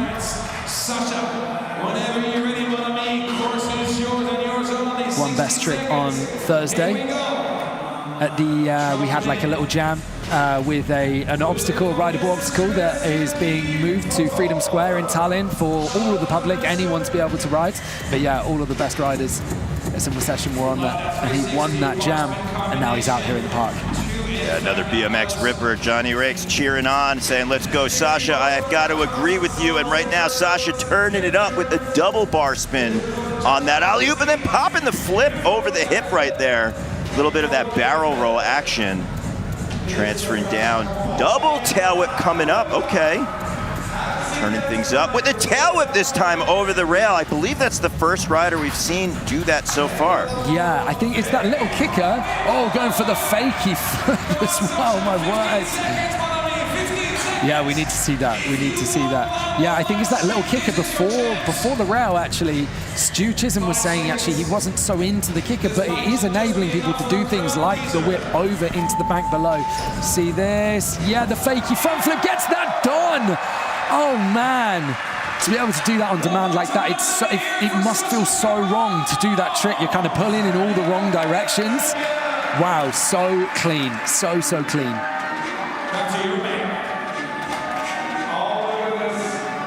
Wow, just 16 years old. What a rider.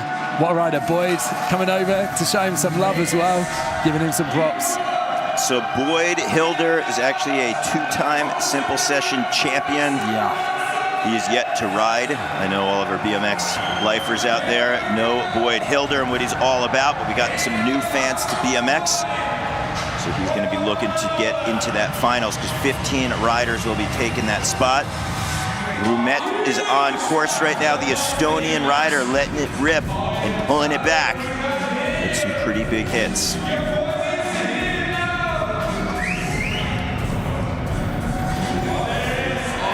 Oh, come on. Something about it when Estonian rider's on the course, the crowd cheers a little bit louder, showing the love for their own. Yeah, you just feel that energy lift in the arena, and that's got to help him as well. It's got to spur him on, taking that whip transfer off the spine. And again, that's the coolest part about Simple Session. It's a big international contest, but our event organizers, Risto Kalamre and his brother Mario, always want it to be where we have this platform for local riders.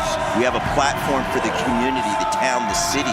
That's why when you guys have probably seen all over social media the last few days, we did a best trick contest.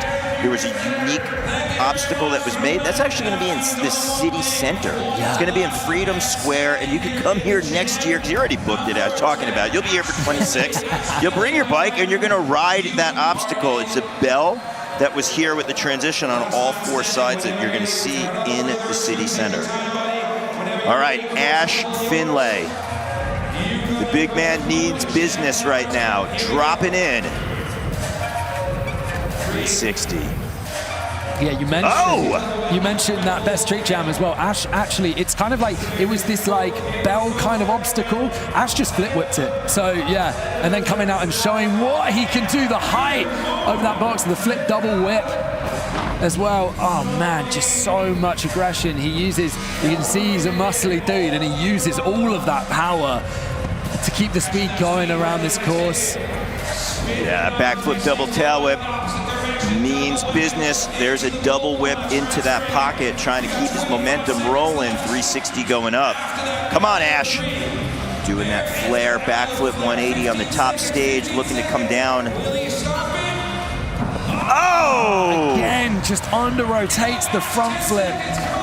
That's such a shame. Really hoping to see him get it done this time around, but hustling to get back in to get something more.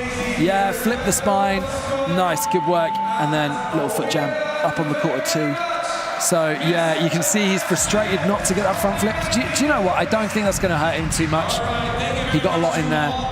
And that rounds out jam number 10.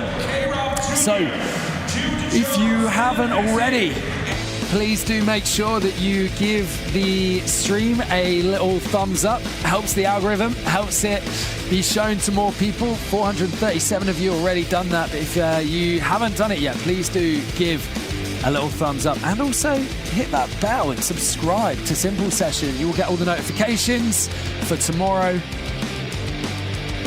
Keep in the loop, and for all future Simple Sessions and all the content that comes out after Simple Session 2, because there'll be things being posted from around the week. You want to make sure you're on top of that, right? So yeah, hit that subscribe as we check out some of the highlights of jam number 10, Daryl. And while we do that, I want to give a shout out. We've got some Simple Session royalty in the chat. I'm talking about Reed Stark. You know him as the Long Boy, one of my favorites. He's made no stranger to finals at all here in Simple Session. He actually got third in 2021, and he got second in 2017. Reed, we all love you out here. You're one of the favorites. We love that you're watching, cheering on the riders. So cool that we have the World BMX fam out here. We get a chance to chat, see what's going on as we watch some of these many highlights of our riders ripping. I know that there's all different styles out here at Simple Session. That's what makes it cool and unique. This might not be, some rider might not be your cup of tea per se, but that's what makes BMX freestyle cool.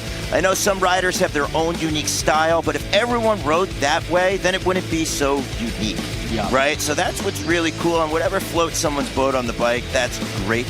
You can cheer them on, and then you can make it your own. And that's usually when we have a unique voice in BMX, and when someone really breaks through and sees their own voice. But take a look right here. Ash kicking that tail whip around 2 times. I believe that was in his opposite direction right there. You saw the way that he kicked it with his right foot, and on that back flip, he kicked it with his right foot on the back flip double whip, and the other one was an opposite double tail whip. A lot going on out of Ash. Just know he can kick them both ways double time. You saw one with the flip, one without. 4 legends of BMX right now, their head is smoking as they are trying to figure out. That's Dave Cleworth, Marcus Vilke looking at his phone, trying to figure out the scores. Van Homan, the legend, and then another legend on the far side of the course, Bart Dijong. And you might see that man in the white t-shirt with the microphone. That is Andy the Z-Man Zeiss. He is our on-course MC. I had the opportunity to be on the microphone with Andy many years here at Simple Session. And look at this! Oh, come on. We have a new leader, Jordan Clark, by a long way as well. 11.25 points. He is clear of Jose Sedano. That is a big move for Jordan Clark. Rumet Salik as well, sneaking into that top 15. He's in 12th with a 62.25. Semcock moves to the bubble in 15th place. Ash Finley in 20th with a 56.00, and Sasha Cambon with a 54.00. Do you know what, Daryl? I was saying, I wonder if him doing similar runs 2 times around is going to hurt him, but the standard that he rode at, man, undeniable. Yeah, I think that alley-oop 540, that alley-oop flare that he had right out of the gate really helped put his score. But take a look at our next 4 riders. Oh man, K-Rob Jr. I know there's a lot of fans for K-Rob, so yeah, he's going to be hitting the course first for jam number 11. We've got Jude Jones in there too, Dylan Hesse and Shoa Matsumoto rounding things out. The 15-year-old doing it for Monster out here in jam number 11. It is heating up, Daryl. Wow, very excited to see this East Coast rider from the Northeast, Kevin Robinson Jr. His dad is the legendary BMX rider, K-Rob. And right now, I know he's looking down, cheering on his son, Junior, on the course right now. First time we're seeing him here at Simple Session. Of course, clock has started. Big air. Look at that 1 foot tabletop. Damn, taking that more to flat than he was hoping. And that's what we mean when we talk about how steep that is as well. Like, it only takes a little bit to be pulling out further than you anticipated on that. Making it happen though, keeping it going.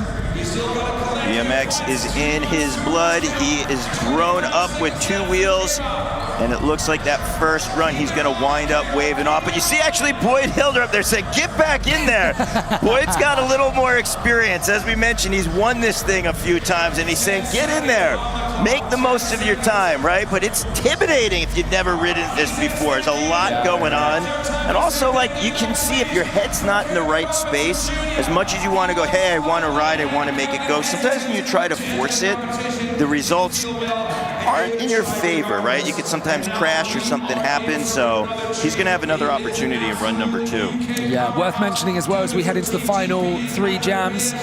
We've obviously got 12 riders left, so that does mean that Jordan Clark, Jose Sedano, and Santiago Laverde are confirmed for tomorrow's finals.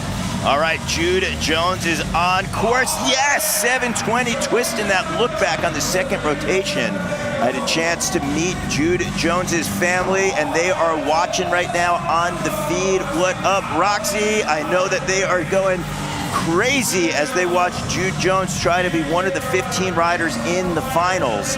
Jude dropping out of that street section, 360 over the island. I want to note that he was able to generate enough speed to clear that coming in from that quarter pipe. Hard thing to do. Yes, 360 bar spin to downside tail whip it looked like. Come on, Jude. Yeah, the little alley 270 over the hip as he works his way back over the box. Oh, huge from Jude Jones. 5 seconds on the clock, double whip over the spine. And little T-Bog to finish things off. Shout out to Chris Childs and Circuit BMX. What's up, Vic and Kara? They are watching all of our riders of this heat. They want to see K-Rob Jr. take his second run. But right now, it's all about the UK's Dylan Hesse. Yeah, picked up by Monster last year. Was 7th overall in the UCI World Cup rankings. No stranger to a good contest result, so hoping he can make it into the top 15. Oof. Flip double bar. Oh, a lot of height right there. Landed nice and smooth on that re-entry. Double time with the bars on that 360, James. Coming in, 720 bar spin, completely tweaked to the side. Trying to get shot out of that berm into the bubble with the X up. So stylish, great shape on that. Oh, triple bar. Hot hands. Speed on that. The Hyper Rider looking for it. Flare with the bar spin, 22 seconds to go. Whoa, backflip bar spin over the island. Not many riders have done that trick selection on that obstacle. Whoa, 540 with the flare, keeping it rubber side down. The tires are going. 6 seconds, working it out. And that is gonna be time right there for Dylan Hesse. Yeah, full pull for Dylan. That went to plan, seems happy. All calm and under control for run number 2. If you are just joining us, both of the runs count. This is not best run count. Really important point. The judges are counting both. So you could have an absolutely fire first run, but then let yourself down in a second, and it will hurt you. It will hurt you. It is tomorrow for the finals when the top 15 go through that we then go to best run count, and you can drop a run if you so need. Showa Matsumoto though ready to come in for his first run at Simple Session. 15 years old. Yeah, look at that height over the box backwards. You can tell we're in for a show already. The way that he just boosts the height on that backflip with the bars. There's a chance that might have been 2. What did you guys see in the chat? Coming back at us. I love the bike control, can over. When he jumped that box jump backwards, and you can see the same thing with that tire grab, he's got that confidence where he can just pull up a little bit higher than we've seen other riders, where he's able to then spot that re-entry nice and clean and get that pump. The young gun, 15 years old, tucking the no-hander. Yeah, heading the wrong way over the box, building that speed. Here we go, pulling back the hammer. Oh, clean 720. Drifting a little bit from right to left. Going up that roller. 360 with the bar spin, and that is going to be time for Showa Matsumoto. Yeah, great first run for him. It's starting to get difficult for the judges, I'd say, because they're gonna have to make some really tough calls soon as to where riders are going to slot in, and there's going to be some upsets, I think, of names getting bumped out. There just aren't enough spaces in the final for everyone that you would expect to be a finalist out here at Simple Session. So we're going back to the top, and you know, I didn't have a chance to talk to K-Rob Jr. before the event, but I heard that he was a little bit under the weather and actually wasn't going to ride, and he got added to our sheets just a moment before. So he's having fun out there. He's got the big smile on his face, but I don't think he's riding with 100% feeling good under his belt. But I know that Chris Childs said, take it to flat, K-Rob Jr. He wants to see him send it. And if you haven't had a chance to see him ride in person, unbelievable. It's the future of BMX right now in real time. There's a double backflip he did at a concrete skate park that had the whole internet going completely wild. He's a committed rider, he's a beast, and right now we're seeing him lay over a beautiful, juicy, one-footed tabletop. So it looks like he's going to jump up. All right, he's going to wind up waving it off. I'm also going to take this opportunity to give a little shout out to Jeremy Mallet. He was supposed to be riding as well, but he's a little under the weather and he was feeling sick. So at last moment on our sheets, those names wound up switching it up. But I love seeing K-Rob Jr. out there, and we're going to be cheering him on. He's going to be here at Simple Session 26. We want to see that. Yeah, for sure, for sure. So Jude Jones coming back in out of Market Harborough in the UK. Had a good first run. Hoping to replicate in run number 2 as he rolls into the quarter. Opening straight up with the 7. Yes, nice, Jude. Oh, and the front flip, no-hander, up into the street section. He is turning it up for run number 2 and switching up his run, Daryl, which the judges are going to love to see. Coming back in for the Volcano. Yeah, there's the 360 bar over, hanging up a little, which is taking some speed out of him. Can he build it back up to then head back towards the box, landing a little bit lower? Yeah, which then you see led him to land a little higher up on the box. Cheeky T-Bog over the bubble, bar spin. Trying to link it up for the final 15 seconds. Yes, Jude, getting it done once again. 5 seconds to go. Double whip over the spine. And what's he going to get done there? Yeah, nice. Good second run for Jude. Seems happy with that. And we saw him kind of step it up into the second run as well. So, yeah, props to Jude. And we hand to Dylan Hesse. Coming off a really strong first run also. I feel like I could probably say that for the remaining riders that we've got today. I don't expect any runs to be dropped from here on. So right now, Dylan Hesse on course. Oh, I believe that might have been 3 times with the bars. Hot hands around. Hesse tossing them. Coming back at us. I know a lot of you in the chat are talking about this split format, having park and street on the same course. I just want to highlight that the judges did say if a rider is a street rider, if they focus more on the street where they're at, they're going to try to weigh it out and give them a, I don't want to say preferential treatment or a higher score, but they just know that they're 2 different things, and you might fit more tricks in on a quarter pipe keeping your speed throughout the course, and they know when you grind a rail, it could potentially be slower. But we did see someone like Jordan Godwin who put trick after trick after trick, but in the last 20 seconds, he went to the park. Bam! Hesse right there, getting that 540 flare coming around nice and clean. So it's really going to be up to the judges how they see and also how the rider interpreted the judge's voice when they were out there. But Dylan Hesse right there interpreting those 60 seconds very well with a big, big bag of tricks. Yeah, a strong showing for Dylan. He should be absolutely buzzing with that. He still looks very kind of business mode, very game face, but I can imagine inside he's buzzing and keeping fingers crossed that's going to put him inside the top 15. He's done everything he can. And our final rider of jam number 11 to drop from Japan, 15 years old, Showa Matsumoto. Brought so much speed to the park, which allows him to air like that. Oh, I got to give props. That backflip he held for an extra moment before throwing those bars 2 times around. What up, Biz Brian Jordan in the chat? Yes, that is true. You still need to get that New York tattoo. Indeed, he lost a bet, but we do have some bets going on in the chat.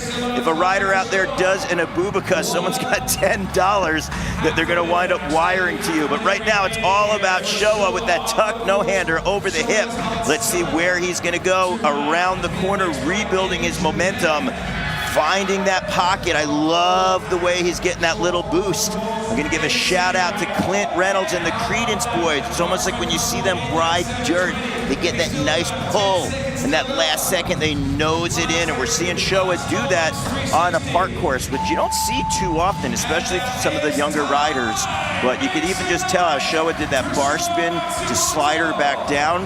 He's got a lot of abilities, and I don't even think that we saw half of what he's capable on this run. Yeah, 15 years old and just riding in such an established way, just attacking the course, so comfortable, no nerves out there, like, okay, I'm one of the younger guys. Now he's like, I'm riding with the best, and I deserve to be here. And showing White, love that 1 foot table, such great style on that.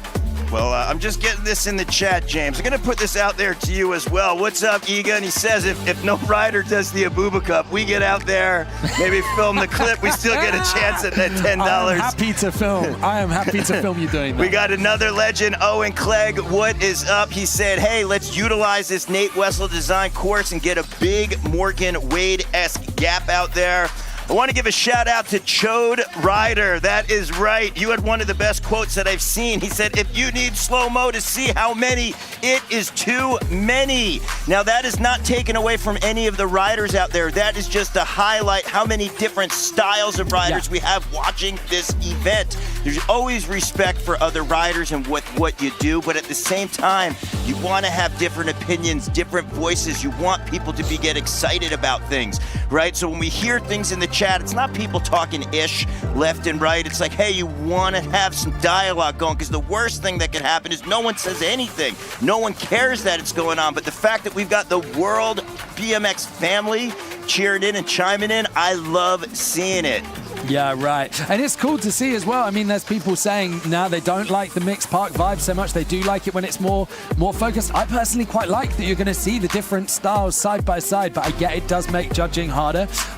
So yeah, great to hear your kind of opinions and views. But obviously the mixed park setup is what we've got this year. It looks like that 10 is now gone up to 20 if I do the Sabuba Cup. What's up, Evan? Evan says he's got 10 on it as well. Here we go. Yeah, this right here could be the retirement plan. We build this up more and more and more. But I got to give a shout out to all of our riders. But I do want to stress, regardless of the street aspect, the judges are trying to really weigh that in. Yeah. But we really haven't seen a rider focus just on the street section for the entire 60 seconds. As we said, I used Jordan as an example. He did go back into that park section, and there was maybe like a 15 or 20 second lag as you transfer from one side to the other. I get it, the ramps are big. It's also hard to get the crowd support on maybe a technical street gap as opposed to pulling a 1080, multiple bar spin tail whip crazy thing over the box. But these judges, they're lifetime riders. I know sometimes judges, you get some heat and pressure on them, but I'm telling you, I've been honored to be on the mic at hundreds of contests. I've never seen one contest where the judges haven't put their best effort forward to do the best score. And look at that. We have it shaken up right there. Dylan Hesse moving into that second spot with the 77.50. Yeah, wow, we are starting to shake things up as we move into our final few runs. Showa Matsumoto as well, making the top 15 in 12th with a 63.95. So he's going to be watching tentatively.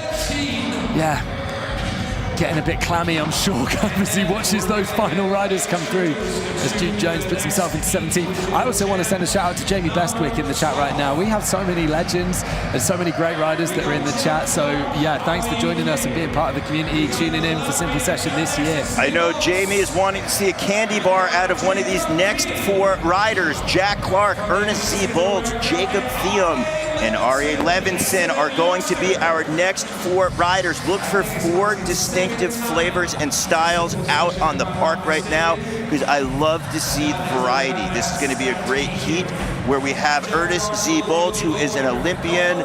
We have Levinson, who is an up-and-coming ripper from the Fit SM family. And we also have one of the biggest badasses who definitely lets his voice known and is not afraid to flip a bird to the judges, talking about Jack Clark. And you can't leave Jacob out of the conversation. He's definitely a new voice on the scene when it comes to the international competition. And we love having him here. So Jack Clark is getting into position, but as I was saying with the judges, they really try their best and they work so hard at it. In any contest, whenever there was like maybe, hey, we didn't know why we got this, they can break it down and give you that explanation. There's stuff that we can't even see from here in the booth. Maybe someone boosted a little higher, slipped a pedal, or something happened. So right now we get Jack Clark dropping in. Oh, that is how you do it. Reppin' tall order BMX. What up, Sebastian Keep? Yes, floating that downside 360 whip, almost that decade air. 15 seconds in, and Jamie, we did not see a candy bar yet, but he's still got 40 seconds to work with. Coming back at us, tail whip over that hip. Nick Bruce, we love you too. Everyone here in Estonia, anytime that you are riding on the course, the place goes absolutely nuts, and we want to see you at 26th Simple Session.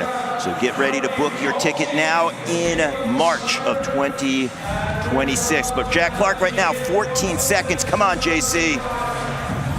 Yeah, quick toothpick hangover. Clark's got the ability to not only throw the bar spins like a wild one, but he also has the crazy rotational spins. And that is going to be time right there for Jack Clark. Really enjoyed that fast-paced kind of street section, the line he threw together at the end there with the 360 bar back in.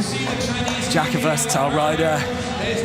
It's kind of helping the next generation come through, coaching some of the Chinese athletes. And we move now to Ernest Siebold from Latvia. And how cool is it to say an Olympian? Yeah. He was at the Paris 2024 Games representing Latvia. And Ernest Siebold is such a unique rider. He's got the street ability, but he can also turn it up in the park when need be. If anyone out there watching hasn't had a chance to see Siebold's ride, you're in for a treat. 360 with that bar spin, tuck, no-hander.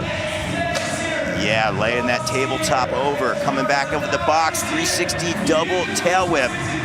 It's interesting, we've seen Siebold's riding kind of evolve a little bit over time. I used to think of him a little bit more as a street rider, and we've seen in the last few years him spend a little more time in the park, but let's see how he switches things up on this course.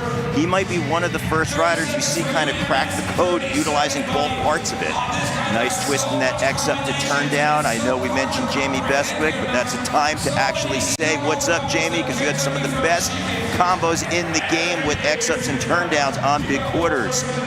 Showing that bottom bracket off to Andy Zeiss, our infield announcer. Siebold has 10 seconds to go. I'm hoping he gets technical in this last time, maybe on the island. 360. Let's see if he gets tech. And that is going to be time. All right, Siebold.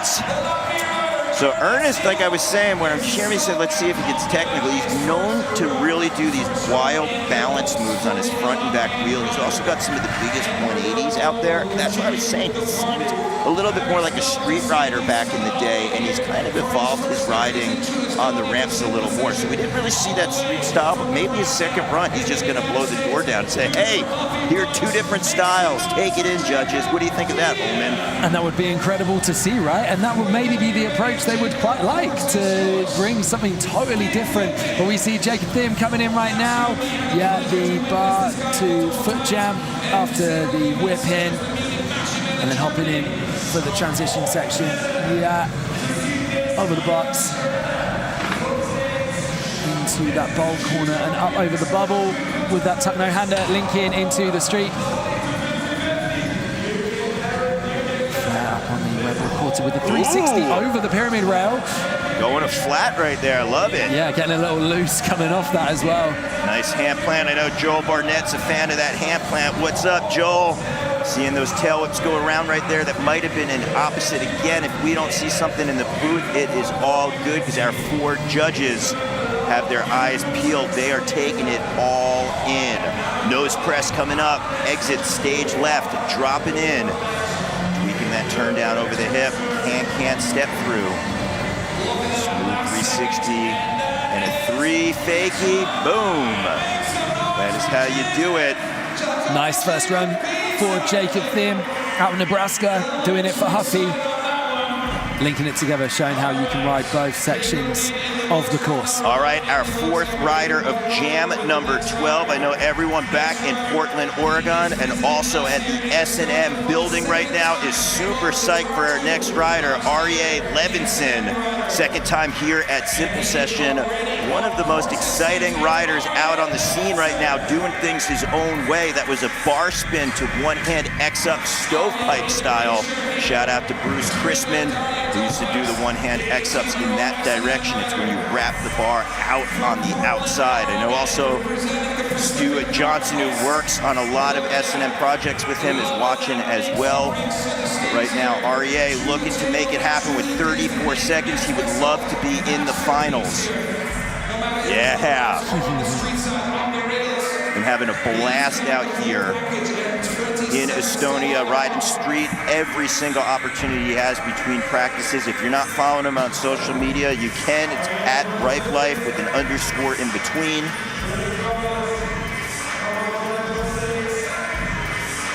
Spent a lot of time riding with Chad Johnson out at Goods. And the future of BMX is bright right there with Levinson, 18 years old. Loving what we're seeing out there, trying to get it done in that 60 seconds. Yeah, young guy with just so much attention right now, and great to have him back at Simple Session for the second time he's been out here. But yeah, we don't check scores after run 1. It's an overall impression across the 2 runs, so we keep it going. It's more like an organized jam format, and Jack Clark is coming back in for his second run. Oh, look at that, over the box. Yeah, tweaking into the extended kind of bowl corner. There's the alley-oop bar to table through the bubble, heading around the corner there, around that pocket. Yeah, I love that down whip, how far away he is from his bike. He just lays it out to the side, lets it dangle right there. The old dangler. Here we go, going over that can-can, a little bit of style. Ooh, okay. Popping that flare. Jack Clark. Some of these down whips we're seeing, are you guys catching that? Some of these down whips are just beautiful works of art right there. Jack seems he seems in the zone today. I feel like a lot of riders have been spending time looking at Dig magazine right there. You get a nice fisheye downside whip on a bank. We're seeing that out here a lot more this year, and I gotta say, I'm all for it. Come on, Jack. Yeah, nice. Milking the clock right there. I like that. Love that. Slightly different from run 1 as well. So props to Jack getting it done. And we'll wait and see where his score comes in at. We go back though to Ernest Zibold now, and we will see if he switches it up, gets a bit more tech like we were saying, or whether he goes for much the same approach and goes for that big park kind of style. In the chat, I want you to type 180 if you think we're going to see a big old lofty 180 out of Z Bowles. If you haven't had a chance to see him do it before, it doesn't matter if his takeoff and landing are steep as can be. Ooh, that was nice right there. Beautiful, laying it over. All right, we got 180, 2, 3, 4, 5. We got them all in the chat. Andy's right, an 1800. We got a 540 in there. We're gonna see what Z Bowles pulls out. I'd love to see him come in fakey, maybe with a buzzer beater. Right now, though, we're focused on that tail whip, dropping back in. Lori DS says 180. Evan Smedley is calling Alien Ant Farm, but what do we got? 23 seconds. Come on, Z Bowles with the big no-handed backflip. Latvia is being very well represented. Bold statement on the bike and with those white pants. Let's see if he can put this exclamation point. Where's he going? Ooh, 3. I thought we were going to see it. We thought we were going to see it. Waiting with bated breath here. All right. Okay. I don't want to take away from his riding because it was impressive and it was awesome. And Z Bowles, I wasn't trying to call you out on the 180. I was just trying to compliment your riding because not many people can do a big old nasty 180 in the middle of their run. So I just tip my hat in your direction, sir. Just take note. Give the people what they want. Yeah. We want that 180. And interesting to see Ernest as well, kind of sticking with that park style. So that's obviously his approach to this course. Let's see what Jacob Thiem's got as he comes back in with the foot jam there as well. And then heads into the transition section. Yeah. So even though we're not seeing a lot of streets per se in our runs out here, you also want to note that that actually stands out pretty strong, right? So we're going to see like the judges, especially in our last heat, if a lot of riders maybe wind up doing some more grinds or putting some of those street elements in there. Not that they could change their scores before, but I have a feeling we're going to start to see the likes of Matt Ray, maybe Boyd Hilder, stepping it up with some of those street aspects, and we might see the score reflected a little bit. Right now, Jacob on course, nollie bar spin. Going for that nose press up on our gut face. Mural looking back over the hip. Come on, Jacob, you got 5 seconds. Smooth can step through. 360 tabletop. Hopping on out. Tyler Richardson saying Thiem is legit, yeah. Crushing this course out here. Great second run. And we have one final rider, Arje Levinson. Just 18 years old, like we were saying earlier, his second time at Simple Session. He made a big statement on his first. Lots of people watching this kid right now. Yeah, super hyped. Shout out. Shad Johnson. S&M Bikes, Chris Moeller, the building. REA right now on course, toothpick hangover. I had a chance to meet REA many years ago when he was a young teenager, and he lives BMX. I mean, it's been his life, and the fact that now seeing him getting a chance to call his riding and runs at Simple Session 10 years later is a dream come true for him and for me, because it's all about the BMX community and family, and being a part to be on someone's journey, James. It's unreal to see, because you got to be so committed. You're not just checking in, you're not visiting. All of us here, we do this is our life, and we're focused. And right now, REA over the box, that 360 tail whip, hanging up just a little bit, but he's got 18 seconds. Yeah, time to link together the final things. He comes over the spine. What are we going to see right at the end? Yeah, nice no-hander. Over 5 seconds to go. And yeah, we get that little bar spin back in. Coming up fakey on that volcano. Must be so scary as well, because actually up top there is, he made that look so chill, but up top is so compact up there. To be riding backwards and then popping like that kind of blind in. Yeah. Big props. As we watch some of our many highlights, I'm going to take a moment and give a big shout out to Drew Bezanzin.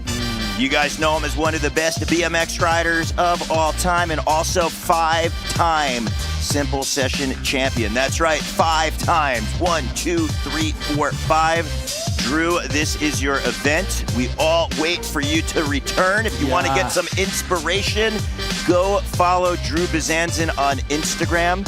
He unfortunately had an accident a few years back, and he's mentally focused and pushing forward to get back out on the bike. Drew, we think of you all the time. We cheer you on, and you inspire us all. And you definitely are the king of Simple Session. We love you, and we're all thinking of you. Much love, Drew. But right now we're looking at the highlights. The white pants, the backflip, no hand flying, Latvia's Ernest Ziebolds. That tabletop there, laying her over on the underside. Ooh, buttery 360 bar spin to flatty. Yes, such a powerful rider. And interesting, be really interesting to see if he makes the finals, what his approach is then. Maybe we see that 180. Seeing some highlights of Jacob Thiem right now. Lots of love for Jacob in the chat. Thanks to everyone getting involved today. There's the 540. Yeah, nice pushing that out. Great shape on that. And then Arje Levinson. Going through, there's that whip on the bubble. With that Smith up to a 180 out off the hubba. Ooh, and then kicking. Yeah, a little topping right there on the Sunday. Nose bonk to 180. It's so cool, again, seeing Arje just riding around, having a blast here at Simple Session. Any street obstacle comes his way. All right, we have one heat remaining. You guys have all been giving it a shout out to our riders in the chat, saying that they might be on top of the podium. We're gonna see where the scores sit before we introduce and we get ready for our last heat, because as they say, the last can sometimes certainly be the best. But right now, Jack Clark with the magic number, you know, that 69.12, and Ziebolds as well, flip that around, getting that 69 treatment. 0.05, 6, and 7. Jacob Thiem is going to be on that bubble spot. So Jacob is sitting there. He is going to be biting his nails as we work through jam number 13, because we are only taking the top 15 into finals tomorrow. Yeah, it does mean that Dean Florian in 11th place, he can chill watching this final jam. He's definitely in, alongside Stu Chisholm, Jordan Godwin, Miller Temple, Katie Ozawa, Jack Clark, Levi Vietman, Santiago Laverde, Jose Sedano, Dylan Hesse, and Jordan Clark currently sat in first place. So our final four to drop today in Jam 13, Joji Mizogaki, Rim Nakamura, Matt Ray, and Boyd Hilda. What a stacked final jam this is, Daryl. Yeah, Joji got second place last year. Rim Nakamura has won this event in 2020. Matt Ray has gotten second on the podium, and Boyd has won this 2 times as well. We are witnessing some riders who have a lot of experience here at Simple Session. This is our qualifier 13th and final heat as we get ready to bring in Joji Musaki. So here we go, 60 seconds are on the clock. Again, the format, you know it by now. 2 runs, they both count, and there was a 360 triple bar spin. And then he backs that up with some style, floating a one-hand, one-footer. So even our riders who are a little more style-focused can't hold that triple bar spin against him, because he's got it both so far as he's working through those 40 seconds. Yeah, turned so many heads last year, literally first time at Simple Session. Bangs out a silver medal. Like, yeah, just blew minds, really. And yeah, this bigger course, I've been really excited to see what he's going to bring to it, because it was a more compact, kind of smaller scale course last year. I know this arena setting is going to work well for him. So Joji just making it work for this first 40 seconds. So far, T-Bog up to take it over to the street section. Ice pick on the A-frame rail. Yeah, and I think to highlight that ice pick he threw in there quickly. We really haven't seen a rider jump up and then hit the ice pick afterwards. Normally they were focusing a little more on the street section and then hitting that ice. So it's a little attention to detail like that the judges really do pay attention to. I know judges can sometimes get a lot of heat, they can get a lot of pressure, but they put so much focus into what they do, and anytime a rider questions a judge, they've got all their things to say, hey, this is why I put you here, and I really have never heard a judge not have a good kind of argument or justification for their choice. All right, our second rider of the heat. He is an Olympian, 2 times Tokyo 2020, Paris 2024 games. As I mentioned, in 2020, he won Simple Session. He is dropping in and would love to be in the final, having a chance to be on podium, making it 2-time Simple Session champ. Rima Nakamura. Little fun fact about Rimu, his name is actually named after the BMX wheel, because his dad owns a bike shop and is a BMXer himself. I did not know that was why. That's incredible. So it's a little Snapple fun fact right there for Remo. BMX has been in his blood from birth as well, and it's so cool seeing so many riders like K-Rob Jr. and Rimu who have grown up just BMX handlebars in their hands. So right now, 25 seconds to go. Nakamura, nose press, transfer over, coming back at us, downside with the double 360 tail whip. But we see a nice meaty air from Nakamura. He's got those big blasting quarter pipe airs. Nice to see maybe in his second run, him just laying over, saying, hey, take a look at this bottom bracket. Japan Air just flying through the sky. I'd like to see something like that out of Nakamura. Yeah, Amori saying Rim Airlines incoming, definitely bringing that, definitely bringing that. Such a great rider. And we move over, speaking of great riders, I mean, everyone out here is so accomplished, but Matt Ray, someone who actually last year at Simple Session, he came 3rd, but with his first run in the finals, it really hadn't gone his way. He was so on the back foot, and we were saying, if there's someone you don't want to count out to perform under pressure, it's Matt Ray, and he just turned it on, got himself the bronze medal, and we'd love to see him in the finals again, taking that kind of alley-oop 270 in, going the hard way. Everyone in the comments all day long has been saying that this could potentially be Matt Ray's course, and I got to agree with them. He's such a well-rounded rider, known for the streets, but you see how comfortable he is in the park section. I'm going to give a big shout out to Ron Bonner and the Sabrosa Shadow Conspiracy family down in Florida, who is cheering him on right now, along with Brian Scher, kicking that opposite tail whip to the pedals. Matt Ray smooth with that Smith to 360. Became a father a few years ago as well, and I know that that has fueled his motivation and inspiration for riding. Phenomenal dad out there going backwards with that crooked grind. 10 seconds, Ray, come on. Yes!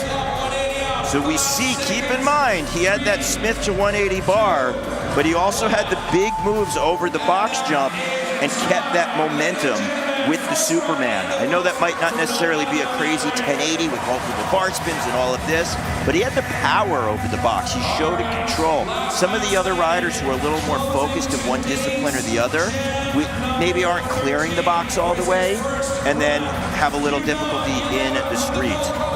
Yeah, former winner of BMX Park and BMX Street at Simple Session is now to drop our final rider of jam number 13 and our BMX qualifications. Lots of hype and lots of excitement for what this guy's going to do. It's Boyd Hilder.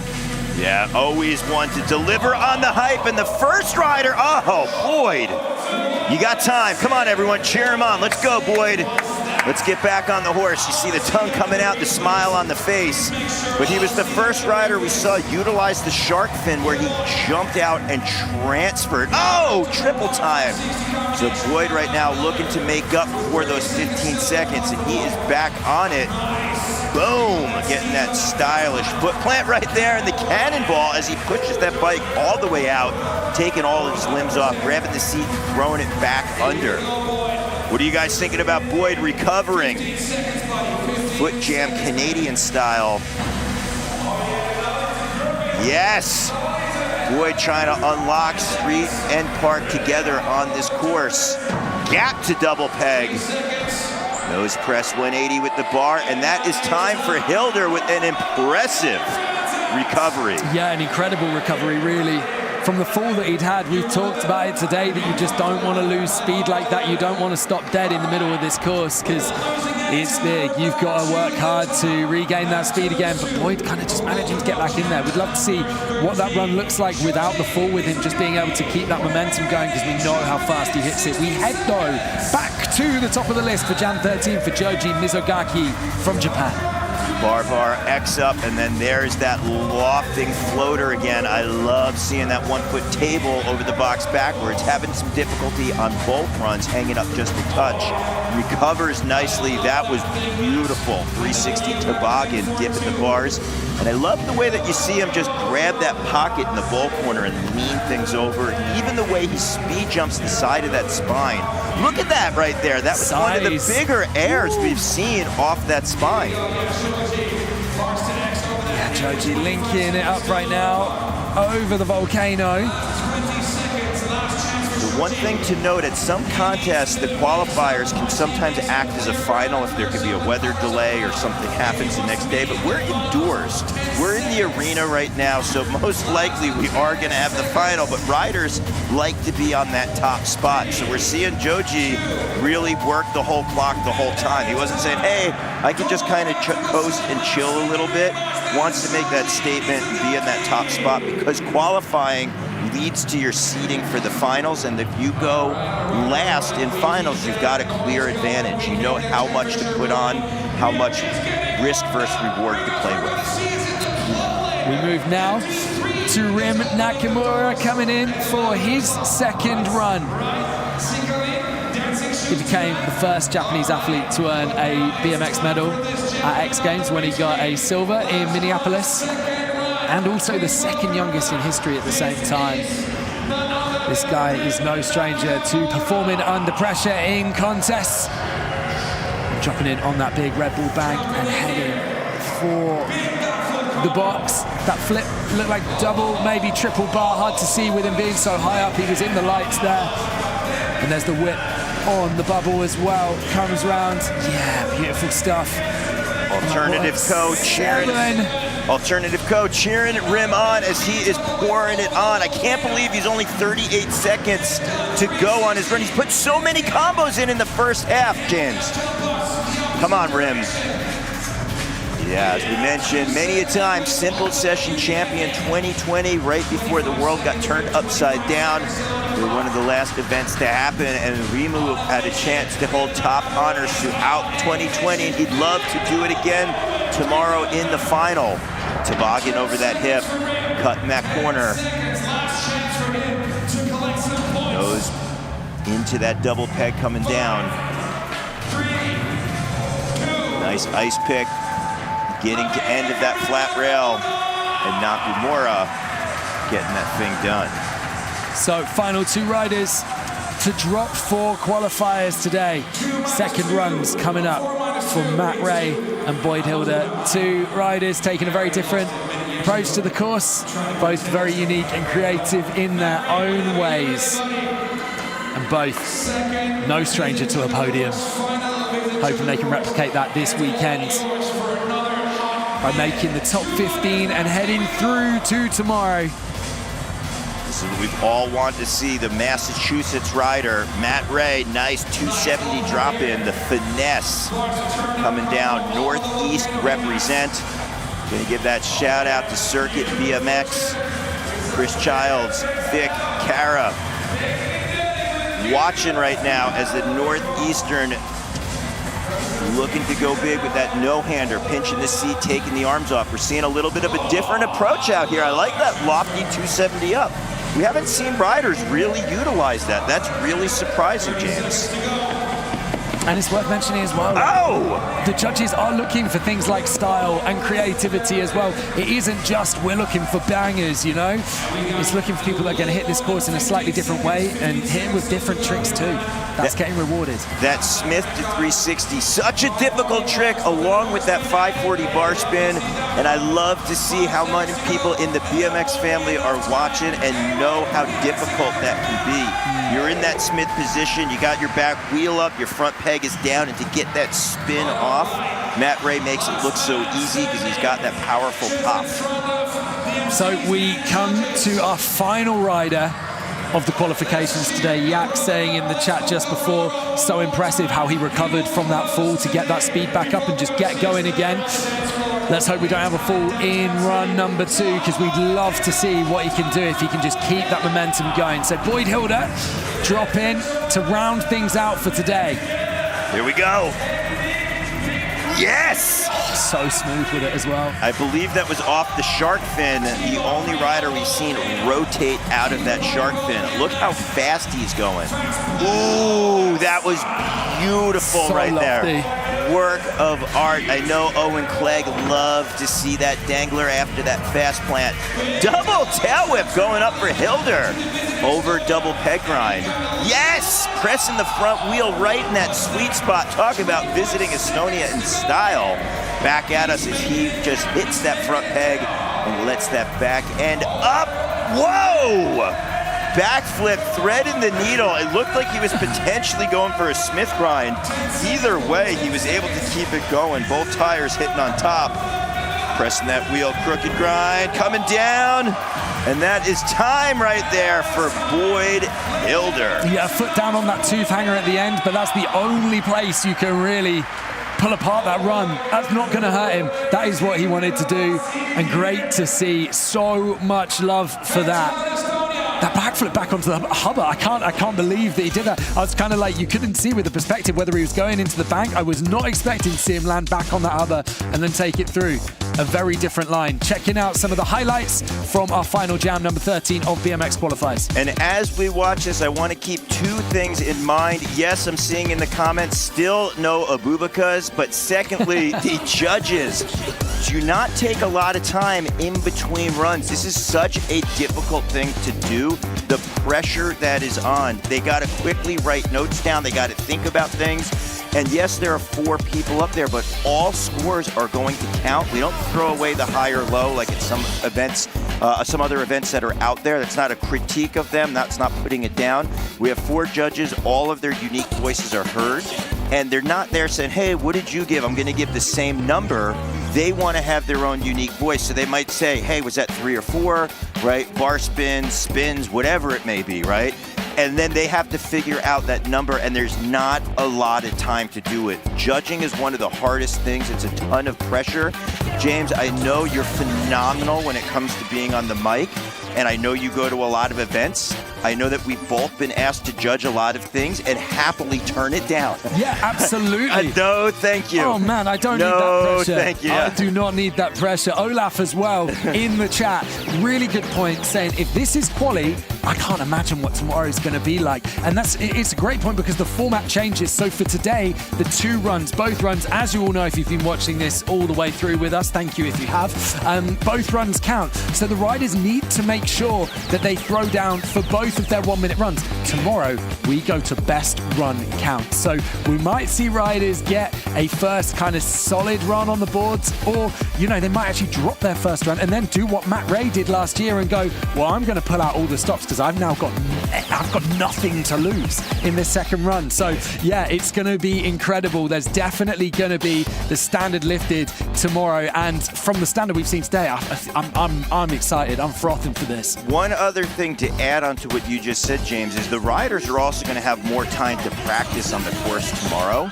Oh, take a look at this backflip. Let's watch. That was incredible. It looked like he was potentially going for Smith. Maybe not. I don't want to call him out on it, but like regardless, he has the ability to do that, which is the crazy thing. Yeah. But they're going to have some more time to practice tomorrow, so we might see some, well, we're going to see more stuff in the finals. And look at this. A switch up. Second place, Rim Nakamura with the 83.0. Matt Ray into 5th with the 72.50. Joji Mizogaki with the 69.45. When we head to that next screen, are we going to see Boyd Hilda in 13th place? Not quite as high as you'd expect maybe to see him, but he's in there, 67.15. And want to send big love to Stu Chisholm, making the cut on the bubble in 15th. Those are your top 15 right there going to tomorrow's finals. I am absolutely buzzing. What are your feelings for it? Yeah, big ups to all of our riders who really pushed what it is to be a BMX and be a a part of the 25th edition of Simple Session. So many different styles were out there, but I also want to give a big shout out to everyone watching on the chat and on YouTube. I got to tell you, it's been so fun for James and I to be connected with the BMX family out there. So many big pro riders, some of the best of all time. Jamie Bestwick is chiming in. We have Reed Stark in there as well. We have like just underground rippers, Evan Smedley. It's just a lot of fun for us. We appreciate and thank you guys for joining. We hope that you're going to be here for the final tomorrow. These top 15 that you can see in red on screen, they're going to be looking to turn it up a few notches. They're going to have more time to practice, look at different lines, go back to the drawing board, see how it worked. And I think really their biggest challenge is going to be to not party too hard tonight, right? Because that's what Estonia is about. When you guys come next year and join us, you're going to see the party and what it really is to be here and be a part of Simple Session. Yeah, absolutely. A stacked day tomorrow at Simple Session from 12:30. We have the skateboarding finals for, well, basically the sister session skateboarding. It's straight finals for them. We've also then from 2:30 got the men's finals for skateboarding, and then from 6 o'clock myself and Darryl will be back in the booth for the BMX finals. Thank you so much for being with us. We hope you join us then, and peace and love until tomorrow.